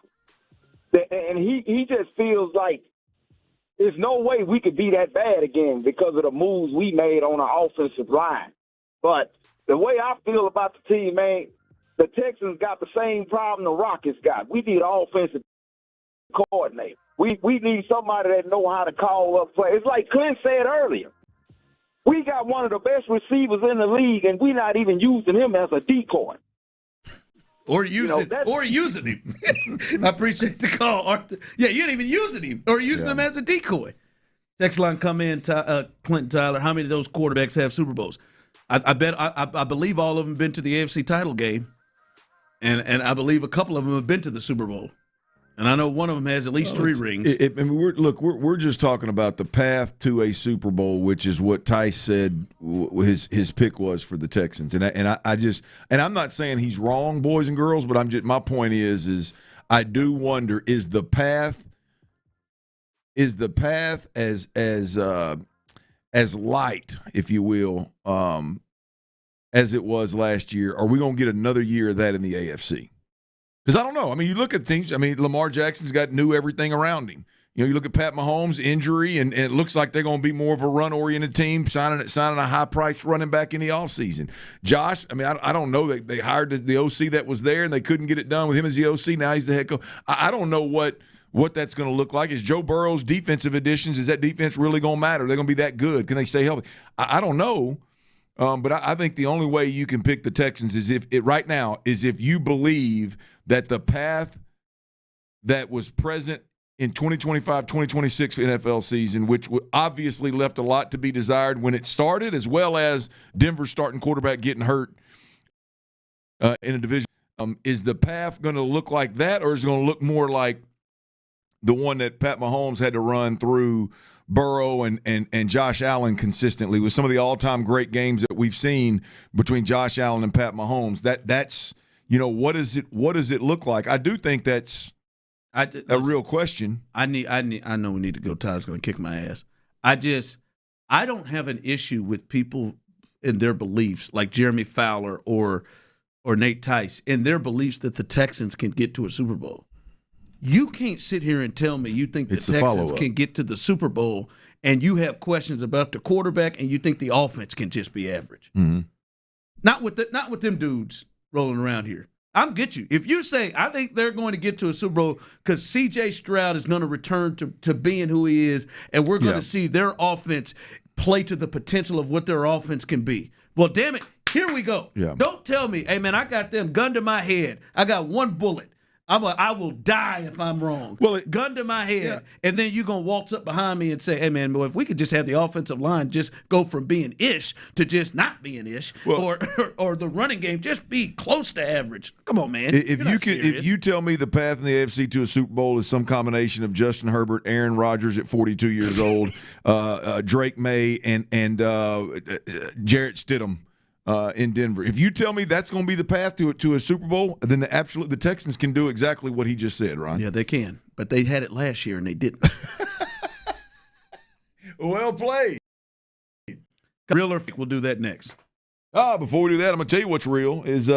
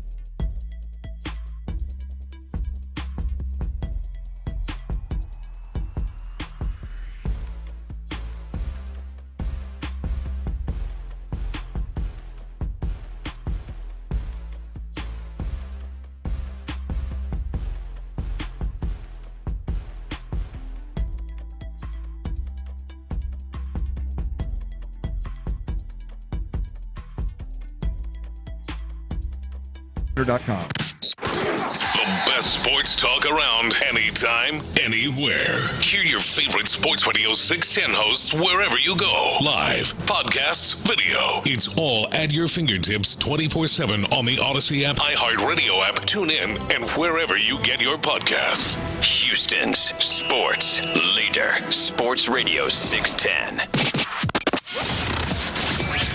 The Drive is powered by Mokaram Injury Lawyers.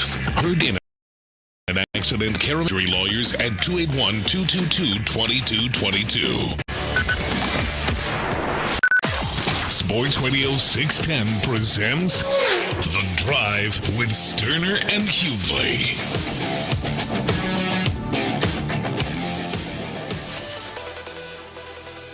All right, it's Tuesday, 3:20-ish, 3:25-ish. So let's get a little real or fake. I say a statement, you let me know if it's real or fake. 713-572-4610.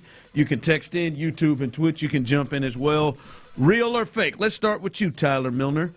Real or fake? This is the year that the SEC gets back to being the best conference in college football. 3 straight years by 3 different universities has the Big Ten won the national championship. Michigan, Ohio State, and Indiana have won the last 3 straight Tough to say, I feel you. They've had multiple teams in the college football playoff. This is the year the SEC gets back to being the best football conference in America. Real or fake? Yeah, right now in college football, it's basically the Big Ten, the SEC, and then everybody else lower down on the totem pole.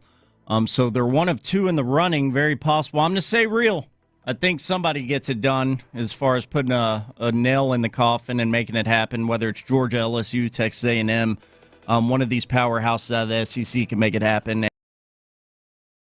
And altogether, I'm going to say that's very real. I think they overtake Big Ten and take that top spot. We'll see. It's the Big Ten has been really top heavy, but they've also had some other teams that have gotten better towards the middle there too. Clint, for you, real or fake? This is the year the SEC gets back to being the best football conference in America. Real or fake? Well, I'm going to say fake because they never lost it. I mean, yes. I kind of wanted to say something. Look, like that. you can point to. There's very true. Michigan had a little run and won a championship, and then fell completely off. Their coach, lost their coach. They lost a couple of coaches actually since then, including the national championship one. And Ohio State had a nice year, and Indiana's come out of nowhere. They've been the one team that's capitalized on NIL. And they've done a lot of good. But I still believe that when you look at the final rankings, or you look at the college football playoffs, the SEC had more teams in the top rankings, had more teams in the playoffs, and we are talking about a conference. We're not talking about a championship. We're talking about an overall conference. I don't know how you gather the Big Ten was better, given that they didn't have as many teams in the tournament to start with. So, I don't think they've ever lost it. So I'm gonna go with fake. They've always been the best conference. They still are right now, and they will be for the foreseeable future. Once again, by the way, I think is what I read. Don't quote me on this, but I know it's close to being accurate. 13 of 15 most difficult schedules in America, all SEC schools. Like that stat. I don't know. Old Dolly Parton. Yeah, I'm fake, not the fake that you're saying. I think the Big Ten still may hold on to it. Oh, I just meant they were top heavy. Yeah, they are top heavy, but I don't know. When they started to move in the top of the Pac-10 or Pac-12, whatever they were then, and you started adding Oregon, and you started adding, and really USC has become more of the middle as opposed to where they were for years out west. I do think it. I mean, head-to-head, they have had the Big Ten has had the better record head-to-head over the last couple of years with the SEC when they've played, and 3 straight national titles. I could get with the thought of, like, the back half of the SEC is stronger, but I'm not really thinking of it from that angle. Like, it used to be not only top to bottom, but top-heavy. Boy, as you would say, like LSU, Georgia, and Alabama and A&M and Tennessee, like it was strong. Now the Big Ten with Ohio State, Michigan, and Penn State and and Oregon, and now, as you said, Indiana, which is I just cannot. It has taken a while for me to be able to express that. So I'm going to say fake. I think Ohio State has got a hell of a team and probably are the favorites to win the championship. So I'll say fake. All right, real or fake, Clint? British Brooks dropping 17 pounds is a mistake, going from 225 to 208. Real or fake? Well, I think it's fake. Wait. Bruce dropped 17 pounds. No, I think it's real. Yeah. It's a mistake. Yes, I think it's a mistake. I think British Brooks is a player that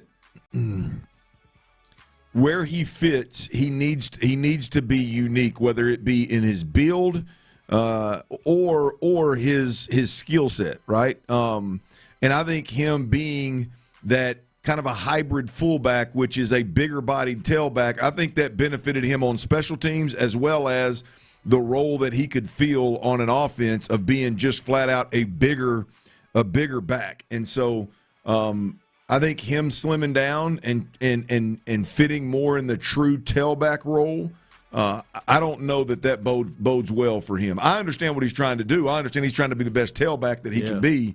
I don't know that extra 17 pounds isn't going to hurt him when it comes to special teams. We've seen him make some monster hits on special teams. And 17 pounds is a lot of weight to give up when you are most of the time you're the hammer, not the nail on special teams. And 17 pounds is a lot of weight to give up if you are trying to slide in as a short yardage goal line back or a fullback in a system. So I think it's real that is a mistake by British Brooks. I think it's real too, and I feel like his best opportunity to get on the field was probably whenever they went to a fullback role. To me, we saw him as a lead blocker in many occasions. I forget what game that was. He almost took out somebody for the 49er game where he took out somebody right in the hole and led to a huge Woody Marks run. And I wonder, under 210, Clint, how much, how different he is at the point of attack without having that extra weight there to go along with your point of special teams. We'll see. Maybe he has been kind of maybe hinted towards being the third back. I don't know. Gerard Jordan is there, but it feels like David Montgomery and Woody are going to get a lot of the carries, and his way to be on the field is at the fullback role. I'd have thought, boy, man, really work on pass catching and doing those things as opposed to dropping that kind of weight to gain more speed. Well, I think this probably ran across the special teams coach's desk before anybody else's. So I mean, while I look at it and go 17 pounds is a lot to give up on special teams. The special teams coach may be looking at it and going, well, a little bit more speed is more important than that weight, and we want you to thin down. And by the way, that's going to bode well for you at the running back position if you want to be a true tailback. I would imagine that this conversation around British Brooks started with Coach Ross. Yeah, that's what makes sense to me. So maybe it does work out well on special teams for other reasons, but 17 pounds is a lot of weight. It's a big move for him. 225 to 208. That's a big move. All right. Coming up, as we said, we're doing the countdown. We're less than 50 days out from the NFL season, starting the biggest stories and the biggest storylines. We'll count down to them. This is we get closer. We'll give you the next story coming up next right here live on The Drive. We're going to tell you about the storylines in the sports world, but I know the biggest story.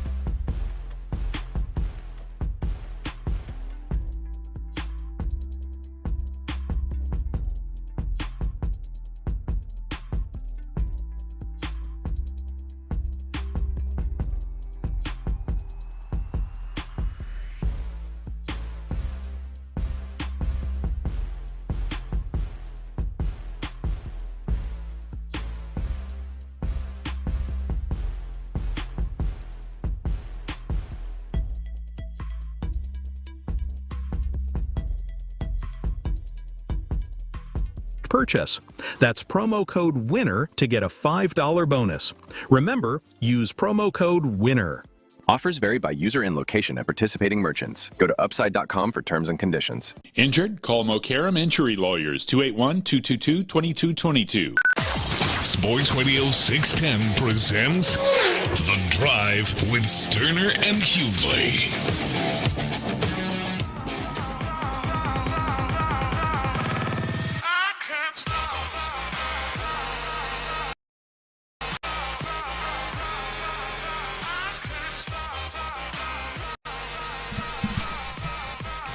All right, the countdown continues.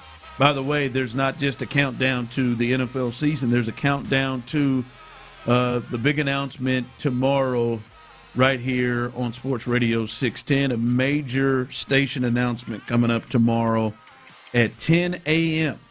Sean Pendergast, Seth Payne, and In the Loop with John Lopez, Reggie Figge, Byron in there. They will have the news of the announcement that will be announced tomorrow. So stay tuned for that, 10 o'clock tomorrow, 10 a.m. tomorrow. So set your program notes there. All right. So we're 50 days, less than 50 days out, and we're going to hit a story, a big major storyline each day. You can jump in and be a part of this as well. But, Clint, one of the biggest storylines is what are the Cleveland Browns going to do at the quarterback position?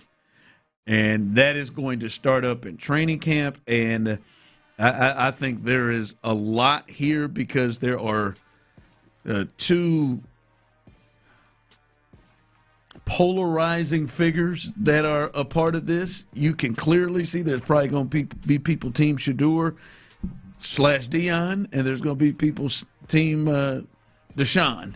And you can see how people could go either way. They got a branch in there who seems to have had a relationship with Shedeur, but many people coming out of OTAs and mandatory minicamp believe, due to his experience, that Deshaun Watson experience and maybe the money he's owed has a slight advantage right now due to those reasons. But they're eager to see what Shedeur Sanders is able to do, and it will be a real fair competition in Cleveland. How much are you intrigued by this, and how big of a thing you think this is going to be? Yeah, look, I'm intrigued by it 100%, but it's not about the Shedeur Sanders Deshaun Watson competition. It's 100% Deshaun Watson. I'm gonna be honest with you. If Deshaun Watson is, if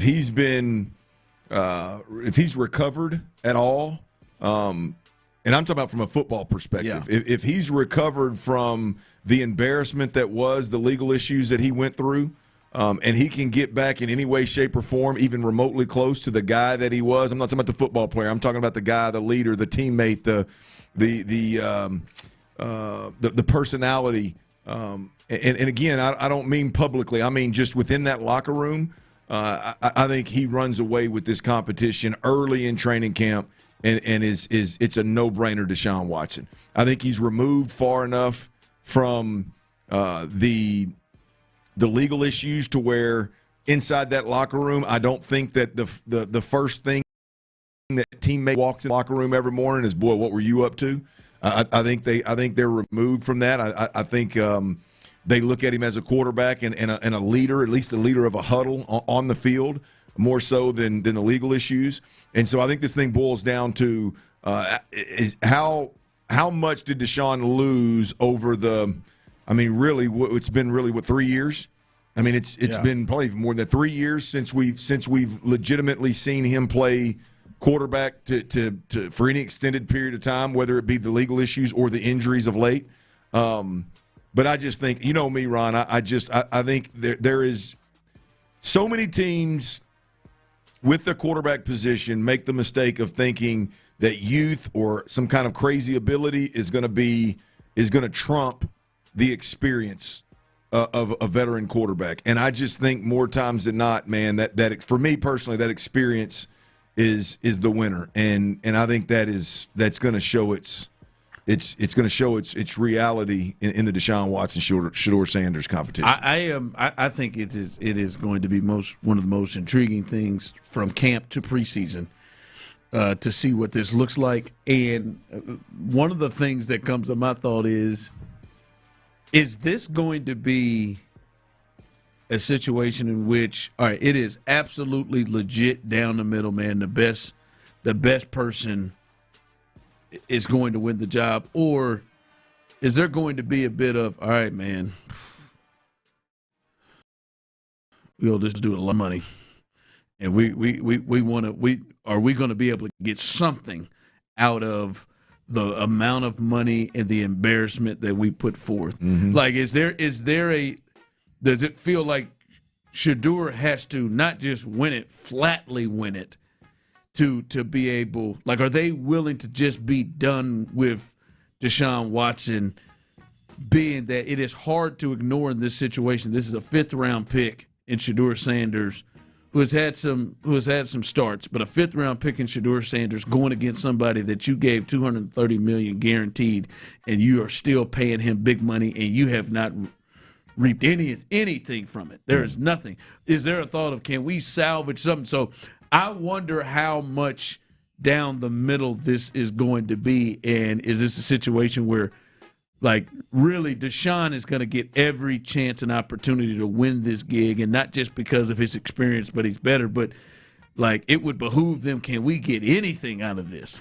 Well, the interesting thing, if you just look at it from a 30,000-foot view, is the Cleveland Browns, if they were really ready, and I know was it general manager or the owner? It was the owner that said that they were basically done with Deshaun at some point. Yeah. If they were really done with Deshaun Watson, cut him. Yeah. They may or may not have cut him due to the money. I don't. That's a different deal, Ron. But they would have brought somebody in here that was a veteran or at least a journeyman quarterback to compete with Shedeur.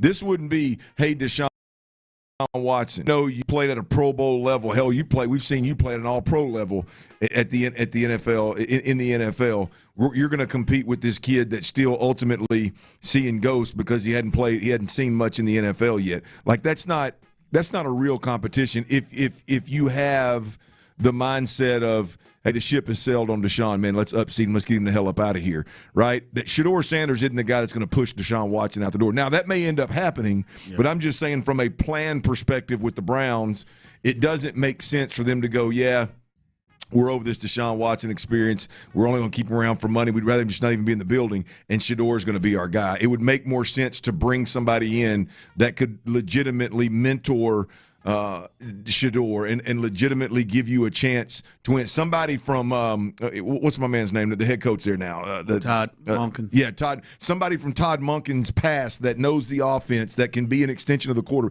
They didn't do that. They said Deshaun's going to compete. So I got to believe that veteran man is got a real leg up here on Shedeur. I ain't gonna lie to you.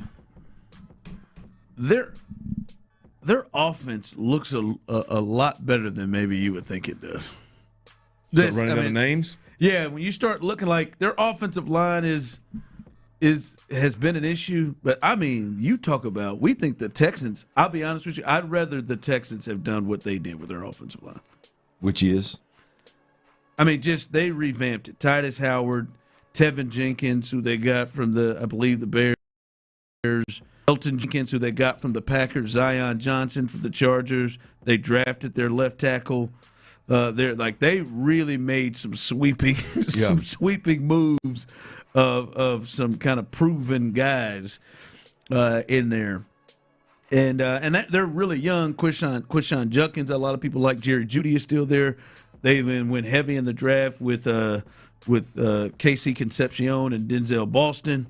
Like they got a little bit more over there than you would think. Now I don't think they're going anywhere. I was just like, oh, they got some pieces. Yeah, they got some potential pieces. It'll be interesting too to see how much the Myles Garrett loss trade, how much that impacts them as well. And it was always. I'm so glad that Myles Garrett's out of there and we get to see him in a different uniform, be great somewhere else. The fact that he broke the single-season sack record in a place where they spent, it seems like 99% of the season trailing and you know, and he doesn't have he has far fewer opportunities to rush the passer because of the score. Like, boy, seeing him in a Rams uniform is going to be big. But back to the Browns, is how much does that impact them? Hell, we'll see. I got to imagine it ain't going to bode well. But I think Deshaun's a guy there. Yeah, I wonder if Titus and Deshaun have had a heart-to-heart back. Ooh, you think if Titus ever come back and hit him, Tyler, with that? Hey man, what was happening back there, dog? No, I think Titus knows. Shoot, Titus knows what's going down. You think Deshaun? You think Deshaun was up to that? Ain't nobody knew about it? Shoot, might not have it. Hey, Why didn't you just bring a regular sized towel? Yeah, that seemed like that's what Titus. Now they may not have known about the towel, but I guarantee they knew about some of the activities. Why are you getting your massages on Insta, man? Allegedly, I guess. What you got coming up? Look, where does Nico Collins come in on the top 100 list? And what other Texans do we think are going to fall in the remaining slots? I'm going to tell you. We'll tell you about that. And which Astros are on the trade block? We got a few Astros that could potentially be on the trade block if this thing don't take a turn for the better, y'all. We'll tell you who that is, and we'll do it next right here on Sports Radio 610. Before we do that, though, I got to tell you about Kinetics. Look, if you're dealing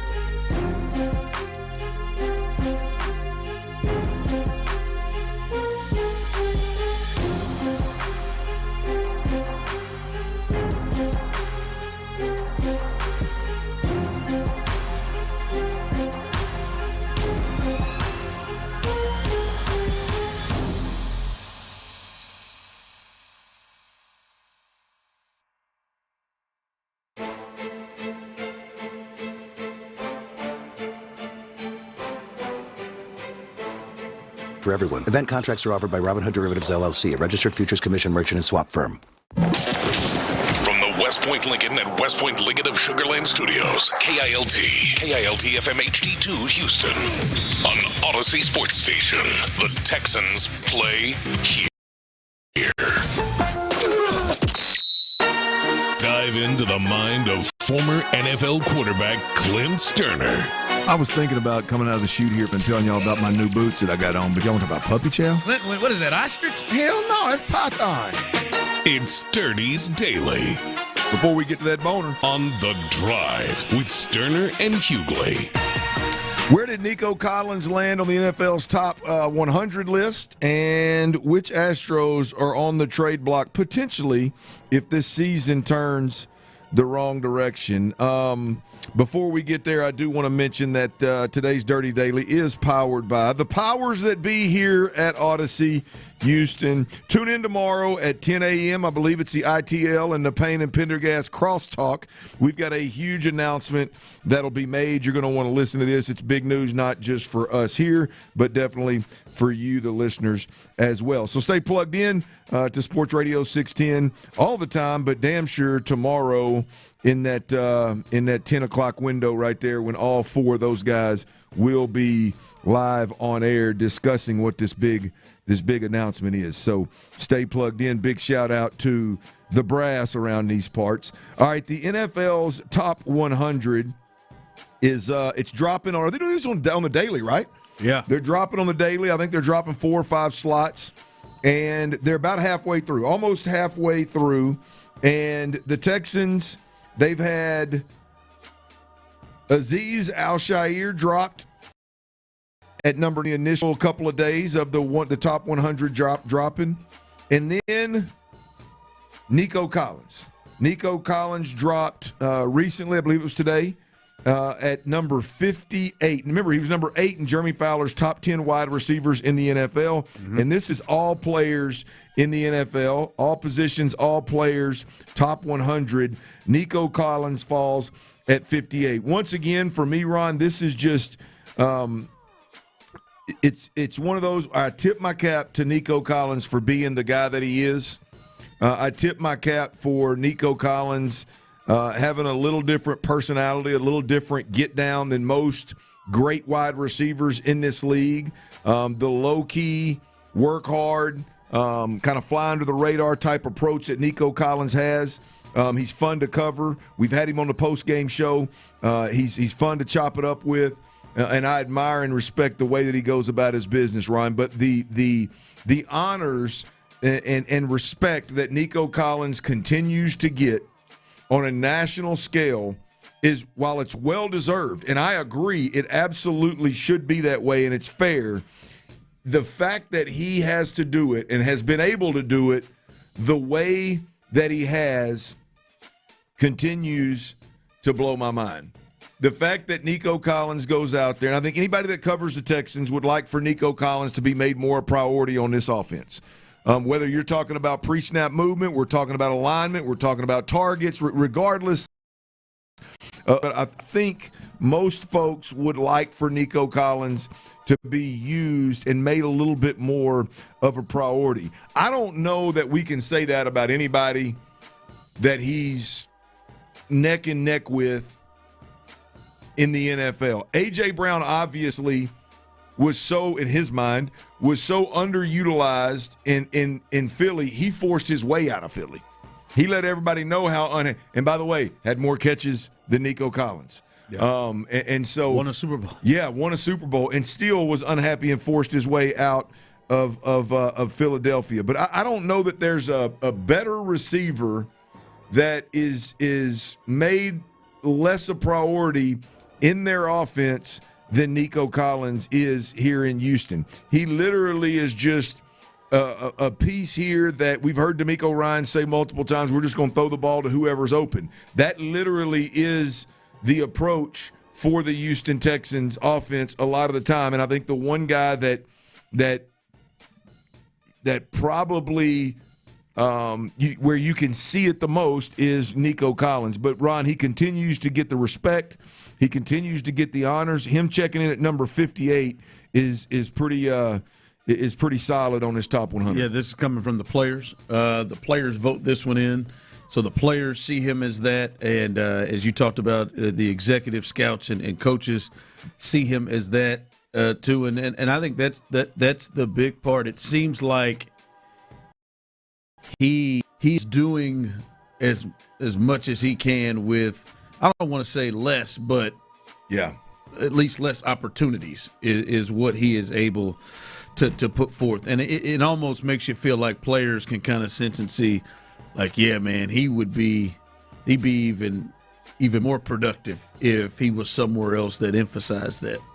Yeah, I mean, I got to believe that you could be used a little bit differently and made a little bit more of a priority. Those numbers would skyrocket. I mean, I think Nico Collins, the way that he plays the game, I think Nico Collins could be a 1,400-yard receiver.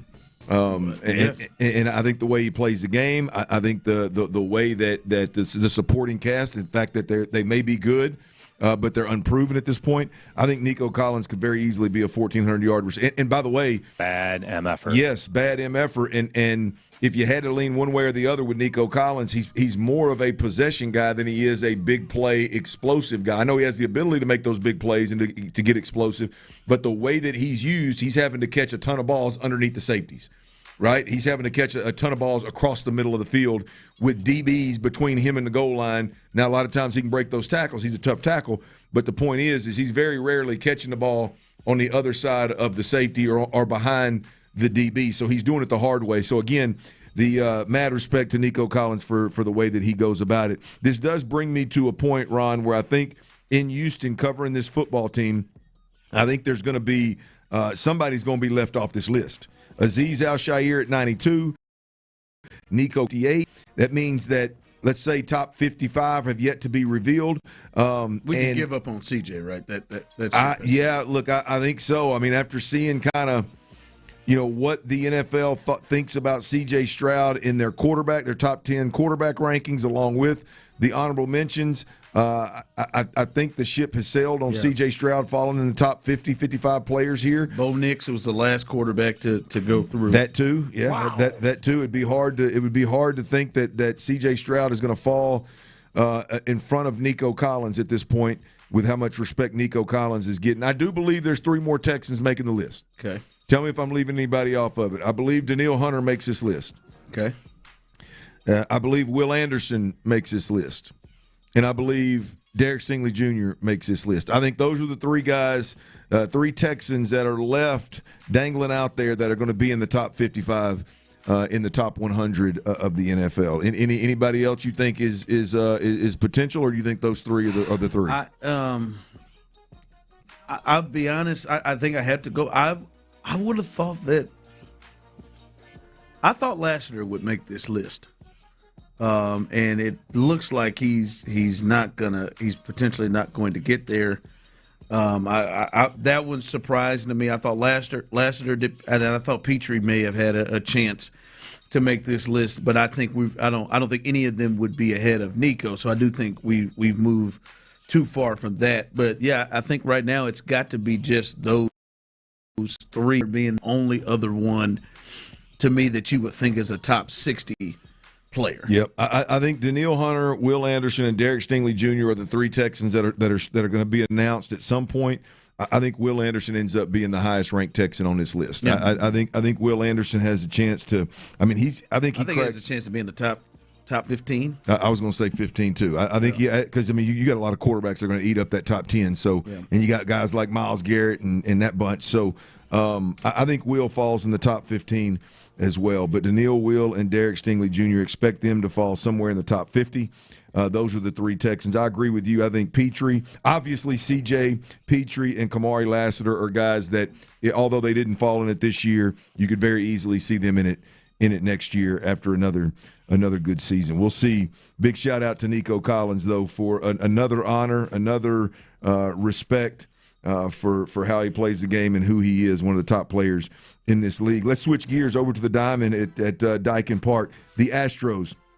Ron, we get swept in a series fresh out of the All-Star break, and then we win a big one last night when we needed to get back on the right track. We obviously win a big one last night with Ronel Blanco making his return, and Yordan Alvarez doing what Yordan Alvarez does, continuing to impress and build that resume for MVP, potentially earning that Triple Crown as well. But the Astros, I think it's undetermined at this point which direction they're going to go. Is that fair to say? I mean, which direction they're going to go? I mean, at the trade deadline, which is August 3rd, so we're a couple of weeks away from it. At the trade deadline, are the Astros sellers or are they buyers? I'll be honest with you. I don't know if it's the Astro fan in me or what, but it seems like it shifts series to series. I feel like, hell yeah, we're going to be buyers. Let's ride. And then I'll watch it and I go, there's no way this team's gonna make a run. So I mean, it's like the wind for me, man. It's one every day. It changes. Do you still feel strongly about the fact that they're going to end up selling? Well, I don't know if they're going to end up selling, but they better not be big buyers. That's to me at this point. That ship has sailed. To me, yeah. You are already struggling with your farm system to have guys to come up to replenish what you've had. You're already struggling with that. And to me, I think you've proven that you are going to be, let's say, very, very conscious on who you're paying and who you're not paying, and you're not just going to be a team, even though you're in a major market, that will just go and sign all their own, because they've let several guys that are their own go. You seem to want to kind of keep guys on team-friendly deals like they've done with Yordan, like they've done with Christian Javier.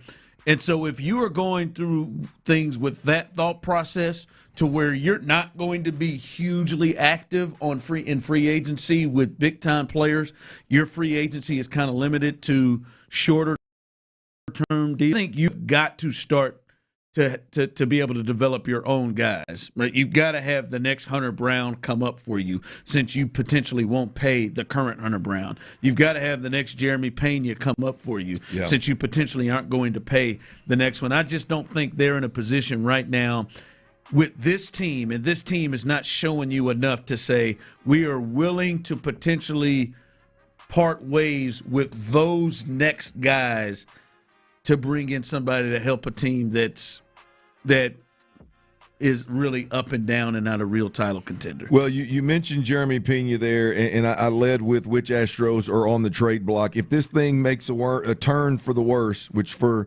the Astro fan in me and the better in Tyler, I hope it does not. But I found a list, boys. I found a list. Kylie McDaniel of ESPN, along with Jeff Passan of ESPN, of Astros potentially on the block, with a percentage on a few of them of how likely they are to be traded. I'm going to give you this list real quick. Jeremy Pena, 35% chance that Jeremy Pena is traded. He's got the rest of this year and one more year of control. I know there's been a lot of talk about Jeremy Pena. I know Alex Rodriguez has talked about wanting the Yankees to go after Jeremy Pena. Boy, that would be painful. And I'm going to give you these names, and then I want you to tell me which ones you think are more likely to move. 30% chance that Josh Hader is traded, again, if the Astros season takes a turn for the worse. 2026 and left his contract.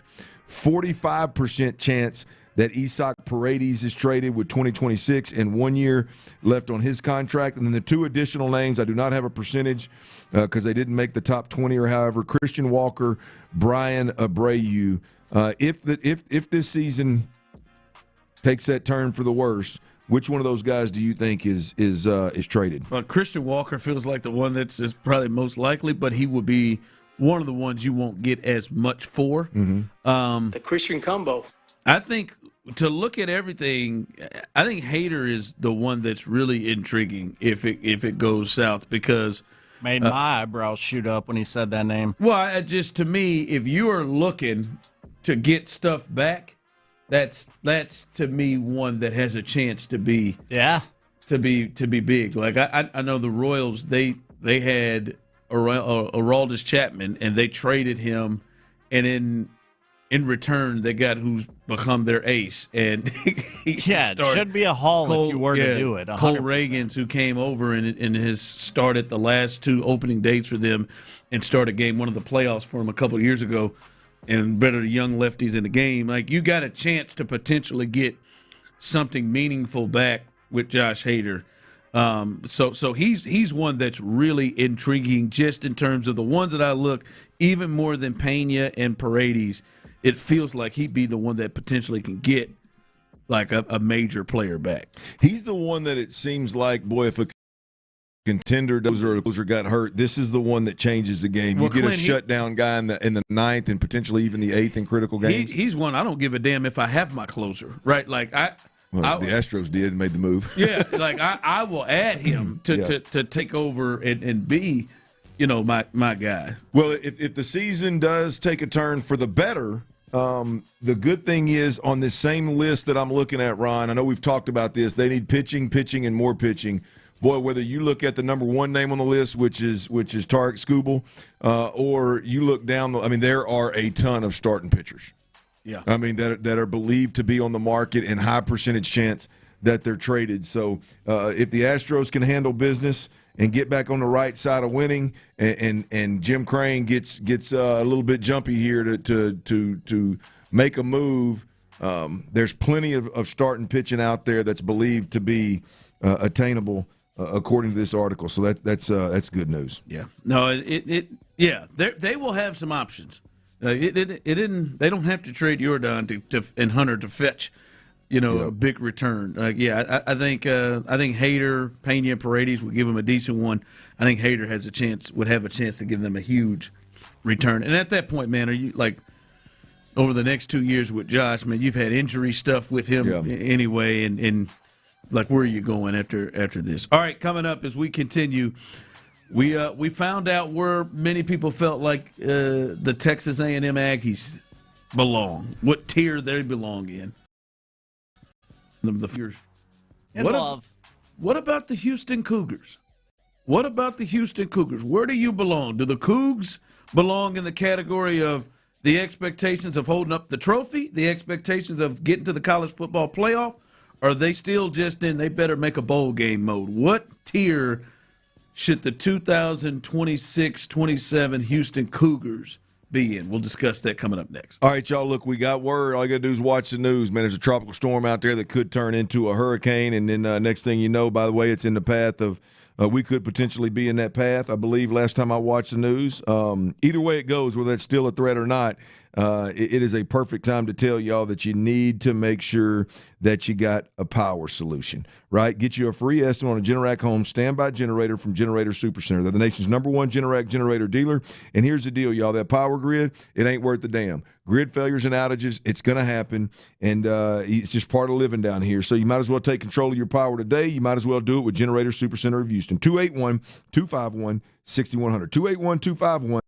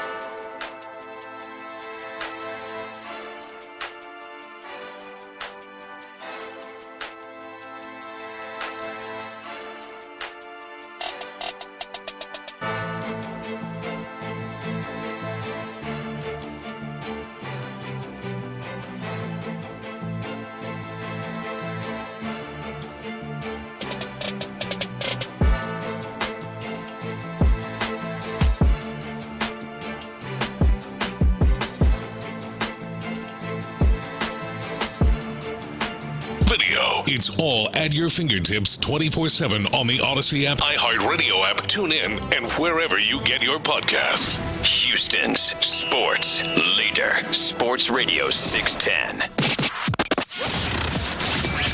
The Drive is powered by Mokaram Injury Lawyers. Heard in an accident? Call Mokaram Injury Lawyers at 281-222-2222. Go Cougs, that's my guy. Sports Radio 610 presents The Drive with Stoerner and Hughley.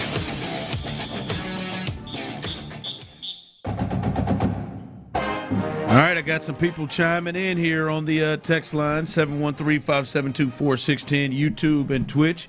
You can jump in on this as well. As we've been trying to figure out, where does your team belong? How should you be evaluating your team, your college football team, coming into the season? We had an A&M fan on the show yesterday by the name of Tyler Milner. It's on the show every day. He felt like they should be in that tier of, hey, they need to be in Vegas holding up that gold trophy. Texas A&M is the grand example. What about you, Houston Cougs fans? 713-572-4610, YouTube and Twitch. The three categories. Holding up that gold trophy in Vegas. Should the expectation be getting to a college football playoff? Or you just better make a bowl game? Where should your team be, and where do you think the Houston Cougars land if you coming into it? The expectations, Clint, are higher than the program is used to having. As I've looked on it, 7.5, 8.5 win total, and they're coming off of a 10-3 season, which was an amazing turnaround from head coach Willie Fritz. And they actually won right here in Houston at the Texas Bowl. They beat LSU in a bowl game, and it was a big, big season. A lot of people think they have a genuine chance to be a contender in the Big 12 Conference, to win that conference, get to a title game, and get to a college football playoff, potentially. A big piece for them is, Tyler, you may know this guy, their senior quarterback, Connor Wegman. Oh, Weggy. They bring him back to lead the offense after a great season, as he is a top candidate to be the Big 12 Offensive Player of the Year. So they're in a good place. Cornbread goes, make a bowl. Someone texts in, Cougs should win the Big 12 and make the playoff. Go Cougs! Clint, when you look at this Houston Cougars team, they took a big step. 10-win season, huge for Willie Fritz. And I do think usually the Big 12 is one of those conferences that, has a chance. There's not a traditional major power in it right now. What do you think should be their tier right now? College football playoffs. I think the college football playoffs should be what U of H is staring down. Wow. As you mentioned, 10 wins last year. And I've said this before. I said this before realignment happened, Ryan. If I were a college football coach or had anything to do with a college football program, I would do everything I could to get into the Big 12. I would do it is the path of least resistance to the college football playoffs, period, point blank, any way you slice it. I know some people feel some kind of way about saying that, but that is just the reality of it, of the situation. Right now, you got Texas Tech and BYU standing in your way of getting to a college football playoff. Maybe a little Utah, but they've lost their head coach, so maybe that's a bit of a struggle too there. I mean, that's really where you're at. So if you're U of H, let's. I know that when you look at the top 10 in the country or the top 12 in the standings from last year, maybe U of H last year wasn't quite ready for that jump, and maybe the Texas Tech BYU, the way the season unfolded in the college football playoffs, may have not been ideal for the Big 12, but we're just talking about what should the expectations be for the University of Houston from a football perspective, and it should be the college football playoffs, because if you win the Big 12, you can you're in the college football playoffs, and there's nobody in the Big 12 that should be on paper significantly better than the U of H roster right now. There's nobody in the Big 12 that you look at and you go, yeah, man, that's That's too big a mountain right there to climb. I know there's a lot of hype about Texas Tech, and they've done a good job. They spend a lot of money on their program. But in no world right now, 2 years into this big NIL spend, is Texas Tech too big of a hill for U of H to climb. In no world is BYU too big of a hill for U of H to climb. I think you're sitting in a situation right now where I think you had a great coach. Love the coach they hired, especially when you talk about guys that can do more with less. What he was able to do at Tulane is, I mean, you can't deny it, right? If he can do anything remotely close to U of H, which is much easier to win at U of H, in my opinion, than Tulane, then you're on to something here. You move on to the most important position in football, the quarterback position, right? They got 2 5-stars at U of H. You hear me? They got 2 5-star quarterbacks at U of H, and we ain't talking about has-been, washed-up quarterbacks. We're talking about guys that can absolutely play. You got a starter, and you got the number one player in the cycle as a 5-star quarterback in there. So quarterback should not be a problem. Even if you got to play the true freshman, even if you've got to go down and play the young guy, that quarterback you should be able to win with in the Big 12. So I look at U of H and I see the success they had last year, the fact that they got the most important piece in place, not just in the first string, but potentially second string at quarterback. I like them. I like them to make a run here, and I think you should be shooting to win the Big 12. And if you win the Big 12, you're in the college football playoffs. Period. They should be shooting there. I wonder, are they there yet? If you look at least, I mean, and they're all kind of in an area where you're not scared, right? There's not an Ohio State. There's no, Georgia or anything like that in their way. There are. In the preseason poll, ESPN put out, in the preseason poll, Texas Tech is the highest Big 12 team at 11, with BYU at 12, and then Utah is at 18, with TCU and U of H at 23 and 24. And so, yeah, it's not quite, murderer's row there, and you could see how some things can break your way. I think they are still in you better make a bowl game territory, and maybe a year away from getting there. I'm not going to say it's impossible to see them finish in the top 2 and get to a Big 12 champion in Dallas, and then anything can happen there. Mm-hmm. But I would think right now they are still in better make a bowl game. Better make a bowl game. It is hard for me to feel confident that they at this point are ready to jump over Texas Tech and BYU. It is hard for me to get to that point. But I love what Willie Fritz is doing over there, and they're getting close. By the way, text line coming in. Preach Clint. Clint knows. Let's. This is a playoff year. This year is what many people are texting. Well, there's the reality of it is it's the path of least resistance in all of college football to get there, maybe with the exception of Notre Dame. It's primed and ready in the Big 12. Now, some of these teams, if Texas Tech continues to come up, if Oklahoma State makes a turnaround that they expect, you mentioned Utah. If West Virginia, I believe Rich Rodriguez is back out there. If they can make a turn, BYU, obviously, U of H. There may come a day where you're looking at a top 5 or top 6 teams in the Big 12 where you're like, boy, that's a good run right there. But right now, I think it's still there for the taking, and I just don't know why U of H can't get there. Ron, you mentioned BYU. BYU's not on their regular season schedule this year. Yeah. They avoid one of the big boys in the conference in BYU. So really, Texas Tech. Right now, where we sit, again, OSU, Utah, West Virginia, some of these other teams, may be better than expected. But boy, right now, Texas Tech is the steepest hill you got to climb, and going to do real quarterback position right now. Will Hammond is probably where they're kind of pushing right now. Yeah, Tech and Utah, they got on that schedule. They can beat one of those teams and have themselves one loss in the conference. They put themselves in good shape there. But U of H, Clint has them in make the college football playoff. I got them in they're still in better make a bowl game role right now. All right, Clint brought up a little bit ago about the latest member of the Texans that popped up in the NFL Top 100 list, and it well-deserved for Nico Collins. He should probably have a better place on this list.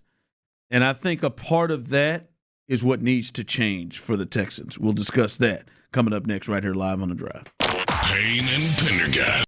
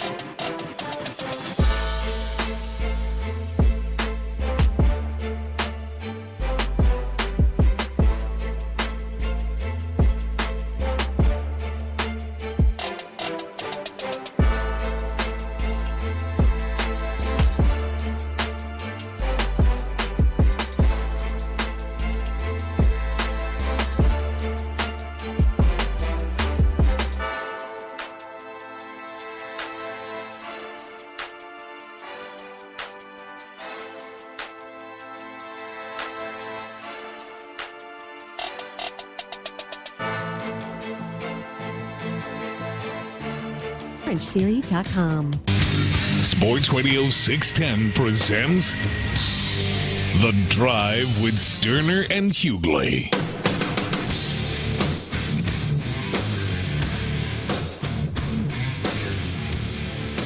All right, welcome back as we are live here on The Drive, enjoying ourselves here.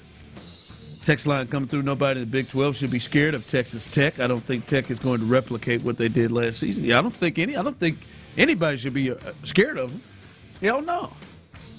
Yeah, but I think one more year for Willie to really implement his crew there, and I think they'll get in a better year to be able to have some people want to spend a little bit more money too. Yeah. Well, big picture is like you just said. I think the money is the tip of the iceberg is there from a money perspective. I think U of H really could be a sleeping giant. I think the fact that with what you do have, you get the number 1 rated quarterback in the country to commit to you, not just commit to you, but commit to you when you got another 5-star that's starting. You don't have to go out there and guarantee playing time. You've got another guy that is your guy. By the way, I believe I saw him at Big 12 Media Days, so he's not just a quarterback, he's a captain. So, yeah, man, I agree. I agree with your point, Ron, of hey, man, this could be a sleeping giant, and within the next couple of years, they could make big moves. But hell, look, 10 wins last year 2, you're building on it. I think we got to lean into taking the Big 12 and getting to a college football playoff. Yeah.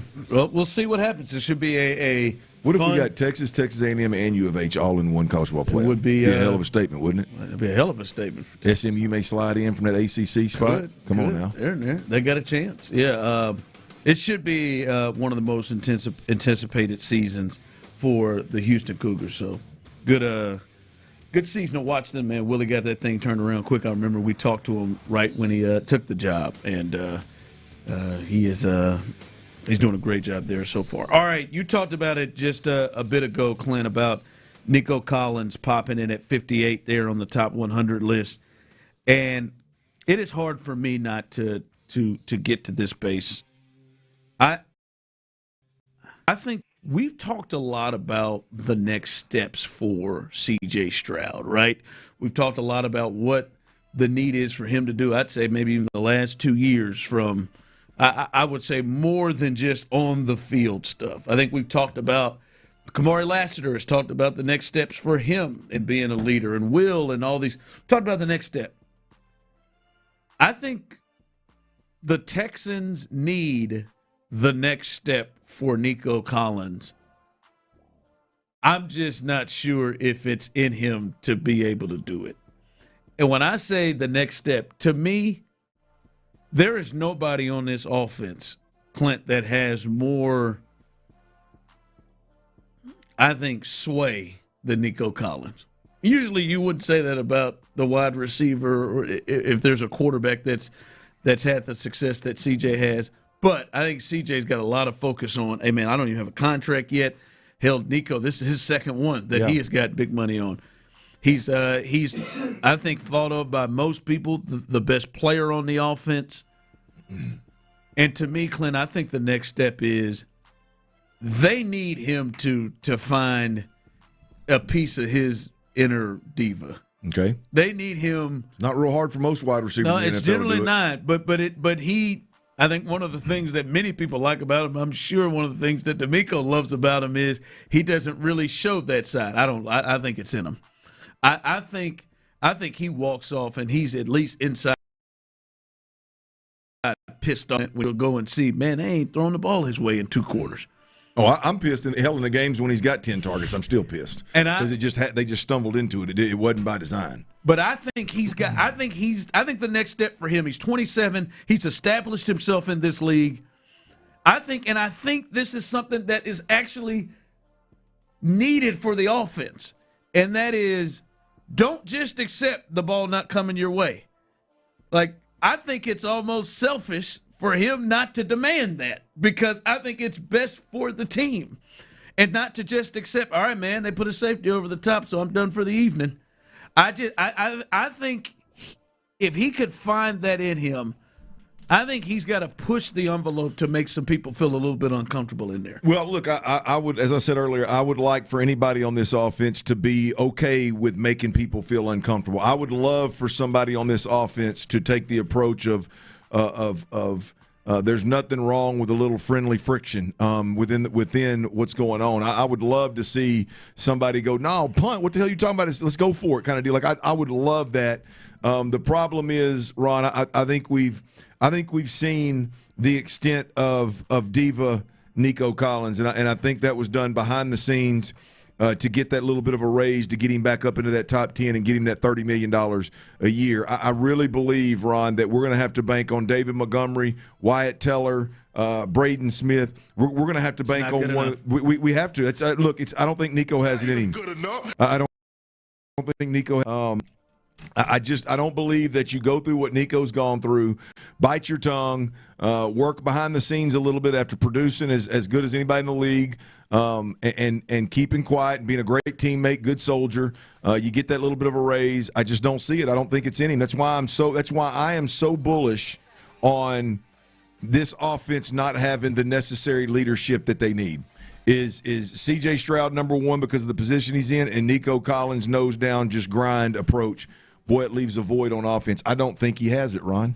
I think he is one of very few receivers in the league that, when it comes to being made a priority in an offense, I don't think he cares.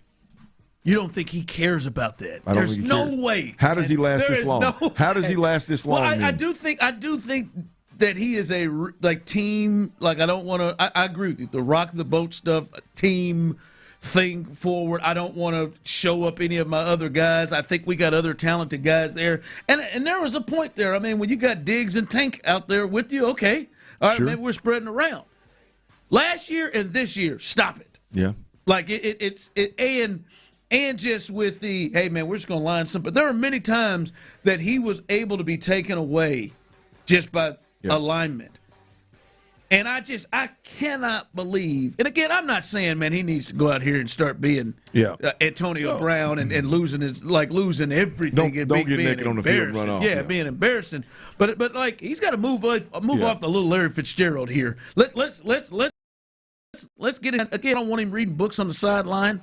I mean, I don't know. I like Hatchet with Gary Polson. I don't know. I don't need him reading books. But I wouldn't mind one time we rode through after the game, and maybe he got up there like A.J. Brown, and you could clearly see, hey, man, we got to get better. Yeah. You can clearly see he's not happy with the ball coming his way because the ball needs to. They just don't have the talent and the guys. They got one dude really right now that we know of. Yeah. They got one dude that can really be a huge advantage and just go make plays.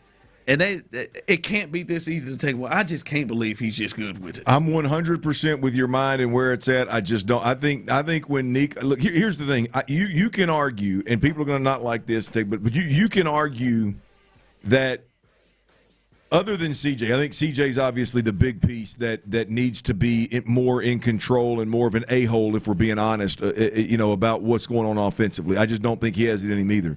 But the two guys that we are familiar with that have been Texans and have had more than enough reason to be that necessary a-hole and chose not to do it is as detrimental to this offense as anything, and it's Nico Collins and Dalton Schultz.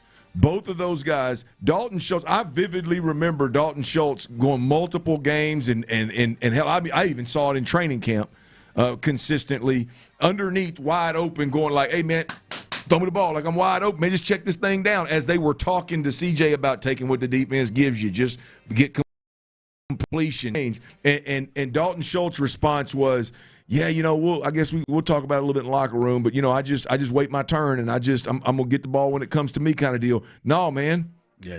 I mean, there's a time and a place, but you're right. Nico is one of doing that. Nico, maybe Dalton, you do that. That's fine. Well, Nico, I just want somebody. My point is, I want somebody. You're right. Nico CJ would be the best one. Nico would be number two, and then anybody after that. But we've seen situations where Nico and Dalton should absolutely, be a little bit more aggressive, whether it be to CJ or to OC or to D'Amico, whoever it may be. We've seen those situations present themselves, and what they always choose to do is Hey, I'm gonna stay in line. Take that team role, man. The good soldier comments, and I would argue that it would benefit this team for somebody to take a different approach. I agree with you. Yeah, you're probably right. Like, that's probably not his personality. But, man, I am hopeful that he has gotten himself more comfortable and he's established. And, like, the point of, man, we're not going to win this way. We're not going to win. Like, he should be, Clinton Tyler, 1,400 yards easy on this team. He should be 1,400 yards. He should be over 100 catches if his ass can stay healthy. Over 100 catches and pushing or having more than double-digit receiving touchdowns. Because what is around him and what should be the focus. And I just think, Clint, this is a group that are probably, we've talked about it, more into plays and not as much players. And I think they need somebody to push that, to make them uncomfortable. Sure. And I think there's some other guys, the way they operate here, Clint, they might just see the bench. Yeah. David Montgomery is probably one that won't, but maybe, I don't know that Woody's in a place to buck. I don't know that Higgins or Noel are in the place to buck. I recommend all the ones you just mentioned right there need to keep to themselves. you keep that Nick Caserio nose down, do your job. That's what I'm saying. You might end up on the trade block, right? Yeah. But I think that's, to me, that is the next step to his game. Is, man, I don't know if CJ can do it, but boy, you like, he has got to push the envelope. All right, coming up as we continue right here live on The Drive, a little 5 o'clock fire, some Astros news, as not only are we going to get you ready for the game tonight against the Marlins, where they look to try to win Game 2 of this series, but also some news, some injury news, and this is some good injury news as well. Big announcement tomorrow, and one of the NFL's Super Bowl winning coaches responds to one of his crazy players. We'll discuss all of that as we continue right here live on The Drive. Holy cow. In the Loop. The Astros are at the All-Star break, so how are you feeling about them?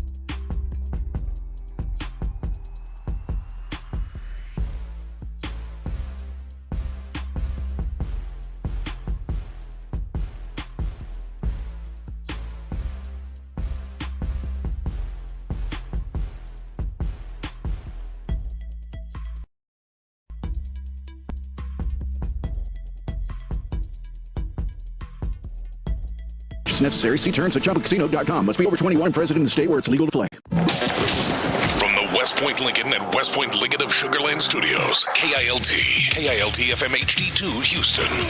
On Odyssey Sports Station, the Texans play here. I said, oh, Lord Jesus, it's a fire.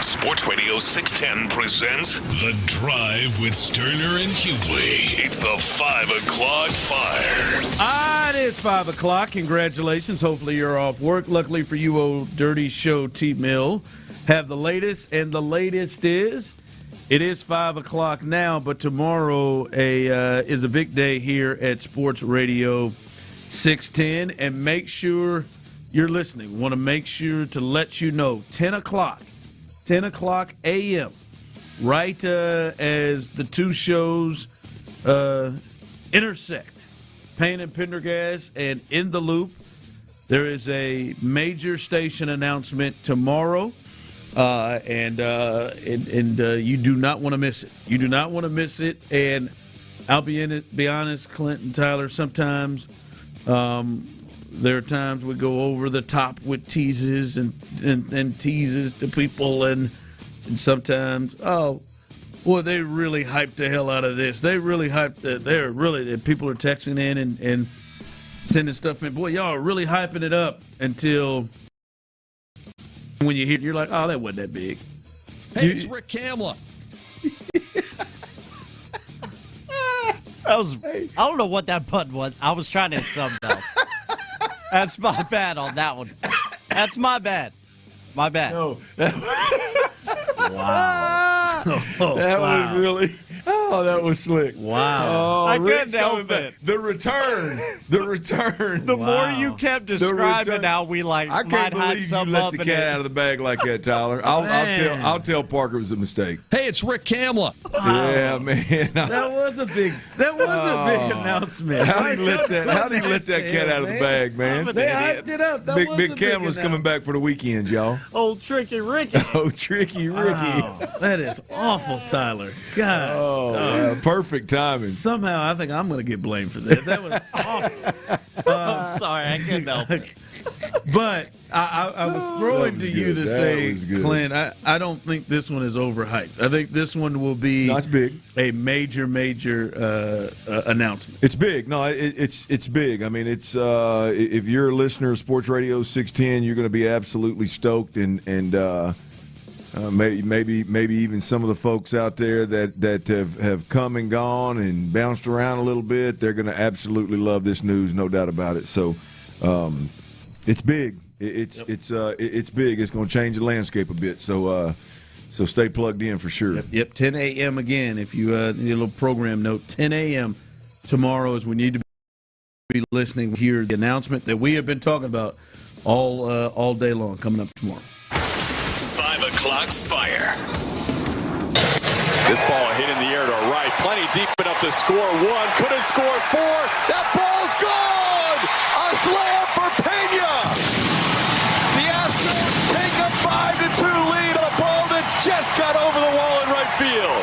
That'll make me want to jalapeno. That was some late life going to the opposite field. Yeah, didn't know where Jeff was going there. That was good. Yeah, there you go. Didn't know where he was. The build up. I mean, like the lead into the jalapeno. I don't know if that'll make me want a jalapeno as much as just jalapeno. That is great. Well done, Blumber. Yeah, well done. That is. That is good. Jalapeno. That is good. But that's a T-shirt, Jeff. It may be something. Ball was flying out of the yard. He hit one. Jordan hit a couple. Hell, the Marlins, they got a couple out. So a little home run derby happening. But the Astros got a desperate win after that sweep against the Orioles in that one. Before we get to tonight's game, a little news here for the Astros, which I think is another big sign. We saw Ronel Blanco come back from Tommy John surgery, have his first major league start yesterday, which I think went pretty well. 4 2/3, 2 hits, then were 2-run homers, but 8 Ks and 3 walks. Pretty good start. Hayden Wisniewski, another one who I think was promising to start last year before he had to go down with Tommy John. He was a part of that big Kyle Tucker trade. He will make a start Thursday for AAA Sugar Land, so he could be another one on the way up. And we talked about Nightingale. We've talked to Robert Flores, Mitty, pitching. And it may have to come from within right now. And Ronel Blanco first, and maybe this is a sign that Hayden Wisniewski could be a potential possibility coming up soon. Well, Wisniewski's obviously close. I mean, we've been keeping track of him with the last couple of starts or appearances. I don't know if they were all starts, but he's clearly close, so that's good news. But today's all about Ronel Blanco. I mean, last night you mentioned 4 2/3. The 2 home runs picked up right where Homer Mike left off with the home run part of it, but the rest of it was really impressive, man. I mean, just coming off of Tommy John first outing, you go 4 2/3. Right, he also threw up, I think it was 86 pitches. He struck out 8 hitters. So clearly the pitch count's up there. The strikeout stuff, the swing and miss stuff is there. So. A really, really good first outing for Ronel Blanco, and we absolutely needed it. So good to see that is on the back end of this, on the backside of this Tommy John surgery, that he at least has that in his bag. I think that is a more than successful first outing for a guy, again, that's missed over a year with Tommy John surgery. So for the Astros, whether you look at the plate, hitting the home runs, getting Jeremy Pena back, and he grand slams, or the Ronel Blanco piece that looks to be promising. Yeah, so we'll see. Maybe that's going to have to be the trick. Is, again, I am skeptical to think that Jim Crane wants to start to invest and move off of some of the guys they have. They need pitching, and if they're going to make a run, maybe the pitching is coming from within some of these guys that have been that weren't healthy. Christian Javier had a pretty decent run, his first one out. We'll see what that looks like the next time he comes out. As you talked about Blanco, and now Wisniewski could be next. So that is the latest there from the injury standpoint. Now tonight, the Astros will take on the Marlins. And to me, I don't know where you guys get on this. I think Imai should be fighting for his spot in the rotation. I think if this with maybe Wisniewski is coming up potentially, or whoever. I'm sorry. There's got to be 5. There's with whoever. there's got to. Kaiway is back. There's got to be 5. I mean, if Javier, if he comes out with Wisniewski. another, right now, I mean, Javier Blanco to go along with Eric Getty, Pete, and Hunter Brown. Yeah, I think right now we've got to start to. If you're serious about trying to make a run, you got to start throwing the. All right, he made $18 million out the window. Like that's got to be gone. If he keeps sucking, we'll get all this little funk. Then they've got to stop having him come out. I can't believe any of the guys behind him have confidence. I can't believe the guy behind the plate has confidence. And it feels like you walk into the game with him. God, here we go. Yeah. Hey man, we got to put up 7 tonight, boys, and cross our fingers. So I mean, if he throws the ball well, like he's been capable of doing at times, that's fine.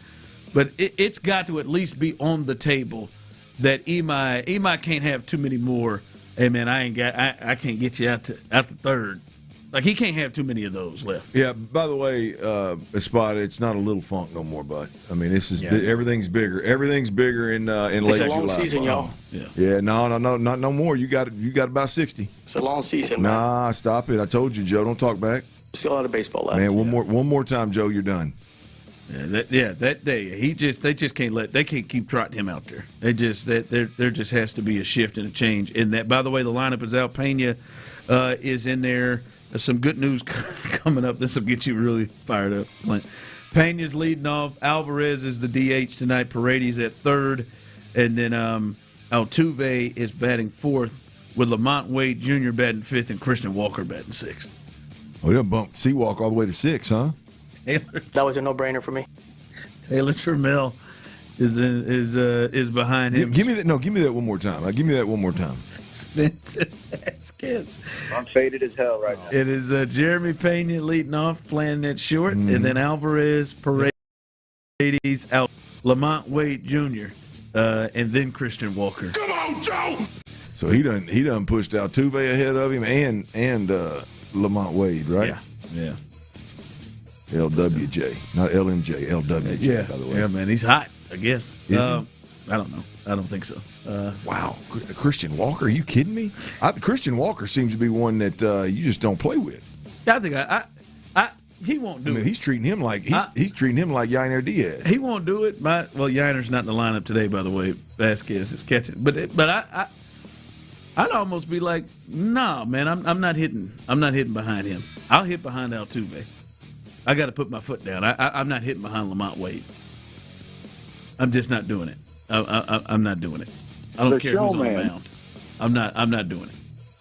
But he is. So yes, Lamont Wade. Boy, moving up. There's Lamont Wade fans. There's a couple of texters who are big time Lamont Wade fans.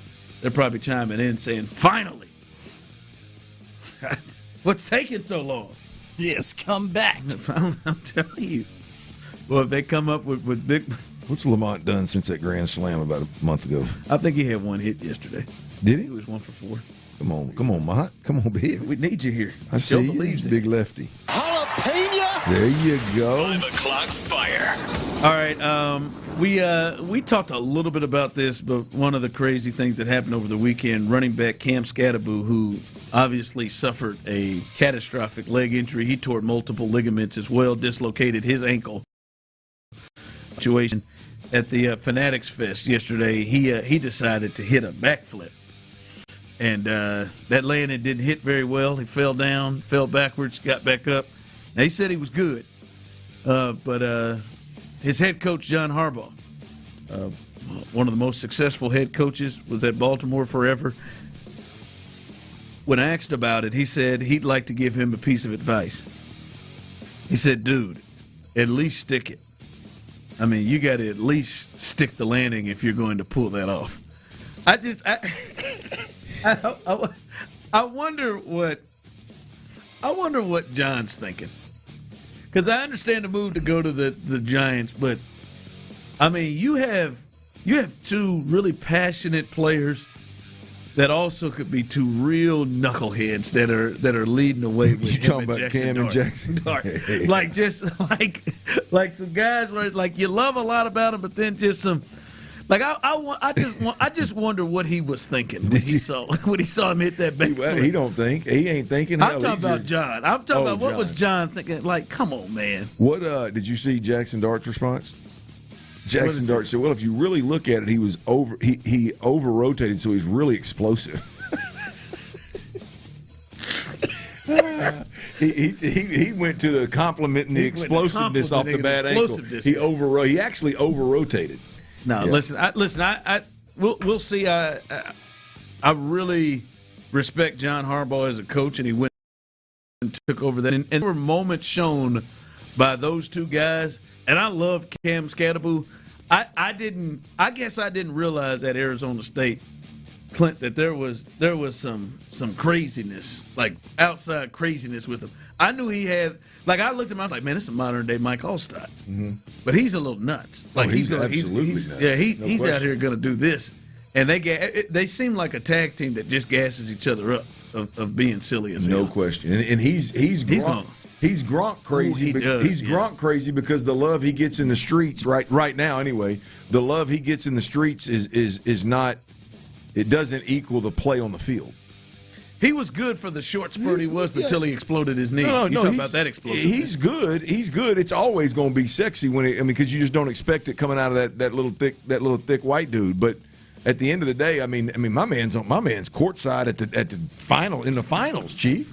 This guy's living Saquon Barkley's life. He's living Jackson's life. He's on a rookie running back money. Gonna have a hard time keeping up with Jackson Dart here. I don't know Jackson. I think Jackson got a serious girlfriend, so he is clearly picking up Jackson's scraps.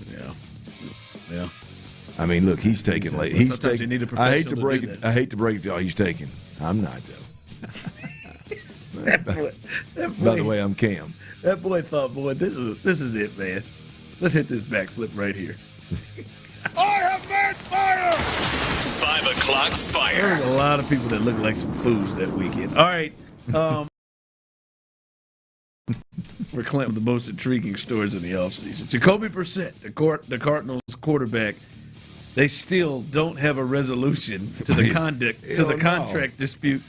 The Cardinals will report. What are we doing? Keep that Texan killer away. Jacoby, hold on. I just want the Cardinals. They're supposed to report Wednesday to training camp, and Jacoby Brissett is potentially going to hold in. How much do you think he makes? I mean, it don't matter. He's at $4.8 million. That is, and he ought to be thankful for that. I don't know. No, stop. You know what? I think eventually he's going to get there. Clearly, I mean, he's going to have a choice. But he is a starting quarterback in the National Football League. Woo! And played pretty decently, and they have not done anything to bring $4.8 million. I got a little bit of problem. The most he can get is 5.3. I mean, can we get to 10? I mean, I don't know what you want. He's under contract. He's a journeyman quarterback that's a backup at best. Anybody that's really trying to win, he's a backup. He is a journeyman quarterback for dysfunctional organizations, and he signed a contract where he's making $4+ million. Come on, man. And he's holding in. This is the wild. That's where we're at in the NFL is I may have literally journeyman bridge quarterbacks that I mean, if they're going to play, right? Which you got. Here's the deal: could he go make more money backing up somewhere? Yes, probably so. Yes. Davis Mills makes more than that. I think Davis is at 7, ain't he? Yes, got to. Yeah, I don't know for sure, but he's got to. Could he go make more money being a backup for an organization that's trying to win games? Yes. If he wants to play football, he is going to have to play for less in a dysfunctional organization. There's no team in America that's trying to rebuild that's going to go, oh, we got you on the hook for $4 million. Hey, let me get you 10. I'm sorry. I get where he's coming from, Tyler. 14 ball games last year. He's completed 65% of his passes, almost 3,400 yards, 23 touchdowns to 8 picks. Oh, we saw it. He balled out here. What the hell with that? I'm not coming here to play making less than these backups. You can at least give me a bump. Ron, he quarterbacked one of the offenses that pushed this defense to the hill. Yeah, you got to come on. Can I get 8? And they say no. I'm just telling you. Can I be the cheapest starter in the league, please? Just let me get close. Come on, man. Then they gave Justin Fields $20 million. 40 over 2. I can't get. What Malik just get? What Malik get? 60. Yeah, he can't even get a guaranteed 5. I don't blame him. I don't blame him. Hot. I am. He signed the contract. 25 and 8, 36, 3,400 That's yards. just like the Arizona Cardinals to have a backup quarterback holding out. God, dog. All right, wait till you hear what Nate Tice had to say. Where my mind went. Nate Tice, one of the more respected guys in the NFL.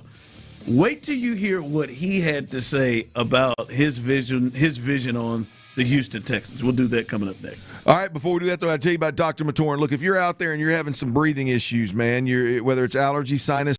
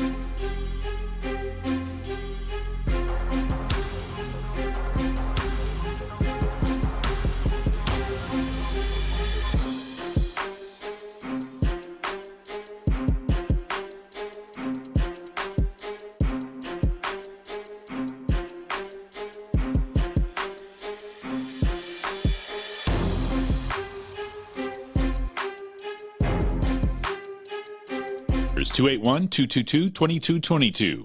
The best sports talk around time anywhere. Hear your favorite Sports Radio 610 hosts wherever you go. Live, podcasts, video. It's all at your fingertips 24/7 on the Odyssey app, iHeartRadio app, TuneIn, and wherever you get your podcasts. Houston's sports leader. Sports Radio 610. The Drive is powered by Mokaram Injury Lawyers. Heard in an accident? Call Mokaram Injury Lawyers at 281-222-2222. Sports Radio 610 presents The Drive with Stoerner and Hughley.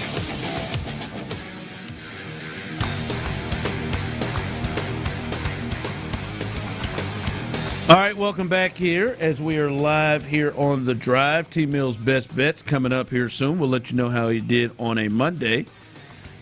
We know he had Yordan Alvarez 1.5 bases, so he crushed that.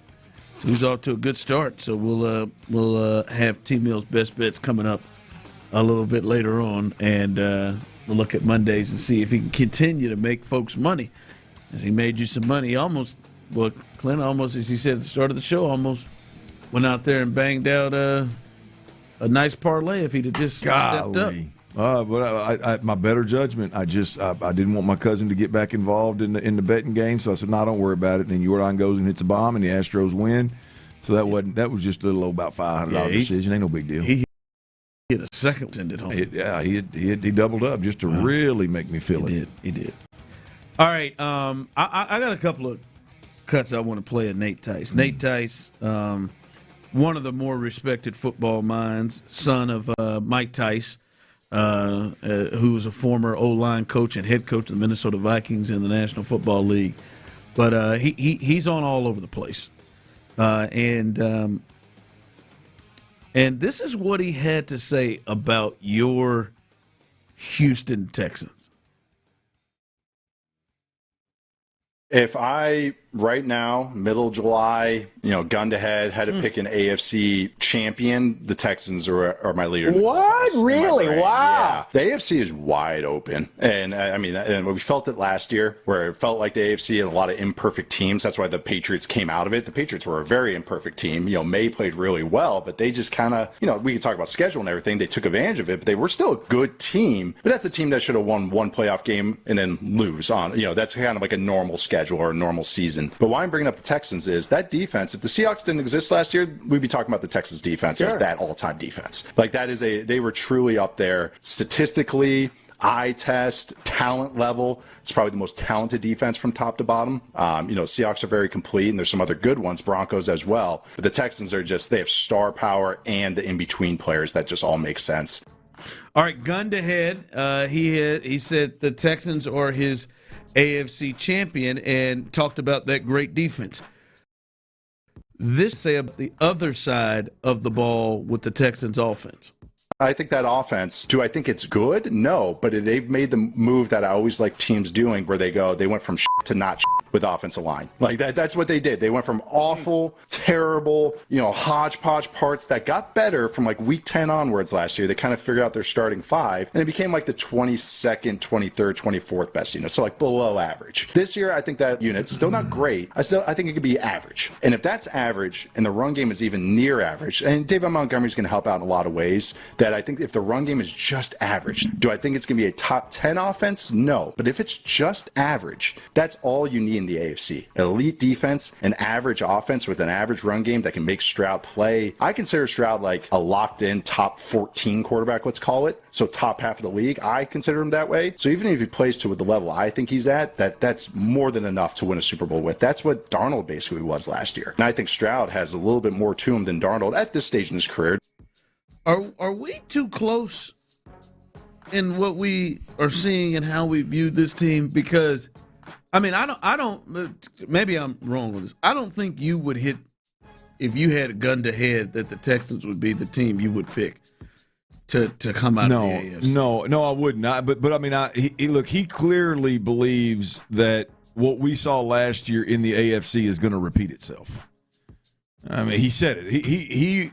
the basis of this kind of take or this kind of opinion has to be, which it is here because he said the AFC stinks right now, so a lesser team is who I'm going to pick to be in the Super Bowl. This is the year that a team that has all these different warts on the offensive side of the ball, which he didn't even mention the biggest one, the offensive coordinator, this is the year where that team or a team like that is going to be able to get to the Super Bowl only because the AFC is that bad. Where I'm going to disagree, I agree with his overall point. If the AFC is again in 26-27 what it was in 25-26, absolutely. Average O-line play, average CJ play, you can get to a Super Bowl.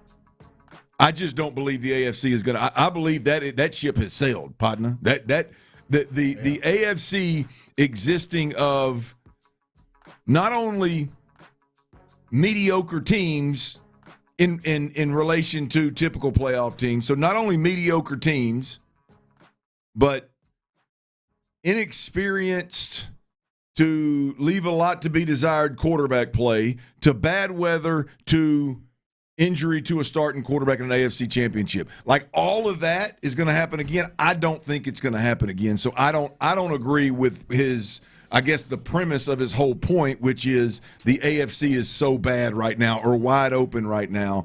I don't believe that that's the case. I mean, if it were just, hey man, is Pat Mahomes going to be back or the Chiefs going to be back, then maybe I could get with that.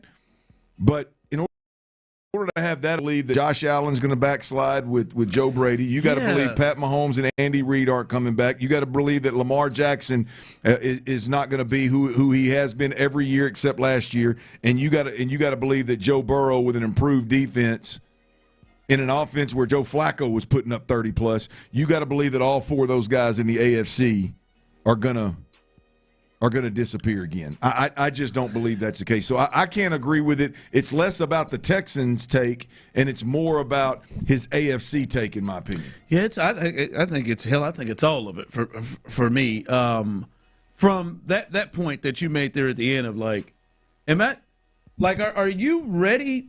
Like, I'm throwing this to both of you. Are you ready to believe that, as you just like, Josh Allen is like going to stop being an MVP level quarterback that's able to carry his team? No, I'm not. Like, are you ready to say that about Lamar? No, I'm not. Even I know they got some new stuff there. I'm not. You ready to say that about a healthy Burrow? No. I'm not either, and I'm not ready. I wouldn't think we'll see about Mahomes' injury, but I mean, are you ready to say that? Those guys are all under 30 or under. Yeah. Right? Not to mention Drake and what the additions, like the 1 and 2 seeds, the additions that those two teams have made to their offenses. That piece of it, and I just like I can't get over the fact that smart football people who look at this and think, with all of those quarterbacks that we just named in those teams, that you have the ability to be just average or just close to average to get through the AFC. And I don't know that we've ever looked at that in that manner.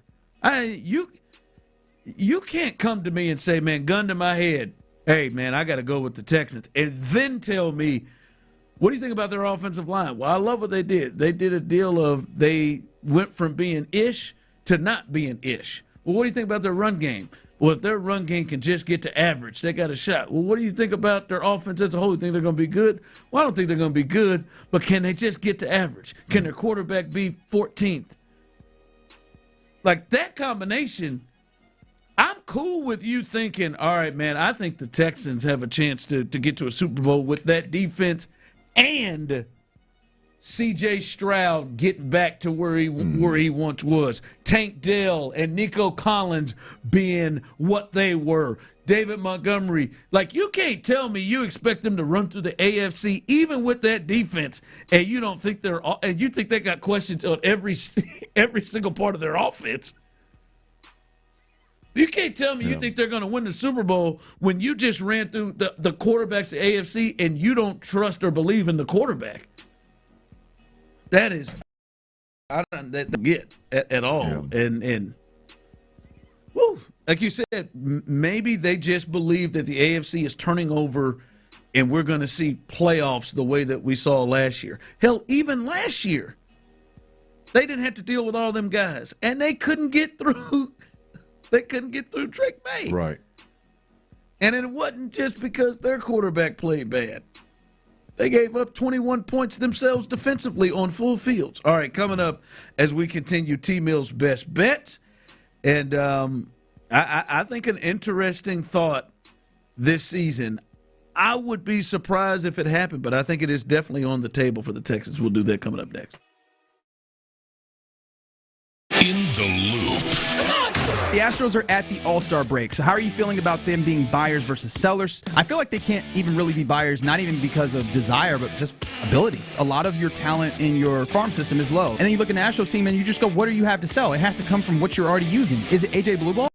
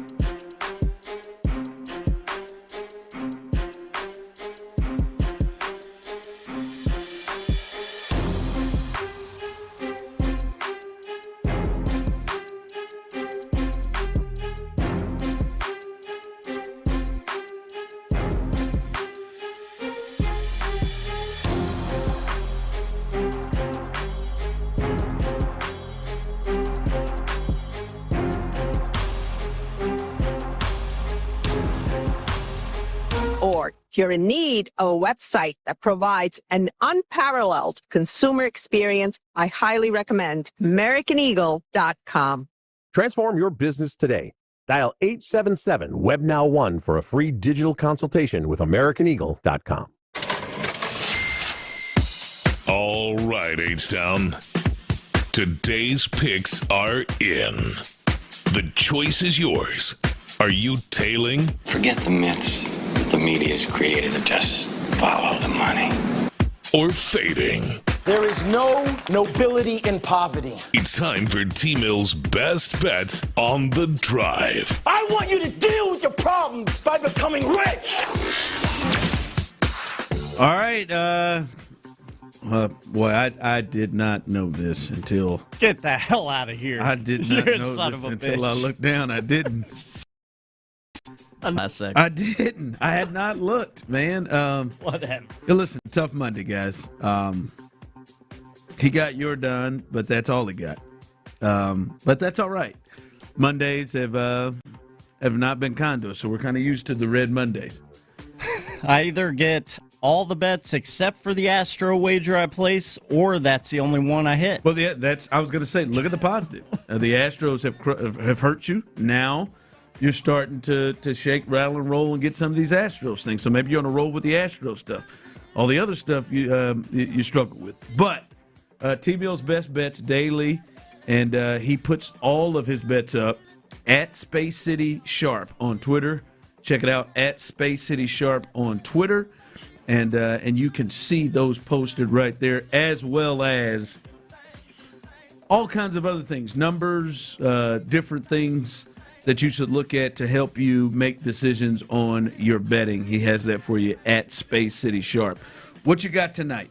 Well, I had 4 more picks around Major League Baseball for the Drive family for Tuesday's Best Bets, but you're only going to get 3 because one of those 4 has now been postponed or canceled. The Yankees. I had the Yankees money line, but them and the Pirates were supposed to be in action tonight. That game is postponed due to rain. Dang. Wah, wah. But 3 best bets for you. Dodgers at the Phillies tonight. 2 very stacked lineups. Over 9 runs in that one between the Dodgers and Phillies at plus 100 odds. Second best bet is a New York team. Turds, but the Mets. New York Mets. Plus a run and a half tonight in Milwaukee taking on the Brewers. Yes, before you chop my head off, jump on the text line, tell me how stupid I am. Yes, the Mets are not as good a baseball team as the Milwaukee Brewers. We have seen enough now to know that, but I really like the matchup they have going on in Milwaukee. And Sproat, that's the name of the starter for Milwaukee. He's no ace. How do you spell that? Sproat. Yeah, very interesting name. I'd never seen that one, but he's not going to be an ace up there for Milwaukee. They'll still score some runs, but hopefully the Mets can either win it or lose by less than a run. We'll see. And then your third and final best bet. This one's bold, but I do like it. I think old Tyler Phillips, who's starting at Dyken Park tonight for the Marlins, I think he might have a little trouble with the old Crawford boxes, otherwise known as the Burrow boxes. I have the Astros winning this game tonight. And I need it bad because the last several team bets I've placed on these Astros have not gone well. Astros money line minus 120 hosting Marlins for game 2 of this series over at Dyken in just a bit. Take the money line. I think Tatsuya answers the bell, hopefully, and shows us something, and the bats stay alive. Yeah, you need some action tonight. You need some action. And we need at least a 3 for 4 night to really get yourself geared up for the rest of the week. Yes. All right. Remember, you can find his bets at Space City Sharp. T-Bill's best bets every night at this time. Coming up behind us, our guys, Texans All Access. They will have things for you. Looking at Texans players that people are sleeping on heading into 2026. I might listen to that, see who they got. First name comes to mind right now. 1, 2, 3, Clint. Bam. Texans player people are sleeping on going into 2026. Okay. Quicker off the roll than that. I don't want you to think it through. I just want you to give me a name. Bam. Got to be Doc Holliday with it. Hot dog. Woo.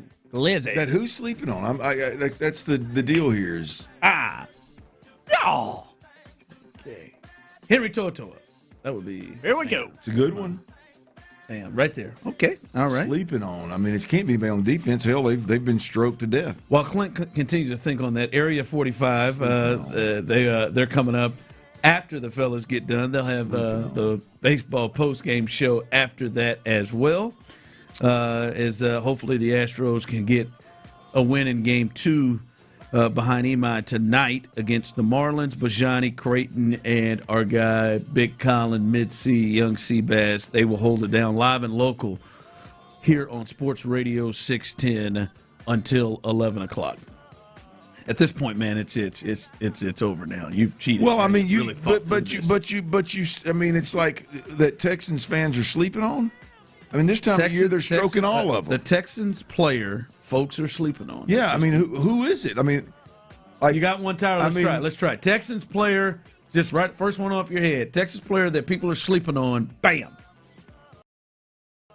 Togiai. Tommy Togiai. Ain't nobody sleeping on him. Hell, the head coach over there had him Pro Bowler. I didn't see him in the top 100, Clint. No, I didn't. I didn't see him. They drafted over him. Yeah.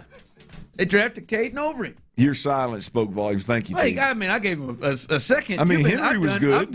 I've done the I still can't think of one. Finished the rest of the read. I did Area 45. Tyler's gone. You still ain't got one. I mean, folks are sleeping on. Everybody thinks Higgins is going to be all pro. Done. Gerard Jordan coming in. There you go. That's a good one. I mean, that's a third string running back. Are you kidding me? That's a good How do you sleep on a third string running back? Yeah, well, people are. They've slept on Woody Marks last year, and he got 700 yards. I mean, there's no time. Kate Stover. Bam. That's me right there. If you'd have said that immediately. Well, hell, it took me a while to get there. It is. Cage Stover's the one, boys. Let's hope he makes the team. Oh, he's going to make the team.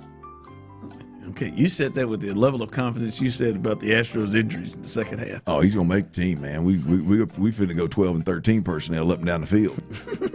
We got to have every tight end we got healthy now. Hey, we talked about this. Everybody's going to play except that second rounder.